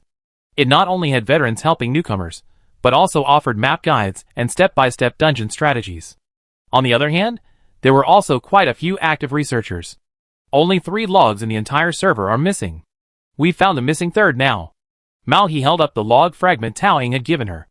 Based on our speculation, these 3 missing entries were fabricated by the Spark developers. They must be closely related to the very foundations of Spark's worldview. Oh sorry, you're not interested. Mao He sheepishly dropped the subject. He excitedly added Taoying as a friend, added her to the group, and generously gifted her and the others some more equipment. Taoying took a look and saw that it was indeed equipment that VX-89 could use. While not particularly expensive, it was very useful. It seemed Mao He was quite knowledgeable about vintage mechas. And here are these 2 million Spark coins. Use them to buy some beginner gear to climb the tactical leaderboard. If you have any other log fragments, feel free to contact me. There are huge rewards. With that, the Mao He and Cheese Mouse duo sprinted back to the arena and continued their climb. So what are we doing now? Let's go do a dungeon. And see if we can find any log fragments or anything like that in the dungeon location. Taoying spread his hands. Chapter 39. The dungeon's location is rather unique. It can't be teleported using items. You need to board a starship on Kazanal and then warp to reach it. Taoying decisively bought the ticket. She lazily slumped in her seat and pulled out the cover of a travel brochure from the backrest. It contained an introduction to the destination. Flam, a famous lava planet in the second system, boasts a diverse terrain of canyons, basins, and rift valleys. The surface temperature ranges from 300 to 900 degrees Celsius, making it unsuitable for human habitation. Wow! Nenghua and Lin Diego leaned over the shuttle's window curiously, peering down. Half of Fram's surface was covered in boiling magma, and active volcanoes occasionally erupted. The starship's gas jets bypassed the active volcanoes. Debris from the eruption clinging to the ship's hull would greatly increase the probability of mechanical failure. If it were to get into the engines, it could even sink the ship. The starship quickly docked at the port, and Tao Ying and the others transferred to a smaller shuttle. The shuttle carried Tao Ying to the relatively cool basin area. The cooled magma formed black layers with various bizarre shapes. One resembled a hellish scene, with a group of people struggling to climb upwards in a sea of fire. Another area resembled a hand reaching up to the sky. It had a strange beauty. After enjoying a pleasant sightseeing in the shuttle, it landed next to the hand-shaped landmark. Lin Diego stretched out a tentative foot. Can we step directly on it? Isn't the surface temperature said to be at least 300 degrees? Don't worry, the temperature in the area encircled by the sky is normal. It's the only safe area on this planet. And this is a game. Tao Ying reminded again, pointing to the landmark ahead. Don't you want to check in at the Hand of Faith? The Hand of Faith is that black hand. Looking at it from the starship, it's tiny, but from the ground, it's hundreds of meters wide, comparable to the ceiling of a stadium, and it's incredibly impressive. Underneath the hand was a sign that read, "I miss you so much on Flam." The two teammates, one in front and one behind, pulled Tao Ying over, posed in front of the sign, and started taking screenshots. Lin Diego, I didn't expect this hand to be so big. From below, it looks like a black mushroom. Aw, I'm hungry. Nenghua, like a swan with its wings spread, right? Tao Ying had become accustomed to her teammates' peculiar metaphors. Yeah, they're quite similar. Tao Ying scanned the square, and slowly approached the NPC with an exclamation mark above his head. A dozen players were gathered here. Some were looking for teammates to join the dungeon, while a few remained motionless, likely AFK. After a brief conversation with the NPC, Tao Ying clicked on the mission details. Mission name, Deep in the Volcano, the Thermal Abyss Labyrinth. Mission type, Investigation, Survival. Mission description, 10 days ago, a squad of first-class soldiers from the 7th Legion on the planet Kazanal arrived here to destroy a hive, but never returned. You will assist the survivors in entering the hive and investigating the situation. Recommended player level, first-class soldiers. Recommended number of players, 5 to 10. Incidentally, their current point level is reserved third-class soldiers. That's a whopping 9,000 points difference between them and first-class soldiers. In the Spark game, points don't limit strength, but they do limit mech models and the level of missions you can accept. Tao Ying clicked to accept the mission, and as expected, the NPC reminded her, your level isn't high enough. You should practice more before you try. System prompt. This is a high-level dungeon. You need to find at least one first-class soldier teammate before you can accept the mission. Tao Ying turned around and saw two other people looking for a teammate. They wore colorful titles on their heads, with the number 100 written in the upper right corner of the frame. This was the reward for ranking high on the leaderboard, at least in the top 100. At this level, they were definitely colonels, and they probably wouldn't team up with newcomers, but who knows? It wouldn't hurt to ask her. Tao Ying stepped forward. Team up? When Tao Ying said she wanted to team up, the two men were excited at first, but after seeing the angelic golden halo above her head, they visibly became disappointed. What? You're still in the newbie protection period? You're here for sightseeing. No, we're here for a dungeon run, too. Team up? You? The man looked Tao Ying up and down. You better start with the most basic dungeons. They clearly had no interest in teaming up with a newbie, and with that, they went back to looking for teammates. Nenghua said dejectedly, they rejected me. Tao Ying spread her hands. It's normal to be rejected. I can just think of other options. After searching around, no one was willing to team up. She posted a bounty on the public channel, but it went unanswered for a long time. Tao Ying thought for a moment, and opened the small group chat that he had previously added her to. I'm on Fram Star for a dungeon run. Anyone want to join us? Just one person will do. Oh! Teacher S. Take a screenshot to commemorate your first post in the group. Welcome, Teacher S. Welcome, Teacher S. Welcome, Teacher S. The atmosphere in the group was quite friendly, with everyone chatting a lot. But why are you going to Flam? The only dungeon there, as far as I can remember, is the Thermal Abyss Labyrinth. It's the Thermal Abyss Labyrinth. The novice area can't be climbed yet, so I practice against the Zerg. Oh, that idea made sense. But it also created a bigger problem. Someone politely said that dungeon might be a bit too difficult for newcomers. You better wait until later. I know. It's quite special. You know? I know. Well, what do you mean by no? That dungeon isn't anywhere near the same difficulty level as the tutorial. I almost peed myself the first time I went in. A group member sent a shaking head gif emoji. But since Player S had said so, he wouldn't bother trying. Isn't the point of playing games to have fun? Everyone in the group is busy with classes, so finding a team is a bit difficult. Ask around in the group. Oh no! The teacher suddenly gave a quiz today, and I'm out. Ah, why does this teacher love quizzes so much? Help me. The group suddenly started wailing. I thought it was a research group, but could it be a class group for some military academy? Taoing smacked her lips. The message about Taoing looking for teammates quickly went viral. Most people were just there to join in the fun, not one offering paper. Until Mao He's profile picture lit up. Oh! Teacher Mao is online. Is Teacher Mao climbing the leaderboard today? Oh no! 2 of my teammates were forced to do hard labor by the teacher today, but luckily I was quick and managed to escape. I reward myself with a day off. Teacher S. Are you on Flam? What a coincidence, I happened to be heading there. Mao He saw Tao Ying's group information and, after just one question, immediately made the decision to join them in the dungeon. Mao He seemed certain that Tao Ying was a pseudonym for a high-ranking figure on the leaderboard. Teacher S, wait! I'm coming! I make you reveal who you are? Then we wait and see, Tao Ying laughed. My teammates, and I will meet you at the entrance. Okay. Mao He quickly arrived at Flam by starship. She was already very conspicuous with her colorful, glowing hair, and today, she was wearing mechanical cat headphones and a white furry suit, making her even more conspicuous than yesterday. Mao He waved enthusiastically from a distance. Here comes Master Cat. Then he rushed over at the speed of a 100-meter sprint. Taoing anticipated this, and took a step to the left, allowing Mao He to throw himself firmly into Lin Biega's arms. Oh! Mao He looked up with his cat-like eyes sparkling. Such hard muscles. I love them. Nanguo leaned in and whispered, I think Teacher Mao He looks a lot like the white cat orc on Lin Biega's t-shirt.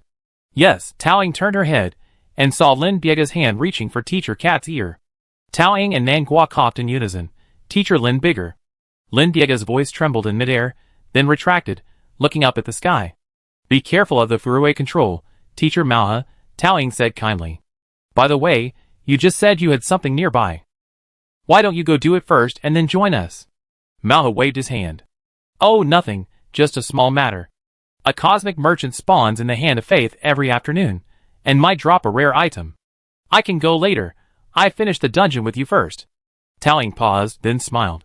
It might take a long time, are you sure? Mao waved his hand, patting his chest confidently. How could it take a long time? I memorized every Zerg position in this dungeon. I can get you through it in a matter of minutes, okay? Mao said, pushing Taoing to stand in front of the NPC. After successfully completing the quest, they entered the elevator.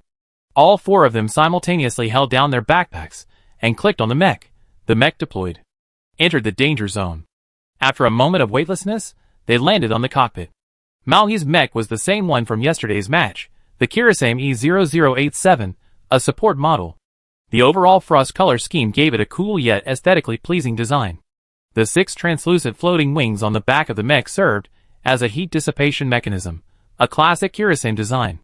Not only did they dissipate heat, they also served as antennas, jamming the mech's electronic interference. Because of its appearance and practicality, it was once voted the most popular model among college students. It was Kirasame's jamming system that instantly defeated them in the novice field that day. Mao He chuckled. How's it? I've been grinding for a long time. Pretty cool, right? Let me see what model your mech is. Why is it still a VX-89? She shouted. Didn't I give you 2 million spark coins? You can buy a better mecha game now. What's the point of still using a mass-produced training aircraft? It's a bit outdated for even the military academy to use it as a training aircraft these days. They already purchased a brand new, upgraded model. Are they planning to clear the level using the VX-89? Mao rubbed his forehead. Yeah, that's fine. I can fly you with the VX-89 too. Just stay behind me, and don't run around. The dungeon is underground, a bit dark, and the Zerg here can be quite scary sometimes. They were randomly teleported to the depths of an underground cave. The cave wasn't too high, the VX-89 could stand, but the WE-0087 was a bit taller, requiring them to lower their heads slightly. The group clung to the wall, continuing their exploration deeper into the cave. The walls were inlaid with black and red crystals, and powder fell from them from time to time. Every few steps along the way, burning crystals provided faint light. It's nothing scary. Lynn had been frightened before, but now it seemed nothing more than that. Before she could finish her words, her VX-89 suddenly missed a step, sending one leg crashing to the ground. It took her a long time to pull it free. She gasped loudly, "Why is there a hole in the ground?" The hole was about 30 centimeters in diameter, but the entrance was deep, extending directly into the pitch-black darkness below. Deep within the hole, nothing could be seen, but from time to time, there was the sound of something heavy scraping against the ground. Lynn swallowed. "Where's the sound coming from? Why isn't the radar responding?" Cat Core said nonchalantly, "Oh, radar doesn't work for them. The Zerg here have similar body composition to the surrounding environment. We can only find them with our naked eyes." "What do they look like?" "About the same color as the walls." "How can we possibly find them then?" "Let's all go find them." Towing pondered for a moment and called out to his teammates, "Pumpkin, use your intuition to determine the direction of the sound." "Huh?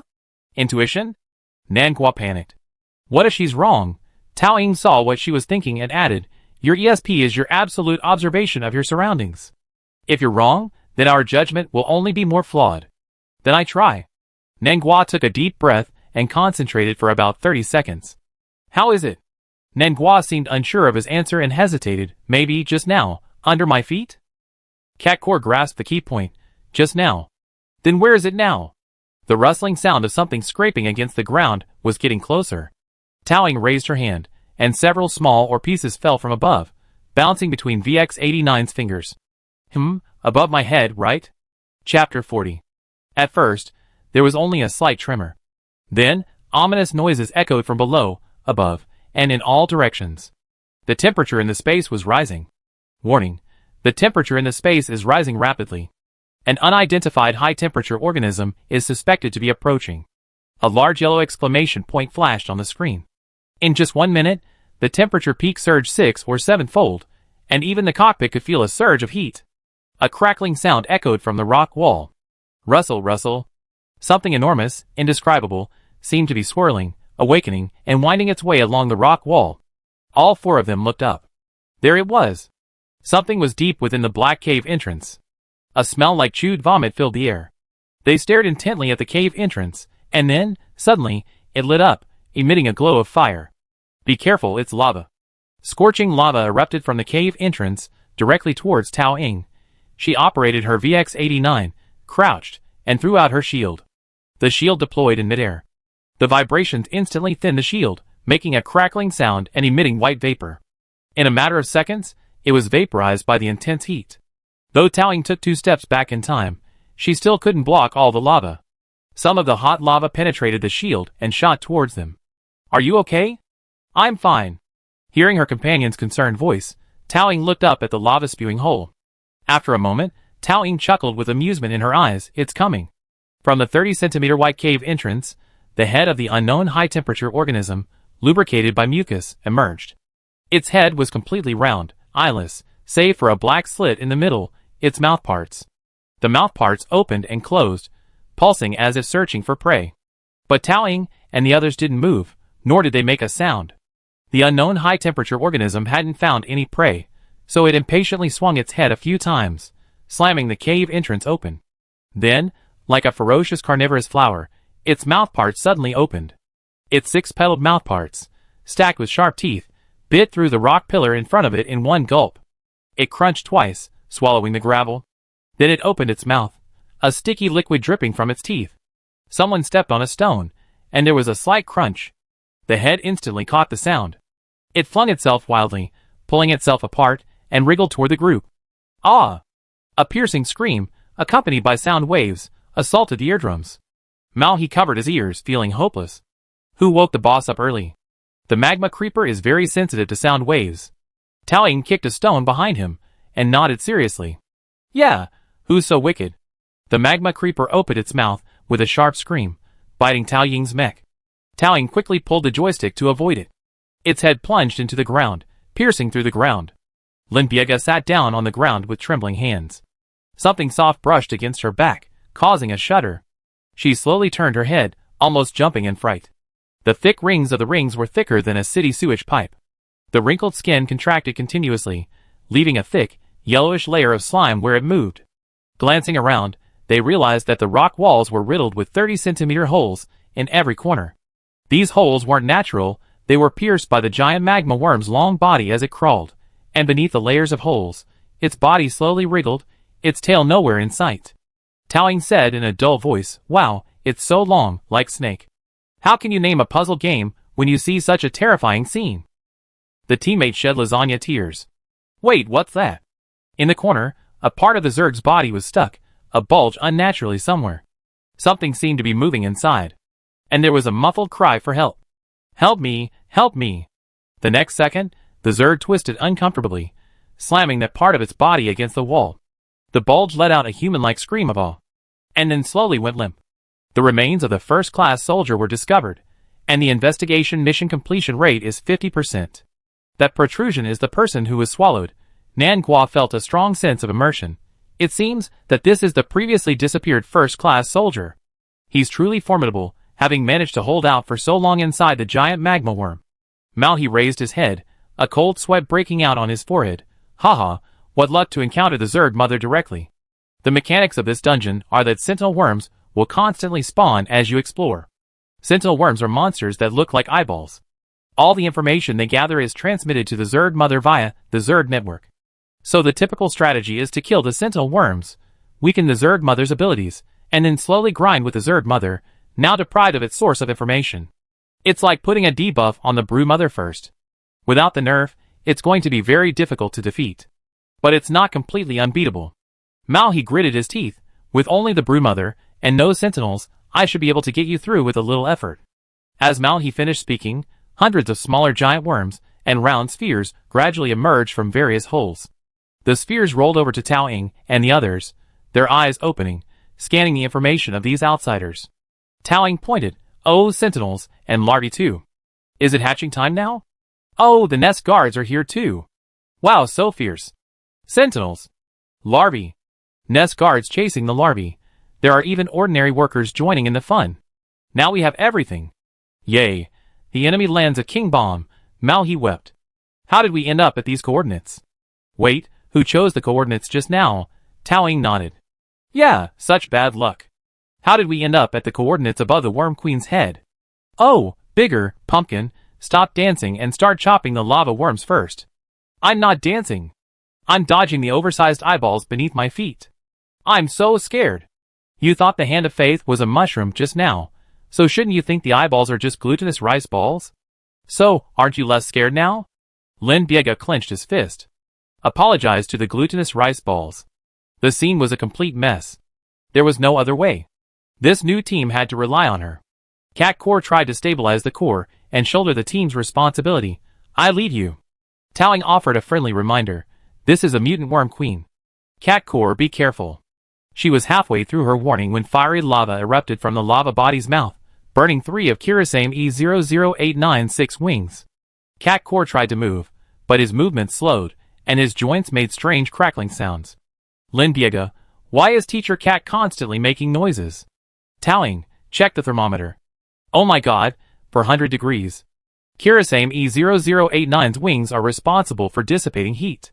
Losing that heat in this high temperature would be fatal to the mecha's performance. What should we do then? Let's lure the Worm Queen away first. Its body temperature is very high. Let's go downstairs. Tao Ying squatted down and knocked on the hole next to him. It's even hotter down there. No, I have to kill it now. So what's that saying? Cut off the head and you can eat it. Lin Biega mustered her courage and drew her lightsaber, the one Tao Ying had given her earlier. It was a very light sword, very easy to chop.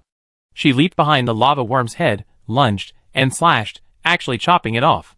Lin Biega raised the motionless, seemingly dead giant worm's head with both hands and said excitedly, I chopped it off. Tao Ying, Just a reminder, this Zerg has a strong regenerative ability. Lin Biega instinctively sensed something was amiss. Question mark. Taoing added, if you cut it in the middle, it will become two. The next second, the broken part of the earthworm quickly sprouted a new head, its mouth parts open, emitting a sharp cry at them. And the shorter one in Lin Biega's hand did the same. Worm, ah! Lin Biega, ah! The mouth parts came close to her face, and she flung the insect into the air. Taoing helplessly pulled out two heat blades, holding them in her backhand, shielding herself. The moment the Zerg landed, the heat blades pinned its head and tail together. Taoing pressed harder, crushing the head. This time, it finally stopped moving. Taoing, having exerted too much force, coughed lightly twice, and retracted the blades. Well, take out both heads at once. Or, chop off one before it finishes regenerating. Yes, Teacher S is right. The cat core mech, hiding in a corner, said weakly. I almost forgot there's another person here. Taoing slapped her head. Mao He, your machine is overheating. Stay here until it cools down. Let's lure the giant lava creep down first. If you hear any noises later, put your hands on your head and hide in a corner. Taoing pointed, that's a good place. Mao He was about to ask something, but Taoing had already jumped to the next floor. The monsters all followed suit, and the Worm Queen turned and rushed down as well.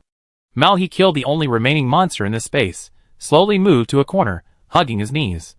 To think I'm ninth on the ladder, and now I'm sitting here, weak and helpless, waiting to recover, while a few newcomers go to kill the Worm Queen with all her positive buffs. It's shameful, so shameful. Mao He sobbed softly, shaking his head in pain. Taoing had been going downstairs ever since she came down, as if she were playing a game where she could go down 100 floors if she was a woman. The sound of the worm mother's mouth parts crunching stone overhead was incessant, making one's teeth ache. A swarm of sentinel worms followed them, hindering their performance, and the constant chirping of their larvae was annoying. They spent a while clearing out the nest-guarding worms, their bodies covered in disgusting slime. Lin Biega wanted to chop down the sentinel worm that kept bouncing around like a ball behind them, but Taoing stopped her.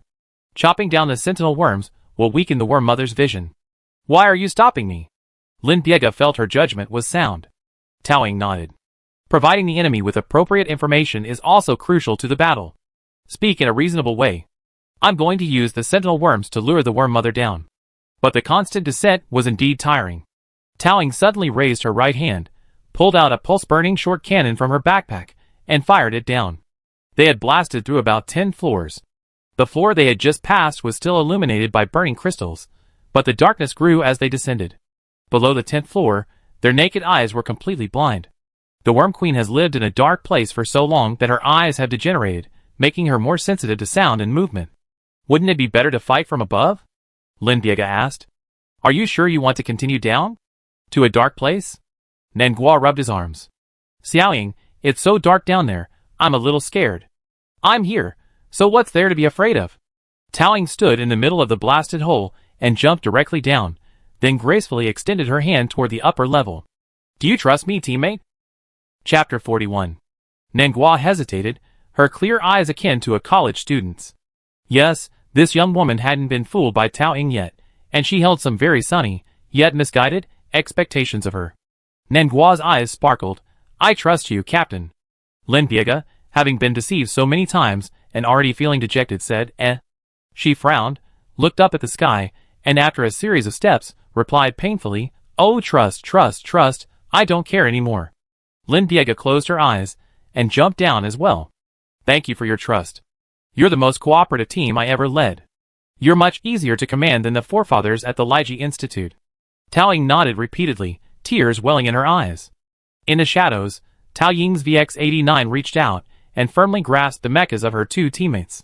Just as the two were about to step onto the ground, the VX-89 holding them paused. The two teammates thought that if the pilot's expression could sync with the mecha Tao Ying was currently piloting would likely have smiled kindly. The next second, VX-89 let go, throwing the two teammates to the lower level of the maze. The two teammates let out silent screams. I knew it. Shadow, just wait. Bang. Bang. Duan. Bang. Bang. Duan. After the two mechas passed through more than a dozen layers of the void, their weight caused several more to collapse. Battledly stabilizing their mechas, the teammates all looked up at their very trustworthy captain peering out of the hole a dozen floors above. Taoing, my hand slipped. Sorry. Need I remind you? There's no apology in your tone. Lin Biega gritted his teeth. Nanghua poked Lin Biega's lower back and said disapprovingly, "Don't say that." Xiaoying already feels guilty for her mistake. Lin Biega's face was filled with pain. "Why doesn't your superhuman observation ability work on Yingzi? Is it blocked? Open your eyes and see where she feels guilty. Xiaoying treats us very well." Lin Biega was heartbroken. "You're the easiest person to fool." Taoying poked her head toward the cave entrance, a look of concern on her face. "It's dark down there, right? But it's okay.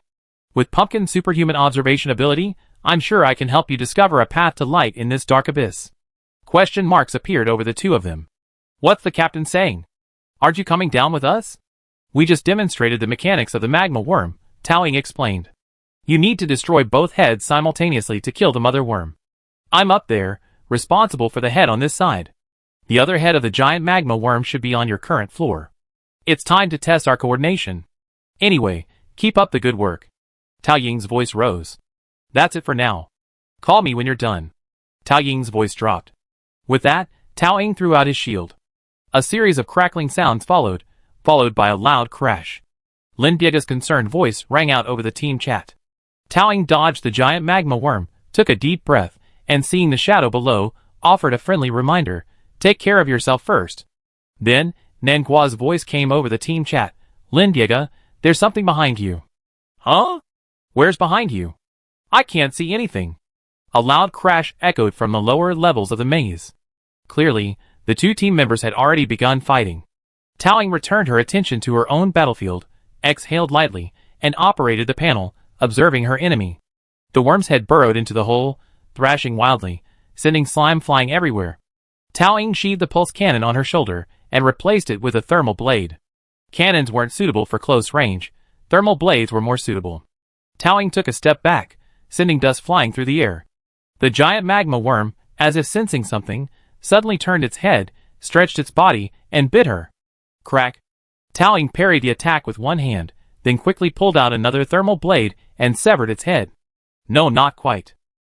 Taoying only severed half of the magma worm's head. She carefully controlled the force. The magma worm began to struggle in pain, the remaining half of its body tattered, nearly falling apart, and the wound gradually closed again. The magma worm screamed in pain, its cry tinged with hatred as it flew through the air, biting VX-89's head. Taoying quickly half-knelt, dodging the attack. She raised her right hand and plunged her knife into the worm's body. Then, with a sliding motion, she cut through the magma worm's abdomen like slicing open a fish's belly, creating a long wound. Wow! The magma within its belly erupted, splattering the rock wall in tiny drops. Taoying blocked it with her thermal blade, causing the magma to drip from it. She then breathed a sigh of relief. She checked the panel, 80% of her remaining health. The worm twitched on the ground. According to the data, regeneration would take about 5 minutes. So, in the midst of the intense and exciting battlefield, Taoying half lay down to rest, watching the health bar slowly rise. Well, not bad, a positive cycle of physical strength has been achieved. 5 minutes later, the wounds on the insect's body gradually healed, and its combat effectiveness was restored. Taoying's stamina bar also returned to 99%. She straightened up, took a deep breath, stretched her wrist, and pressed the control lever. In a one-on-one battle, Taoying's only tactic in the mech was a quick victory, as her stamina could only sustain her for 10 minutes. But in a team battle, she needed to find a way to prolong the battle. Who says you have to win the game? It depends on the purpose of the game. Although she knew it was a game, the surrounding excitement seemed to ignite her fighting spirit. Taoying looked lazy, but her eyes were serious. She straightened up and pushed the control lever hard.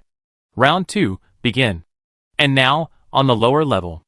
The battle on the other side was extremely stalemate, mainly because Nanghua and Lin Bigger's coordination was still poor. "Mr. Big, this way." "Which way?" "Left." "Who's left?" "I don't know, I just slashed." "Mr. Big, you hit me." "It's too dark, I can't see where you are." "Speak more clearly. Use a language she can understand." Lin Biega found communication difficult. This battle was as confusing as deciding what to have for dinner. She wanted to kneel down and scream. Nanghua's mental power could keenly detect the direction of Zerg attacks. That's what Taoying said, but Lin Biega's mental power was too low to sense it. Every time Shadow and Pumpkin talked about mental power, her mind wandered. Think of Nanghua as having superb observation skills, but they were completely useless. "I'm not good enough, am I? Will I cause you any trouble?" Nangua's favorite thing to say was this. Honestly, Lin Biega didn't understand. Nangua was pretty good, with good grades and high mental strength, so why did she always feel like she wasn't good enough? When faced with problems, she used "I want to die" as her catchphrase, and would often go to the rooftop and sit there. Shouldn't you beat up trash when you meet them? If you can't beat them up, then at least yell at them. Lin Biega would yell back anyway. That's why she didn't understand Nangua. Honestly, the two of them didn't get along at all. If Shadow hadn't forced them together, Lin Biega probably wouldn't have become friends with Nangua until graduation. She found it annoying, and she didn't want to guess what Nangua was thinking.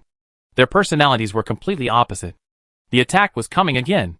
Lin Biega began to play down. I don't want to fight anymore. I can't win anyway. Nangua, however, was surprisingly enthusiastic. No, if we cooperate, we definitely have a chance. Lin Biega muttered. I don't even understand you. Then let's communicate. Communicate, we can definitely win. Information transmission will inevitably lead to certain deviations, and correcting these deviations is the cornerstone of mutual understanding. You're right. This time, the command was finally clear. Lin Biega instinctively raised her right hand, but she was slow to react. As she raised her hand, something had already bitten VX-89's shoulder and wouldn't let go, pulling relentlessly. VX-89's right arm was forcibly torn off. Sparks exploded in the air, and they instantly saw their opponent. A nest-guarding insect. It was shaped like a large beetle, its transparent wings flapping rapidly, emitting a high-frequency vibrational sound. Looking down at Lin Biega's feet, the ground was covered with miniature worms, like white maggots. Half of them had crushed the slurry, while the other half, larvae, swarmed toward it, sucking up the white liquid that continued to flow from the ground. Lin Biega covered the screen with one hand, turned his head and retched. You? Clearly, the nest-guarding insects had followed the larvae, irritated by their attack. The nest-guarding insects flew through the air, shook off the right arm of VX-89 they had just bitten off, and flung it deep into the cave. A dim light illuminated the corner, and more than a dozen eyeballs the size of basketballs turned in unison. It was a sentinel insect. Lin Biega swallowed, and for the first time in his life, he understood Nangua's words, I want to die. Nangua muttered something faintly, and Lin Biega couldn't hear it clearly. It sounded like a person's name, but Nangua's voice was so mumbling that it sounded like a witch's incantation. But Lin Biega heard the rest of the words clearly. Nangua said firmly, you can't die. You can want to die, but you can't actually die. Nangua thought for a moment, searched his backpack, and switched to a new weapon. The Frostbreaker Ice Hammer. Its built-in superconductor can generate a pulse upon impact, reaching -270 degrees Celsius, close to absolute zero -273.15 degrees Celsius. It can freeze high-temperature worms. It seemed Xiaoying had given it to her. This is it. The girl's gentle eyes sharpened with the current crisis. The sentinel worm determined their position, swept a gust of wind, and attacked Lin Biega's cockpit again. Lin Biega's system was still alarming. She was knocked to the ground by the attack, and she had no time to get up. She was about to be completely torn apart. Nangua's expression froze. In a flash, he leaped over and struck the rock wall with his hammer, instantly freezing it. After the hammer left the rock, the intense temperature change instantly shattered it. Nangua swung her hammer in a circle, crushing the nest-guarding insects against the rock wall. Another blow sent several flying. She asked anxiously, Mr. Big, are you okay? Lin Biega, still in shock, slowly maneuvered herself to her feet. Nangua began to mutter, this won't work. We need to think of a solution. Let's stand back to back. I tell you the position based on your angle, and you just move. Okay. Left. 1 sentry. Okay. Right. Sentry. Okay. Kick with your right leg. Okay. 1 left. 1.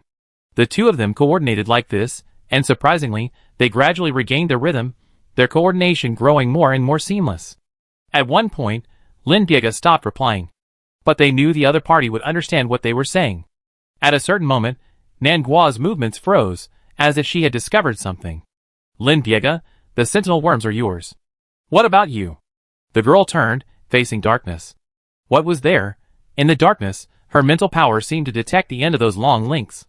The girl moved her arm, and the mirror reflected a faint light from above her head into the depths of the cave. Her hands trembled, completely unaware that this was a game. As if in some real universe, she raised her Frostbreaker ice hammer. The ice hammer cut through the fiery wind.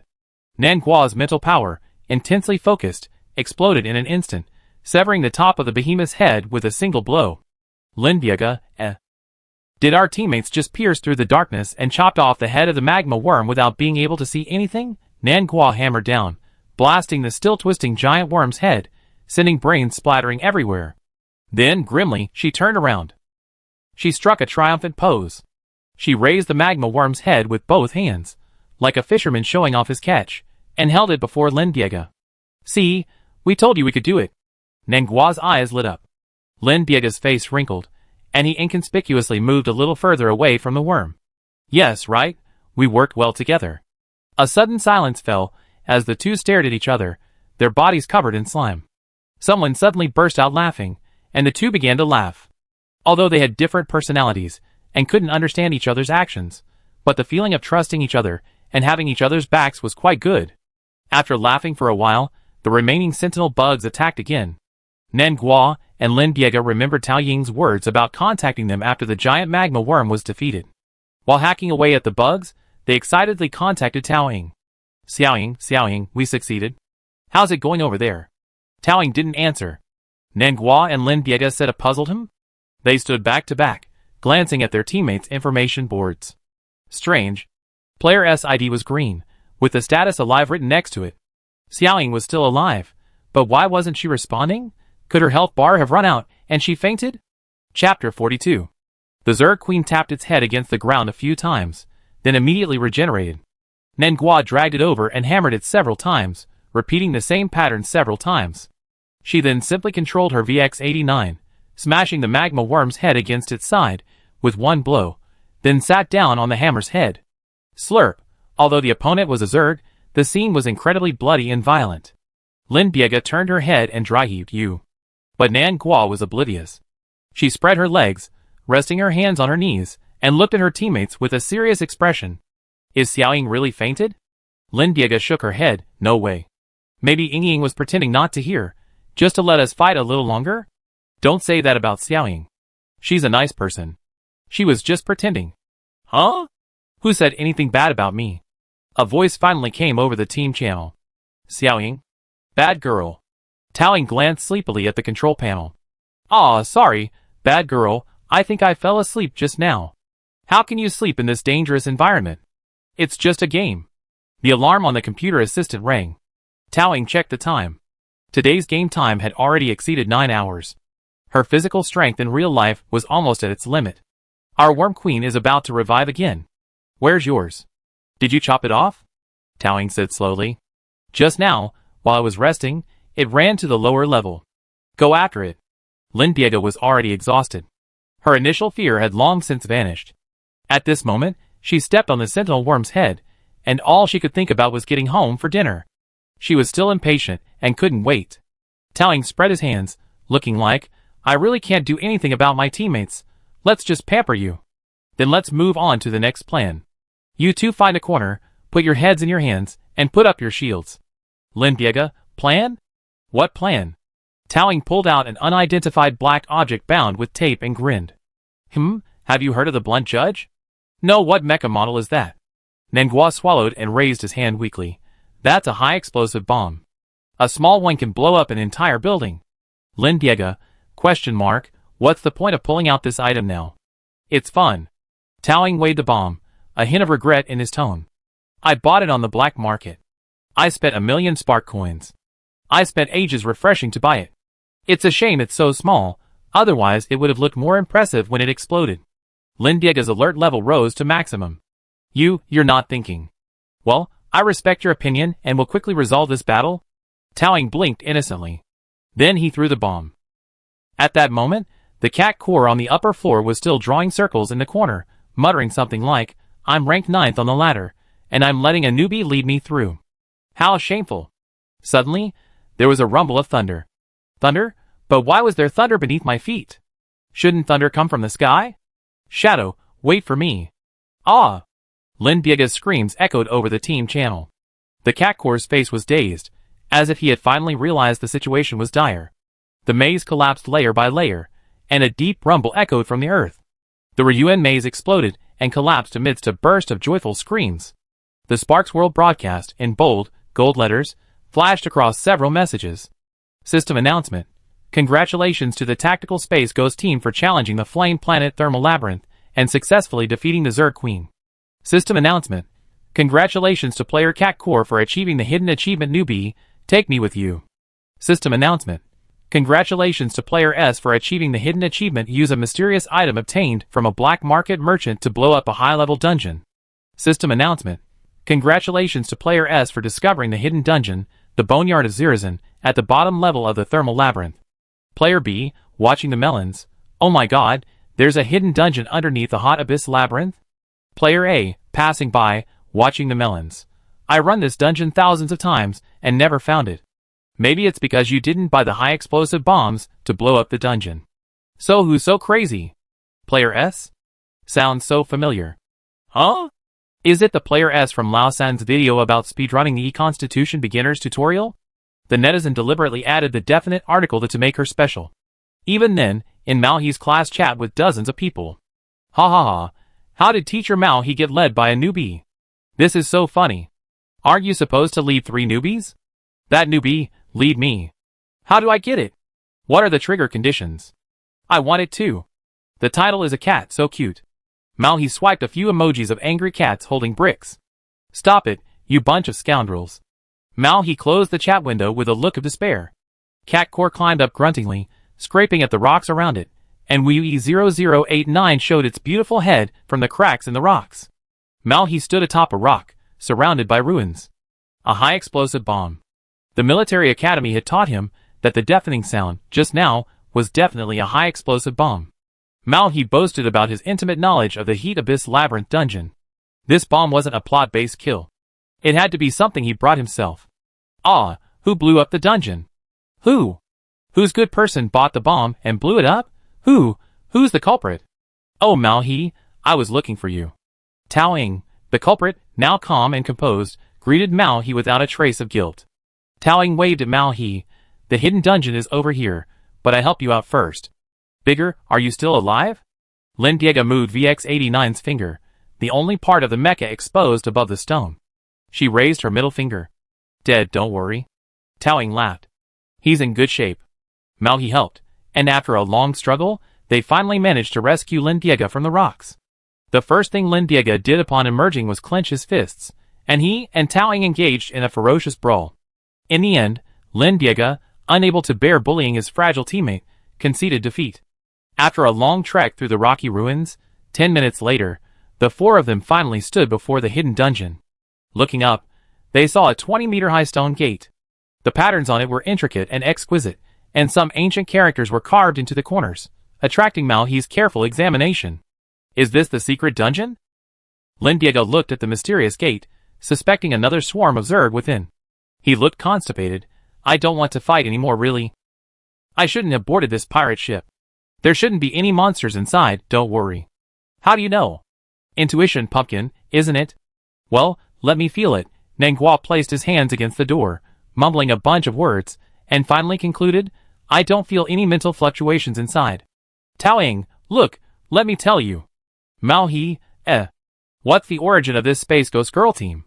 Is there a witch in the team? Tao Ying climbed down from the mech, put it back into the quick backpack, and pulled out the key to somewhere from the beginner's tutorial. Where is it? It's right here. Tao Ying took 2 steps, pretending to walk to the giant door, and fumbled around for a while. Then he took 3 steps back, and wiped the dust off the ground. A quaint keyhole appeared.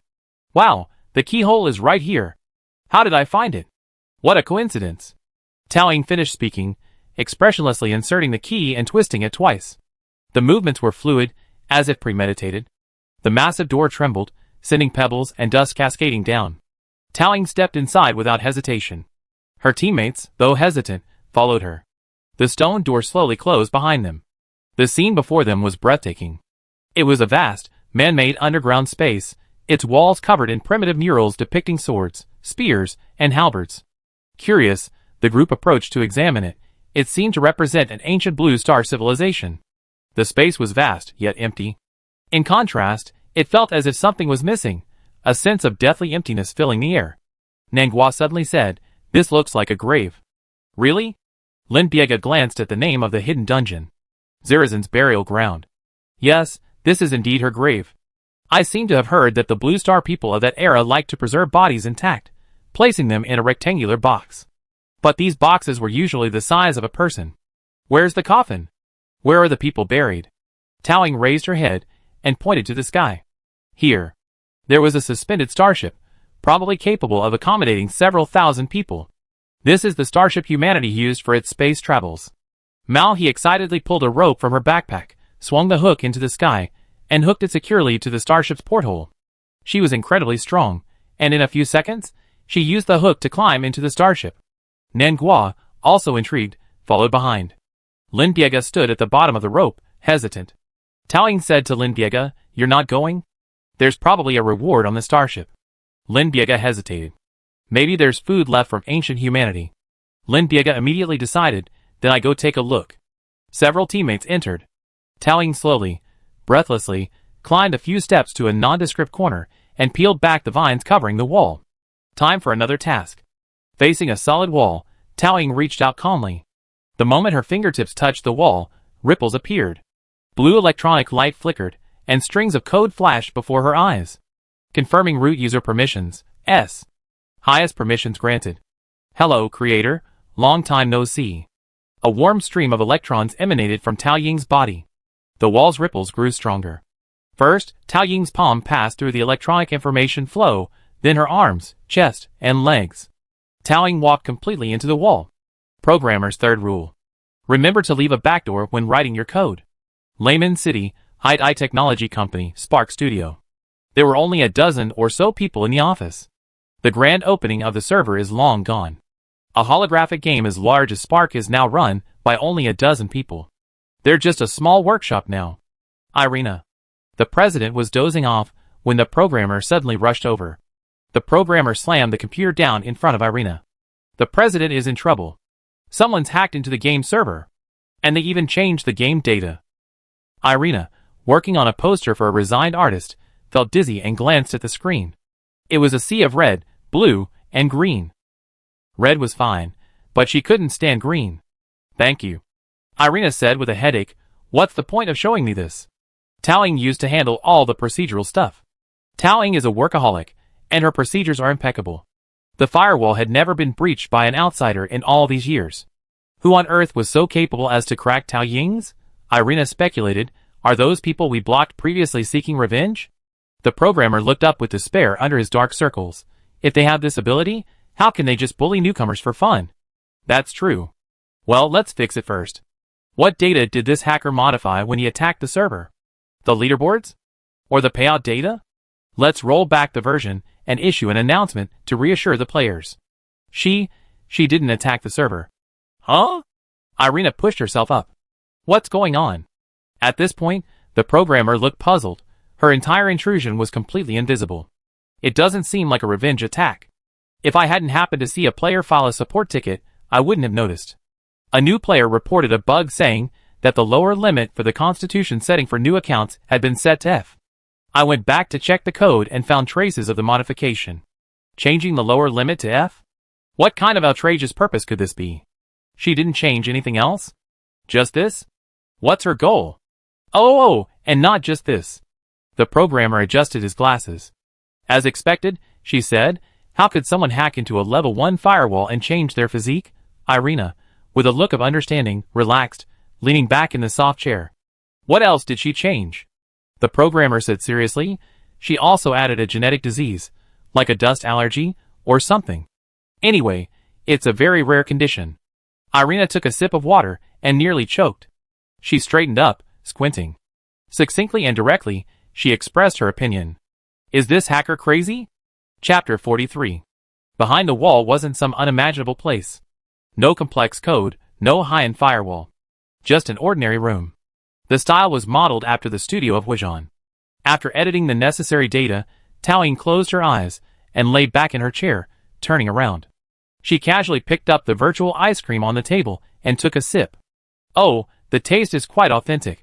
Taoying looked around the studio with nostalgia. The white walls were covered with misprinted posters of Space Ghost Girls. Irina was a die-hard fan of the series. I heard she later invested in several subsequent Space Ghost Girls films. Although they all turned out to be terrible, for some reason, the fanbase loved them. The floor was easy to clean, but unsightly, and even the noxious furniture smell was still there. Taoying glanced down at the potted plants at her workstation. They were supposed to purify the air, but in reality, they were purely psychological. She pinched the leaves, plucked a yellow one, and held it against the sunlight outside the window. The sunlight filtered through the leaves, entering Taoying's deep, dark pupils. Even the sunlight seemed so familiar, as if nothing had changed. Taoying's lips curled up, lost in memories. Irina rented the studio in Area B. The rent was very cheap. It was small. It looked like Spark before its birth. When the first trailer came out, no one was optimistic about the game, calling it a pipe dream. Previous Mecha games have mostly focused on gameplay, while the Mecha driving experience has been largely based on fixed data and a cookie-cutter experience. Spark, on the other hand, aims to create a game imbued with realism based on the data of real mechas. It's a game, or perhaps a battlefield simulation program. To the uninitiated, it seems like an interesting concept, but in practice, it's incredibly difficult. Think about it another way. If it were truly that easy to create, and if there were a market for it, wouldn't the major mecha manufacturers have plenty of mature mecha data? Wouldn't they have already developed it long ago? Why would a bunch of students like them have to profit from it? So, when Irina first proposed the concept, Taoying, while very interested, didn't immediately agree. To be more precise, Taoying was in the library at the time, staring at the registration form for the Interstellar Mecha System Design Competition without even looking up. "I'm too busy. I don't have time." Irina held the application form in her hand and insisted, "Then just try it out for now. We see what the final product looks like." "Taoying, why do you want to make this game?" "To make money." Taoying paused with her pen and finally looked up. "Irina, I remember you were studying finance, right? You know how long it would take to recoup this investment. That kind of reason won't convince me." Irina took out her business plan. The folder looked very thin. Taoying hesitantly flipped it open. Inside was a single sheet of paper with a single line of words. "Our Haitai family isn't short of money." At that time, the still naive underage college student Taoying closed the plan with a blank expression. Then, in a succinct and incomprehensible way, she said, "Are you crazy?" After going through so much trouble, even explaining the game concept very seriously for a long time. Just to prank her? "I'm not sick, I'm serious." Irina tapped the table. "I know you need money." Taoying looked up indifferently. Irina felt uncomfortable under her gaze and admitted defeat. "I didn't mean to investigate you." "Okay, I did, but I couldn't find anything. It's just that everyone at your academy said you were short of money." "That's great. You need money, I have money. Let's work together." Taoying's account suddenly swelled with millions of star coins. This sum was quite a lot for her at the time. But Taoying remained indifferent. "I think about it after the competition." Then Irina hurriedly rented a studio and gave Taoying a spare key. Clearly, she took this as her agreement. Taoying swore that at first, she had just been doing it casually. But later, it attracted a lot of mecha enthusiasts, and coupled with Taoying and Irina's renowned reputation at Layman University, the team's number gradually grew to dozens. Even hundreds. Taoying spent more and more time in the studio, working overtime every day. Irina started, "Taoying, come to the studio and write some code. You can get a perfect grade in mecha programming class with your eyes closed. What class are you taking?" Irina then said, "Why don't you take a break?" And then, "I beg you to take a break. Don't die in my studio." Before the game launched, Irina said, "Taoying, how long ago was the last time you slept?" "Workaholic, get some sleep." "Where are my sleeping pills?" "Aphrodisiacs? Sedatives?" "Pour them all into her mouth." "Why is she still awake?" "Housekeeper, bring me a pillow. I'm going to strangle this workaholic." Irina, clutching the studio's life-size Space Ghost stand, began to lose her mind. Taoying looked up from her laptop, her eyes full of pulsing code. She hadn't heard Irina's words at all. Why was this person interrupting her while she was programming? Taoying bluntly asked, "Are you sick?" Irina, The other studio members, unanimously, and without regard for Taoying's well-being, ordered 20 glasses of Binglais for her. "Go for it, lead programmer. Depending on you. I don't know what's going on, but the bug we wrote seems to be working." "Miraculous. Don't die, lead programmer. Go for it. Everyone needs to survive until the game launches." Everyone had dark circles under their eyes, exhausted, as if they were about to experience cyber ascension at any moment. But their eyes shone with hope for the game's launch. Later, Spark didn't disappoint them. After the server launch, Players from all over the StarCraft flocked in, ushering in an unprecedented number of players. Tao Ying expanded the server several times, but it remained overflowing. Everyone knew about Spark. It was everywhere, played in elementary and middle schools, not to mention universities. Military academy students were even given a copy for extracurricular training. I even heard that some military personnel used internal simulations for reference. Many people tried holographic gaming pods for the first time because of this game. Sales of gaming pods surged. I heard that some models, so optimized for Spark, were out of stock for years. The game became a global phenomenon. The team made a ton of money. In short, it was a fascinating time. Tao Ying, her face in her hand, glanced nostalgically at the studio camera, flipping through the group photos one by one. Over a decade later, the game Fire has reached its end, its revenue barely enough to sustain its operations. But for some reason, it hasn't shut down yet. I wonder how that rich guy is doing now, Tao Ying muttered. But with high technology backing it, it shouldn't be that bad, right? Code changes completed. Hot deployment in progress. Deployment complete, waiting for cache loading. Cache loading complete. Tao Ying came to her senses and remembered why she come in. She wanted to change the minimum constitution to F. The game only allows for a minimum constitution of E, so to make the training more realistic, she have to make some minor changes. But going through all the trouble of hacking into the first level firewall, only to change this after getting in, if Irina found out, she'd definitely yell at her in the CEO's office. Tao Ying laughed. They were both sick, otherwise how could they be friends? Pushing the door open, she left the studio of memories. Ripples rippled across the wall, a blue light flickering for a moment before gradually fading. Tao Ying emerged from the ripples, as if nothing had happened. Then he sat down, resting while waiting for his teammates to finish exploring the starship. The team chat reported that 3 teammates had apparently found rewards within the starship. But they were just Spark coins or equipment, nothing special. Tao Ying sent a reminder, "Why don't you look carefully in the cockpit trash can?" Sure enough, not long after, the teammates excitedly slid down the rope suspended high above the starship. I found a log fragment. This is the cat core. There's food in the trash can. It says good friend pie, but it crumbles when touched, making it inedible. This is Lindiega. Such a beautiful, ancient industrial design. I drew it with all my might. This is Nanghua. Lindiega and Nanghua were excited for a moment, then remembered they had classes. They sent a clapping emoji and logged off. Mao He posted his log to the research group, and everyone was stunned. Found another fragment? What kind of luck are you guys? Is it the Rebus Labyrinth dungeon? Damn, I regret it. I should have teamed up with S. If I had known I skipped the quiz, I have gone to check it out. Teacher S, please PM me next time there's a dungeon. Thank you. Teacher S, please PM me, +1. Mao He had something else to do, so he logged off. After a diligent day of classes at the military academy, Mao He logged back online, and saw Tao Ying seemingly climbing the leaderboard. Mao He clicked on Player S's user profile, and a window popped up. User's online time today, 15 hours. Cat Core was shocked and asked in private, is Teacher S not teaching? I've been chatting with Lin Big and the others before, and it seemed like the Space Ghost girls were all college students. They seemed to live together, and take the same classes. Why were those two constantly in class? While Teacher S was online for 15 hours straight, Tao Ying casually said, because I'm addicted to the internet. What are you doing alone? Want to team up? Not today, just trying to climb the ladder for now. Ladder? Is he climbing the leaderboard all day? Cat Core glanced at Tao Ying's match record curiously. 36 games, only 1 win. Aren't all the weapons upgraded? He could even take down the giant lava worm. So why did he lose so badly in a 1v1 novice match? Mao, he was completely bewildered. But Mao, he immediately noticed something else was amiss. 36 games. 36 games? Mao he recoiled. Teacher S had only started climbing the leaderboard after they logged off today, right?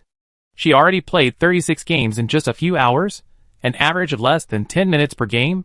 Mao he looked at the match times again. The next one almost immediately followed the previous one. This, even though it's a game, it still consumes mental energy. Does Teacher S's mental energy have no limit? It was already 12 o'clock in the morning when Tao Ying climbed out of the game cabin. She felt a little tired, but still in high spirits. She thought about going to the kitchen to find something to eat, but Xiao Yi, saying it was bad for her stomach to sleep right after eating, pulled a bottle of nutrient solution from her chest and handed it to her. Tao Ying took it, It was her favorite catnip flavor. Did you order it? It's hard to find. The stock is very low, so you have to grab it. Xiao Yi tilted her head. Don't you like it? I quite like it. Tao Ying drank it in one gulp. It's just that few people knew she liked it, so I wondered how she managed to buy it. Maybe it was just a coincidence. Lin Diega and Nan Guo were sitting on the first floor, watching the Spark Science series. It seemed like they were on some mystery special today, and they said it was great, so they insisted on dragging Tao Ying along.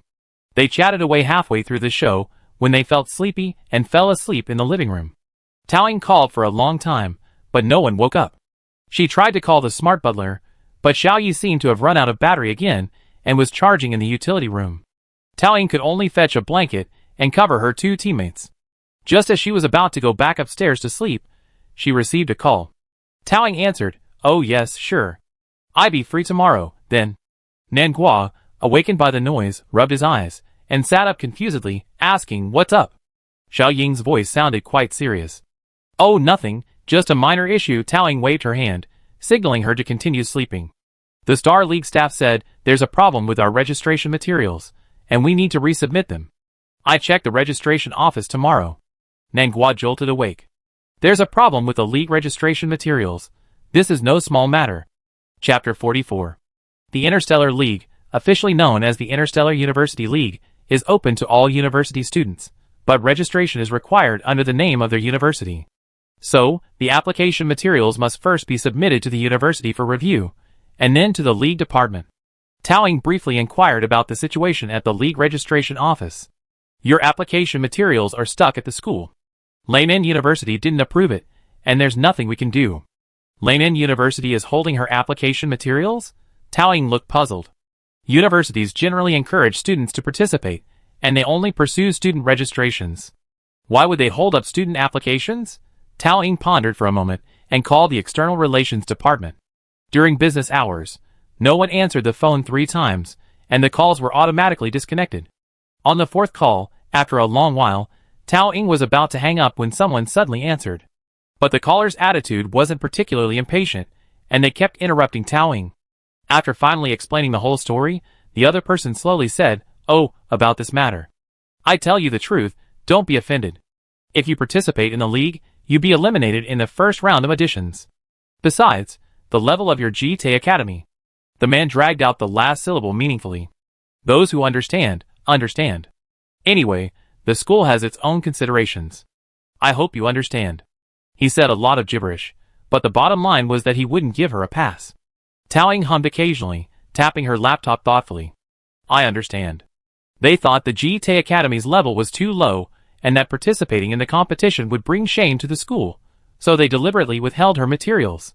The External Relations Department is full of experienced people.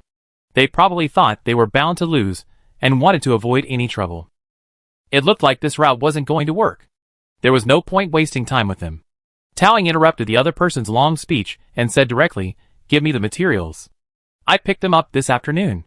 Without waiting for a reply, Tao Ying hung up the phone and was about to leave. Suddenly, she felt a weight against her leg. It was Big Bread, sensing the scent of catnip on Tao Ying, who had plopped down on her lap. "Hiss, get down." Tao Ying poked Big Bread's, but expressionlessly. It shifted a few times in dissatisfaction, then, under Tao Ying's cold gaze, reluctantly hopped into the garden to chase butterflies. Tao Ying looked at the 4 cat claw-shaped bruises on her thigh, leaned against the wall, and looked up at the sky. What a difficult future. Gordon from the External Liaison Department breathed a sigh of relief and put down the communicator. My colleague Qian Huimei was admiring her manicure. Seeing her nervousness, she smiled and said, "Who's that?" "Just answering a phone call. Why are you acting so nervous?" "Is it the director?" "Director? Why would he scold me?" "He doesn't care. It's a student, that famous student, Bai Ying." "Ah? Her?" Su Hao was shocked. This student was incredibly famous on campus.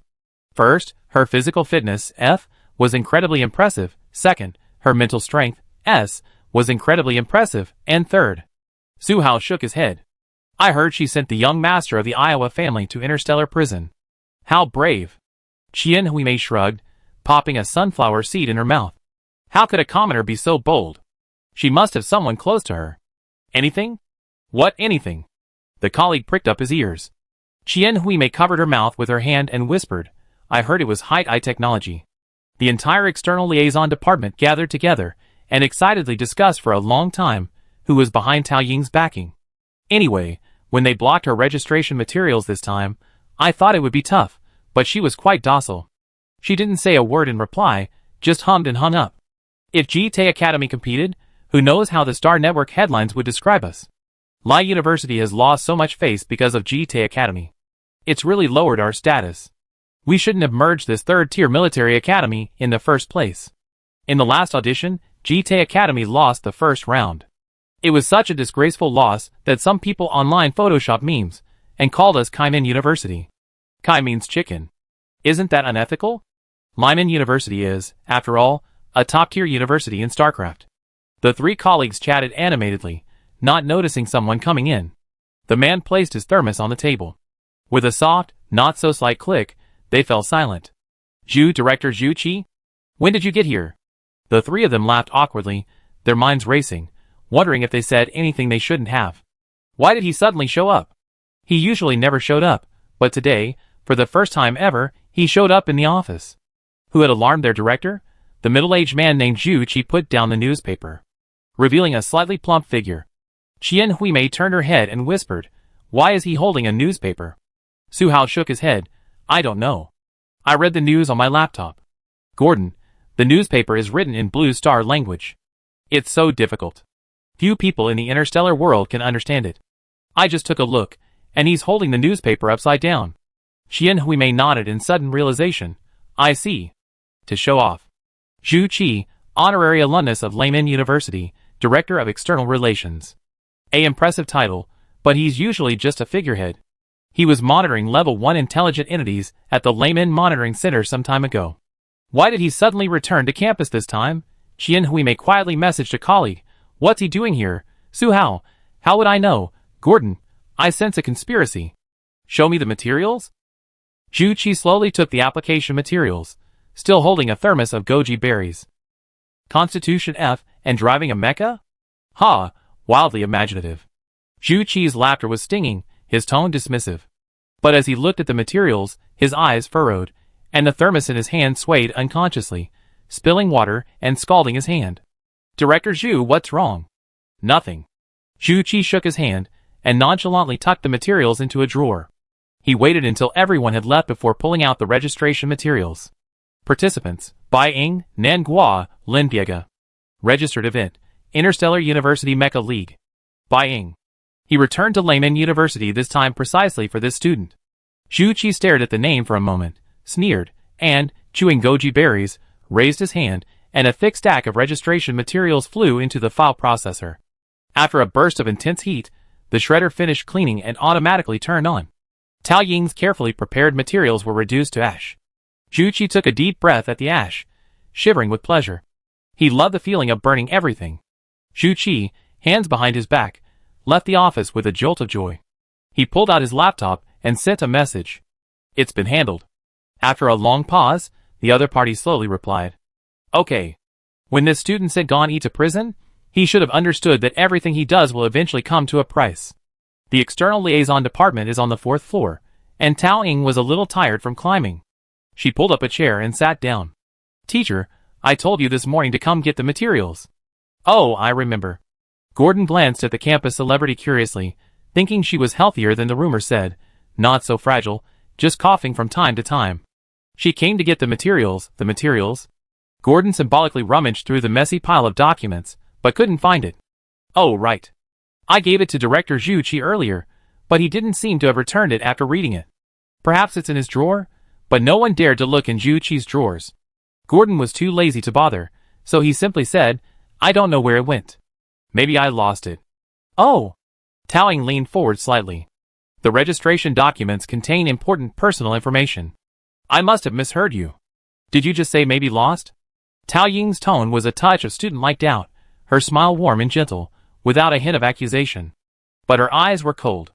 For some reason, Gordon shuddered, feeling a sense of fear, as if he were being watched by an inhuman being. Qian Huimei grabbed his sleeve and mouthed, Be careful, she complained about you later.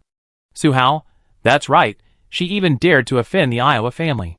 TSK, Why do you students have so many problems? Gordon rummaged through the documents again, feeling guilty. Losing the documents was a big deal, but it could be a small one. It was obvious this student wasn't someone to be fooled. From a remote galaxy, with high scores being exchanged, attending a crappy college, yet she managed to maintain such composure. She was no ordinary person. Yes, a crappy college. So even a diploma wouldn't seem to be much of a threat to her. If she gets mad, this barefoot student wouldn't be afraid of those wearing shoes. Well, to make her point, let's just pretend to look. The three of them symbolically began searching. They searched the desk, above and below, in drawers, filing cabinets, even the trash can, but found nothing. But there was one desk they hadn't dared touch. Tao Ying's eyes swept over the desk furnishings. The desk was spotless, bare of all documents. To the right of her was a thermos, still steaming. It was a good spot. It should be the desk of the head of the External Relations Department. Tao Ying caught a glimpse of the nameplate on the desk and froze for a moment. She slowly stood up, passed by the desk, and glanced at it casually. Now, besides the name tags, there was also a photo of the middle-aged man and his family. Zhu Qi. Yes, it was Zhu Qi. Although his size had changed, Tao Ying would recognize his face even if it were Ash. Who could forget the person who killed him? 10 years ago, the fire at the Liji Institute was set by Zhu Qi. That day, Zhu Qi stole an internal ID card and doused the institute with engine oil, blocking every exit. Through the window, Zhu Qi stood behind her fiancé, watching her with amusement. Zhu Qi had once worked for Tao Ying, but because of his poor skills and dishonest behavior, Tao Ying had ruthlessly dismissed him. His inferiority complex towards Tao Ying turned into an intense hatred, which he finally released when he killed her. You're clearly a lowly person from a remote star system. How dare you step over me and order me around? You're so high and mighty, looking down on me. Talent? Ha! No matter how powerful you are, or how you created Hengwo, no one will remember. Everything you create will eventually become a stepping stone on my road to success. No one will remember you. Everyone will praise me. You will become the plagiarist, and I will be the chief designer of the next generation of sentient mecha. Zhu Qi did just that. Thanks to the power behind him.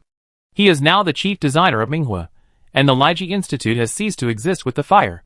If Tao Ying hadn't survived, Hengwo would have been completely destroyed. Everything would have been just as they wished. Tao Ying's palms burned, her body scalding, as if she had returned to the day she died. The fire raged, swayed in suffocating heat, attacking from all directions. She fled to a room, seemingly unfazed. She thought to herself, she still had things to do. She couldn't die here. The flames chased her, igniting Tao Ying's skin from beneath her feet and burning her flesh. Tao Ying suddenly felt a sense of detachment, as if her soul had been pulled out of her body. Her eyes were blank, and her mind was distracted for a moment. In that moment, she felt as if she had died all over again.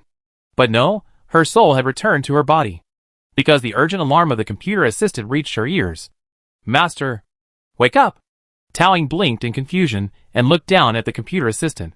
The heart rate bar had spiked to its limit at some point. She stared at the number, as it slowly returned to normal. Oh, that was a close call. I almost fainted. 3 seconds later, Tao Ying returned to normal, transformed back into the same effortless badass. Pale fingertips lightly touched the incinerator lid. The flames were still warm. Inside the office, Gordon was still rummaging through documents. Qian Hui may seem to notice something was wrong with the student, who had come looking for materials, and looked at her curiously. Tao Ying sat down in Zhu Qi's seat, her lips curled up. Since we're here, let's help Director Zhu find something to do. Chapter 45. Tao Ying sat down proudly in Zhu Qi's seat. Not only that, she held a photo of Zhu Qi and his family, examining it carefully. Oh, Director Zhu Qi is married. Tao Ying looked at the photo calmly, a hint of uncertainty flickering in her eyes. Because she had skipped class and sat down so naturally, and her cheeks were so pale, everyone wondered if she was unwell. They all looked at her hesitantly, unsure how to approach the question. Qian Huimei said cautiously, "Classmate, that's Director Zhu Qi's seat." The implication was, "Would you please move over?" This chair was custom-made by Zhu Qi, featuring high-quality, ergonomic design. Zhu Qi never liked anyone touching his things. If he knew someone was sitting in his chair, he'd be furious. But looking at Tao Ying's expression, asking her to move seemed a bit like student abuse. Su Hao pondered for a moment, and came up with a compromise. He brought his own chair. "Student, come, take this chair." But Tao Ying lay half slumped over the table, unmoving. Out of sight, one hand groped for something under the table. It should be here. I got it! Student? What are you doing? Several teachers from the External Relations Department seemed to finally notice something was amiss with Tao Ying's posture and approached. Tao Ying feigned a look of reverie, unplugged the data drive, tucked it into her small of the back, and sat up with an innocent look. She raised the blue folder in her hand and waved it at the crowd. Tao Ying finally found it. My league registration materials. Qianhui paused. Found it? Gordon wasn't surprised. Oh, it's with Professor Zhu Qi. If the professor knew, why didn't he come over to look for it just now? Why was he just rummaging around over there? Tao Ying asked bluntly, her hand resting on her face. Gordon coughed lightly to mask his embarrassment. He couldn't say he didn't dare touch Zhu Qi's things, so he dragged his colleagues along to pretend they were looking. Gordon scratched his head. Well, I forgot. Su Hao waved his hand. Why are you asking so many questions? Just find it, and that's all. But what's the point of bringing the documents back? Registration requires approval from our Lai University External Relations Department. Su Hao didn't say the rest of the sentence, but the gist was, if the External Relations Department doesn't approve the documents, you still won't be able to participate in the Star League even if you bring them back. Tao Ying folded her hands and tapped the table sporadically. After a moment, she looked up with a textbook sweet smile. Really? I didn't pass? You might regret it later. No one said a word. Okay. Getting the expected rejection, Tao Ying shrugged, not dwelling on it any longer. She clutched her documents, said goodbye to her teacher, and prepared to leave. As she was about to leave, Zhu Qi, who had gone upstairs to do some work, returned. Tao Ying paused at the door, smiled, and greeted him, passing him. But Zhu Qi stopped her before she did. Bai Ying? What are you doing here? Tao Ying slung the folder behind her, a puzzled expression on her face. Huh? Professor Zhu knows me? Zhu Qi's big, fleshy hands patted Tao Ying's shoulders. Whether intentional or not, the force was so strong that Tao Ying nearly gave her a stitch in the side. She calmly took 2 steps back, moving away from him. Zhu Qi put on a kind, benevolent face. You're very well known at Layman University. By the way, what's that document you have? I found it under your desk. It's my application materials. Tao Ying said, hiding the folder behind her again. Zhu Qi's expression turned strange. Application materials? He already thrown them into the document incinerator, leaving not even ash. What documents did this student take? Impossible. She must have stolen something else. It looks like you took the wrong document. Can I check? Zhu Qi smiled, his face wrinkled, his already small eyes now almost invisible. He spoke in a polite manner, but the way he blocked the door made it clear he wasn't negotiating. This? Can I refuse? Tao Ying took a step back, hesitant. Her hesitation only made Zhu Qi more certain that something was up. But what was she taking? The document under his desk. Could it be that? Zhu Qi's face suddenly turned panicked. If it was that document, she absolutely couldn't take it. Thinking of this, Zhu Qi clutched Tao Ying's arm tightly, clearly refusing to give up. He forced a smile, but his teeth were clenched tightly. Student, I'm supposed to review the materials anyway. I'm just taking a look. Why are you reacting so strongly? You're making me suspect you have other motives. He gripped her too tightly, and Tao Ying let out a hiss. Zhu Qi was stunned for a moment, then withdrew his hand. Tao Ying raised her hand, and saw bruises covering 5 of her fingers. Tao Ying's eyes widened, and she accused, Professor, I didn't say I couldn't give it to you. You're not going to pinch me, are you? Look, it's all bruised like this. Zhu Qi, Gordon stepped in to smooth things over. Well, the director didn't mean to do it. Yes. Tao Ying, with a reasonable air, said, Of course I know he didn't mean to. The others breathed a sigh of relief. Tao Ying added, So just pay the money. 10 minutes later, Tao Ying received a transfer of 200,000 star coins.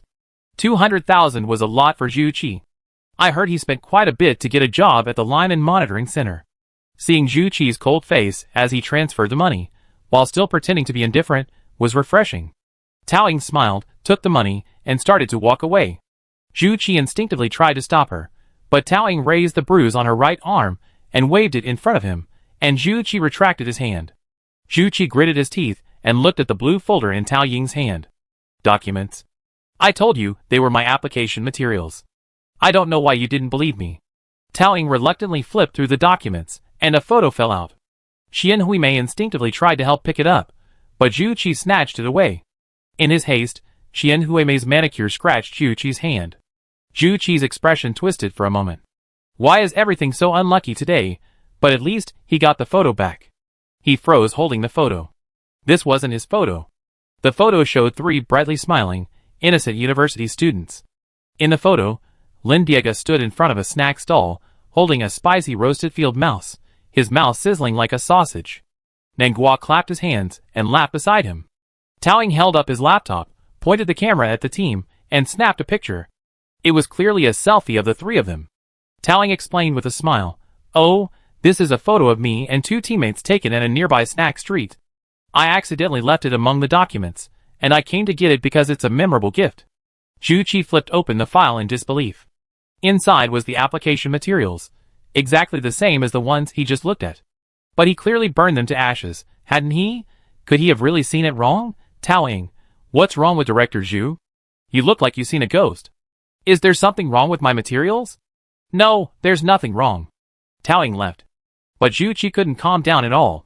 His fingers trembled as he staggered back to a seat, feigning composure. After a moment, he couldn't sit still any longer. He hurried to the bathroom, shakily closing the stall door. He sat on the toilet, pulled a pill bottle from his pocket, and took 2 pills with trembling hands. Ever since Tao Ying's death, Zhu Qi had felt like everything was going wrong. Not only had he been having nightmares, but he also felt like something was following him wherever he went. His family said he was hallucinating. He saw a psychiatrist, who diagnosed him with severe anxiety. Anyway, he was given medication and told to be careful and take daily precautions. If there are any changes in your normal state, you should get a follow-up checkup immediately. Otherwise, the subsequent condition could worsen and possibly develop into schizophrenia. No. This isn't a hallucination. Zhu Qi clenched his fists. His memory was simply flawed. He might have casually placed the document on the table and then burned another document. It was just too nervous, and his memory was flawed. Thinking of this, Zhu Qi angrily picked up another bottle. It had no label, and the contents were very suspicious. He grabbed a handful and swallowed it all. He relaxed and lay back on the toilet. His mood instantly improved. Yes, he's not sick. Why should he take medicine? The doctors are talking nonsense. It's all because of Tao Ying, all because of that level 1 agent, Lemon Monitoring Center files, wanted code A003, level 1 high-risk agent, Dust. He's the most hateful one. Zhu Qi's eyes flashed with resentment. The boy tugged at his collar, his thin chin rubbing against the edge of his white turtleneck, leaving several red marks. He pursed his lips and said coldly, "You're such a haunting ghost. You even dared to approach Xiao Ying." The Pomeranian lifted its front legs, attempting to raise its hand in protest. "I'm not going to argue with you, Dust. But let's use some logic. Zhu Qi doesn't know this Bai Ying is Tao Ying, the one he once burned to death? Are you listening, Dust? Hello?" The Pomeranian rolled around frantically in front of the boy, but was completely ignored. The boy's hands waved incessantly, manipulating the flow of information. Deep blue particles flowed freely in the air, sometimes merging, sometimes dispersing, like a sentient being, possessing a unique beauty. In short, the boy was completely oblivious to what Pomeranian was saying. A moment later, the route to the Lehman Monitoring Center was projected. The boy stared at the level 1 firewall at the center of the screen and smiled coldly. "Since we're here, find Director Zhu something to do." "Why does that sound so familiar? Didn't that woman named Tao just say that?" Pomeranian sighed. Forget it. There's no use trying to persuade her. When it comes to matters involving Tao Ying, there's no point trying to persuade her. Pomeranian didn't know much about the relationship between the two. She only knew that Dust had been investigating Tao Ying's death. After discovering that Zhu Qi was the arsonist, Dust didn't hesitate. He launched an electronic assault on Zhu Qi's residence. The massive, precision attack crippled Zhu Qi's electronic systems, even causing a small explosion. The Lehman Monitoring Center initially misjudged this as an enemy attack and even notified the military, activating the highest level of electronic defenses. With hundreds of the Empire's intelligent entities activated, Dust evaded all obstacles and pursued Zhu Qi all the way to the Rival Empire's electronic safe house. If time hadn't been tight, Zhu Qi would be dead by now. Yes, Bomai had no doubt that Dust intended to kill him. It wasn't until Dust's impulsiveness exposed his secondary address, nearly escaping capture by the Lehman Monitoring Center, that Bomai finally persuaded him to stop, and he restrained himself for a few years. However, Dust didn't stop, he simply changed his tactics. Dust gently invaded the space around Zhu Qi, controlling every electronic component within his reach. From then on, Zhu Qi's stereo would suddenly blast music in the middle of the night, the lights would flicker for unknown reasons, and the refrigerator would suddenly stop cooling. I heard that once, Zhu Qi ate everything in the refrigerator and ended up in the hospital with food poisoning. Unable to bear the mental torture, Zhu Qi threw away almost all of his electronics, even refusing to read the news, relying on a tattered newspaper every day. There's a reason dust is called an electronic ghost. Sometimes, it feels like an electronic evil spirit. Tao Ying left the building and found a quiet, deserted spot. She leaned against a tree and connected the data drive to her computer. The third Perceptual Mecha Technology Summit. Venue: Conference Hall 1, Layman University. Summit content: Manufacturing details of the Perceptual Mecha Minghua 002. Speaker: Zhu Qi. I've been invited to Layman University to give a presentation on the Minghua 2. Let me see the invited guests. Huh? A lot of people. The leading figures in the mecha world were all names Tao Ying was familiar with. Directors from several major mecha research institutes, representatives from mecha manufacturers like Garcia Electronics, Iowa Technology, Baisher Industries, and Haitai Technology. There were even dignitaries from small, remote nations. Tao Ying was surprised for a moment, tilting her head, a hint of mischief flashing in her eyes. A summit meeting of important figures, how could it not be a perfect stage? Chapter 46. The first conference hall at Lemon University, at the founding of the Rival Empire, was used for discussions between the imperial marshal and the royal family on political matters. The towering dome, painted with the imperial totem, though faded with time, still lingered with the warmth of power. The woman, dressed in a unique crimson-purple attire, walked with a lightness of step, exuding a noble air. At the reception desk, she nodded gently, a graceful smile on her face. Someone asked curiously, "Who is that?" "She's Zhu Qi's wife, Ying She. She's so elegant. Zhu Qi is so lucky to marry her. Zhu Qi is the chief designer of Minghua. And Ying She is the daughter of the Ying family," the man retorted. The Ying family has existed since the founding of the Rival Empire. For 3 generations, each has produced marshals with numerous military achievements. Currently, at the forefront of the Second Galaxy's battlefront, the main force resisting the Zerg is the Ying family's eldest brother, Ying Huang. When the empire was founded, the Bai, Iowa, and Ying families controlled the majority of power. In the military, the Ying family held the highest power. However, their family traditions were traditional. The military was dominated by men, and women generally remained private, focusing on family after marriage. This was the case with Ying She. Her long hair was tied up with a gorgeous hairpin. She walked to the front of the stage with small steps, gently smoothing her skirt and taking a seat in the first row. Her small, layered brocade bag rested on her lap, her posture elegant. The audience gradually took their seats, and the lights dimmed. The host approached the podium and began the introductions. Dear guests, welcome to the Perceptual Mecha Summit. In human history, there have been numerous breakthroughs in civilization. Scientists have created the first mechanical mecha. Humanity, after wandering through space, has redeveloped civilization on the planet Chester. Intelligent entities have gained self-awareness and are being used by humanity. The host's voice rose. And our theme today, a groundbreaking invention, a milestone in human technological progress. The sentient mecha. For this summit, we invited Minghua's chief designer, Zhu Qi, to share his design philosophy. Applause, welcome our Professor Zhu Qi. The middle-aged man walked onto the stage, to thunderous applause. Zhu Qi stood at the podium. Thank you. He adjusted the microphone and began to speak slowly. Back then, when I first submitted the design for Minghua, I was filled with anticipation for the future. It was a dreamlike design. But all I received was ruthless insults from my superiors. His voice dropped, and the audience's heart sank. Not long after, my boss fired me, and even told my colleagues they couldn't hire me anymore. I was completely out of work. And she took my manuscript and copied it verbatim. Zhu Qi clenched his fists, as if utterly humiliated, but then he changed the subject and raised his hands with a smile.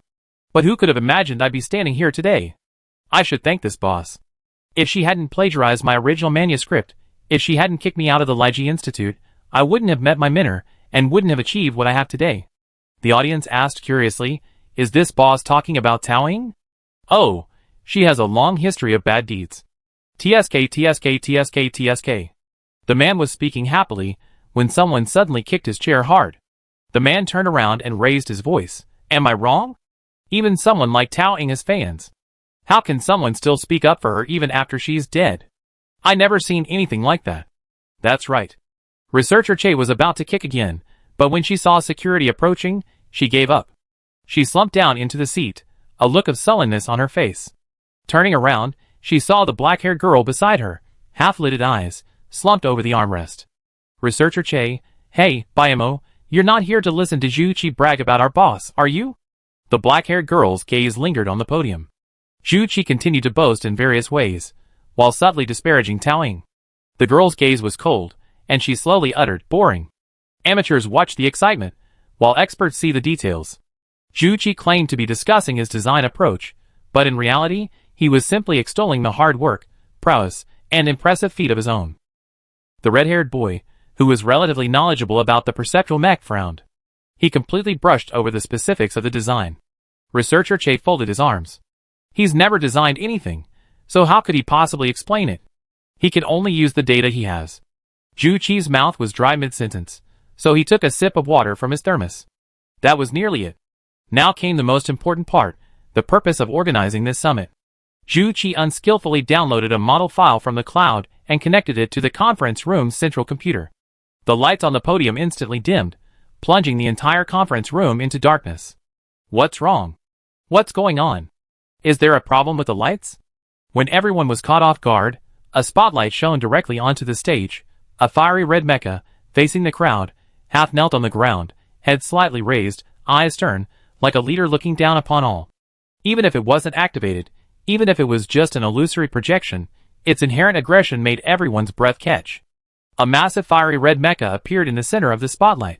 After a moment's silence, everyone exclaimed in surprise.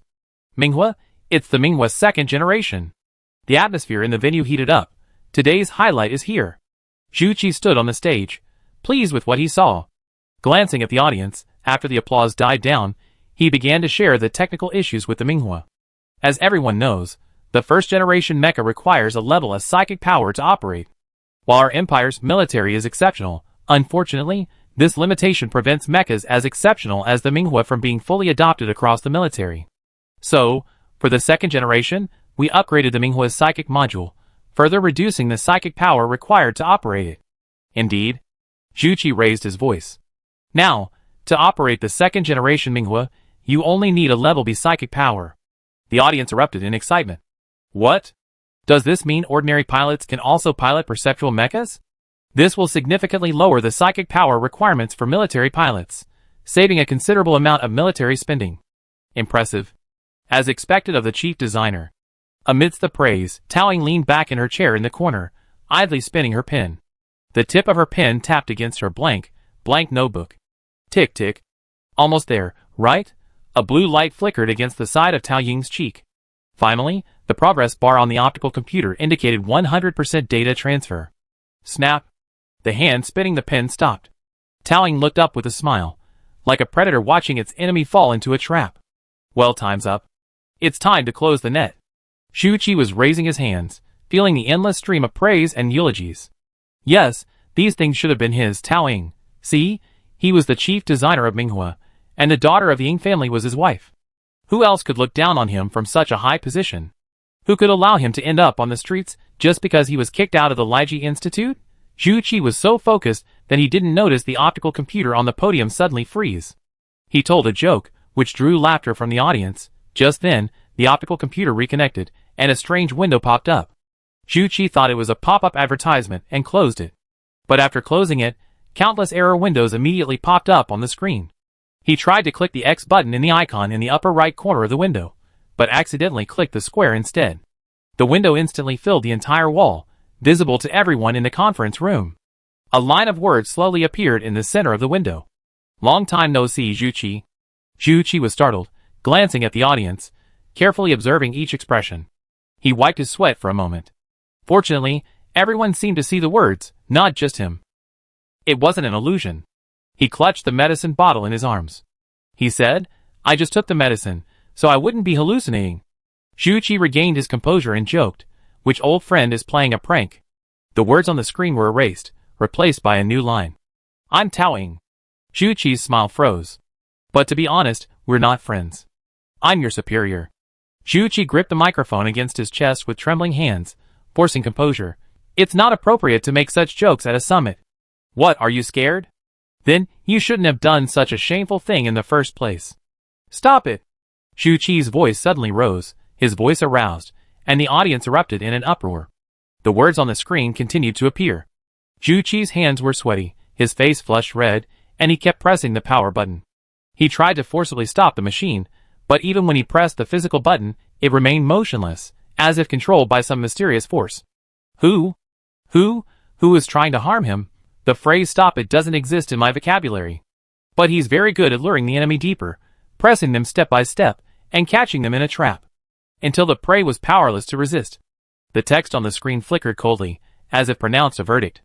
The computer on the podium had completely frozen, losing its operational permissions. The audience was filled with top mecha dealers and prominent figures.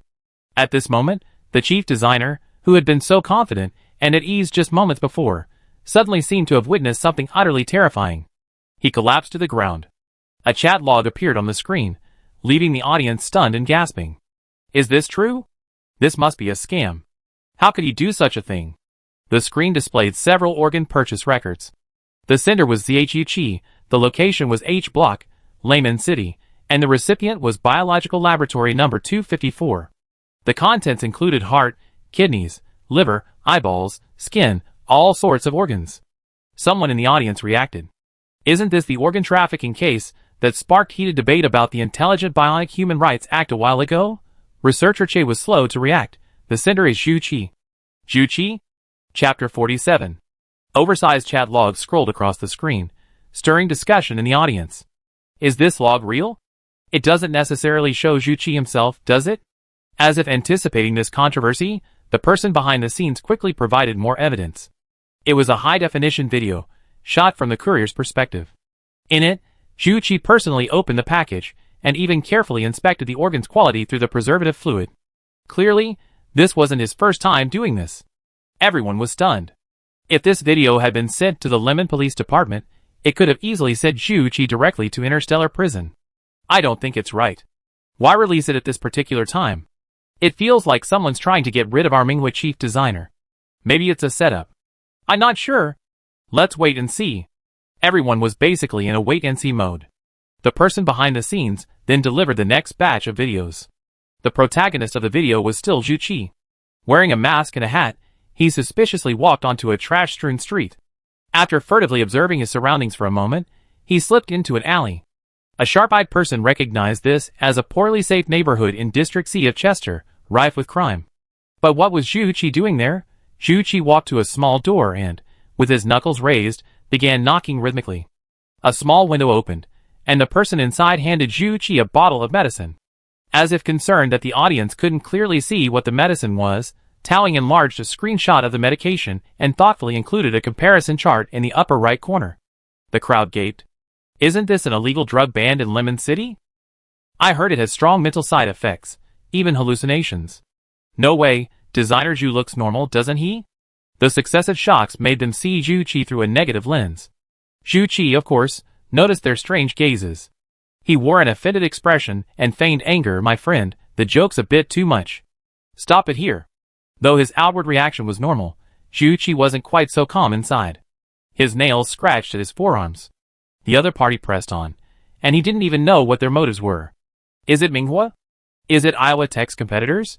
Zhu Qi was sweating profusely, his heart racing with speculation, when he suddenly caught sight of Ying Shay, sitting in the first row. Ying Shay's hairpin was slanted sideways, and she didn't react. Elegant, noble, and composed. He sat there quietly, his expression unchanged, like a tranquilizer. Zhu Qi's heartbeat gradually calmed. Yes, he still had Ying Shay.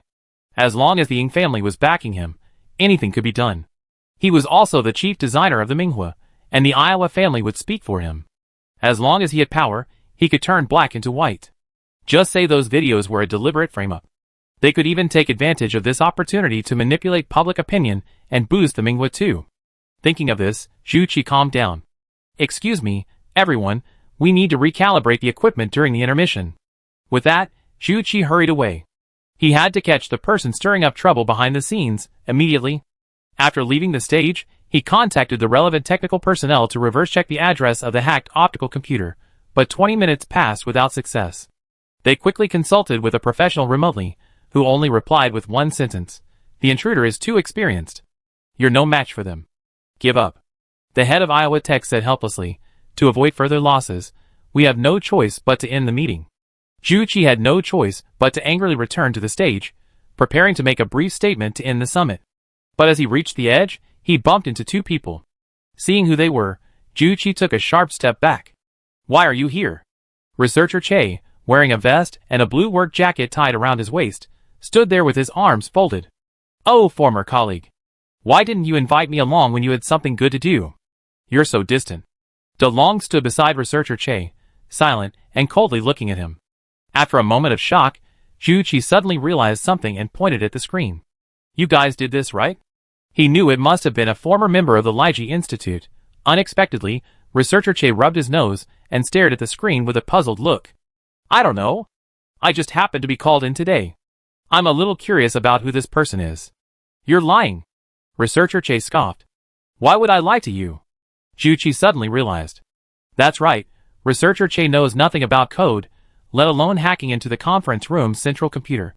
At Liji, the only person with this kind of technology and ability, and who can remain undetected, is Taoying. But she'd been dead for 10 years. His emotions, which had just calmed, began to surge again. Zhu, pressed hard by Researcher Che, took a long step back. He stumbled. Something seemed to fall out of his thigh pocket. Researcher Che uttered a whoosh and picked up the bottle. Could it be the illegal drug from earlier? Researcher Che opened the lid and was about to pour out 2 pills to see when Zhu grabbed him. How could Researcher Che return the bottle to him? As the two scrambled for it, the bottle flew off the stage, spilling the capsules everywhere. A curious person picked up a capsule and examined it for a moment. Ah, this drug looks suspicious. Where's it? Let me see. Let me see too. Give me one. Someone who knew the substance took it, unwrapped it, sniffed it, and nodded in amazement. Isn't this bliss number 42? I know it's even more potent than the drug in the video. It's a drug that can send you to heaven. Why are you looking at me like that? Wait, put your hands down, calling the police. I'm not on drugs. I know this because my wife is a star police officer, and she keeps telling me about it. The man quickly added, by the way, this drug has a side effect. It makes your body itch, so most people who take it have red marks. Researcher Che grabbed Zhu sleeve. Sure enough, it was covered in terrifying red marks, along with a few suspicious needle marks. Seeing was believing, and everyone had to believe it. Because of the incident, some of the guests in the audience asked to leave, and the atmosphere became a bit noisy. The light screen behind the podium suddenly flickered twice, as if someone was adjusting something. Someone couldn't help but shout, "Is there more? Can we show it all at once?" The screen paused, then went blank. Okay, then I omit some unimportant crimes. Getting to the point. Thank you so much. It feels like the person behind this is having a blast, the red-haired boy sighed. By the way, how much evidence has this person gathered against Zhu, and even omitted some? Hey, Xiao Mo, where are you going? Bo Mo raised his chin expressionlessly at him. Something's up. Don't follow me, it's a bother. After a moment of chaos, the dignitaries left the stage, but many onlookers remained, eagerly awaiting the finale. Didn't they say the highlight is at the end? I want to see what the finale is. And a moment later, amidst growing anticipation, the person behind this act delivered the grand finale. A joint exam question. The red-haired boy pointed and said, "Oh, the last question in the Interstellar Joint Entrance Exam, the one with the wrong answer." I even replied to it on the forum back then. Everyone was disappointed. While the mistake on the joint entrance exam is indeed outrageous, it's not even on the same level of severity as the 2 previous incidents. The reporter who had snuck in during the chaos shook his head helplessly, packing up and preparing to leave. I thought there would be some headlines, but the hype has passed. Zhu remained silent, feeling terrified. It felt like something was out of his control. This person wasn't coming for Minghua, or anything else. He looked up at the screen. They were coming for him. But why? Who would go to all this trouble? Zhu was finally in a state of panic, completely forgetting whether he was maintaining his expression. Only fear filled his heart. That one thing must never be known to anyone. If it were discovered, he would never be able to recover. His reputation, his achievements, everything he had now, all came from Minghua. No one could know that he had plagiarized all of this, but it was too late. The icy blue font danced, clearly striking the gazes of everyone present. Tao Ying gave the answer to the problem. Hengwo's first edition of the data. When you copied the data, you misplaced a decimal point. It took you all this time, Zhu Qi, and you didn't notice? Zhu Qi trembled. Who are you? What do you want? Stop playing tricks. Tao Ying has been dead for 10 years. The moment Zhu Qi said this, he thought he might be hallucinating again. The handwriting on the screen suddenly felt very familiar. It was clearly written by someone else. Zhu Qi had studied Tao Ying's notes countless times to make sure his plagiarism was flawless. How could he not have noticed? This handwriting is. Zhu Qi's pupils constricted, and his fingers turned pale from pinching. No, impossible. You?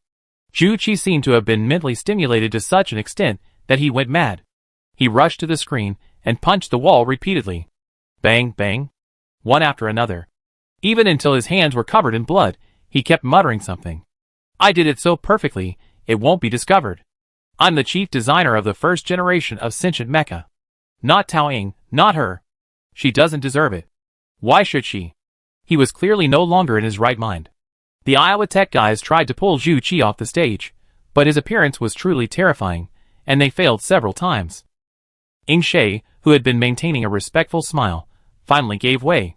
Her expression faltered slightly, and she summoned her bodyguards. The people around her leaned respectfully to whisper in his ear. Ying She said something, and the bodyguard nodded, then went on stage to remove Zhu Qi. Mo, ignoring the attempts, forcibly held Zhu Qi on stage. The head of the Iowa family clearly didn't want Zhu Qi to receive any more attention. He looked at Mo and warned, "What do you want to do?" Tension erupted between the three parties. Yes, Iowa Tech, Byte Industries, and the Ying family, now the three giants of the empire were complete. This scene wasn't what she had intended. Tao Ying secretly stroked her chin. Speaking of which, I imagine the three families also engaged in this kind of brawl in the conference hall when the Rival Empire was founded. This is such a rare sight. Let's take a photo to commemorate it. Ying She stood up and said, with a veiled tone, Mo, it seems the Ying family hasn't offended you. Mo nodded, of course not. This incident isn't directed at the Ying family, only at Zhu Qi. Ying She gritted her teeth and said, in case you've forgotten, Zhu Qi is my husband and now a member of the Ying family. Mo said coldly, it's not like we can't divorce. Ying She, so easy to say. The head of Iowa Technology seemed to say something, but Mo's expression was indifferent, and he simply ignored his words. Mo was oblivious to the dual pressure from Iowa Technology and the Ying family, and simply went about his business. She connected to the central computer and input a string of data. Soon, a pure black mecha appeared before everyone's eyes. The graceful body, like a black swan, knelt on one knee. A towering back, a streamlined body, impeccable design. The deep black color adds a touch of mystery to it. Its name is Hengwo. Researcher Che turned towards the audience with a nostalgic look. Now, let me formally introduce you to the first sentient mecha in human history. Its designer is Tao Ying, director of the Lemon Mecha Research Institute in Lemon City, Chester Star, and our boss. Chapter 48. Everyone sees Tao Ying as a plagiarist, a leaker, and a morally corrupt person, but the truth is quite the opposite. It was Zhu Qi who did all these things. Researcher Che raised his hand and pointed at Zhu Qi, his eyes mingling with anger and disdain. Zhu Qi used to work at the Liji Institute. At the time, Tao Ying had just taken over the Liji Institute, and the institute was desperately short of staff. To recruit talent, Tao Ying traveled extensively across the galaxy, attending technology summits in various star systems. At that time, Lemon University recommended several graduates to Tao Ying. Zhu Qi was one of them. After inspecting them, Tao Ying found Zhu Qi's technical skills lacking, so he assigned him to simple tasks. However, Zhu Qi was clearly dissatisfied with this arrangement. He was particularly concerned about the institute's confidential projects. Tao Ying quickly realized that Zhu Qi had an ulterior motive for coming to the institute, so she set up a trap and deliberately revealed the location of Hengwo's abandoned project. Zhu Qi sneaked into the room that same day and was caught red-handed. The result, naturally, was that he was fired by Tao Ying. Zhu Qi has ulterior motives. Researcher Che said. Wait, Ying She interrupted her. You just said that Tao Ying deliberately planted the abandoned case to lure Zhu Qi into the trap. Assuming the data from the abandoned case is real, and that he actually recorded it, are you saying that Zhu Qi was able to create another sentient mecha based solely on the abandoned case? That?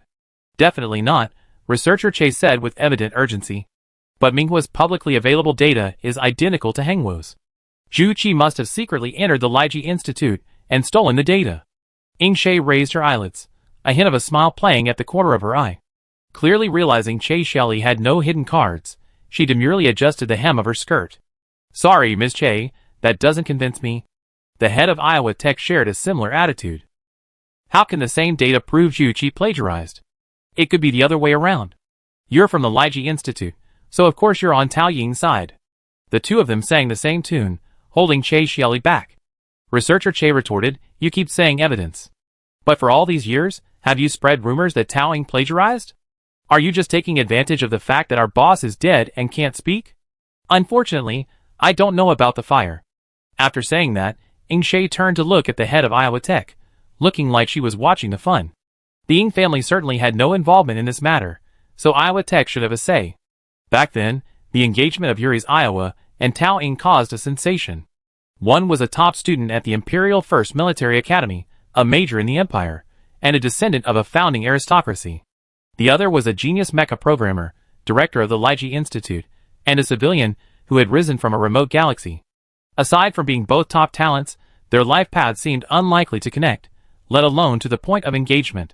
I heard that Yuri's and Tao Ying met at a charity gala and fell in love at first sight. But Ying Shay didn't believe it.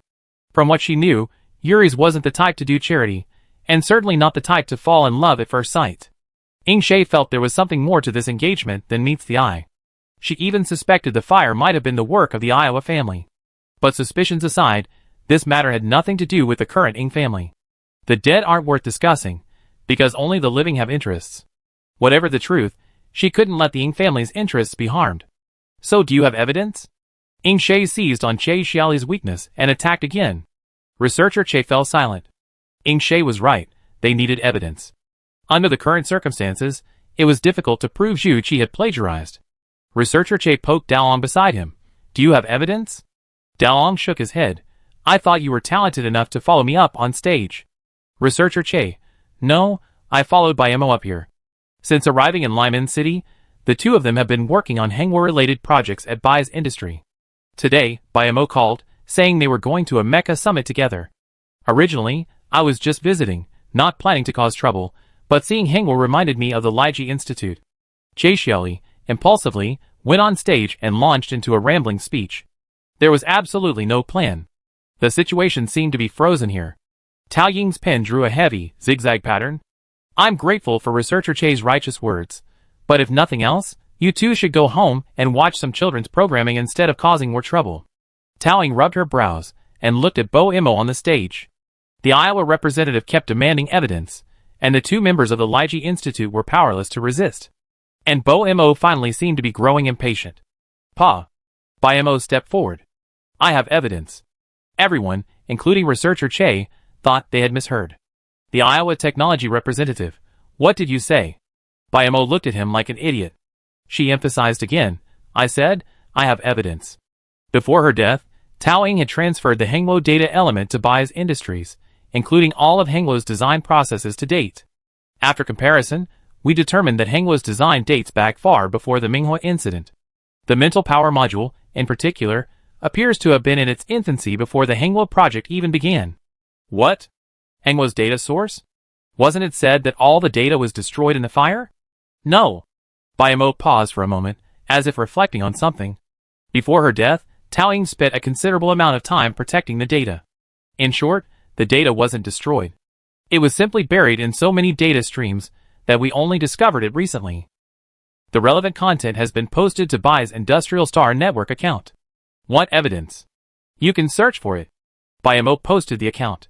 The data not only contains evidence of plagiarism, but also contains another very important video. I think now is a perfect time to share it. Tao Ying's death wasn't an accident, it was Zhu Qi's doing. It was he who set the fire at Liji. What? Bombs were hurled one after another. Amid the crowd's exclamations of disbelief and the constant snapping of reporters' cameras, Imo unpredictably pulled a data disk from his pocket. She pressed a button on the disk, and the video played before everyone.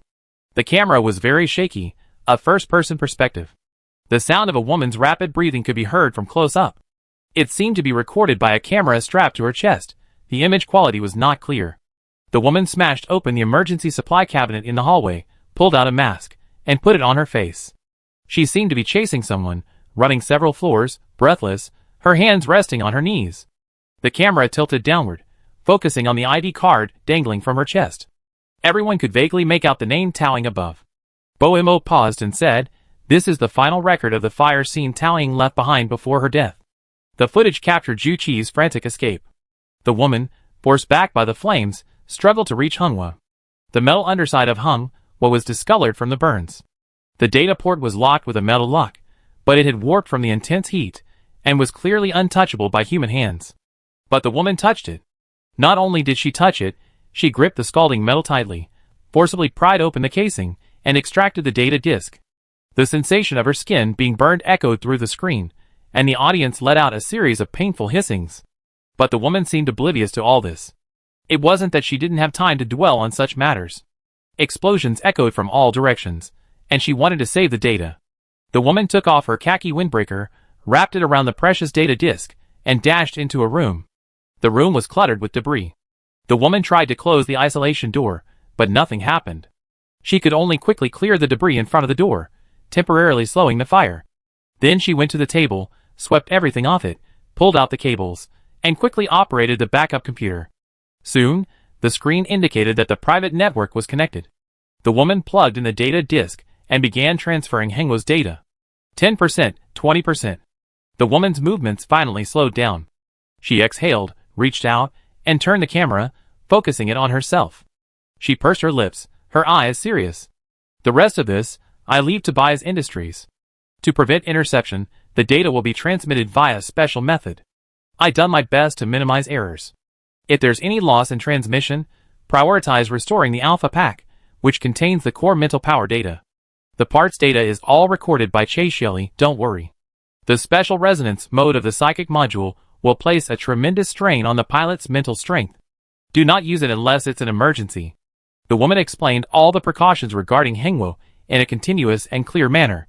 Only when she finally finished and the transfer progress bar reached 100%, did her expression visibly relax. The woman glanced back at the fire, then faced the camera again and actually smiled. "Aw, shouldn't I laugh at a time like this?" "Never mind." She shrugged. "It seems I'm truly hopeless. Now that things have come to this, I say a few final words. These are rather meaningless, but if the researchers at the Bai Institute see this, please pass them on. I'm sorry, fellow Liji Institute member. I was supposed to have a grand birth ceremony, and I failed to ensure it. I'm sorry, Irina, I didn't tell you about my engagement. You must be wondering why I kept it a secret, but it's a long story, and as a friend, I sincerely advise you not to delve into it. After all, if telling you would have benefited you, I would have told you long ago." And cough. The woman coughed a few times from the smoke, paused for a moment, and then continued. "If there really is a soul after death, or some four-dimensional creature or some other messed up form, as long as I'm still alive, I do my best to return to this place. There's still so much I haven't witnessed. There's still so much I haven't done." The woman, with a rare tenderness in her eyes, gazed at her friends through the camera. There seemed to be reluctance in her eyes, yet also a hint of playful amusement. Then she tapped the camera and whispered softly, "I want to live." Boom!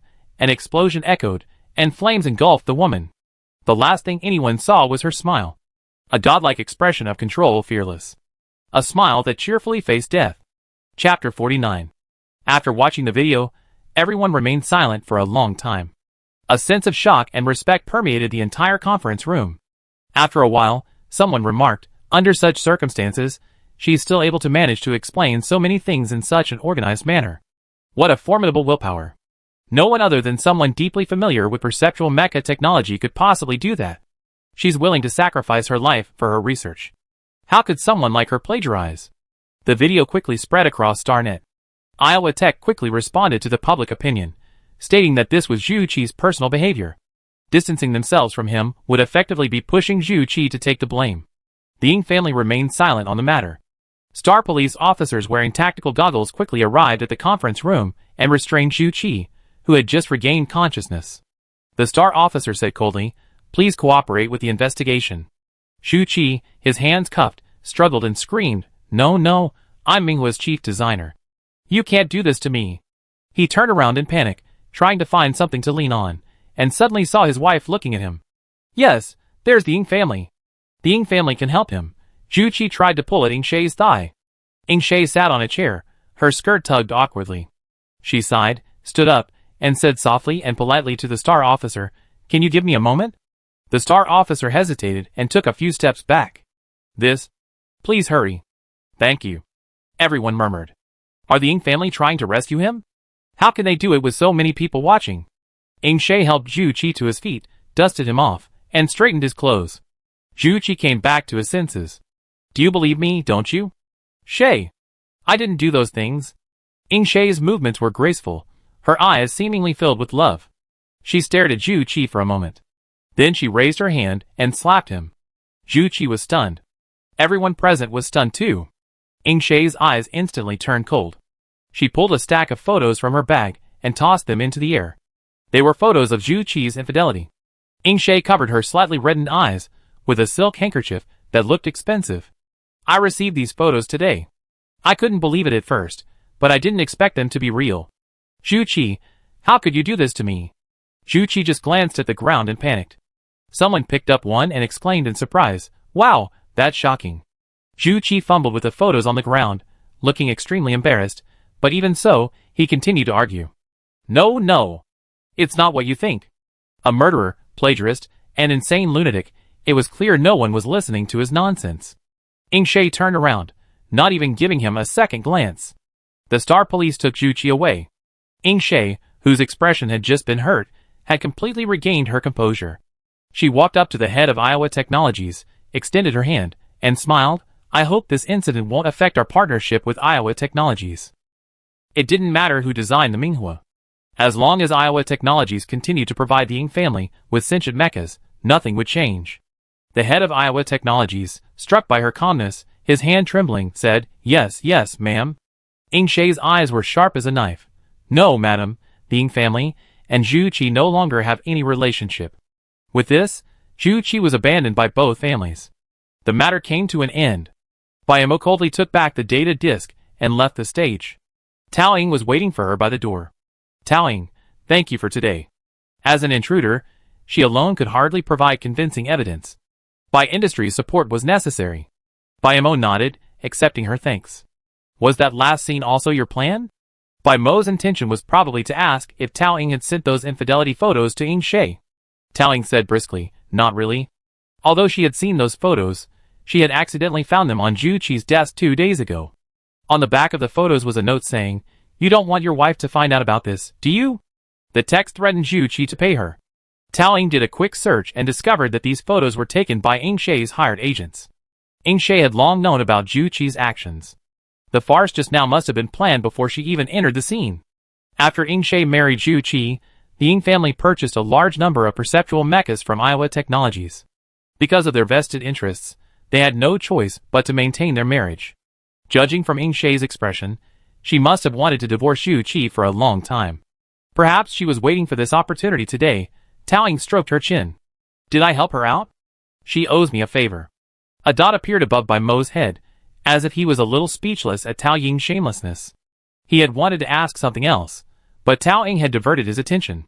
Now that he remembered, Bai Mo asked, "Are you doing all this just because Tao Ying funded you?" Bai Mo's implication was that he thought the risk she was taking was too great. Is the favor of funding enough to go this far? If those two families were to target her, life would be tough.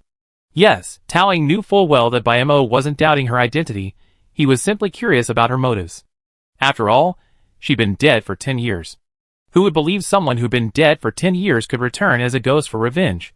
So Tao Ying blinked innocently and held up her volunteer badge. "Huh? What did I do? I'm just a summit volunteer who happened to be passing by. I know nothing." In the face of Bai Mo's questioning expression, which was like, "What are you doing?" Tao Ying calmly changed the subject. "Why did you agree to help me? This is no small matter. To repay Henghua's favor, or..." Tao Ying pointed at the keychain on Bai Mo's waist. It was Henghua's little pendant, very old. Tao Ying had given it to Bai Mo when she was a child visiting the Liji Institute. It was obvious that the owner cherished it very much. "Or do you also like the older sister from Liji?" Tao Ying had a teasing expression on her face. Bai Mo, It's for Hung. Bai Mo emphasized. "Oh, really? Then why did you pause?" Although Bayamo usually kept a blank expression, Tao Ying could tell that his face had froze for 3 imperceptible seconds. A moment later, Bayamo said calmly, "I'm going back to training." The heir to Bai Industries spoke calmly, but his fists were already clenched, and the muscles in his arms bulged slightly. He formed a stark contrast with the frail Tao Ying. "I felt like I could send her flying with one punch." Tao Ying coughed twice, knowing the situation. "Okay, enough teasing for now." The red-haired boy next to Bayamo said that Bayamo has been training intensely for over 10 hours every day lately, and he even took time out today to come. She should be participating in the Mecha Pro League. The professional league is highly professional and far more challenging than the college league Tao Ying and her friends will soon be competing in. "Tao Ying, you're going to participate in the Mecha Pro League, right?" Bayamo reacted slightly. "You know?" "Tao Ying, of course.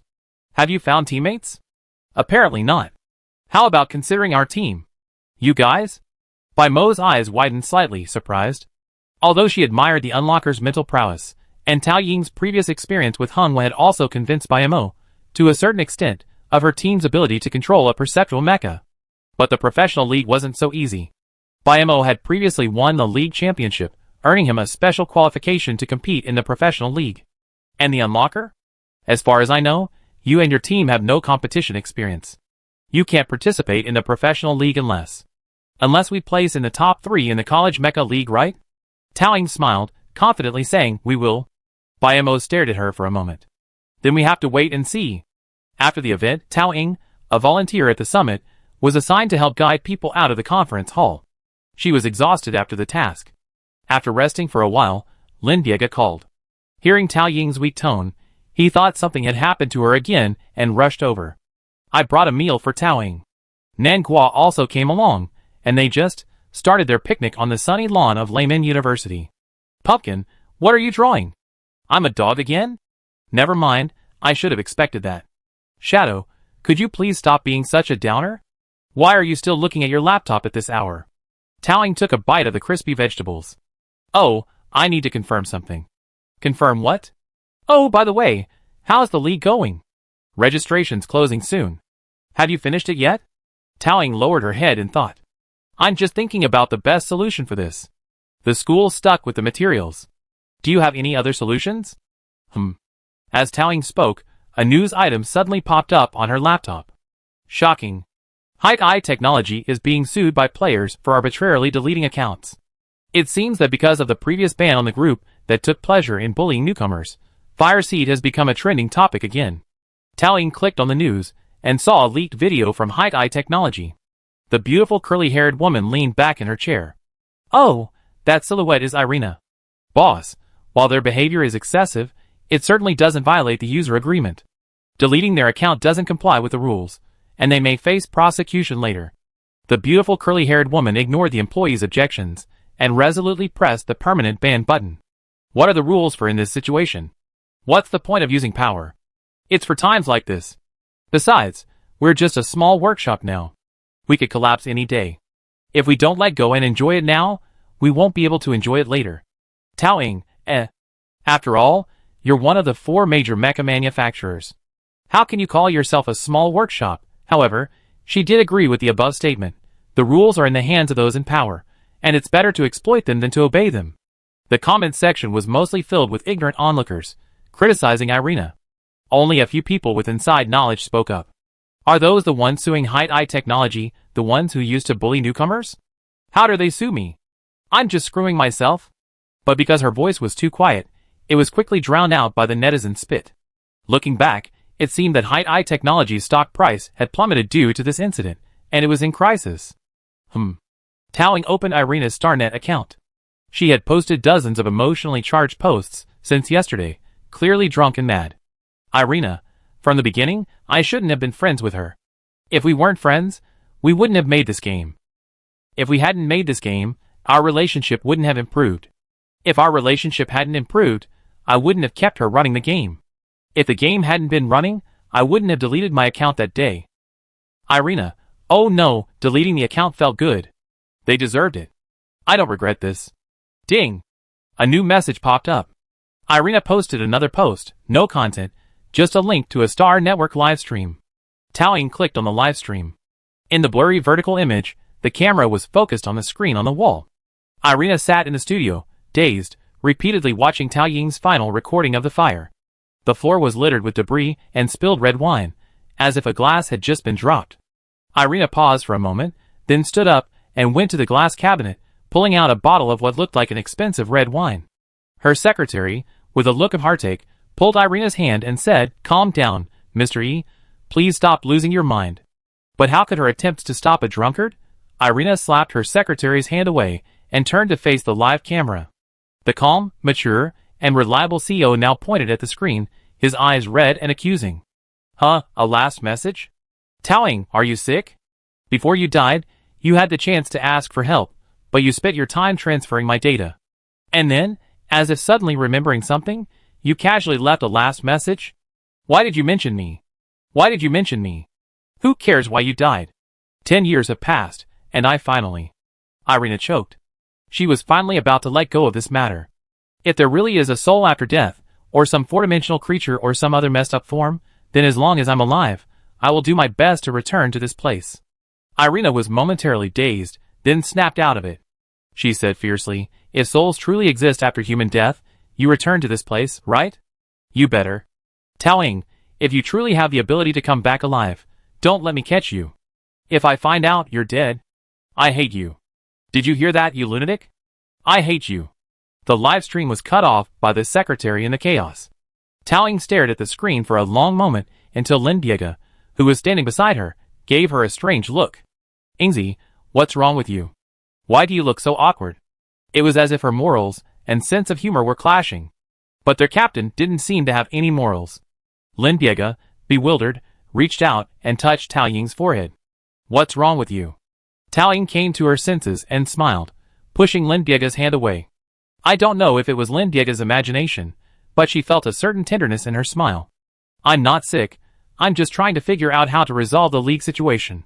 After saying that, Tao Ying seemed to remember something and added, "By the way, I join you for the next computer class." Tao Ying placed his hands behind his head, gazed at the shadows of the trees, and rolled over leisurely on the grass. Before Lin Diega could reply, he closed his eyes and fell asleep. A moment later, Lin Diega's terrified cry echoed through the school. "You want to join us for computer training?" Chapter 50. Interstellar Mecha Association Headquarters. The entire building exudes a sense of technology. A crystal-clear biconical intelligent entity hovered above the main entrance, its lower cone bobbing 20 centimeters above the ground. The biconical intelligent entity guided Tao Ying to the waiting area. The entity sweetly said, "Let me call your number." "What is your business?" "It's related to the University Mecha League." "Okay, please take your number plate and wait in the waiting area." Tao Ying took the number 18 sign and sat in the lobby, waiting for a while.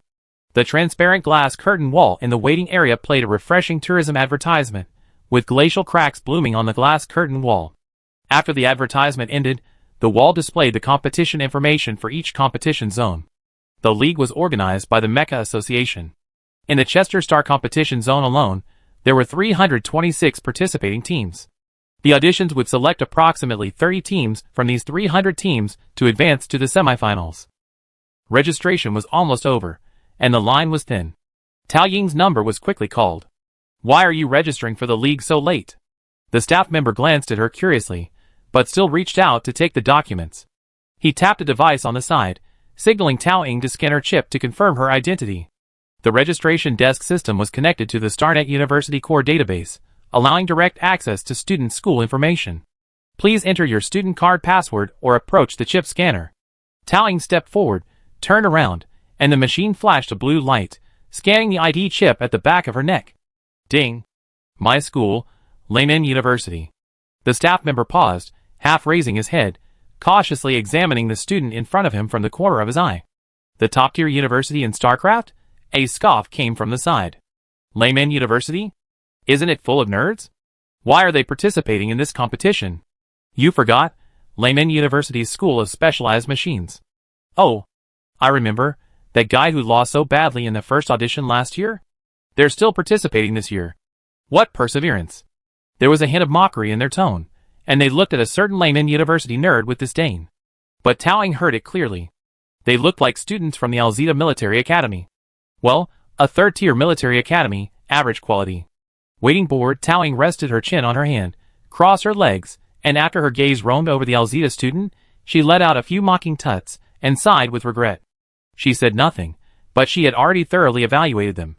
No, what does she mean? What does she mean by sighing? The Alzita student, clearly the type who enjoyed judging others, but disliked being judged, immediately fell for it. He wiped his sleeves, and was about to come over to clash with Tao Ying. His companions, one on each side, pulled him aside to try and mediate. You little bastard, it's not easy for anyone. Why are you arguing with a newbie? If you tell anyone, they think we at the Alzita Military Academy are bullies. The man seemed to be persuaded, snorted coldly, and turned back to handle his business. The staff member on Tao Ying's side had almost finished reviewing the documents. The staff member, eyelids drooping, looked at the last piece of documentation.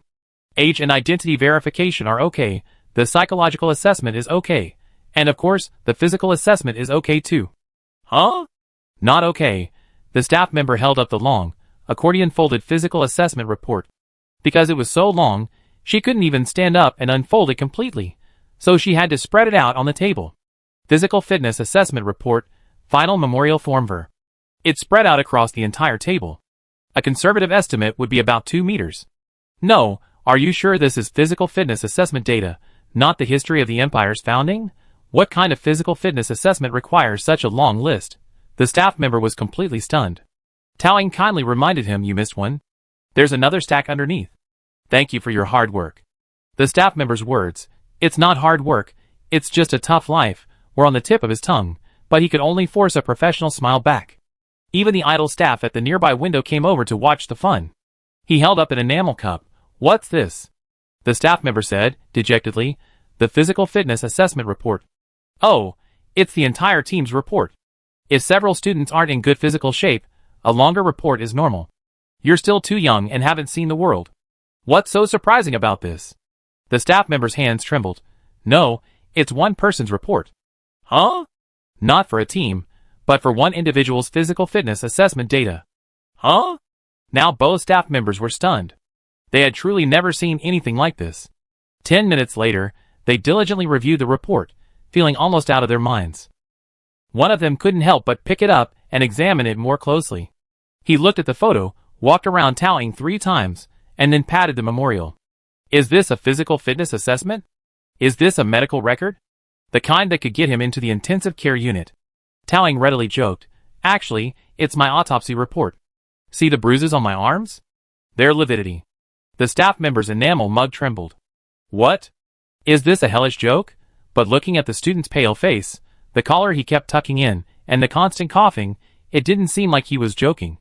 His grandmother might have looked better than this student even when half of her body was buried. Can he laugh now? Will he get sued for discrimination against people with disabilities? He didn't want to be on the social news front page of Star Network. Glancing at the team name on the materials, the staff member hesitated. Well, that does fit your team's tone. Tao Ying gave a rather uncharacteristic smile, isn't it? I think the Space Ghost team is quite fitting, too. The staff member, sweating profusely, continued to flip through the materials one by one. Leaving Captain Bai Ying aside, her 2 teammates' physical fitness assessments were quite normal. Oh, that student named Nangua's psychological assessment was hovering around the passing line. This team is extremely risky. There was a pause, then a voice said, wait a moment, I call the higher-ups. With that, the 2 of them, cups of water in hand, went backstage to discuss countermeasures. Then a loud, furious roar from the association's superiors came over the phone. What? Medical records are longer than my grandmother's life? F-grade physical condition? No, she can't participate in the competition. Even if they sign the participation waiver, they're college students. You understand? Precious college students. If anything goes wrong during the competition, we be held responsible. College leagues are supposed to be a place for students to gain experience. Why would they risk their lives? Even if she dares, I wouldn't. The tiny registration fee they pay doesn't even cover their medical expenses and Mecha wear and tear. And do you know how short-staffed our medical team is? No way, you have to find a way to reject me. After a hearty scolding, the 2 staff members returned. They quickly pointed out that Tao Ying's application lacked a certificate from Layman University, so she couldn't apply. Tao Ying pulled up a chair, rested her chin on her hands, and smiled brightly. There's more to it than just participating through the school. It would also be possible if there was an endorsement from a Mecha sponsor. As Tao Ying spoke, as if prepared, she flipped through the competition rules and regulations and shoved them across the table. Article 67 read in large letters, "As long as you meet the university's age requirements and have a Mecha sponsor's recommendation, you may participate." Key point: Mecha sponsor recommendation, no school registration required. Honestly, few people read these thousands of clauses. How could a freshman participating in their first year know this?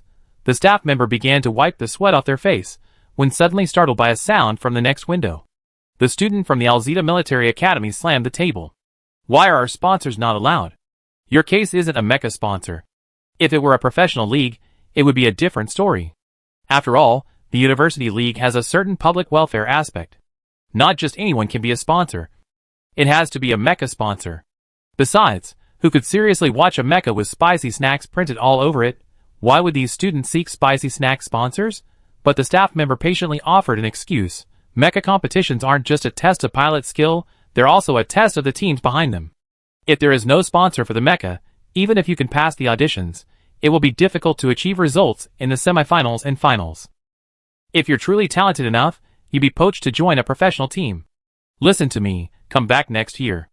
You're still young, you still have a chance. The student, so imposing just moments ago, instantly shrank, making a final struggle. "We've been working on this for a long time. I can pay more. Is it really impossible for a spicy snack manufacturer to sponsor us?" "No."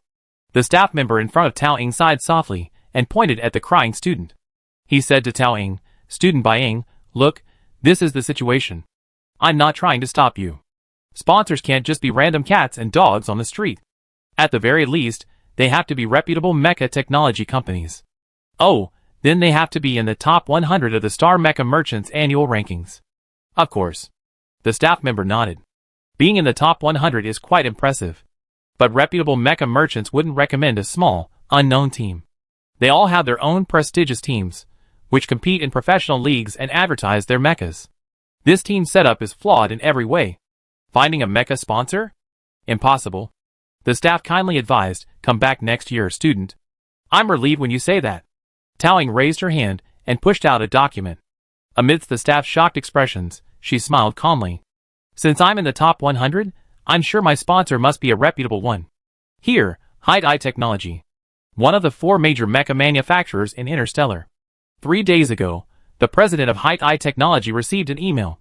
At the time, the Spark servers were under massive attack, and Irina's StarNet account was flooded with trolls, nearly forcing the game to shut down. The Spark project ran into serious funding problems.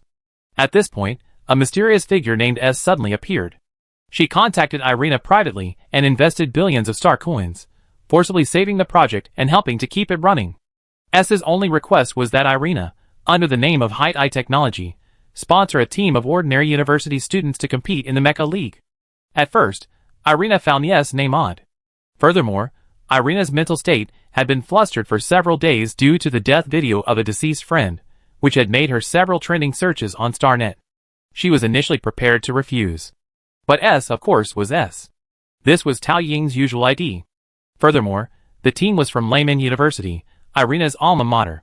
For some reason, Irina accepted the partnership offer.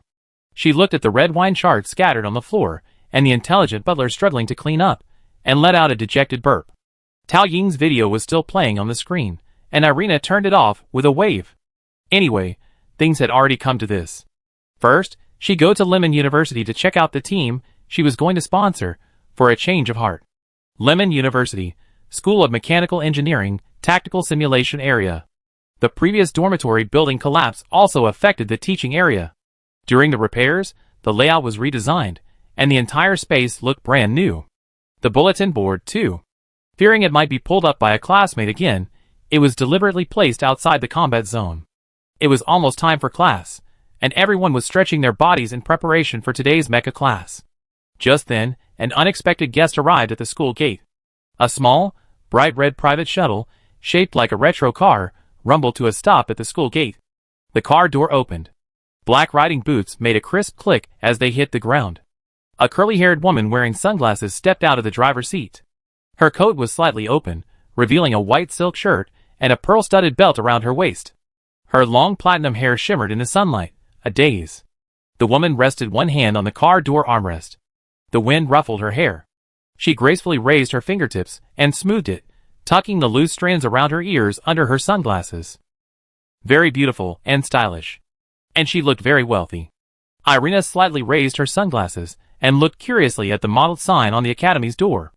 Oh, this is Lyda GT College. It's just as the rumors say. The two characters in GT College each lost a radical, becoming Munia College. So stingy? They won't even approve the funds for the house sign. Irina muttered to herself, frowning as she entered the school gate to ask for directions. Amidst the astonishment of passers-by, she arrived at the tactical simulation area. Whose connection is this? Not my sister. Not my aunt. Wait, is she coming towards me? Yes, she is. Irina, her boots treading on everyone's hearts, walked straight to the tactical simulation area. She sat down in the front row, causing a commotion. After ruling out her teammates, the students assumed it could only be someone connected to the teacher. Teacher G. Is this someone you know? GE naturally spotted Irina and walked over, extending her hand. GE, nice to meet you. The woman removed her sunglasses with one hand and extended her hand in return. Irina, nice to meet you too. Neither of them knew the other, but with years of experience navigating the Imperial network, they quickly identified each other. GE curled his lips probingly. Why would the president of high-tech technology come to a small, shabby academy like this? Irina retorted. I also like to ask Marshal GE of the Federation why he came to Chester to retire. The students here must be much more difficult to teach than his subordinates, right? They exchanged glances, their words somewhat pointed. Irina, after all, was still just an ordinary person, and was quickly succumbed to GE's commanding presence as a marshal, having fought in the Zerg field for many years. Irina then turned and inquired indirectly. Adjutant Bai, I remember you're from Tarkin, quite far from the First Galaxy. After retiring, you followed Marshal G to the First Galaxy to retire? Adjutant Bai adjusted his glasses seriously. This is private and cannot be disclosed. Oh! GE shrugged and explained, it can't be helped. He's probably been on the front lines for so long that he's used to following my orders. He feels uncomfortable if I don't scold him a few times a day. His ticket back to Takan was already purchased, but when I went to see him off before leaving, he started crying and wouldn't let me go. You know, I dote on my subordinates, so I had to bring him along. Adjutant Bai, Marshal, I was harassing you that day because you stole my ticket, and you didn't cry. Please don't make it seem like I have ulterior motives. Our relationship is purely superior subordinate, thank you. Then I buy the ticket now, and you leave? Assistant Bai turned his head, pretending not to hear. GE continued to ask Irina, we answered your questions. So what are you doing here? To see the alumni. Oh. GE's tone was drawn out. Then you should go to the main campus of Layman University. Turn left outside. It's a 10-minute walk? No thanks. Adjutant Bai, please see you out. Okay, I tell you the truth. Irina surrendered to the Marshal's attack. Actually, high-tech technology is sponsoring a team from the Giant Academy to compete in the University Mecha League. I came here today to see how good they are. Chapter 51. Sponsoring their academy's mecha team? What kind of niche language is that? Assistant Bai pushed his glasses up in confusion, pulled out his laptop, and began flipping through the records. Are you talking about our academy? We have a team that signed up for the league. Zhou Jun, Sun Dang, and Yao Mentao. They're pretty good. But even so, Assistant Bai had to negotiate with the External Relations Department for a long time before they were allowed to participate. I haven't heard of any sponsors. Although Assistant Bai was puzzled, he still helped Irina find them. Those three are on the court right now. Irina looked in the direction Assistant Bai was pointing. One was a boy with blonde hair and a slightly pointed face. Another seemed serious and steady, likely more reliable. There was also a red-haired woman with short, sharp hair like a blade. She looked very energetic. The whole team looked quite strong. So, they weren't the team she was looking for. Irina gave the key information. The person who spoke to me was a woman. Her voice sounded a little weak, but her tone was quite respectful. Assistant Coach Bai's throat moved. I have a bad feeling. Your feeling seems right, GE thought for a moment. I think I know who you're talking about. There's a 3v3 practice today, and the team you mentioned will be playing. I'm curious how they perform. Irina crossed her legs, her boots slapping unruly against the spectator booth.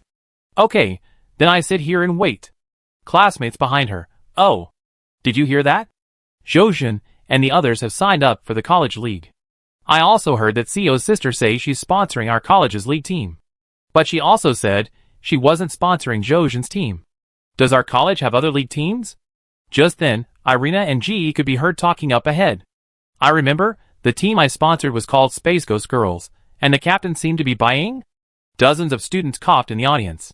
Buying? You mean the student with Constitution F? That seems to be her name. Oh no, I've been calling her Constitution F for so long I've forgotten her real name.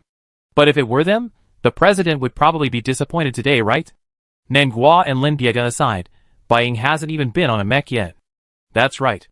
The students nodded rapidly. This president must have been tricked. How could he have chosen a team with Constitution F as a sponsor? Everyone concluded, no matter how you look at it, Zhou Jin and his team are more suitable for investment. Before boarding the mech, Tao Ying brought a portable medical kit. Sun Deng happened to be passing by and saw her stuffing a first aid kit into her mech. He chuckled and said, "Are you going to play today? Forget it. Your teammates can be insignificant, but at least they can't hold us back. What can you do on the court?" Tao Ying was debugging the mech alone, while Lin Diega and Nanghua were warming up and didn't notice what was happening. Sun Deng really knew how to pick the right time to start a conversation.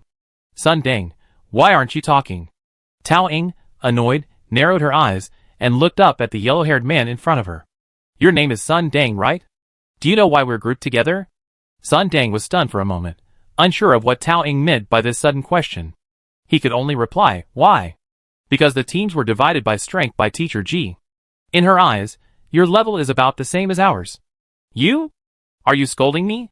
How could our team possibly be on par with yours? Tao Ying said sincerely, "How could that be?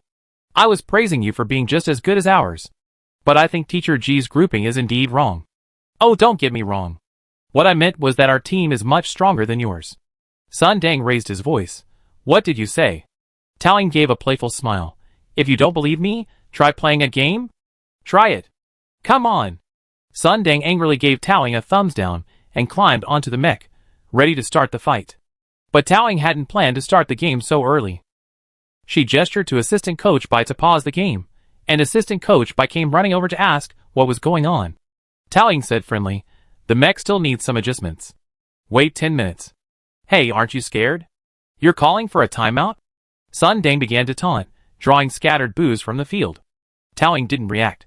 She climbed onto Lin Diega and Nanghua's mechas and fine-tuned the systems.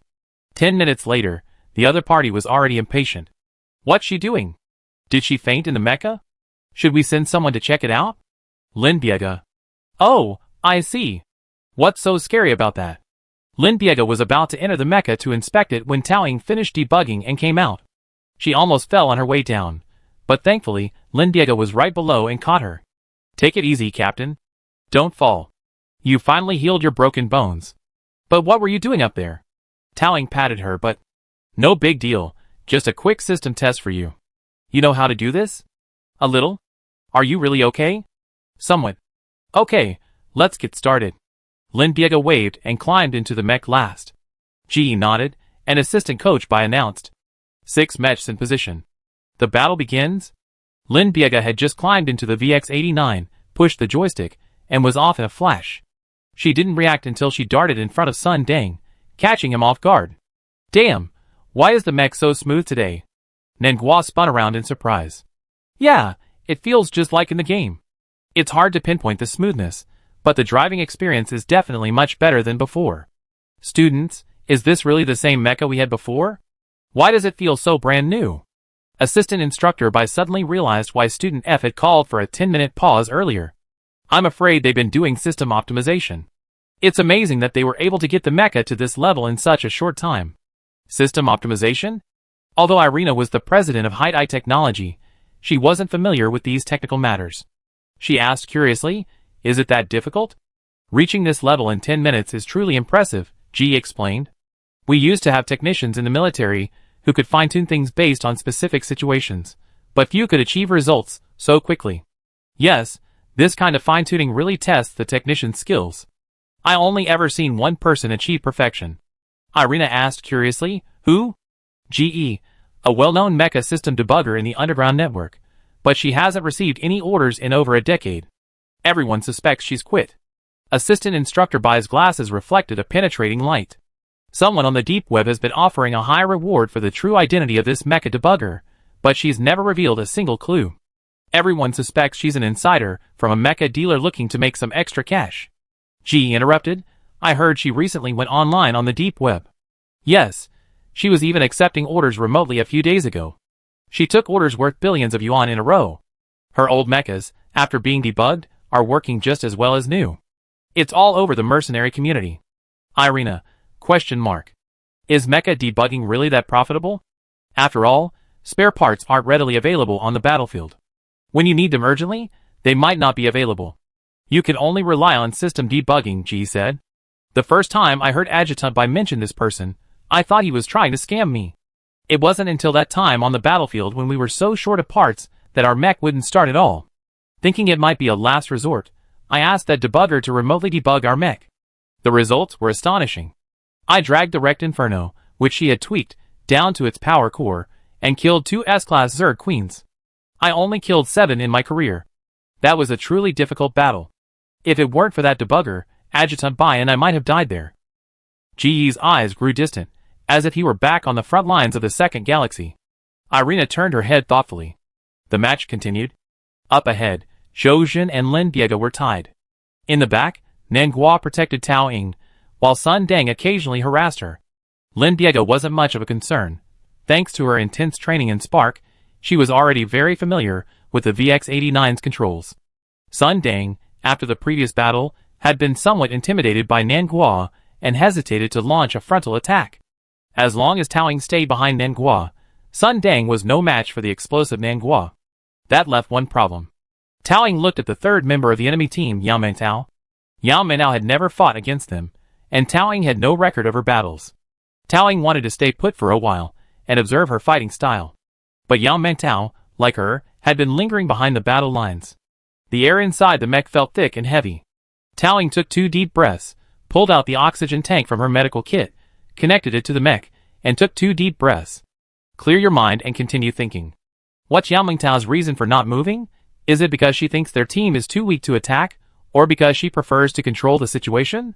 Or is she trying to wear down their stamina first, wait for Lin Diego to tire, then find her weakness and strike her deadly blow? There's not enough analytical data yet. Unable to find a breakthrough in Nanguo, Sun Deng and Zhou Jin turned to attack Lin Diego from both sides. Tao Ying pondered, not forgetting to warn Lin Diego, retreat. See?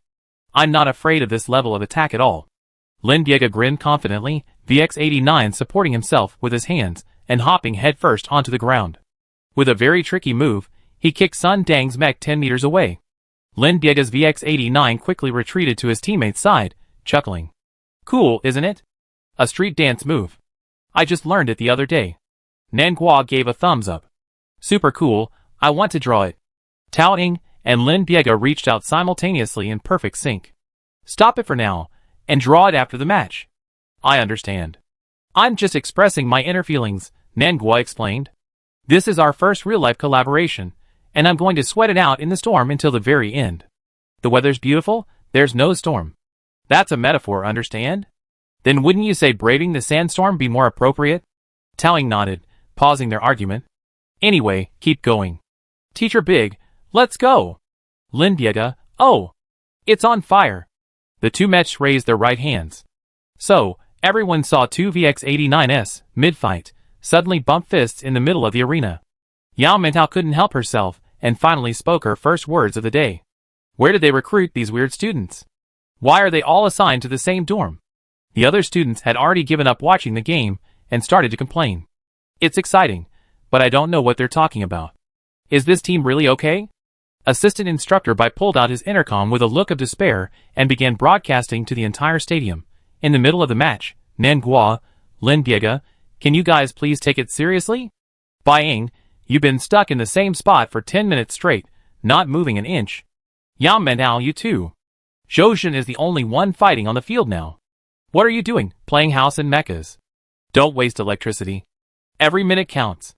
It sounded like the latter part was the key point. Tao Ying's neck stiffened, and she shifted slightly in the driver's seat. She thought for a moment, then said to Assistant Coach Bai, actually, I don't think staying still all the time is good. I'm always thinking too much, and it's boring. I want to exercise.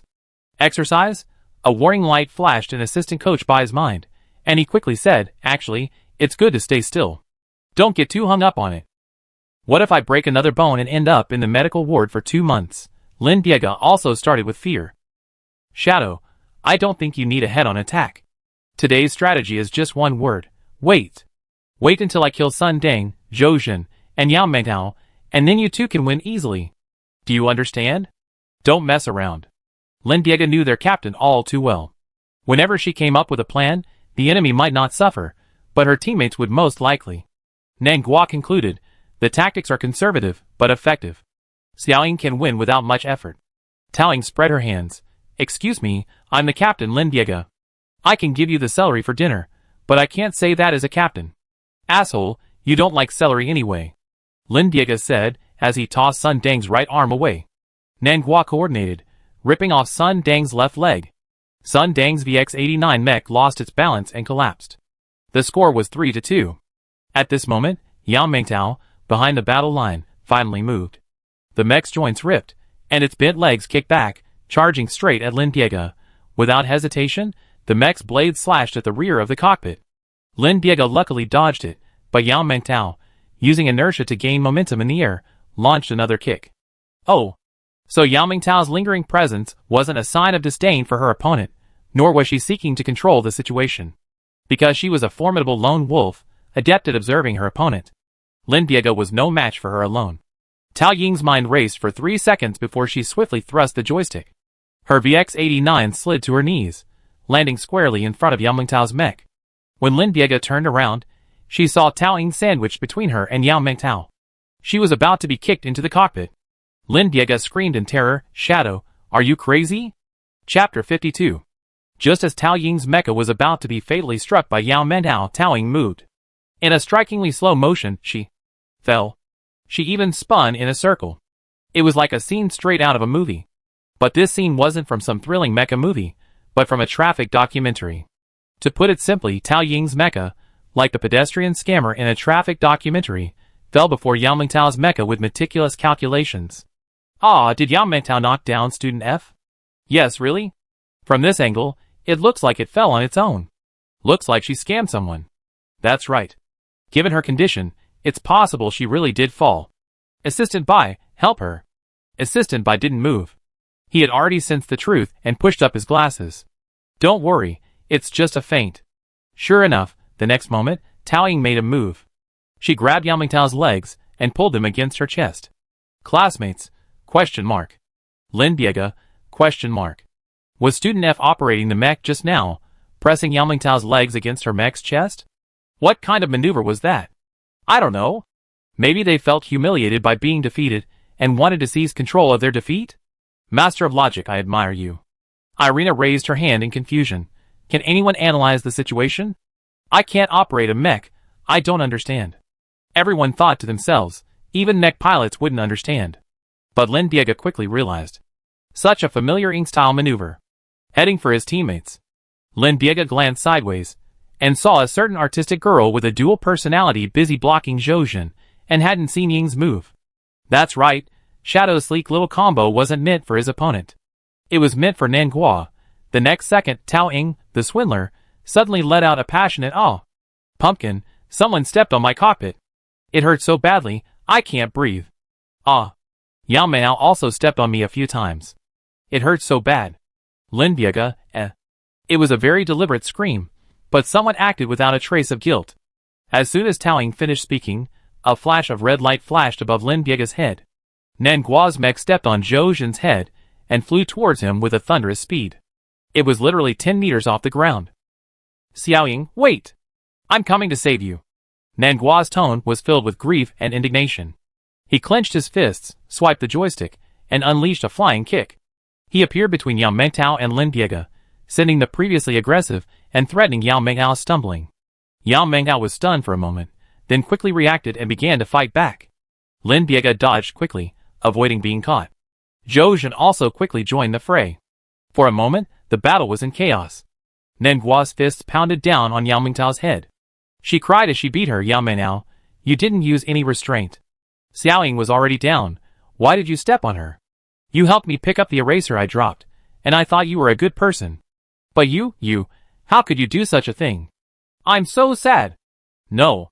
Yao Mei now opened her mouth to explain, but Nan Guo's attacks were so intense that simply defending them was a struggle.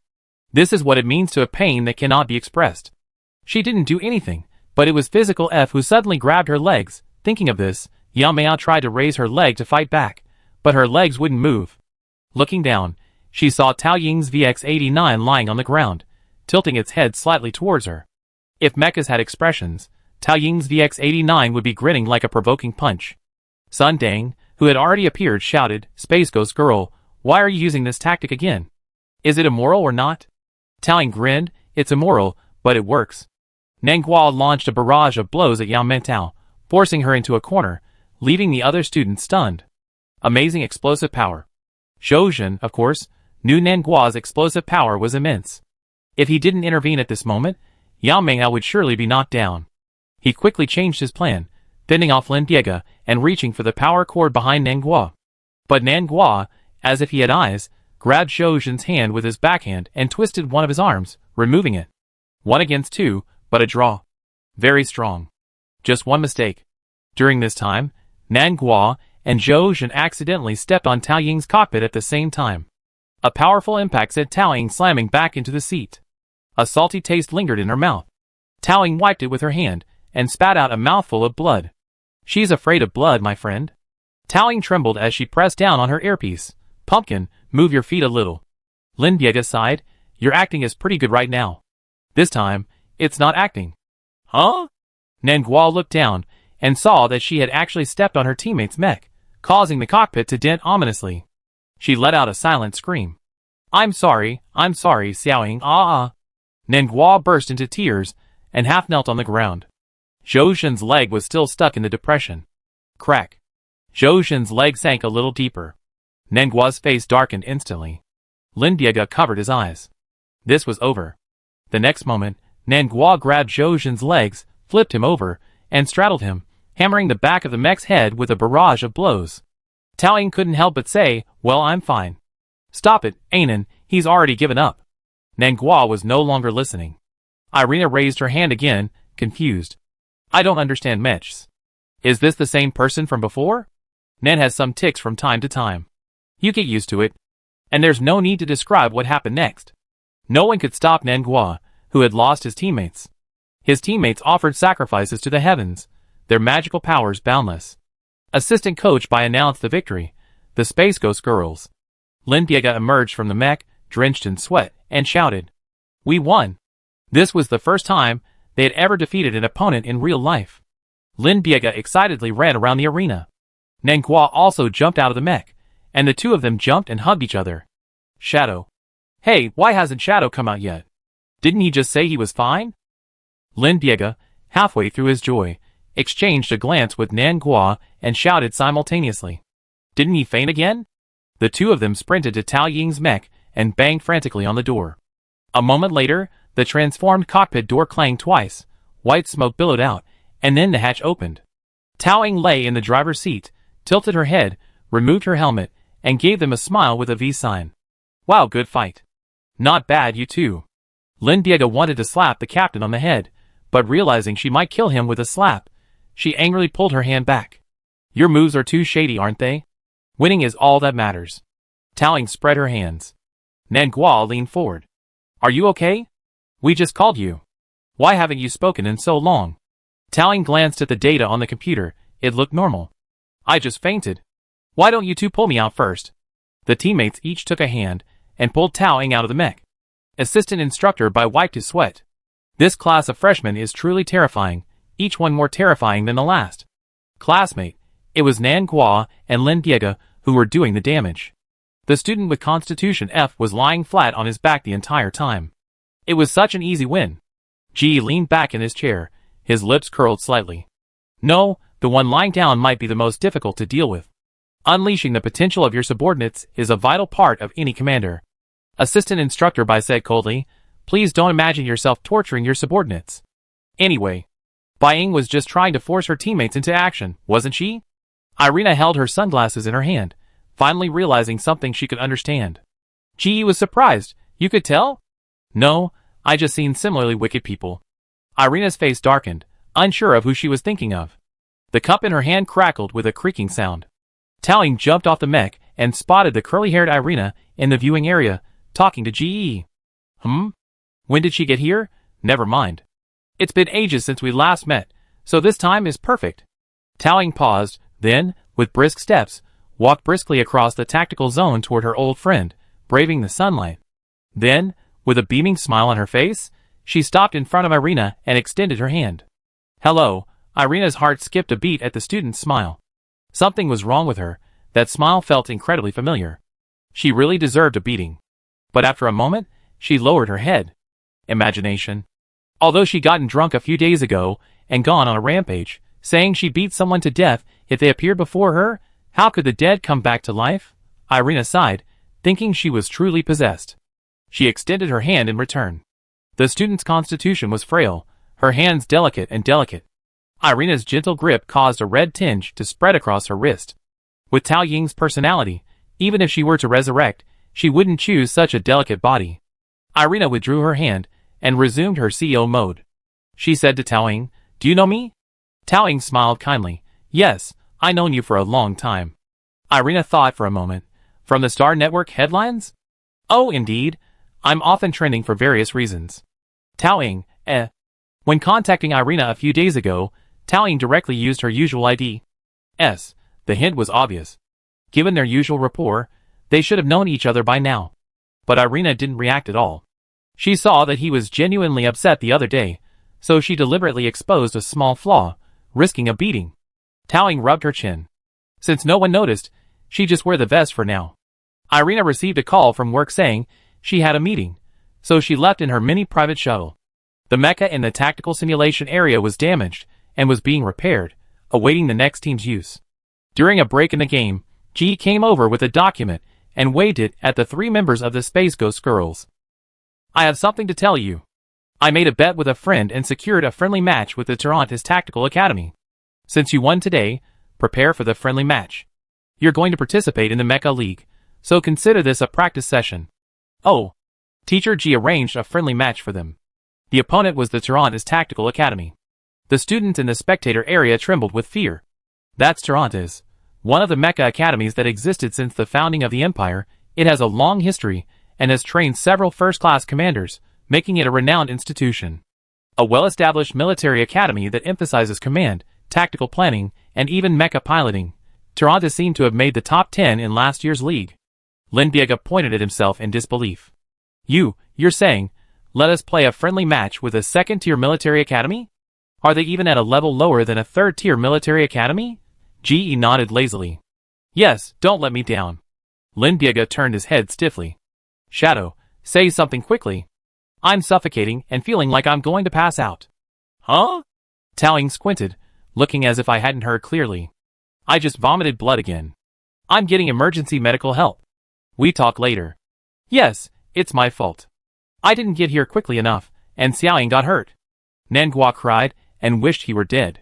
The doctor rushed in after receiving Tao Ying's call. Who's going to die? Tao Ying raised her hand. Me. The classmates chorused. Nangua said she wouldn't live if Bai Ying died. Lin Biega silently raised his hand. Now add me. Chapter 53. The nights in Lyman City were already quiet, and Tao Ying's place, located in a relatively safe area, seemed even quieter. The living room TV was playing a cooking show, but it served merely as background noise. Lin Biega stared at the table overflowing with food, unable to eat. Nangua held a sketchbook in hand, his eyes hollow as he scribbled away. A closer look revealed she was sketching something like dark tentacles and human bodies, something impossible to look at. Both of them were anxious about the friendly match. Tao Ying answered a call in the yard. After hanging up, she walked inside and gestured to her teammates. The two teammates immediately jumped to their feet. Is that Teacher Ji? Tao Ying nodded. Yes, she said the friendly match is scheduled for next week. So soon. After all, the high school Mecha League is coming up soon, and the Toronto's freshmen need to prepare for the competition. They only have time next week. Nangua bit his nails, panicking. I never played against anyone in real life before. What should I do? Lin Biega was anxious about something else. Do we really have to fight? There's not much time left in the auditions. Don't we need to recuperate? Ingzi had just vomited blood a few days ago, and was kept in the medical ward by the doctor for a long examination before being released. It seemed serious, after all, who would vomit blood at the slightest provocation? But no matter how she pressed Nangua, Ingzi would just say it was nothing. Lin Biega repeated, "Are you really not going to rest?" "No, I'm fine." "Nothing serious," Taoing added, facing the questioning looks from her teammates. "It's just a bunch of random, unheard of minor ailments, but in a sense, it's quite stable.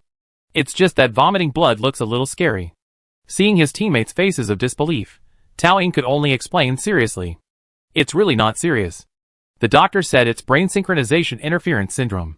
The brain and body are misaligned, nerve signaling is disrupted, causing abnormal local muscle firing, which sometimes affects capillaries, leading to vomiting blood. To put it simply, the body and brain are reacting out of sync.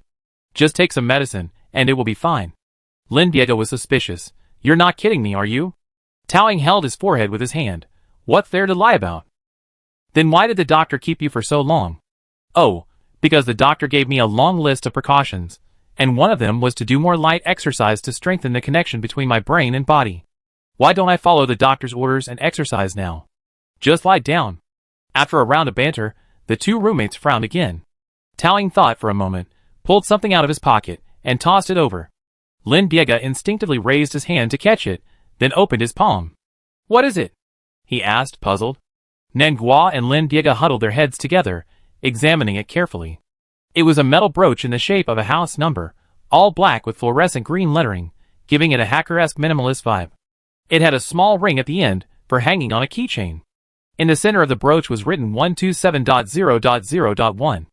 Lin Biega scratched his head. "I remember you saying before that this string of 127. What is this local address?" Nangua raised his hand and replied, "I know. It's the local loopback address, meaning home." Lin Biega, "Okay, what are you giving us this for?" Tao Ying's lips curled up, and she lifted her chin slightly.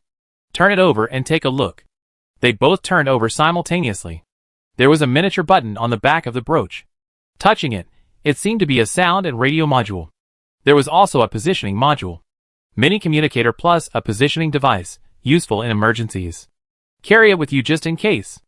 If you get lost or scammed, I can get you back. Who's going to get you back? And I don't want to carry it with me, Lin Biega said with a look of disdain. You didn't install anything weird on it, did you? Am I that kind of person? Lin Biega replied without hesitation. You are. I really didn't this time. It was simply for safety reasons. Okay, seeing Lin Biega's reluctance, but still stealthily slipping it into his pocket, Taoing chuckled, stretched, and leaned his head back against the sofa. Xiuya was still on standby, charging in the corner of the living room. It didn't respond when he called it. It's been like this a lot these days. It used to be like a ghost, appearing in front of Tao Ying's room at the appointed time every night, relentlessly making sure she went to bed. I haven't checked on her in a few days, so I'm still a little uncomfortable. It's probably a bug. I've been too busy lately. I fix it after the competition is over in a few days. Taoing turned over on the sofa. Seeing her two teammates still anxious, she comforted them. The opponents for this friendly match were carefully selected by Teacher Ji. They won't be too difficult. Carefully selected from a second-class military academy? It's still a good match. Taoing saw her teammates' constipated expressions and twitched her lips. Just play normally. Practicing your mentality is also part of the competition. You should go to bed early. You have classes tomorrow. What about you? Playing games? You're the one. Go to bed early. You stay up all night playing games? Lin Biega cursed, pushing Nangua upstairs to bed. Taoing entered the game. People in Mala's group had repeatedly asked her privately if she wanted to play dungeons, but Taoing declined, saying she wanted to climb the leaderboard. The Zergan dungeons rarely exceeded Tao Ying's expectations. But people aren't pre-written programs, nor have they been through countless tests. People make mistakes. Mistakes bring about change. Playing against someone who makes mistakes is obviously more challenging. Before entering the game again, Taoing casually asked, "Why isn't Maha online today?" "Oh, she's been busy lately. I call her when she's online." "Okay." A few hours later, Mao came online, and the group members kindly reminded her. "Mao He, Teacher S just wanted to see you." "What? What did she want to see me about? Another hidden dungeon?" Mao He's overwhelmed. He clicked on the private chat, and saw that Player S was in a match. Hey, friend. Why do I always see you in a match? A game takes at least 10 minutes, and Mal he got bored waiting, so he casually clicked on the message panel. Then he was horrified to find that player S's ranking on the leaderboard had risen by 100. That's dozens of places higher than hers, but teacher S only has a 20% win rate. How did she manage to rank higher than hers? Mal he was confused and scrolled down the window, finally realizing something was wrong. Wait, what's with that number of games? Over 200. 3 times as many as hers. After Taoying finished playing a match, Mal he couldn't help but tap her in the window. Teacher S, are you really not sleeping? Why are you asking that? Taoying glanced at the health manager in confusion. About 4 hours a day, maybe cutting back a bit lately. Something about supernatural mental power. Mal he remembered something important. By the way, what did you just ask me about in the group chat? Oh, nothing serious, just asking casually.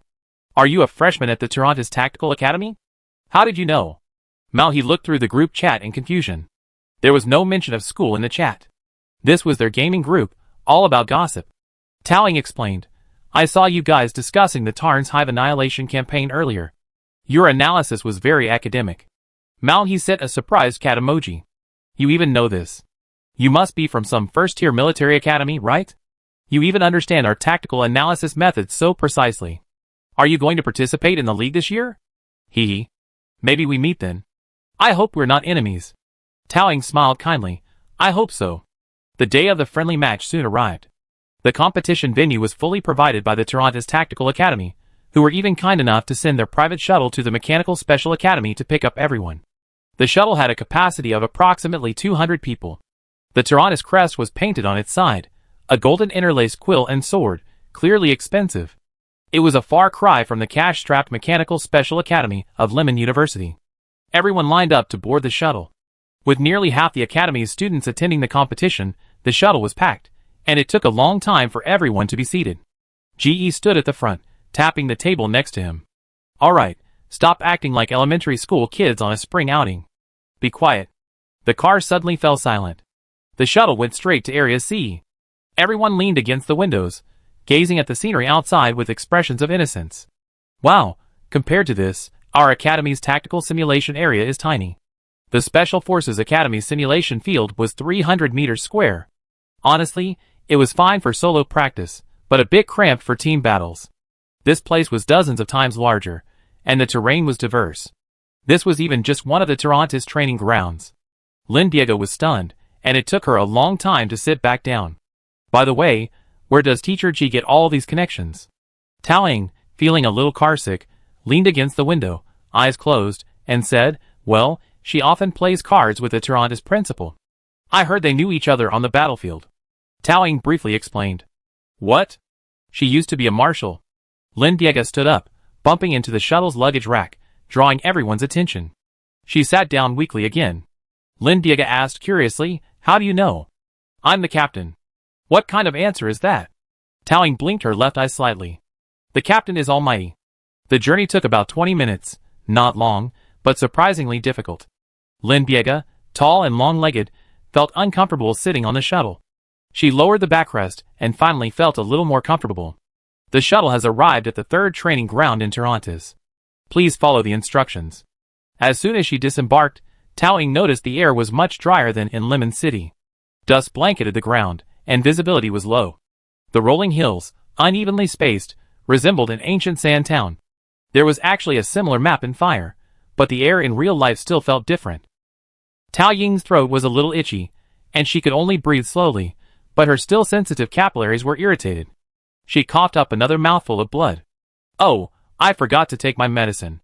After closing her eyes and expertly cleaning the bloodstain, Taoying calmly pulled out some emergency medicine from her backpack and casually took a pill. The students watching the entire process responded with, You're still going to compete even if you're vomiting blood. You really have to be this dedicated. Chapter 54. You're working too hard. Ingzi, do you really want to win the college league championship? Not only that, Taoying laughed and shook her head, I also want to stand on the podium of the Professional Mecha League. Professional Mecha League, Lynn Diego choked.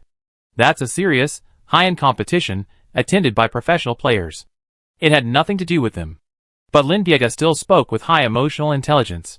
Your ideals are quite lofty. Not ideals, really. It's just that I have to reach that level to get what I want. What I want? Lin Diego looked puzzled. Ingzi had always been a calm person, at best stable, at worst moody. She only smiled a little genuinely when she was teasing her teammates. Lin Diego couldn't imagine her working so hard for something. Lin Diego simply asked, "What do you want?" Well. Taoing raised the corner of her mouth. "For revenge, I need to gain enough power." "I don't believe you." Lin Diego snorted. "Stop making up stories. What harm can you possibly sustain? Even if someone tried to kill you, you just say it was a cheap trick and try harder next time, then piss the killer off." "That's true. Killing me isn't that easy, Mr. Big. You're getting to know me better." Lin Diego rubbed the goosebumps on his arms. "You're also a master at using leverage to get ahead. Could you lend me a bit of your thick skin, pumpkin? What are you doing?" Nangua suddenly began chanting an incantation. "I've been reborn, to the day he killed me." 500 words omitted here. "This time, I'm determined to take back everything that belongs to me." Taoing, Lin Diego, Don't tell me, despite his worrying mental state, Nangua had grasped the point. Taoing sighed and clapped. "Pumpkin, your insight sometimes scares me." "I get goosebumps." "I was just saying that," Nangua said, a little embarrassed. "Actually, I studied divination. A master online said I had witch blood, which was incredibly rare, and they insisted on taking me as an apprentice, but I didn't go because the tuition was too expensive." Taoing nodded heavily. "I believe it." Lin Diego, What's wrong with these two people's brains? No matter how you look at it, that master must be a fraud. But the goal? Lin Diego scratched his head, feeling a little ashamed at the thought of the word goal. Nangua likes mecha literature, and Ingzi wants to drive a mecha. Why are everyone's life goals so clear? Could it be that she's the only one without any, constantly thinking about eating and waiting to die? Can eating be considered a goal? Taoing clapped her hands, and with a pop, everyone was brought back to reality. Begin pre-match preparations.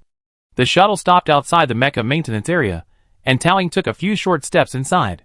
Mecha storage requires certain temperature and humidity levels, and dust must be kept within limits. The Tyranna's third training ground was covered in yellow sand, so mechas couldn't be stored outdoors, so they were all moved indoors.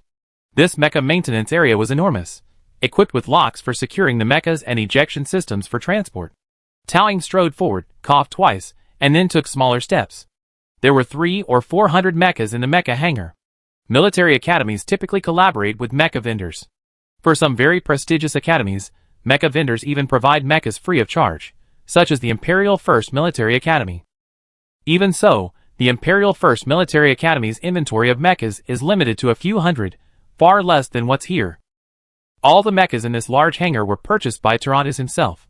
Tyrantis truly has the luxury of money. Taoing walked around, quickly found her target, and called her teammates over. Their mechas had already been transported here in advance. "Huh? Aren't the mechas we're using today VX-89S? Lin Diego was surprised. Before them were 2 Dawn T4S and a full 2 Malawin Quatches, not their usual VX-89S. "Why change?" Taoing explained. "The models for this year's league qualifiers have already been announced. These 2 mechas were purchased in bulk for the qualifiers. They were small mechas, about the same size and weight as the VX-89. The Dawn T4, a versatile machine capable of both close-range attack and retreating defense, is more similar to the VX-89. Taoing and Lin Diego use it. The full 2 Malawin Quatches is a powerful attacker, boasting high attack, low defense, and high agility. To reduce weight, it uses a more streamlined power system than the VX-89, resulting in a remarkably light overall appearance. It pairs well with Nangua." Nangua exclaimed in surprise. "The full 2 Malawin Quatches comes with a Frostbreaker ice hammer." "Yes, I asked someone to add it to my kit." Nangua's previous experience in the game had been using this ice hammer the most effectively. Lin Diego pointed at himself and said, "Why don't I have a new weapon? I'm still using the mediocre heat blade. Isn't there a sniper rifle or something? Bang! Killing one person with one shot would be so cool." Taoing patted her shoulder and shook her head, saying, "Teacher Big, face the reality. No one in our team is suitable for manning a gun." They had previously tested dozens of sniper models in Spark, and everyone's accuracy was extremely poor. Lin Diego looked at the large guns in the mecha hangar, and climbed onto the mecha with a bit of disappointment. "Well, let's just make do with the thermal blade. We can still break up, right?" Taoing helped adjust the mecha, and then climbed in. The Tyrantis tactical team's mecha choices were the Kirasame E0087, the Holy Rule A0, And the Oathkeeper. The Kirasame E0087 was a support model, characterized by its 6 angelic wings. The Holy Rule A0 was a high-powered model, with a slender body, a sword in its hand, and a halo-shaped beam above its head. It was filled with a sense of religious holiness. The Oathkeeper was a heavy-duty model, capable of both offense and defense. Strong support, high damage output, and heavy defense, a very academic choice. A soldier brought in by Tarantes. Taling folded her arms, and tapped her elbows. Lin Diego whispered, "I remember this Kirasame E being Mr. Mouth's favorite mecha. I still remember those 6 wings vividly. But I remember it being a bit weak. It wasn't completely immobilized during our time in the Thermal Abyss Labyrinth. Taling, its heat sink burned out, and the Thermal Abyss Labyrinth happens to be incredibly hot. That doesn't mean it's weak. Models equipped with electronic jammers are very advantageous in this relatively unobstructed area, so we need to prioritize them." Taling quickly formulated the opening strategy. The audience seats could be seen from a distance in the preparation area. Taling sat in the cockpit and zoomed in. GE and Assistant Bai were playing cards with the Tarantes principal. They were so engrossed in their game that they didn't react at all when the 3 of them arrived in their mechas. It wasn't until the host called out a reminder that they came to their senses. "Next, we proceed with the entry point draw," the audience discussed. "For this terrain, the highest point is probably at E23. If we can capture the highest point, our chance of winning will increase by 30%. Sundang, what do you think our school's chances of winning are?" "If we capture the highest point, we should have a 30% chance of winning," Yao Mengtao said. 30% minus 30% equals 0. Yao Mengtao meant that if they randomly landed on any terrain other than the highest point, their school would lose. Most of the students present were attending the game for the first time. While they weren't necessarily there to cheer, none of them wanted to see their school lose. Even if they had low expectations for the Space Ghost Girls team, this was a match against a second-tier military academy. If they could win, could it mean that their giant academy, often criticized for being weak, was actually not that bad after all? None of the students said anything, but within their hearts, a small spark of hope ignited. Maybe we can win? Even Sun Dang, who had been severely beaten by both Lin Diego and Nan Gua, felt a pang of anxiety at this moment. If only he could randomly land at the highest point. Announcement: the Tarantes tactical team drew E23. "Ah! It's over, they're doomed." A cry of pain rose from the audience. And then, the Layman University Special Science and Technology School drew E22. "It's so close to E23, it must be pretty good. Open your eyes and take a look. This is the worst possible draw. E23 is the highest point, and next to it is a valley. E22 is right at the bottom of the valley. That means Tarantes' opening shot would wipe out GT Academy." After a brief discussion at Tarantes' side, a young student leaned over and whispered something in the principal's ear. The principal nodded and threw a card. "Our students have offered to redraw lots, saying friendship first, competition second." "What friendship? You just lost to me at the poker table." GE threw the last card in his hand. "Oh, I won again." "Well, I never beat you." "What about the draw? Let's ask Baiying and see what she says." The students breathed a sigh of relief. "Just draw again. It's impossible to draw the worst cards twice, right?" But after a remote call, Taling unexpectedly refused. She said, "I think E22 is pretty good. Let's go with this." Assisted by stood up and reassured, "Are you sure? This isn't the time to save face." A 3-year-old could see the disadvantage of this terrain, so there was no way she wouldn't have noticed. "What's this guy up to?" Sun Dang snatched the communicator and said anxiously, "Being in a low position is already a disadvantage. 3 of them together will easily be surrounded. Think about it." Taling heard Sun Dang's voice, and took a moment to register who it was. Then she laughed. "You said before you beat the 3 of us, but now you're worried we can't win? Outwardly, it's external, internally, it's internal. Don't bring shame to our special machine academy. It won't be embarrassing. Don't worry. I definitely fight better than you." "You?" Yao Mengtao, standing beside him, waved Sun Dang away. "Constitution F is a mean-spirited guy. You never know what he might be thinking. Don't worry. No matter how clever they are, they can't win in this situation. The opponent is a second-tier military academy. Does she think we're noobs, just weaklings, can be beaten to the ground?" Zhouzhen, Why did he get so anxious that he even cursed himself? Amidst the chaos, the friendly match began. The GT Academy drew the worst cards, while Tarantes drew the best. It was a truly one-sided start. The outcome of this match seemed so obvious to everyone that Toronto skipped the team meeting. The Toronto students in the audience helplessly threw up their hands. They also wanted to see an exciting match, so they suggested redrawing the points. But the other team wouldn't agree. Is there any point in fighting this? Kirasamey can disrupt their radar and vision, and then the Oathkeeper can fire another shot, and it's all over in 3 seconds. What's the point of this match? And the Space Ghost girls on the field were unaware of these arguments. Lin Diega's mind was still replaying the captain's words. Remember this model? Remember its weakness? Remember what I just said? Of course she did. Lin Diega closed her eyes, then opened them again with a more determined look. The moment the opening whistle sounded, Lin Diega leaped without warning, dodging the incoming shells from the oath sworn.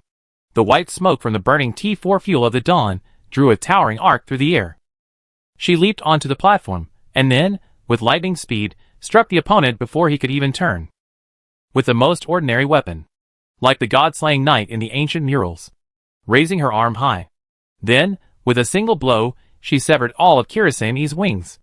Chapter 55. Lin Diega's strike was decisive. The 6 transparent wings of the Kirasamey 0087 shattered, falling to the ground in pieces. The coolant circulating in the wings continuously dripped from the broken parts. Without the cooling module, its energy core began to heat rapidly, quickly burning out half. What happened? The Kirasamey's pilot let out a sharp blast. It was just that close. I almost dodged it. Sorry, Xiaorui. I thought the fool would attack, so I focused on hitting her, but I didn't expect the other side to attack. A female voice said, Xiaorui, throw away half of the energy core, or it will explode. The Kirasamey's pilot, Zhu Xiaorui, quickly obeyed, her fingers flying, pressing the buttons on the console. But the Kirasamey's parts were very unyielding and jammed at this critical moment. The mech's connections rattled, and no matter how hard Zhu Xiaorui tried, she couldn't get it loose. Seeing this, her teammates on the Holy Law quickly slashed through her connecting plate with their swords. Fortunately, losing right at the start would have been too embarrassing. Thank you, senior. Zhu Xiaorui breathed a sigh of relief. The energy core connection finally snapped, and Kirasamey quickly leaped dozens of meters away. The rapidly falling core exploded with a blinding flash of fire. In an instant, the entire arena was filled with flying sand. The explosion echoed throughout the auditorium. After 3 seconds of silence, the students in the audience, regardless of their faction, collectively let out a confused "huh?"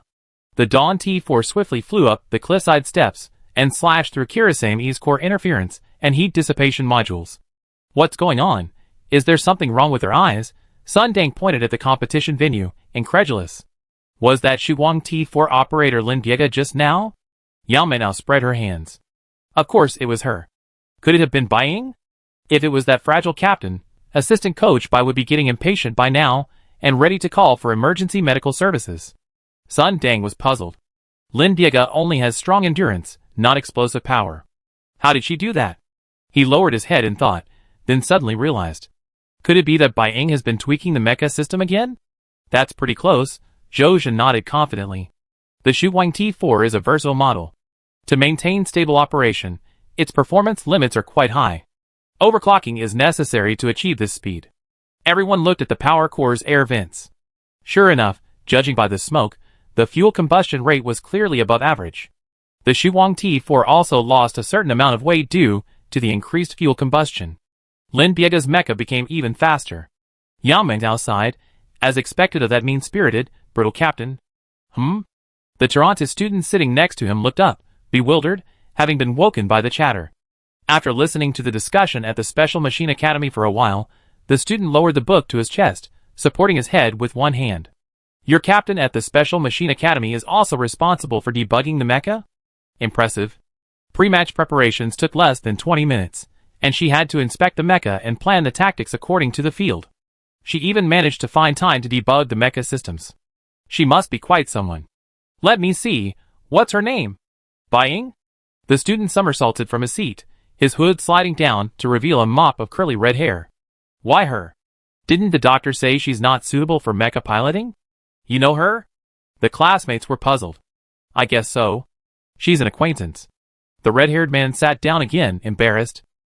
Someone recognized the curly red-haired man as Yin Ziheng, who placed second in this year's joint exam. He came from a mecha family and was childhood friends with the great demon by MO of Bai Industries. But how could Bai Ying be connected to such a mecha family? Yang Mingao wondered if the bizarre stories of Constitution F had spread beyond Lemon University and reached the Taranta's Tactical Academy. But before she could verify anything, Yin Zihong became solitary, retreating into a corner to make a phone call, muttering something like, Xiao Mo, guess who I just saw? Taranta's classmates leaned over and whispered, why does your captain know Yin Zihong? I don't know. The two groups exchanged glances, unsure of what was going on. They put the matter aside for the moment and returned their attention to the competition. Lin Biega was chasing and slashing at the Kirasame E0087. The long battle had given Tarantas a thorough understanding of Lin Biega's abilities. In 3 words, not very good. The driver of the Kirasame E, a first-year student at the Tarantas Tactical Academy. Zhu Shirue fought and retreated, an indescribable expression on his face. Where was that Lin's dominance just now? It lasted only 3 seconds. Their attack pattern was like a group brawl between elementary school kids, just throwing punches at people's faces. Zhu Shirue touched the furry cat ears on his helmet, trying to calm himself. A tall, thin male teammate agreed. It looks like a kind of aesthetic that doesn't require much brainpower. The Tarantas Tactical Academy has trained countless commanders, unique in their application of tactics. Even first-year students have already taken intensive tactical analysis classes. From human history to the Mecha League, every sufficiently exciting battle and match has been analyzed over and over again by them. In their eyes, ordinary tactics are nothing more than playing house. Lin Biega's every move, even every mistake, is visible to them. Except for that initial attack. If Kirasame launches electronic jammers at the start, the particles it emits will directly cut off team communications, instantly affecting the battle situation. As the saying goes, attack Kirasame first at the start. Alas. Anyway, I'm always the one being chased. Zhu Shirue rested her chin on the console, a look of frustration on her face. Kirasame would be vulnerable to attack, which was within their tactical calculations, and Zhu Shirue and her teammates had taken precautions. They were fully prepared, yet the reason they couldn't defend was the opponent anticipated their defenses, and they had a plan in place. A powerful attacker, high damage, and lightweight, the Fool 2 Malawang Quaches was, by any measure, the perfect machine to slash Kirasame's wings. But the opponent chose to use it as bait. The Fool 2 Malawang Quaches feinted to the left at the start, drawing the attention of the senior and me. Seizing this opportunity, they split their forces, launching the real attack from the other side. Forsaking a ready-made powerful attacker like the Fool 2 Malawang Quaches, and using the Twilight T4 for the attack, their leader took a rather unconventional approach. Fortune and honor are sought in danger. This defeat was a humiliating one. But as I mentioned earlier, the Tarantas Academy is a data-driven institution, having analyzed nearly every battle and possessing a vast library of tactical blueprints.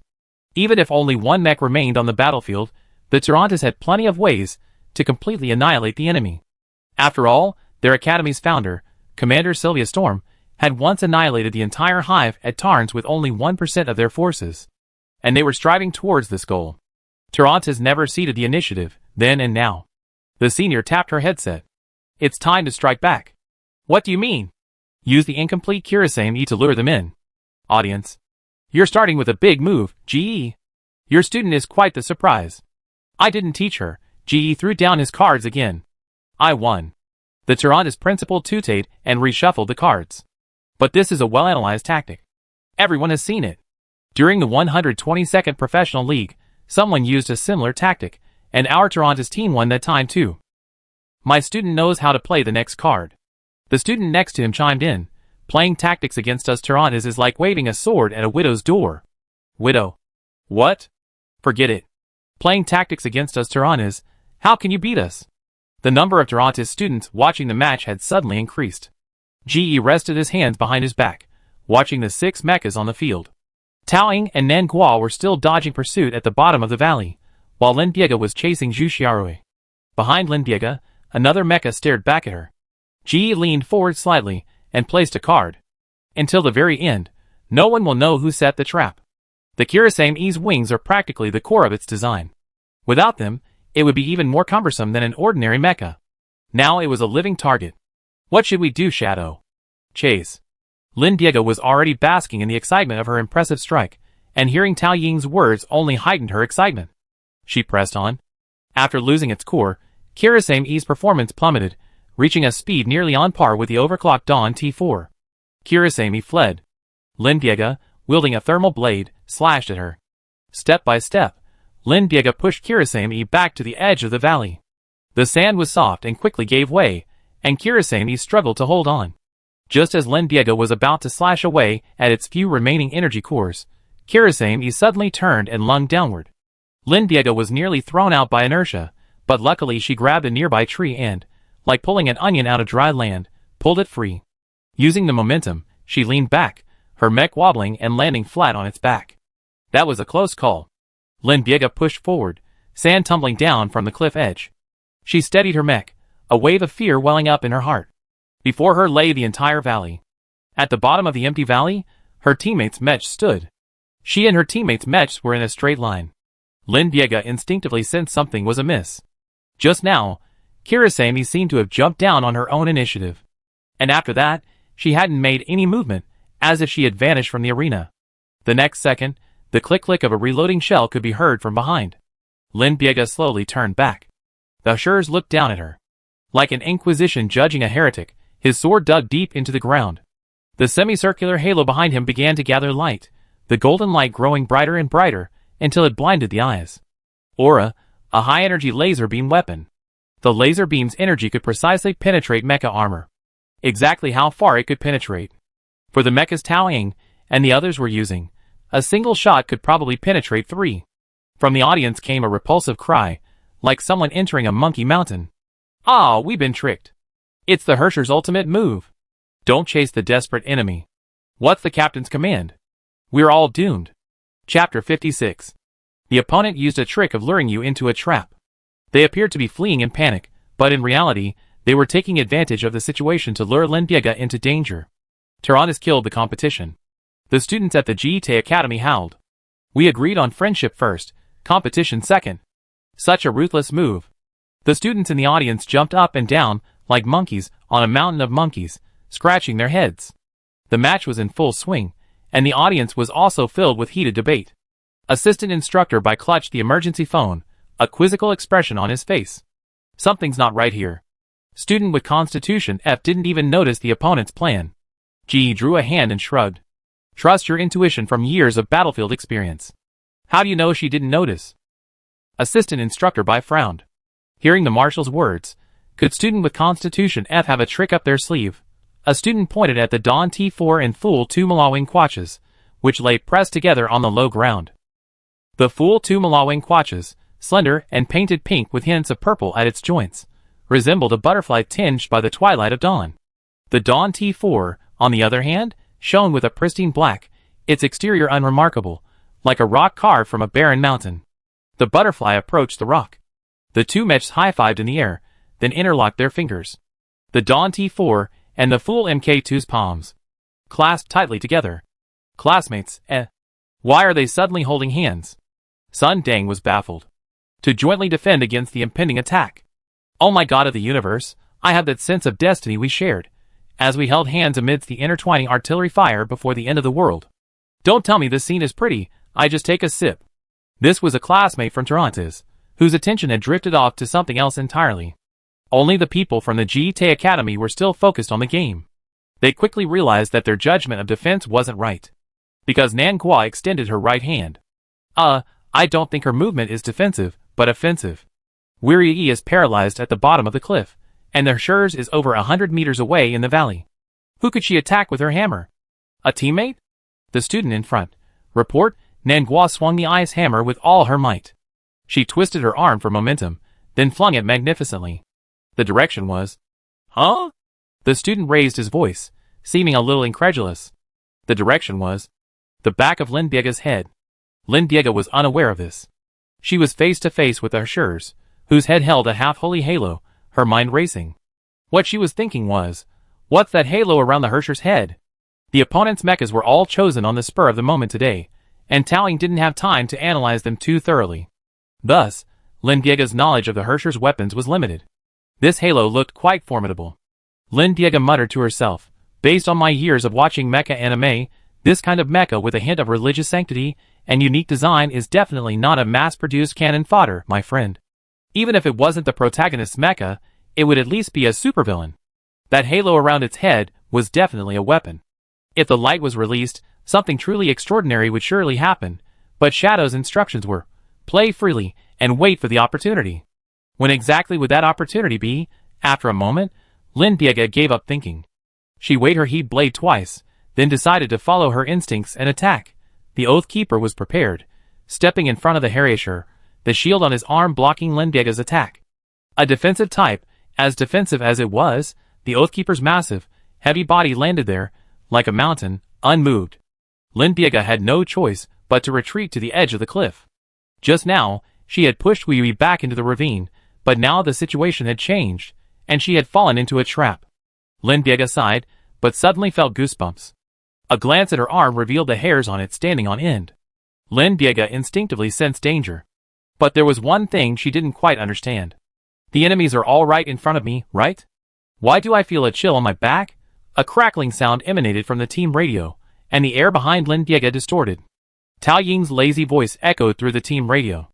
Lin Biega, squat down. Why? Though puzzled, Lin Biega didn't turn around. She instinctively squatted at the command. What's that noise above my head? How did that chill inexplicably shift from my back to my head? Lin Biega suddenly looked up and saw an unidentified object flying overhead. Upon closer inspection, it was a hammer. It was one of my teammates' Frostbreaker ice hammers. It was incredibly powerful. Yes, Nengua once swung this ice hammer and smashed the head of a giant magma worm apart.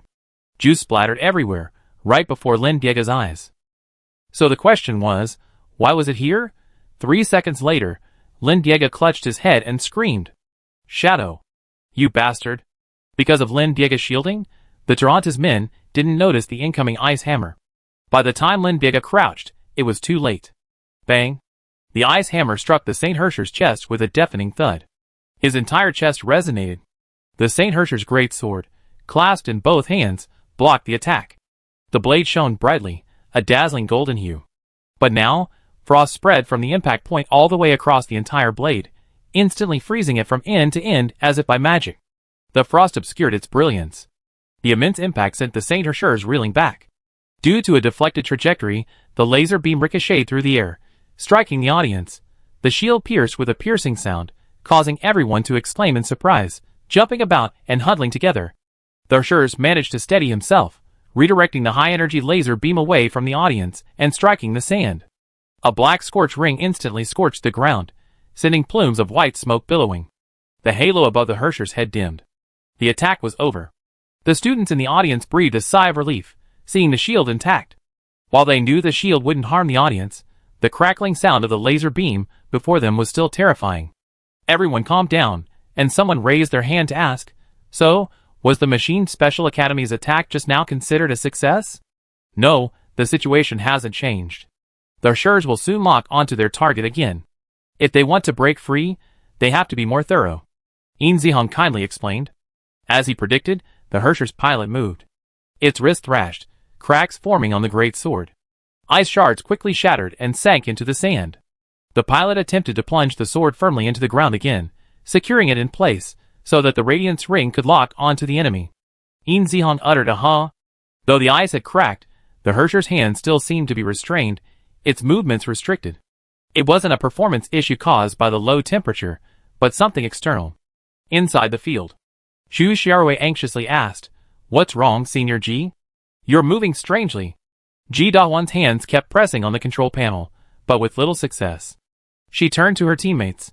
The Hersher's hand won't move. I can't see what's going on. Junior, can you scan it for me? Zhu Xiaorui heard the urgency in her senior's tone, and was surprised. Senior Ji is a top sophomore in their academy, and even she's been cornered. It seems the problem is truly serious. But why can't the Hersher's hands move? Zhu Xiaorui looked up in confusion. The Kirasame she was operating was now halfway down the cliff. About 100 meters ahead of Kirasame were two enemy mechs, the Dawn T4 and the Fool 2 Malawang Quaches. Nangua's mech was at the very center of the valley floor. The Fool 2 Malawang Quaches maintained its position after throwing its ice hammer, its hind legs slightly crouched. But the mech's two arms were drawn, and the arrow was aimed directly at the Hersher's heart. But what's the arrow? The clouds in the sky had finally left the sandy area. The haze dissipated, and sunlight streamed down the valley. A straight line of icy blue shot out from the shadows, revealing itself before everyone. Zhu Shirui was stunned, for she saw the arrow that had been shot. It was a cable. A cable strong enough to pull the entire mech. She threw the ice hammer to hook the cable over. Zhu Shirui muttered. Over 100 meters of high-strength cable is heavy, and that Dawn T4 hadn't even brought it. It could only have been stuffed into the weapons bay during pre-match preparations, but what kind of good person would bring that instead of weapons? The cable was probably brought because we were in low ground and wanted to use it to climb, but the location was decided very late. After that, we were on the field within 5 minutes. So, did the opposing captain quickly change and implement his plan within just 5 minutes of the location being announced? Zhu Shirui broke out in a cold sweat. How could she be so sharp and decisive? It was a chilling feeling, just like when Teacher S, based on her analysis of the Tarn's Hive Annihilation battle, had identified her as a student of Tarantis a few days ago. Tarantis prided itself on its tactical prowess, but no freshman had ever been able to predict to this degree. Even on the other side, Ji Dahwan frantically manipulated the cable, unable to untie it. Beads of sweat gradually formed on her forehead. No, where did we find this friendly match opponent? Is it a human? The high-strength cable entangled the guard of the St. Hersher's sword, tangling it into a knot that was impossible to break free. With a loud cry, Nangua's mech retreated, dragging the St. Hersher's back a step, followed by another step. Ji Dahwan quickly adjusted the center of gravity of the Saint Ruler, and tried to rely on strength to break free from the cable like tug-of-war, but it was useless. Tao Ying and Nangua's mecha hands were still clasped together, and the combined weight of the two mechas pinned them firmly to the low ground. Nangua swung the cable, creating a sonic boom in the air, then yanked back again. The Hersher's was dragged dozens of meters, landing squarely on the edge of the cliff. Tao Ying snapped his fingers. Down. Nangua suddenly turned his back, and clamped his foot on Tao Ying's Twilight T4. He wrapped the cable around his shoulder, and yanked it down hard. The Hersher stumbled, completely losing his balance, tumbling to the bottom of the valley, sending up a cloud of dust. Huh? Tarantis' students gaped in surprise. This must be a military-grade cable, strong enough to pull a mecha 100 meters tall, and even collide with a starship. No, when did you bring it up there? You had this in the friendly match? What about the friendly first and the competition second place? From the beginning, we had the E23 high ground, and they had the E22 low ground. It looked like a sure win no matter how we looked at it. But now, looking at the battle situation, Akirisame E, half destroyed, lay at the bottom of the E22 valley. The Hersher's, with his hands bound, had also been pulled into E22. Now it was 2 versus 2 in E22, and 1 versus 1 in E23. Reman Academy, despite being at an overwhelming disadvantage, had managed to force the situation to an even stalemate. Now, they were truly on the same starting line. The freshmen at Tarantis had never seen such a scene. Zhu Xiaorui anxiously asked, "What should we do, Senior Dahua?" "My name is Ji Dahwan, not Ji Dahua." Senior Ji's helpless voice echoed over the team chat. "Don't panic, I try to figure it out." The playing field was constantly changing. One moment they were in the upper hand, and the next, a single mistake could turn the tide. This was true for the enemy, and for them as well. Given the current situation in the field, there were plenty of matchups to draw parallels with. Ji Dahwan quickly conjured up several similar solutions. Should she go head-to-head with them, as in the 45th League match between the Imperial 1st Military Academy and the Norscan Federation Military Academy, or should she emulate the beautiful team fight between the Beer Military Academy and the Camus Military Academy, coordinating with her teammates? Probably the latter.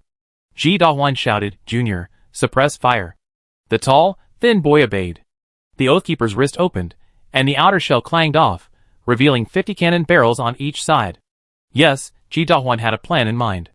The cable, relying on gravity, pulled at her mech, but she and her enemy each held 2 ends of the rope. Since she couldn't untie the rope, she could use it to her advantage. At this moment, someone posted a message on the Tarantis campus wall, with a picture of 2 mechs, each pulling at either end of a cable. "Family, there's a match to watch at the 3rd training ground. Don't miss it if you're passing by. It's going to be exciting." Chapter 57. Oh, a friendly match. I saw the match information. The opponent is live to GT Academy. At the level of a 3rd level military academy, what's so exciting? The poster explained. Actually, I thought so too.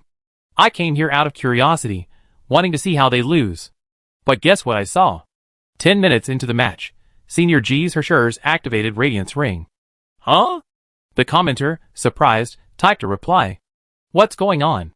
10 minutes into the match, and they already forced Senior G's Radiance Ring out? That's the league's ultimate, decisive skill. Not only that, but now Junior Zhai is using Honeycomb to suppress the enemy. The commenter was shocked. The small honeycomb-shaped combo cannon hidden in the Oathkeeper's wrist is called a honeycomb. It does have considerable offensive power, but as a defensive suit, the Oathkeeper won't attack unless absolutely necessary. How desperate had Tarrant has been pushed. They already used both of these tactics, even though the show had only been going on for 10 minutes.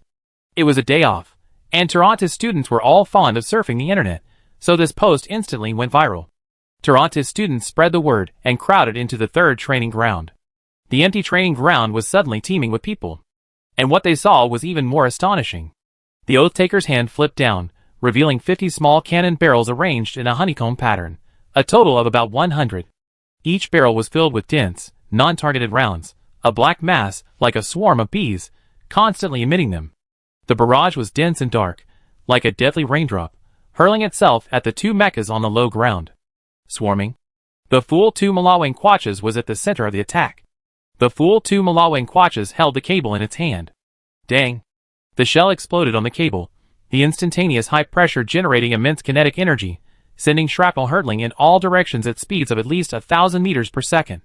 The shrapnel, based solely on impact, couldn't actually penetrate the frontal armor. But if it penetrated the soft joints of the mecha, it might break the joints, rendering it incapable of movement. It had immense destructive power. Dang, dang, dang. Nenghua swung the cable vigorously, deflecting several shells. The Dawn T4 and the Fool 2 Malawang Quachas simultaneously deployed their shields, but soon, under the intense attack, they cracked. They were almost unable to withstand the onslaught. Xiaoying, what should we do?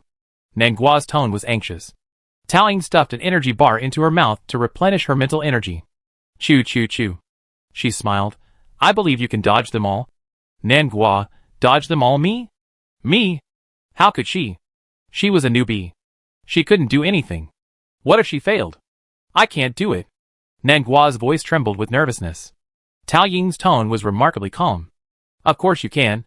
You never failed before. I trust you. My life is in your hands, teammate. Tao Ying's words were light-hearted, yet her words were filled with conviction. She wasn't trying to comfort her. She truly believed them from the bottom of her heart. Nenghua's words seemed to quench her anxiety, and her breathing inexplicably calmed. Yes, yes. Although she didn't know if she could do it, Xiao Ying's judgment had never been wrong. Even if I don't believe in my own abilities, I can. But I can trust the captain's judgment. Nenghua clenched his fists. When he looked up again, the confusion in his eyes was gone. I will definitely try my best. Comrade, I will protect you even at the cost of my life. Nenghua muttered something about friendship, trust, and ideals as he pulled Taoying along and began dodging artillery shells. Lin Biega's feeble complaints came over the team chat. No one will die.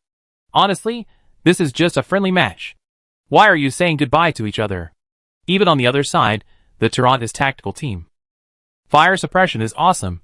Zhu Shirui breathed a sigh of relief, but then glanced at the control panel and his eyes suddenly widened. Huh? Why didn't the Fool 2 Malawang Quachas fall? Ji Dahuan held her forehead with her hand. Junior brother Zhai, what's this body outlining technique of yours? 100 shots, and none of them hit? Zhai Feishu looked puzzled. No, I really aimed, but the opponent's reaction speed suddenly increased. Zhu Shirui waved his hand in disbelief. I'm a cat, and my dynamic vision is superb. I saw it clearly. At least 6 shells were approaching the Fool 2 Malawang Quachas from behind. How could a normal person react? Really? Zhai Feishu began to doubt himself. As Zhu Shirui had said, that shell had clearly been in the Fool MK2's blind spot. Its pilot couldn't have anticipated the attack from behind. Could it be that he hadn't anticipated the Fool MK2's movements? Everyone on the field was also in a state of doubt. Because the Fool 2 Malawang Quachas on the field can not only avoid bullets shot at itself, but also protect teammates behind it. While protecting themselves, they kept their teammates safe from harm. The students of Tarrant were bewildered. What kind of monstrous reflexes are these? Let me confirm again, this is a friendly match, right? They gulped. How can a friendly match be so dramatic in the first 10 minutes? They turned to the students of the Ji-Tae Academy and complained. How did you do that? Did your teacher teach you tactics? The students of the Ji-Tae Academy wiped their sweat in unison. No, we don't really understand what's going on. As for our teacher, she doesn't even offer any guidance. It's a sad fact Their level is completely different from those on the field. The principal of Tarrant has narrowed his eyes. ESP. This student possesses extraordinary observation skills. The principal had seen similar pilots on the battlefield before.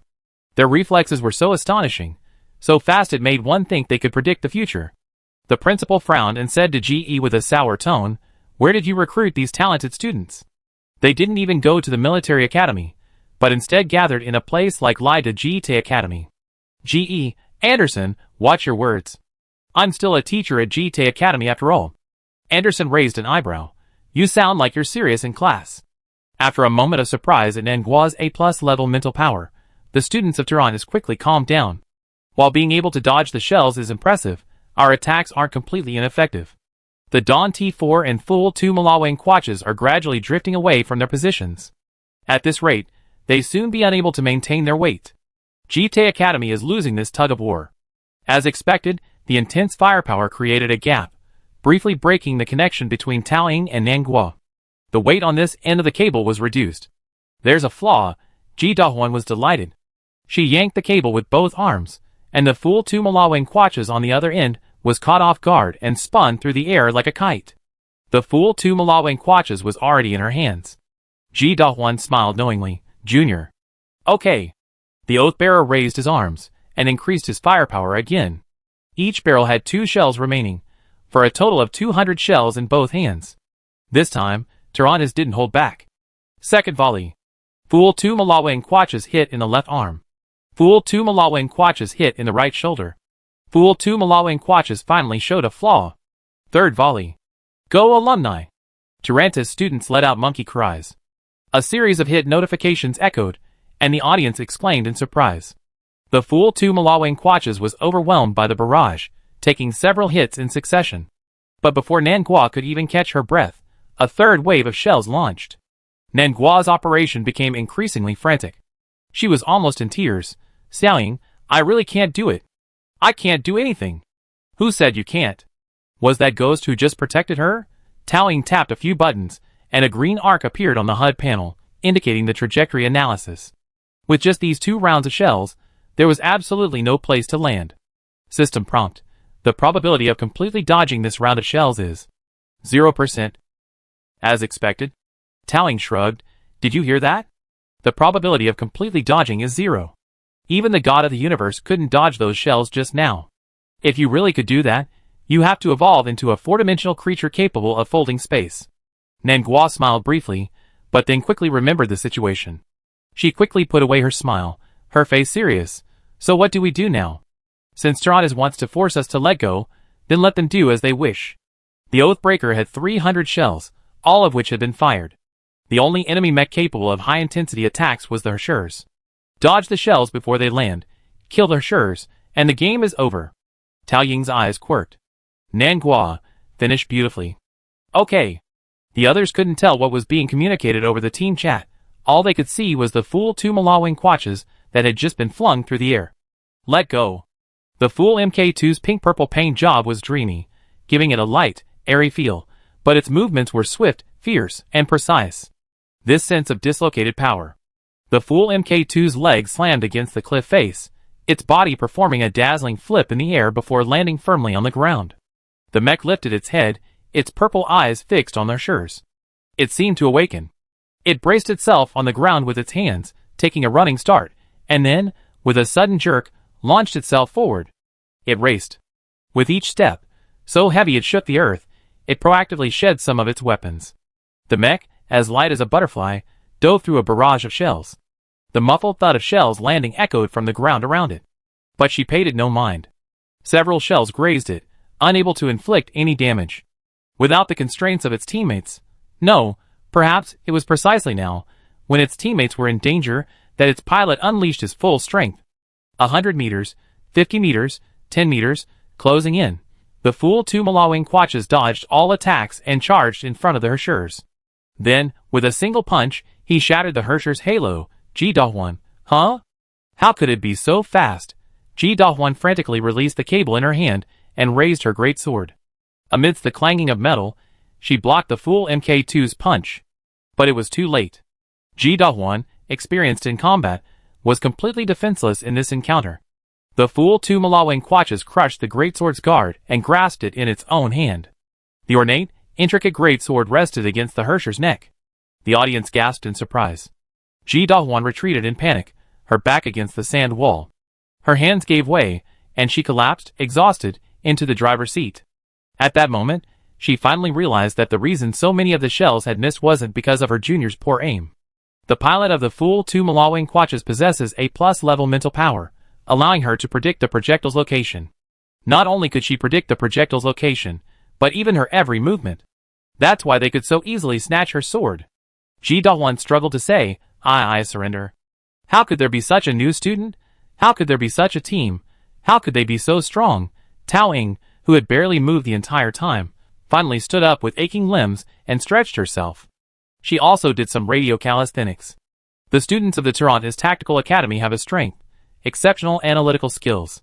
A weakness, there too wrote. When a pattern they can't predict emerges, they're easily overwhelmed and fall apart. Tao Ying smiled at her teammates. We win. The Toronto's principal stood up, clearly no longer interested in playing cards. He pointed at the field.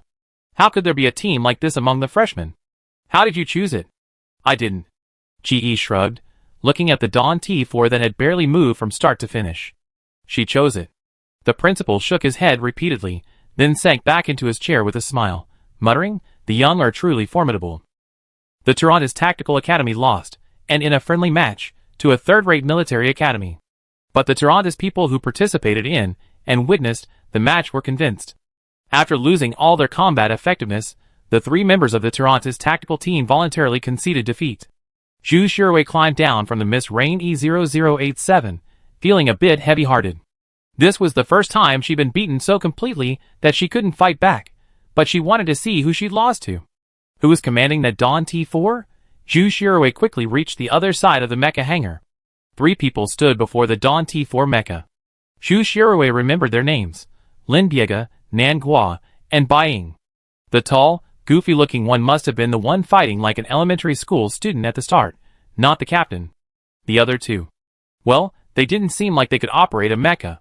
One spoke softly, the other looked pale, as if she'd be in the medical bay any second. Zhu Shirui shook her head. Perhaps they were logistics personnel. So where was their captain? Zhu Shirui took the initiative to greet them. Where's your captain? Then the frail college student covered her mouth and coughed twice before walking up to Zhu Shirui. This woman, who looked incredibly frail and looked like she couldn't possibly operate a mecha, extended her hand to Zhu Shirui with a confident smile. Hello, Teacher Maohe, we meet again. Zhu Shirui, Zhu Shirui, surprise. Chapter 58. The sudden address seemed to instantly smooth out the wrinkles in Zhu Shirui's cerebral cortex. Thinking carefully, Bai Ying had a Constitution F and Player S also had a Constitution F. Add to that Lin Biega equals Lin Bigger, and Nan Gua equals Pumpkin. Everything made sense. This sickly girl. Could it be Player S in the game? Zhu Shirui suddenly realized, her eyes lighting up, and she held the 3 girls' hands and rocked them up and down. So it's the Space Ghost trio from the game. Why didn't you tell me earlier? Nan Gua said embarrassedly. I was so busy fighting that I didn't notice. Teacher Maohe, asked Xiao Ying. Lin Biega chuckled dryly and wiped his face. To be honest, I just found out. Can you explain what's going on, dear Captain? Don't tell me this is a coincidence. I don't believe a word of it. Teammate is mean. Tao Ying smiled and raised her hands in surrender. I asked Teacher Ji for the friendly match, but Teacher Ji only revealed that my opponent was a freshman from the Toronto's Tactical Academy. I don't know anything else. Zhu Shirui jumped excitedly. Then how did you recognize it was me? Tao Ying lifted Zhu Shirui's hand, placed it on her chest, and blinked. Because fate has brought us together here. Lin B, the singer, pressed against Tao Ying's shoulder, expressionlessly saying, please organize your words. I give you a chance to answer again. Zhu Shirui agreed. Please don't fool the opponent you just lost to. How could you have the heart to deceive me? Okay. Tao Ying straightened her expression and began to explain seriously. Your favorite suit is the Kirasame E0087. Your habit after turning on the machine is to check your left arm first, then use it to detect the 6-wing jammer on your back. And when you shook hands just now, you extended your left hand. Clearly, you're left-handed, just like in the game. But the most important thing is, I was teasing you. Tao Ying spread her hands. I didn't expect you to be right. Zhu Shirui, This guy is so mean. Zhu Xiaowei poked Nanguo. Teacher S's personality is so different from in the game. He's so gentle online. Xiaoying is always so gentle. Nanguo shook his head in confusion. Lin Diega held his forehead with his hand. Pumpkin, open your eyes and take a look. Shadow is gentle, but are those who are plotting against her on the field a ghost? Honestly, Lin Diega feels like this can't go on. She's the one who suffers every time. She needed to be angry effectively, to make the captain realize that constantly picking on her would come at a price. I'm angry, I really am, Ingzi. If I say one more word to you today, I won't be home for dinner. Oh! Seriously? That doesn't count as talking to me? Lin Diega pretended not to hear, and turned resolutely. I'm not going home today. I'm going out to eat delicious food. And I won't bring any food for you. Not even a scrap of meat. The other three, What a poisonous oath, and it was really kind to her stomach. Taoying pointed at Lin Diega's back, and gave him a friendly reminder. This is the first game we won together. We need to take a group photo later to commemorate it. Lin Diega, don't go too far away from home when you run away.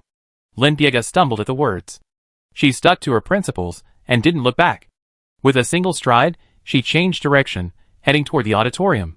The 6 contestants stepped onto the steps leading to the auditorium.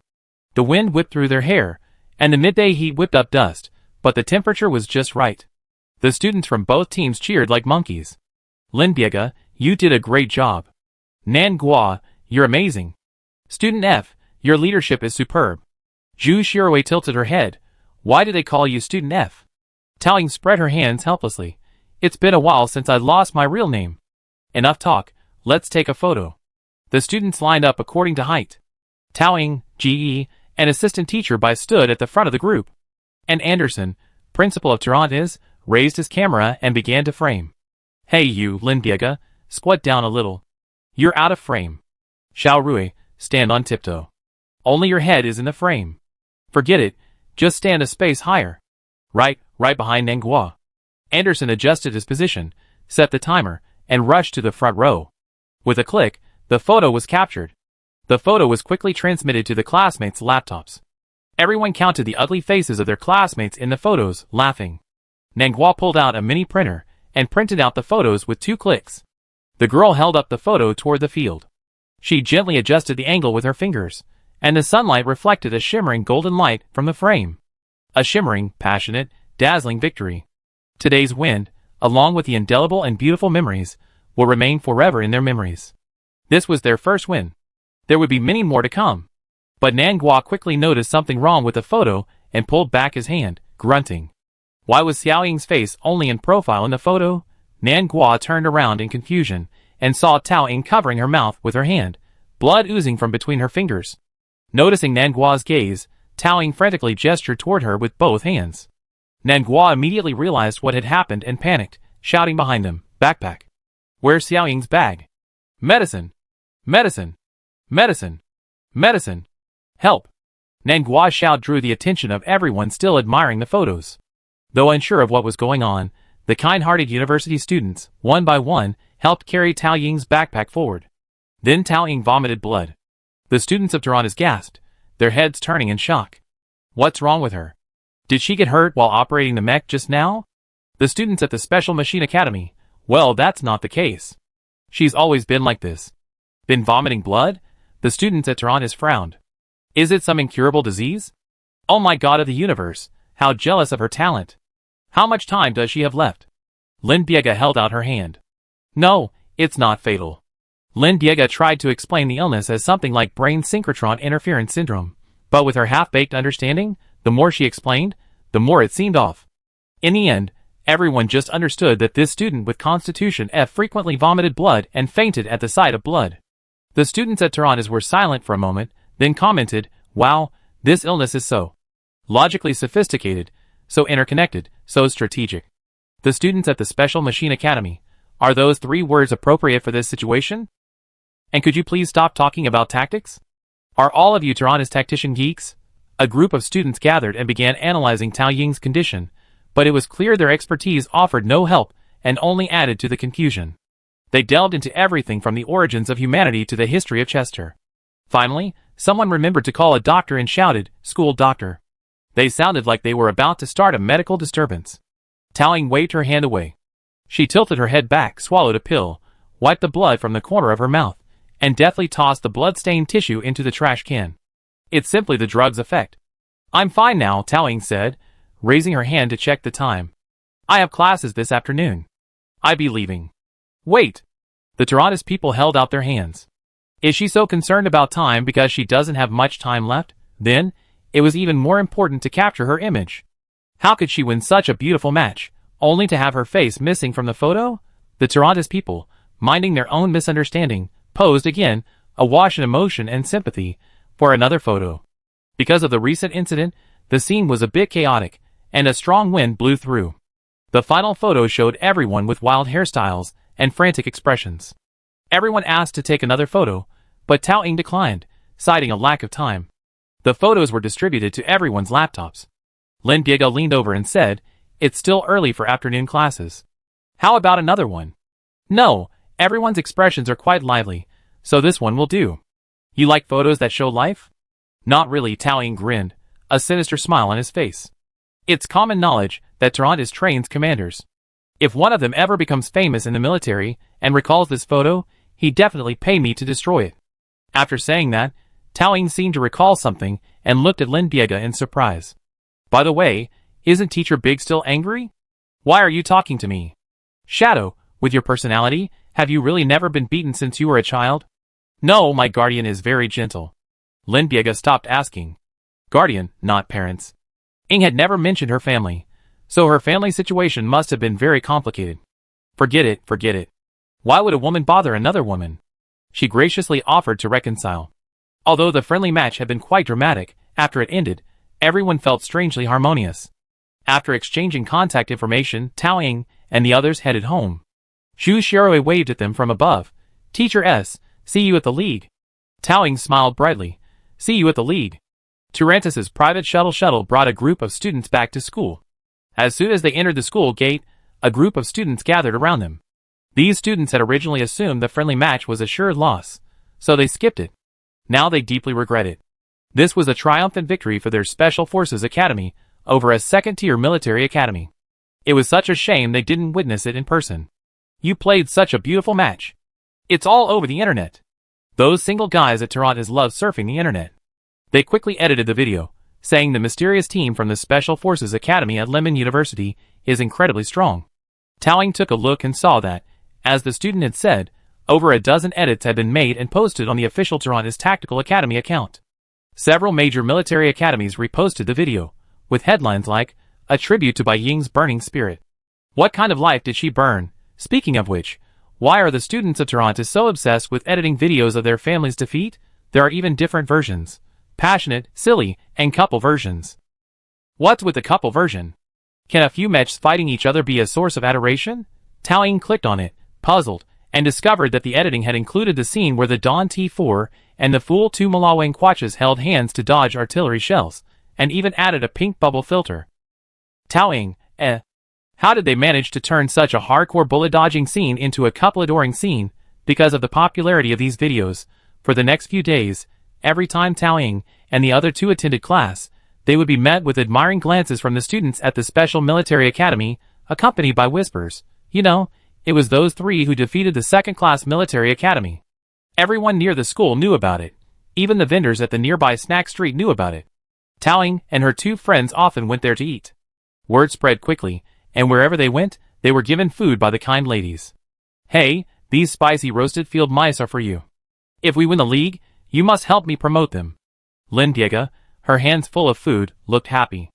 "Ingzi, feel free to try to trick me next time." Taoying patted her shoulder. "Don't worry, I'm never polite to my friends." A few days later, the hype died down, and Taoying and her friends finally walked around campus without attracting onlookers. After handing in their homework for 2 classes, Taoying and her 2 friends were about to head back to the dorm for a nap when they passed by the bulletin board and saw a crowd of people, loudly discussing something. Taoying raised her chin. "Let's go join in the fun." 2 teammates. That's exactly what I was thinking. A missing person notice was posted on the bulletin board. So touching. It's about a couple looking for their beloved daughter. Everyone was eagerly discussing who this missing daughter was. Let me see. Their daughter was from a remote star system, and came to Chester alone to attend the Rita Special Academy. but they lost contact. Her parents are extremely worried about her and want to find her. The whole family, including her younger brother, misses her dearly. Lin Biega rubbed his chin and turned to Tao Ying. Could it be you? Where could she find her family? From a household registration perspective, Tao Ying once had a family member who raised her and provided her with a guardian, but they passed away due to illness long ago. Now, this Bai Ying is completely alone. Tao Ying waved her hand. How is that possible? I'm the only one left on my household registration. Lin Biega, Tao Ying was just about to say that this matter had nothing to do with them, and that they should go back to the dormitory for a nap when she noticed something was off about Nangua's expression. Nangua stared at the flyer on the wall, breathing rapidly, his fingers pinching the hem of his clothes, clearly feeling quite irritated. Irritated? Tao Ying blinked, temporarily putting aside her thoughts of a nap. She walked to the bulletin board and read the flyer, riddled with errors and omissions, word for word, line for line. Tao Ying's expression grew colder as she read. When she reached the end, she chuckled. The flyer spoke of love in every word, but in reality, there was no love at all. Her daughter had disappeared? No, her daughter had had enough of the oppression and ran away. When we first met, Nangua said that she was from a remote galaxy. Her family wanted to keep her in the remote galaxy to take care of her younger brother, so they secretly changed her major and forced her to drop out of school. So after breaking off relations with her family, Nangua used the money she had saved for the trip to come to Layman University alone. It all matched the missing daughter mentioned in the notice. He glanced back at Nangua. She seemed to be trying to calm herself. Tao Ying sighed, walked forward, and ripped down the flyer. Then, she quickly tore down all the related flyers posted on the bulletin board. Someone asked curiously, Student F, do you know who they're looking for? Tao Ying replied calmly, I don't know, maybe it's me. Yes, no. What does maybe mean? Someone chided, why are you like that? Even if you're not helping to find her, there's no need to tear up the flyer. Family reunion is so important. If you tear up the flyer now, her family won't be able to find her. Can you take responsibility for that? Reunion? Tao Ying waved the flyer in her hand and asked. The wording in the flyer is so cryptic, it's obvious there's some other purpose. We know which college my daughter attends, but she hasn't contacted them at all since school started. Why? A student from a remote galaxy needs to save up a fortune for travel to the first galaxy. These family members tearfully complaining in the flyer are good at expressing their love, but what about their actions? Why didn't my daughter seek their help and leave home alone? While I know you mean well, I need to be cautious with my enthusiasm. Don't accidentally become an accomplice. The man was speechless. He felt that Tao Ying had a point. Tao Ying looked up and said, Lin Biega, there's another one up there. Oh. The 5 feet 8 inches tall Lin Biega reached out blankly, tore off the flyer, and handed it to Tao Ying. Tao Ying crumpled the flyer into a ball, then lit it on fire and burned it all. Lin Biega scratched his head in confusion. Just now, Yingzi had been watching the show, but now she seemed concerned about this matter. This change was quite unusual. Could this missing daughter be someone Yingzi knew? But at school, Yingzi was only familiar with her and Nangua. Wait, Nangua. Lin Biega brainstormed for a moment, then leaned over to Tao Ying and whispered, this missing daughter is it Nangua? You finally found her. Tao Ying supported herself on her legs and stood up. Nangua's fluctuating mental state was most likely related to her family. Their sudden appearance might be irritating to her, so it was best to keep her away from anything related to this. Tao Ying was about to call Nangua back to the dormitory to discuss how to resolve this matter, but when she turned around, she was nowhere to be seen. Nangua had vanished without anyone noticing. Tao Ying had a foreboding feeling and called Lin Biega to go back to the dormitory to look for someone. As they turned the corner, they saw a group of people gathered in the center of the square below the dormitory building, all looking up at the sky. Look, there's someone on the rooftop. Tao Ying looked up. A familiar figure stood at the edge of the rooftop. Nangua had sat on the windowsill like this when they first met, and she had said, I feel like dying. The figure stood up and took another step toward the edge. The wind blew across the rooftop, shaking the body. Everyone's heart tightened. Someone was busy contacting Assistant Professor Bai. Tao Ying thought for a moment and gestured to Lin Biega. Go upstairs. Chapter 59. The door to the rooftop was half open, still emitting the smell of fresh paint. The sky was overcast, as if it were about to rain, and the damp air clung to my skin. A sudden flash of lightning illuminated the faces of the 3 people on the rooftop. How does it feel to be up there? Tao Ying asked. Nanghua clutched her sketchbook to her chest and turned around. She looked unusually calm, so calm it was frightening. Even Lin Diega noticed Nanghua's change of mood. How does it feel to be up there? Taoying asked again. Nanghua finally came to her senses, blinked, and smiled brightly. The air is good, but the wind is a little chilly. Sorry to have worried you, I'm fine. Nanghua smiled, I just wanted some fresh air. Taoying rubbed his brow. Why is everyone's excuse for going up to the rooftop always I'm here to get some fresh air? Distant thunder rumbled from outside, it was about to rain.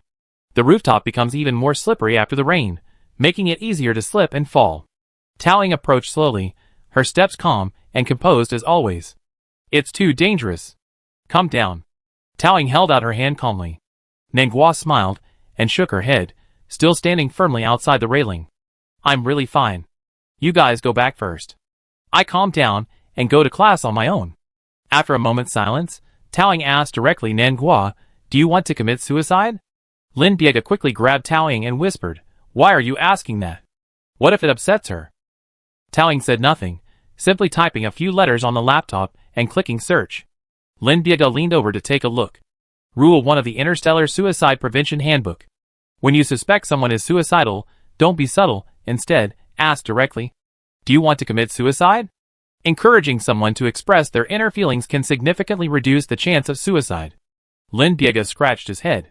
Yes, really? There's a principle behind this. As expected, after Taoying asked this question, Nanghua fell into a long period of contemplation. Nanghua nodded and said, yes. I do. But I haven't truly thought about death in a long time. After enrolling in school, I've been in a very peaceful state every day. Everything went smoothly, and my life has never been so wonderful. I thought I could finally leave that home and start a new life. But they showed up again. Nanghua's face was pained, and his tone became agitated. They always show up like this, every time I think I'm about to make it, every time. After Nanghua finished speaking, as if venting something, he collapsed against the railing, relaxed, and continued. When I saw the missing person notice, that familiar feeling came back, as if all my efforts to stay alive, were meaningless. The feeling of powerlessness, helplessness, and the pain of feeling unable to change anything always brought her back to rock bottom just when her life had finally gotten a little better. Nanghua's face was bitter. You must have noticed, yes, that flyer was for me. They destroy me. I know that family too well. They keep causing trouble until I drop out of school. Xiaoying, my life won't get better. Taoying listened calmly to the end, and this time she remained silent for a long time before speaking. At least one thing is certain, your life has indeed gotten better, Nanghua. Nanghua hugged her knees, tears welling up in her eyes. What? Are you saying that trying so hard to live has made me better? But I keep getting beaten down. What's the point? Are you also going to tell me to be optimistic and move forward? But I'm not an optimist. I can't do that. Nanghua was prepared for disbelief, but Taoying waved her hand and said, that's not what I meant. Listening to sermons at a time like this will only make you want to die more. Nanghua, She wiped away a tear. So what do you want to say? Taoying's lips curled slightly, as she took a step forward. Her steps were light, without the urge to persuade someone to return to life. She simply walked to the railing naturally, as if coming to chat with Nanghua. Through the railing, the two stared at each other. Like a cat, yes, Taoying, like a cat, put Nanghua's guard down. Nanghua was still waiting for an answer, but Taoying whetted her appetite, then said, I see you're angry. Nanghua tilted her head in confusion. I'm angry? You just said excitedly that they easily sway your emotions with the smallest of actions time and time again. Taoying, mimicking Nanghua's tone, spread her hands. You're angry. Nanghua murmured, yes, I am. What does that even mean? Taoying's eyes narrowed slightly, a hint of cat-like cunning. That means you want to survive, but you encountered some problems. But that's easy to fix. I'm good at solving problems. Nanghua's gaze was slightly vacant, and the reliable captain seemed to have an idea. Taoying shook the laptop on her wrist. Want to hear my solution? Nanghua's emotions faded as quickly as they came. Once she calmed down, she no longer felt suicidal. Nanghua tumbled toward the inner side of the rooftop. The rain made the ground slippery, and she nearly fell when she landed. Fortunately, Lin Diega was quick to catch her. Taoying had already wrapped her coat around her to shield herself from the splashing water. Nanghua and Lin Diega tumbled into a heap in the rain, completely soaking wet. The two, looking like ghosts, fled back to the dormitory in another chaotic scramble, and then wrapped Tao Ying in a blanket. Tao Ying, being repeatedly blasted by the thermometer, responded, I didn't fall. Why did you shove me into bed? Be gentle, my hands are bruised. Nangua, who had just looked like he was dying, suddenly switched gears and said in a threatening tone, You were caught in the rain for 20 seconds when you came back. Do you know how serious that is? So now that everything's back to normal, is she the fragile captain who needs to be protected again? After all, it's impossible to get a fever from being caught in the rain for 20 seconds. Tao Ying glanced at the thermometer. 37.8 degrees Celsius. Wow. Tao Ying shook her head in amazement. So exaggerated? After exclaiming, she slapped the fever-reducing patch from the bedside medicine box on her forehead. Sleep it off, and it should be fine? Tao Ying wanted to sleep, but when she closed her eyes, she kept thinking about the teammates she had to deal with tomorrow and the plans for the next few days. She couldn't sleep. Although her body felt heavy, her mind was unusually clear. How can I sleep soundly? Tao Ying stared at the ceiling, pondering for a moment. Then, turning her head, she saw Lin Biega sitting beside the bed, a little red liquid on his wrist. Tao Ying felt dizzy as she realized what it was. Tao Ying's eyes lit up, and she poked Lin Biega on the back. Lin Biega, give me your hand. What for? I'm searching the Interstellar Fever Prevention Handbook. Lin Biega was busy, so she didn't hear what Tao Ying said. She turned around, and the last thing she saw was Tao Ying took her hand, a look of contentment on her face, and peacefully fell back onto the pillow. She began to sleep like a baby. Lin Biega looked down at her scraped wrist, revealing a few drops of blood. Forcing yourself to sleep with blood phobia, is that even possible? After this incident, Nangua temporarily rested at home.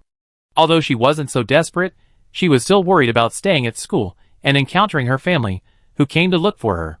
Nangua's absence worried her classmates, who were all asking why she had suddenly taken a break and what had happened on the rooftop earlier. Tao Ying tried to get away by saying that the whole dormitory wanted to go up to the rooftop to get some fresh air. The classmates had no doubt about this reason. After all, these three people were usually quite erratic, so it wasn't surprising that they would do something like this.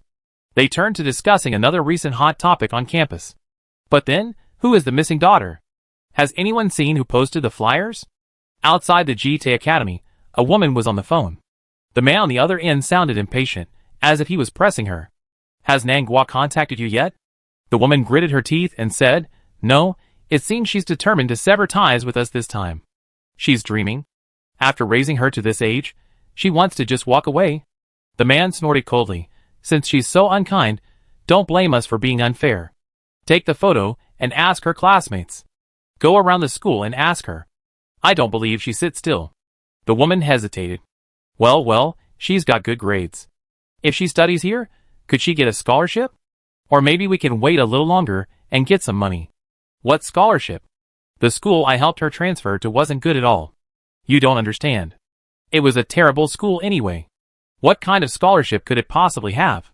It's lucky she didn't ask us for tuition. Just listen to me. Ask her classmates about her. She's too shy to handle gossip. Okay. The woman agreed readily and hung up the phone. The woman, holding Nangua's photo, was about to enter the school gate when the security guard at the gate reached out and stopped her. The woman was stunned for a moment, then smiled. I'm a student's parent, looking for someone. I went in there 2 days ago. Have you forgotten? The security guard snorted, Don't bother. A student has already reported a crime. Just wait here for the Star Police. Report a crime? What crime? Before the woman knew what was happening, the Star Police rushed over and pinned her to the ground. What? Let me go! I didn't do anything. Why are you arresting me? I didn't do anything. You're harassing the future of the Empire, and you think you're right. The Star Police officer glanced at the wanted poster on the computer. Yes, it was this woman. Her tactical goggles reflected coldly, and she pressed the communicator. Okay, I caught her. I hand her over to your country. The woman's eyes were covered with a black cloth. She could feel herself transferring shuttles numerous times. The gravity seemed subtly different. Was she not on Chester Star right now? Were these people really Star Police? What were they planning? Hearing someone snoring nearby, the woman identified the voice as her husband's. Surprised, she exclaimed, Old Ding, is that you? Someone ripped the black patch from her eyes, the sudden glare so intense it made her want to cry. The man beside her was still asleep. The woman nudged him with her elbow. How can you sleep at this hour? Where are you? Why aren't you home? Where's my son? The man groaned and slowly awoke. The two checked their situation. The man was also lying at home, but had been caught by the Star Police, who had suddenly burst in. Their hands and feet were cuffed to chairs, preventing them from moving. The woman could only move the chair, but the metal made a sharp, grinding sound with the slightest movement. They dared not move. This seemed to be an interrogation room. On the right was a large pane of glass, and in the front was a closed, rusty iron door. There were cameras in each of the four corners. The door suddenly opened. A frail girl approached, her limbs devoid of flesh, her health evident. She resembled a student, and her appearance was unassuming. Her hair was neatly tied up, a stray strand of hair blowing in the wind as she sat down. She reached out and tucked it behind her ear. A fever-reducing patch was still on her forehead. The girl seemed to find it a bit of a nuisance and tore it off, placing it on the table. She slowly placed the folder on the metal table, making a crisp sound that jolted both of their ears. But in any case, her identity was unlikely to be associated with a place like an interrogation room. The man came to his senses and asked, "Who are you, and why are you arresting us?" "Oh, relax. I'm not the one arresting you." Towing raised her hands in a gesture of surrender, her eyes emotionless. "I'm just acting as Nangua's agent, confirming some things. After all, she absolutely doesn't want to see you." "Our daughter's agent? Agent for what?" They remembered the charge they'd been given by the Star Police when they were arrested, repeated harassment. They immediately understood that this must be related to their daughter. The two men suddenly became assertive. "You're not trying to say that going to school to look for her was harassment, are you? We're Nangua's family. She has our blood in her. Wanting to be reunited with her, what's wrong with that?" "Oh, your blood. Is blood relationship important?" Towing twirled her pen idly. Her hand slipped, and the pen fell onto the folder on the desk. Document. The two had noticed this document early on, and for some reason, their scalps tingled. They had a feeling it might contain something unfavorable to them. But what was it? Why did the sickly student suddenly bring up their blood relationship with Nangua? Towing leaned back in her chair, grabbed a strand of hair, and toyed with it intently. She didn't sit up until the other person could no longer bear the torture. "Just pretend that blood relationship is important. But you are not Nangua's parents." What do you mean? If we are not her parents, then who are we?" "She will always be our daughter." The man was halfway through his sentence, when he seemed to recall something from long ago, and his eyes flashed. Towing rested her hands on the table, leaning slightly, and spoke with a sense of pressure. "Do I have to be so clear? I mean, are you related to Nangua by blood?" Chapter 60. "We raised her for 18 years. "What nonsense are you talking about?" the woman exclaimed. The man snorted coldly. "We have a legal guardianship certificate with genetic identification codes for both parties. You, though, aren't a Star Police officer. Why are you treating us like we're being interrogated? Is this meeting legal? I need a lawyer, a lawyer." The man and woman, clearly aware of the Star Police outside, shouted at the one-way window. But no matter what they did, Towing sat calmly, her eyes as still as water, as if watching their performance. Beyond the one-way window, there was a dead silence. No one responded to their cries. Sweat broke out on both men's foreheads. Could this frail student have bribed the Star Police? How could a student like her have such power? Towing knocked on the table, drawing their attention back. "Before questioning the legality of this meeting, first verify the legitimacy of your guardianship certificate." Towing tossed out a record. It was a chat log between the man surnamed Ding and the registrar, concerning the sale of guardianship certificates. Towing crossed her arms and said, "You bought Nangua from the Black Cabin." The woman didn't even glance at the records, turning her head away and feigning ignorance. "What Black Cabin? It doesn't sound like a good place." "We don't know anything about it," the man said. "You keep mentioning the Black Cabin. I see you're quite knowledgeable about these things. Are you deliberately slandering me?" They echoed each other, clearly denying the accusation. The man thought, if this student really had evidence, why would they need to interrogate him? They could just call in the Star Police and have them sign a plea agreement. She must be bluffing. Don't fall for it. Thinking of this, the man raised his chin proudly. "No matter what you say, we supported Nangua for 18 years. Provided? Nangua often doesn't have enough to eat, and she has to go out to earn money. If she doesn't have enough money, you beat her. In civilized countries, this is usually called abuse, not raising." The man said confidently, "Our family is poor, so what's wrong with her earning a little money to supplement the household income? Besides, what child doesn't need beating? How can she be obedient without being beaten?" Really? Tao Ying clicked the pen in her hand. So you're making the same request for the other child? The two men fell silent. When Tao Ying mentioned their son, they turned anxiously. What did you do to him? So he had a heart. It just went astray. Tao Ying pretended not to hear them, and forced a change of subject. Nanghua was born in the Black Chamber. Since you don't know what the Black Chamber is, I kindly introduce it to you. Tao Ying pressed the remote control, and the projection screen slowly descended. A photo of the Black Chamber appeared in the center of the screen. In the crowded room, sealed cylindrical glass tanks were arranged in a regular pattern on the floor. Countless fetuses huddled together, sharing the amniotic fluid. Every now and then, when one of them tried to move, the entire tank would begin to shift, like an indescribable creature with countless eyes and arms, slowly wriggling and twitching. The flesh-colored artificial placenta and umbilical cord clumped together, making one's scalp tingle. The floor was littered with genetic specimens, a chaotic mess. Even through the curtains, a sickening odor of decay wafted through. A black chamber refers to an unregistered, illegal breeding chamber used for in vitro embryo culture. Applying for a formal breeding chamber takes time and requires genetic verification, and the requirements are very high. For example, to prevent abandonment, the Population Resources Management Bureau will freeze some of the applicant's assets in advance, returning them when the child reaches adulthood. For example, if a citizen fails to fulfill their child-rearing responsibilities, these assets will be transferred to the Interstellar Social Foster Care Agency. Evidently, some citizens are unwilling to pay such high costs for breeding. So they choose the Black Chamber, where they only need to provide their genes, and pay a processing fee of 3,000 star coins to legally have a child. But because of the low processing fee, babies bred in the Black Chamber have a very high incidence of genetic diseases and abandonment rates. And the genetic mix often makes it impossible to trace bloodlines. Because genes cannot be traced, the genetic identification code between Nanghua and the two people is naturally forged. Using this, Nanghua can completely and thoroughly sever ties with this family. Illegal purchase of infants and child abuse, etc. Tao Ying flipped through the documents and pulled out a sheet. Originally, Nanghua and I each prepared an agreement. She wanted to avoid being too harsh, saying she'd give it to you if you showed any signs of repentance. But it seems you won't need it. Tao Ying pulled out the plea agreement she had drafted. Sign it. I give you 10 minutes. The man kicked the table. Just because you tell me to, I sign it. Who are you to judge me? Judgment? That's a deal, Tao Ying said, pushing the agreement aside. Sign this, and you won't be publicly prosecuted. So what if I'm publicly prosecuted? The man shrugged. At worst, we'd be on the Star Network headlines along with Nanghua. Isn't that what she's afraid of? You think I'm uneducated and can't understand, right? If we sign this agreement, we still go to jail, and it'd be in the fourth system. We'd be shackled and forbidden from ever setting foot in the first, second, or third systems again.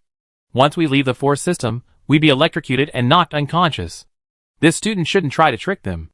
Oh, I didn't fool you. Tao Ying looked troubled. If you file a public indictment, your case will be officially transferred to the Yak Federation for handling. Nanghua will have a difficult time if everyone knows her background. I don't want to see that happen. The man sneered. Of course. Just as the man was gloating, Tao Ying suddenly changed the subject, tilting her head and saying, So if you don't sign, I don't know what will happen to your son. Unfortunately, your son was on his way here, but the shuttle he was on had a system error and ran aground midway. He's now trapped in the 13th Beacon Rift, awaiting rescue. Tao Ying pressed the remote control. A man of about 16 or 17 appeared on the screen. He had sturdy arms, but his eyes were dull, and he seemed to have some intellectual impairment. He repeatedly patted the wall. Mom, Mom, where are you? Dad, Dad. He just kept repeating his cry for help. The two froze for a moment, seemingly surprised that Tao Ying would dare to do such a thing. Tao Ying smiled and said, Why, do you think that because I'm helping Nanghua like this, I must be a good person and wouldn't do anything bad? How dare you do this to him? The man immediately leaped up, kicking the table with a resounding thud. That's the 13th Beacon Rift. The 13th Beacon Rift, located on the border between the Reval Empire and the Ark Federation, was completely abandoned after a major war with the Zerg. It's a well-known lawless zone in the interstellar universe, where many people mysteriously disappear every year, their whereabouts never being found. You have no conscience, threatening me with a child like this. Tao Ying finally dropped her smile and leaned back in her chair with a cold expression. 16 or 17 isn't really a child anymore. So do you sign it or not? You have two choices. 1. Disappear from Nangua's sight forever. 2. Your child disappears from your sight forever. The man lowered his head dejectedly. 3 minutes later, Taoying walked out of the interrogation room, holding the plea agreement. Behind the one-way window sat a plump, Star Police woman. She was eating a millefeuille pastry, her hands covered in crumbs. She was about to lick them when she saw Taoying come out, quickly shutting her mouth and straightening her appearance. Star Police Andy cleared her throat, reached out to take the plea agreement, examined it, and stamped it for the record. She said in a deep voice, stamped, conviction? Leave the rest to me. I make sure they don't harass your friend again. Taoying said sincerely, thank you for your help. The Star Police officer waved his hand graciously, you're welcome. I'm also a child from the Black Cabin. I have genetic diseases, and even have tubes inserted into my abdomen. I can't stand irresponsible parents like this. But no one else should know about our meeting here today. Understand? Taoying nodded obediently. The Star Police had patted her head. Good girl, you risked your life for your friend and even took the risk of contacting me for cooperation. In fact, Taoying didn't find this sweetheart Star Police ant by chance. It was after a complex technical investigation. But I won't go into the details. The Star Police ant continued, but you're helping her so much, it must be more than just because you're friends. I think you look like a child from the Black Chamber too. Taoying nodded in agreement. Not that she was lying. Taoying's first memory of life was of searching for food in a rat-infested garbage dump in the third system, where she was picked up and taken home by a kind guardian who couldn't bear to see her. Taoying, considering various factors, including time and location, concluded that she was likely born in the Black Chamber and then abandoned. The Star Police ant sighed. Yes, child, you're obviously riddled with genetic diseases. You must have suffered a lot. She patted Taoying's shoulder lovingly. Everything will be fine. After the incident, Nangua's mental state improved considerably, though he still occasionally had nightmares in the middle of the night. Nangua and Taoying discussed this matter. I feel like I never be able to escape the shadow of that family. I know they can't hurt me again, but I can't help it. I keep thinking back to the pain, and it takes a long time to recover. How long will this feeling last? When Taoying was asked this, she was drawing a mecha design on the sofa. She paused and put down her pen. She moved closer to the sofa. Taoying's eyes were serious. Do you want to hear the truth? Nangua huddled under the sofa blanket and nodded. Nightmares will stay with you for a long time, perhaps forever. But the good news is, they won't appear before you now. Besides, you know how to wake yourself from a nightmare, it won't drag you down again. Nangua fell into thought. Lin Biega shouted from outside the door, Shadow, don't scare her. Nangua blinked and shook his head, Shadow didn't scare me. Her words reassured me. Lin Biega muttered softly, doesn't nightmares ever go away reassure me? Why can't I understand the way you two communicate? It must be your fault. With that, Lin Biega went back to playing ball with the Labrador. Taoying submitted her homework, wrapped herself in a blanket, and sat with Nangua on the porch next to the courtyard. It was raining outside, and Taoying huddled in. Last time, after only 20 seconds of rain, she got a fever instantly. This time, she wouldn't dare. Listening to the sound of rain, she asked, the league auditions are about to begin. Are you feeling alright? I'm fine. And you, Xiaoying, is your fever really gone? Of course it is. So it looks like we're both fine. As for the other one, they all looked at Lin Biega, who was playing tug-of-war with a Labrador in the yard. As usual. Looks like she's fine. They high-fived. Good luck in the auditions.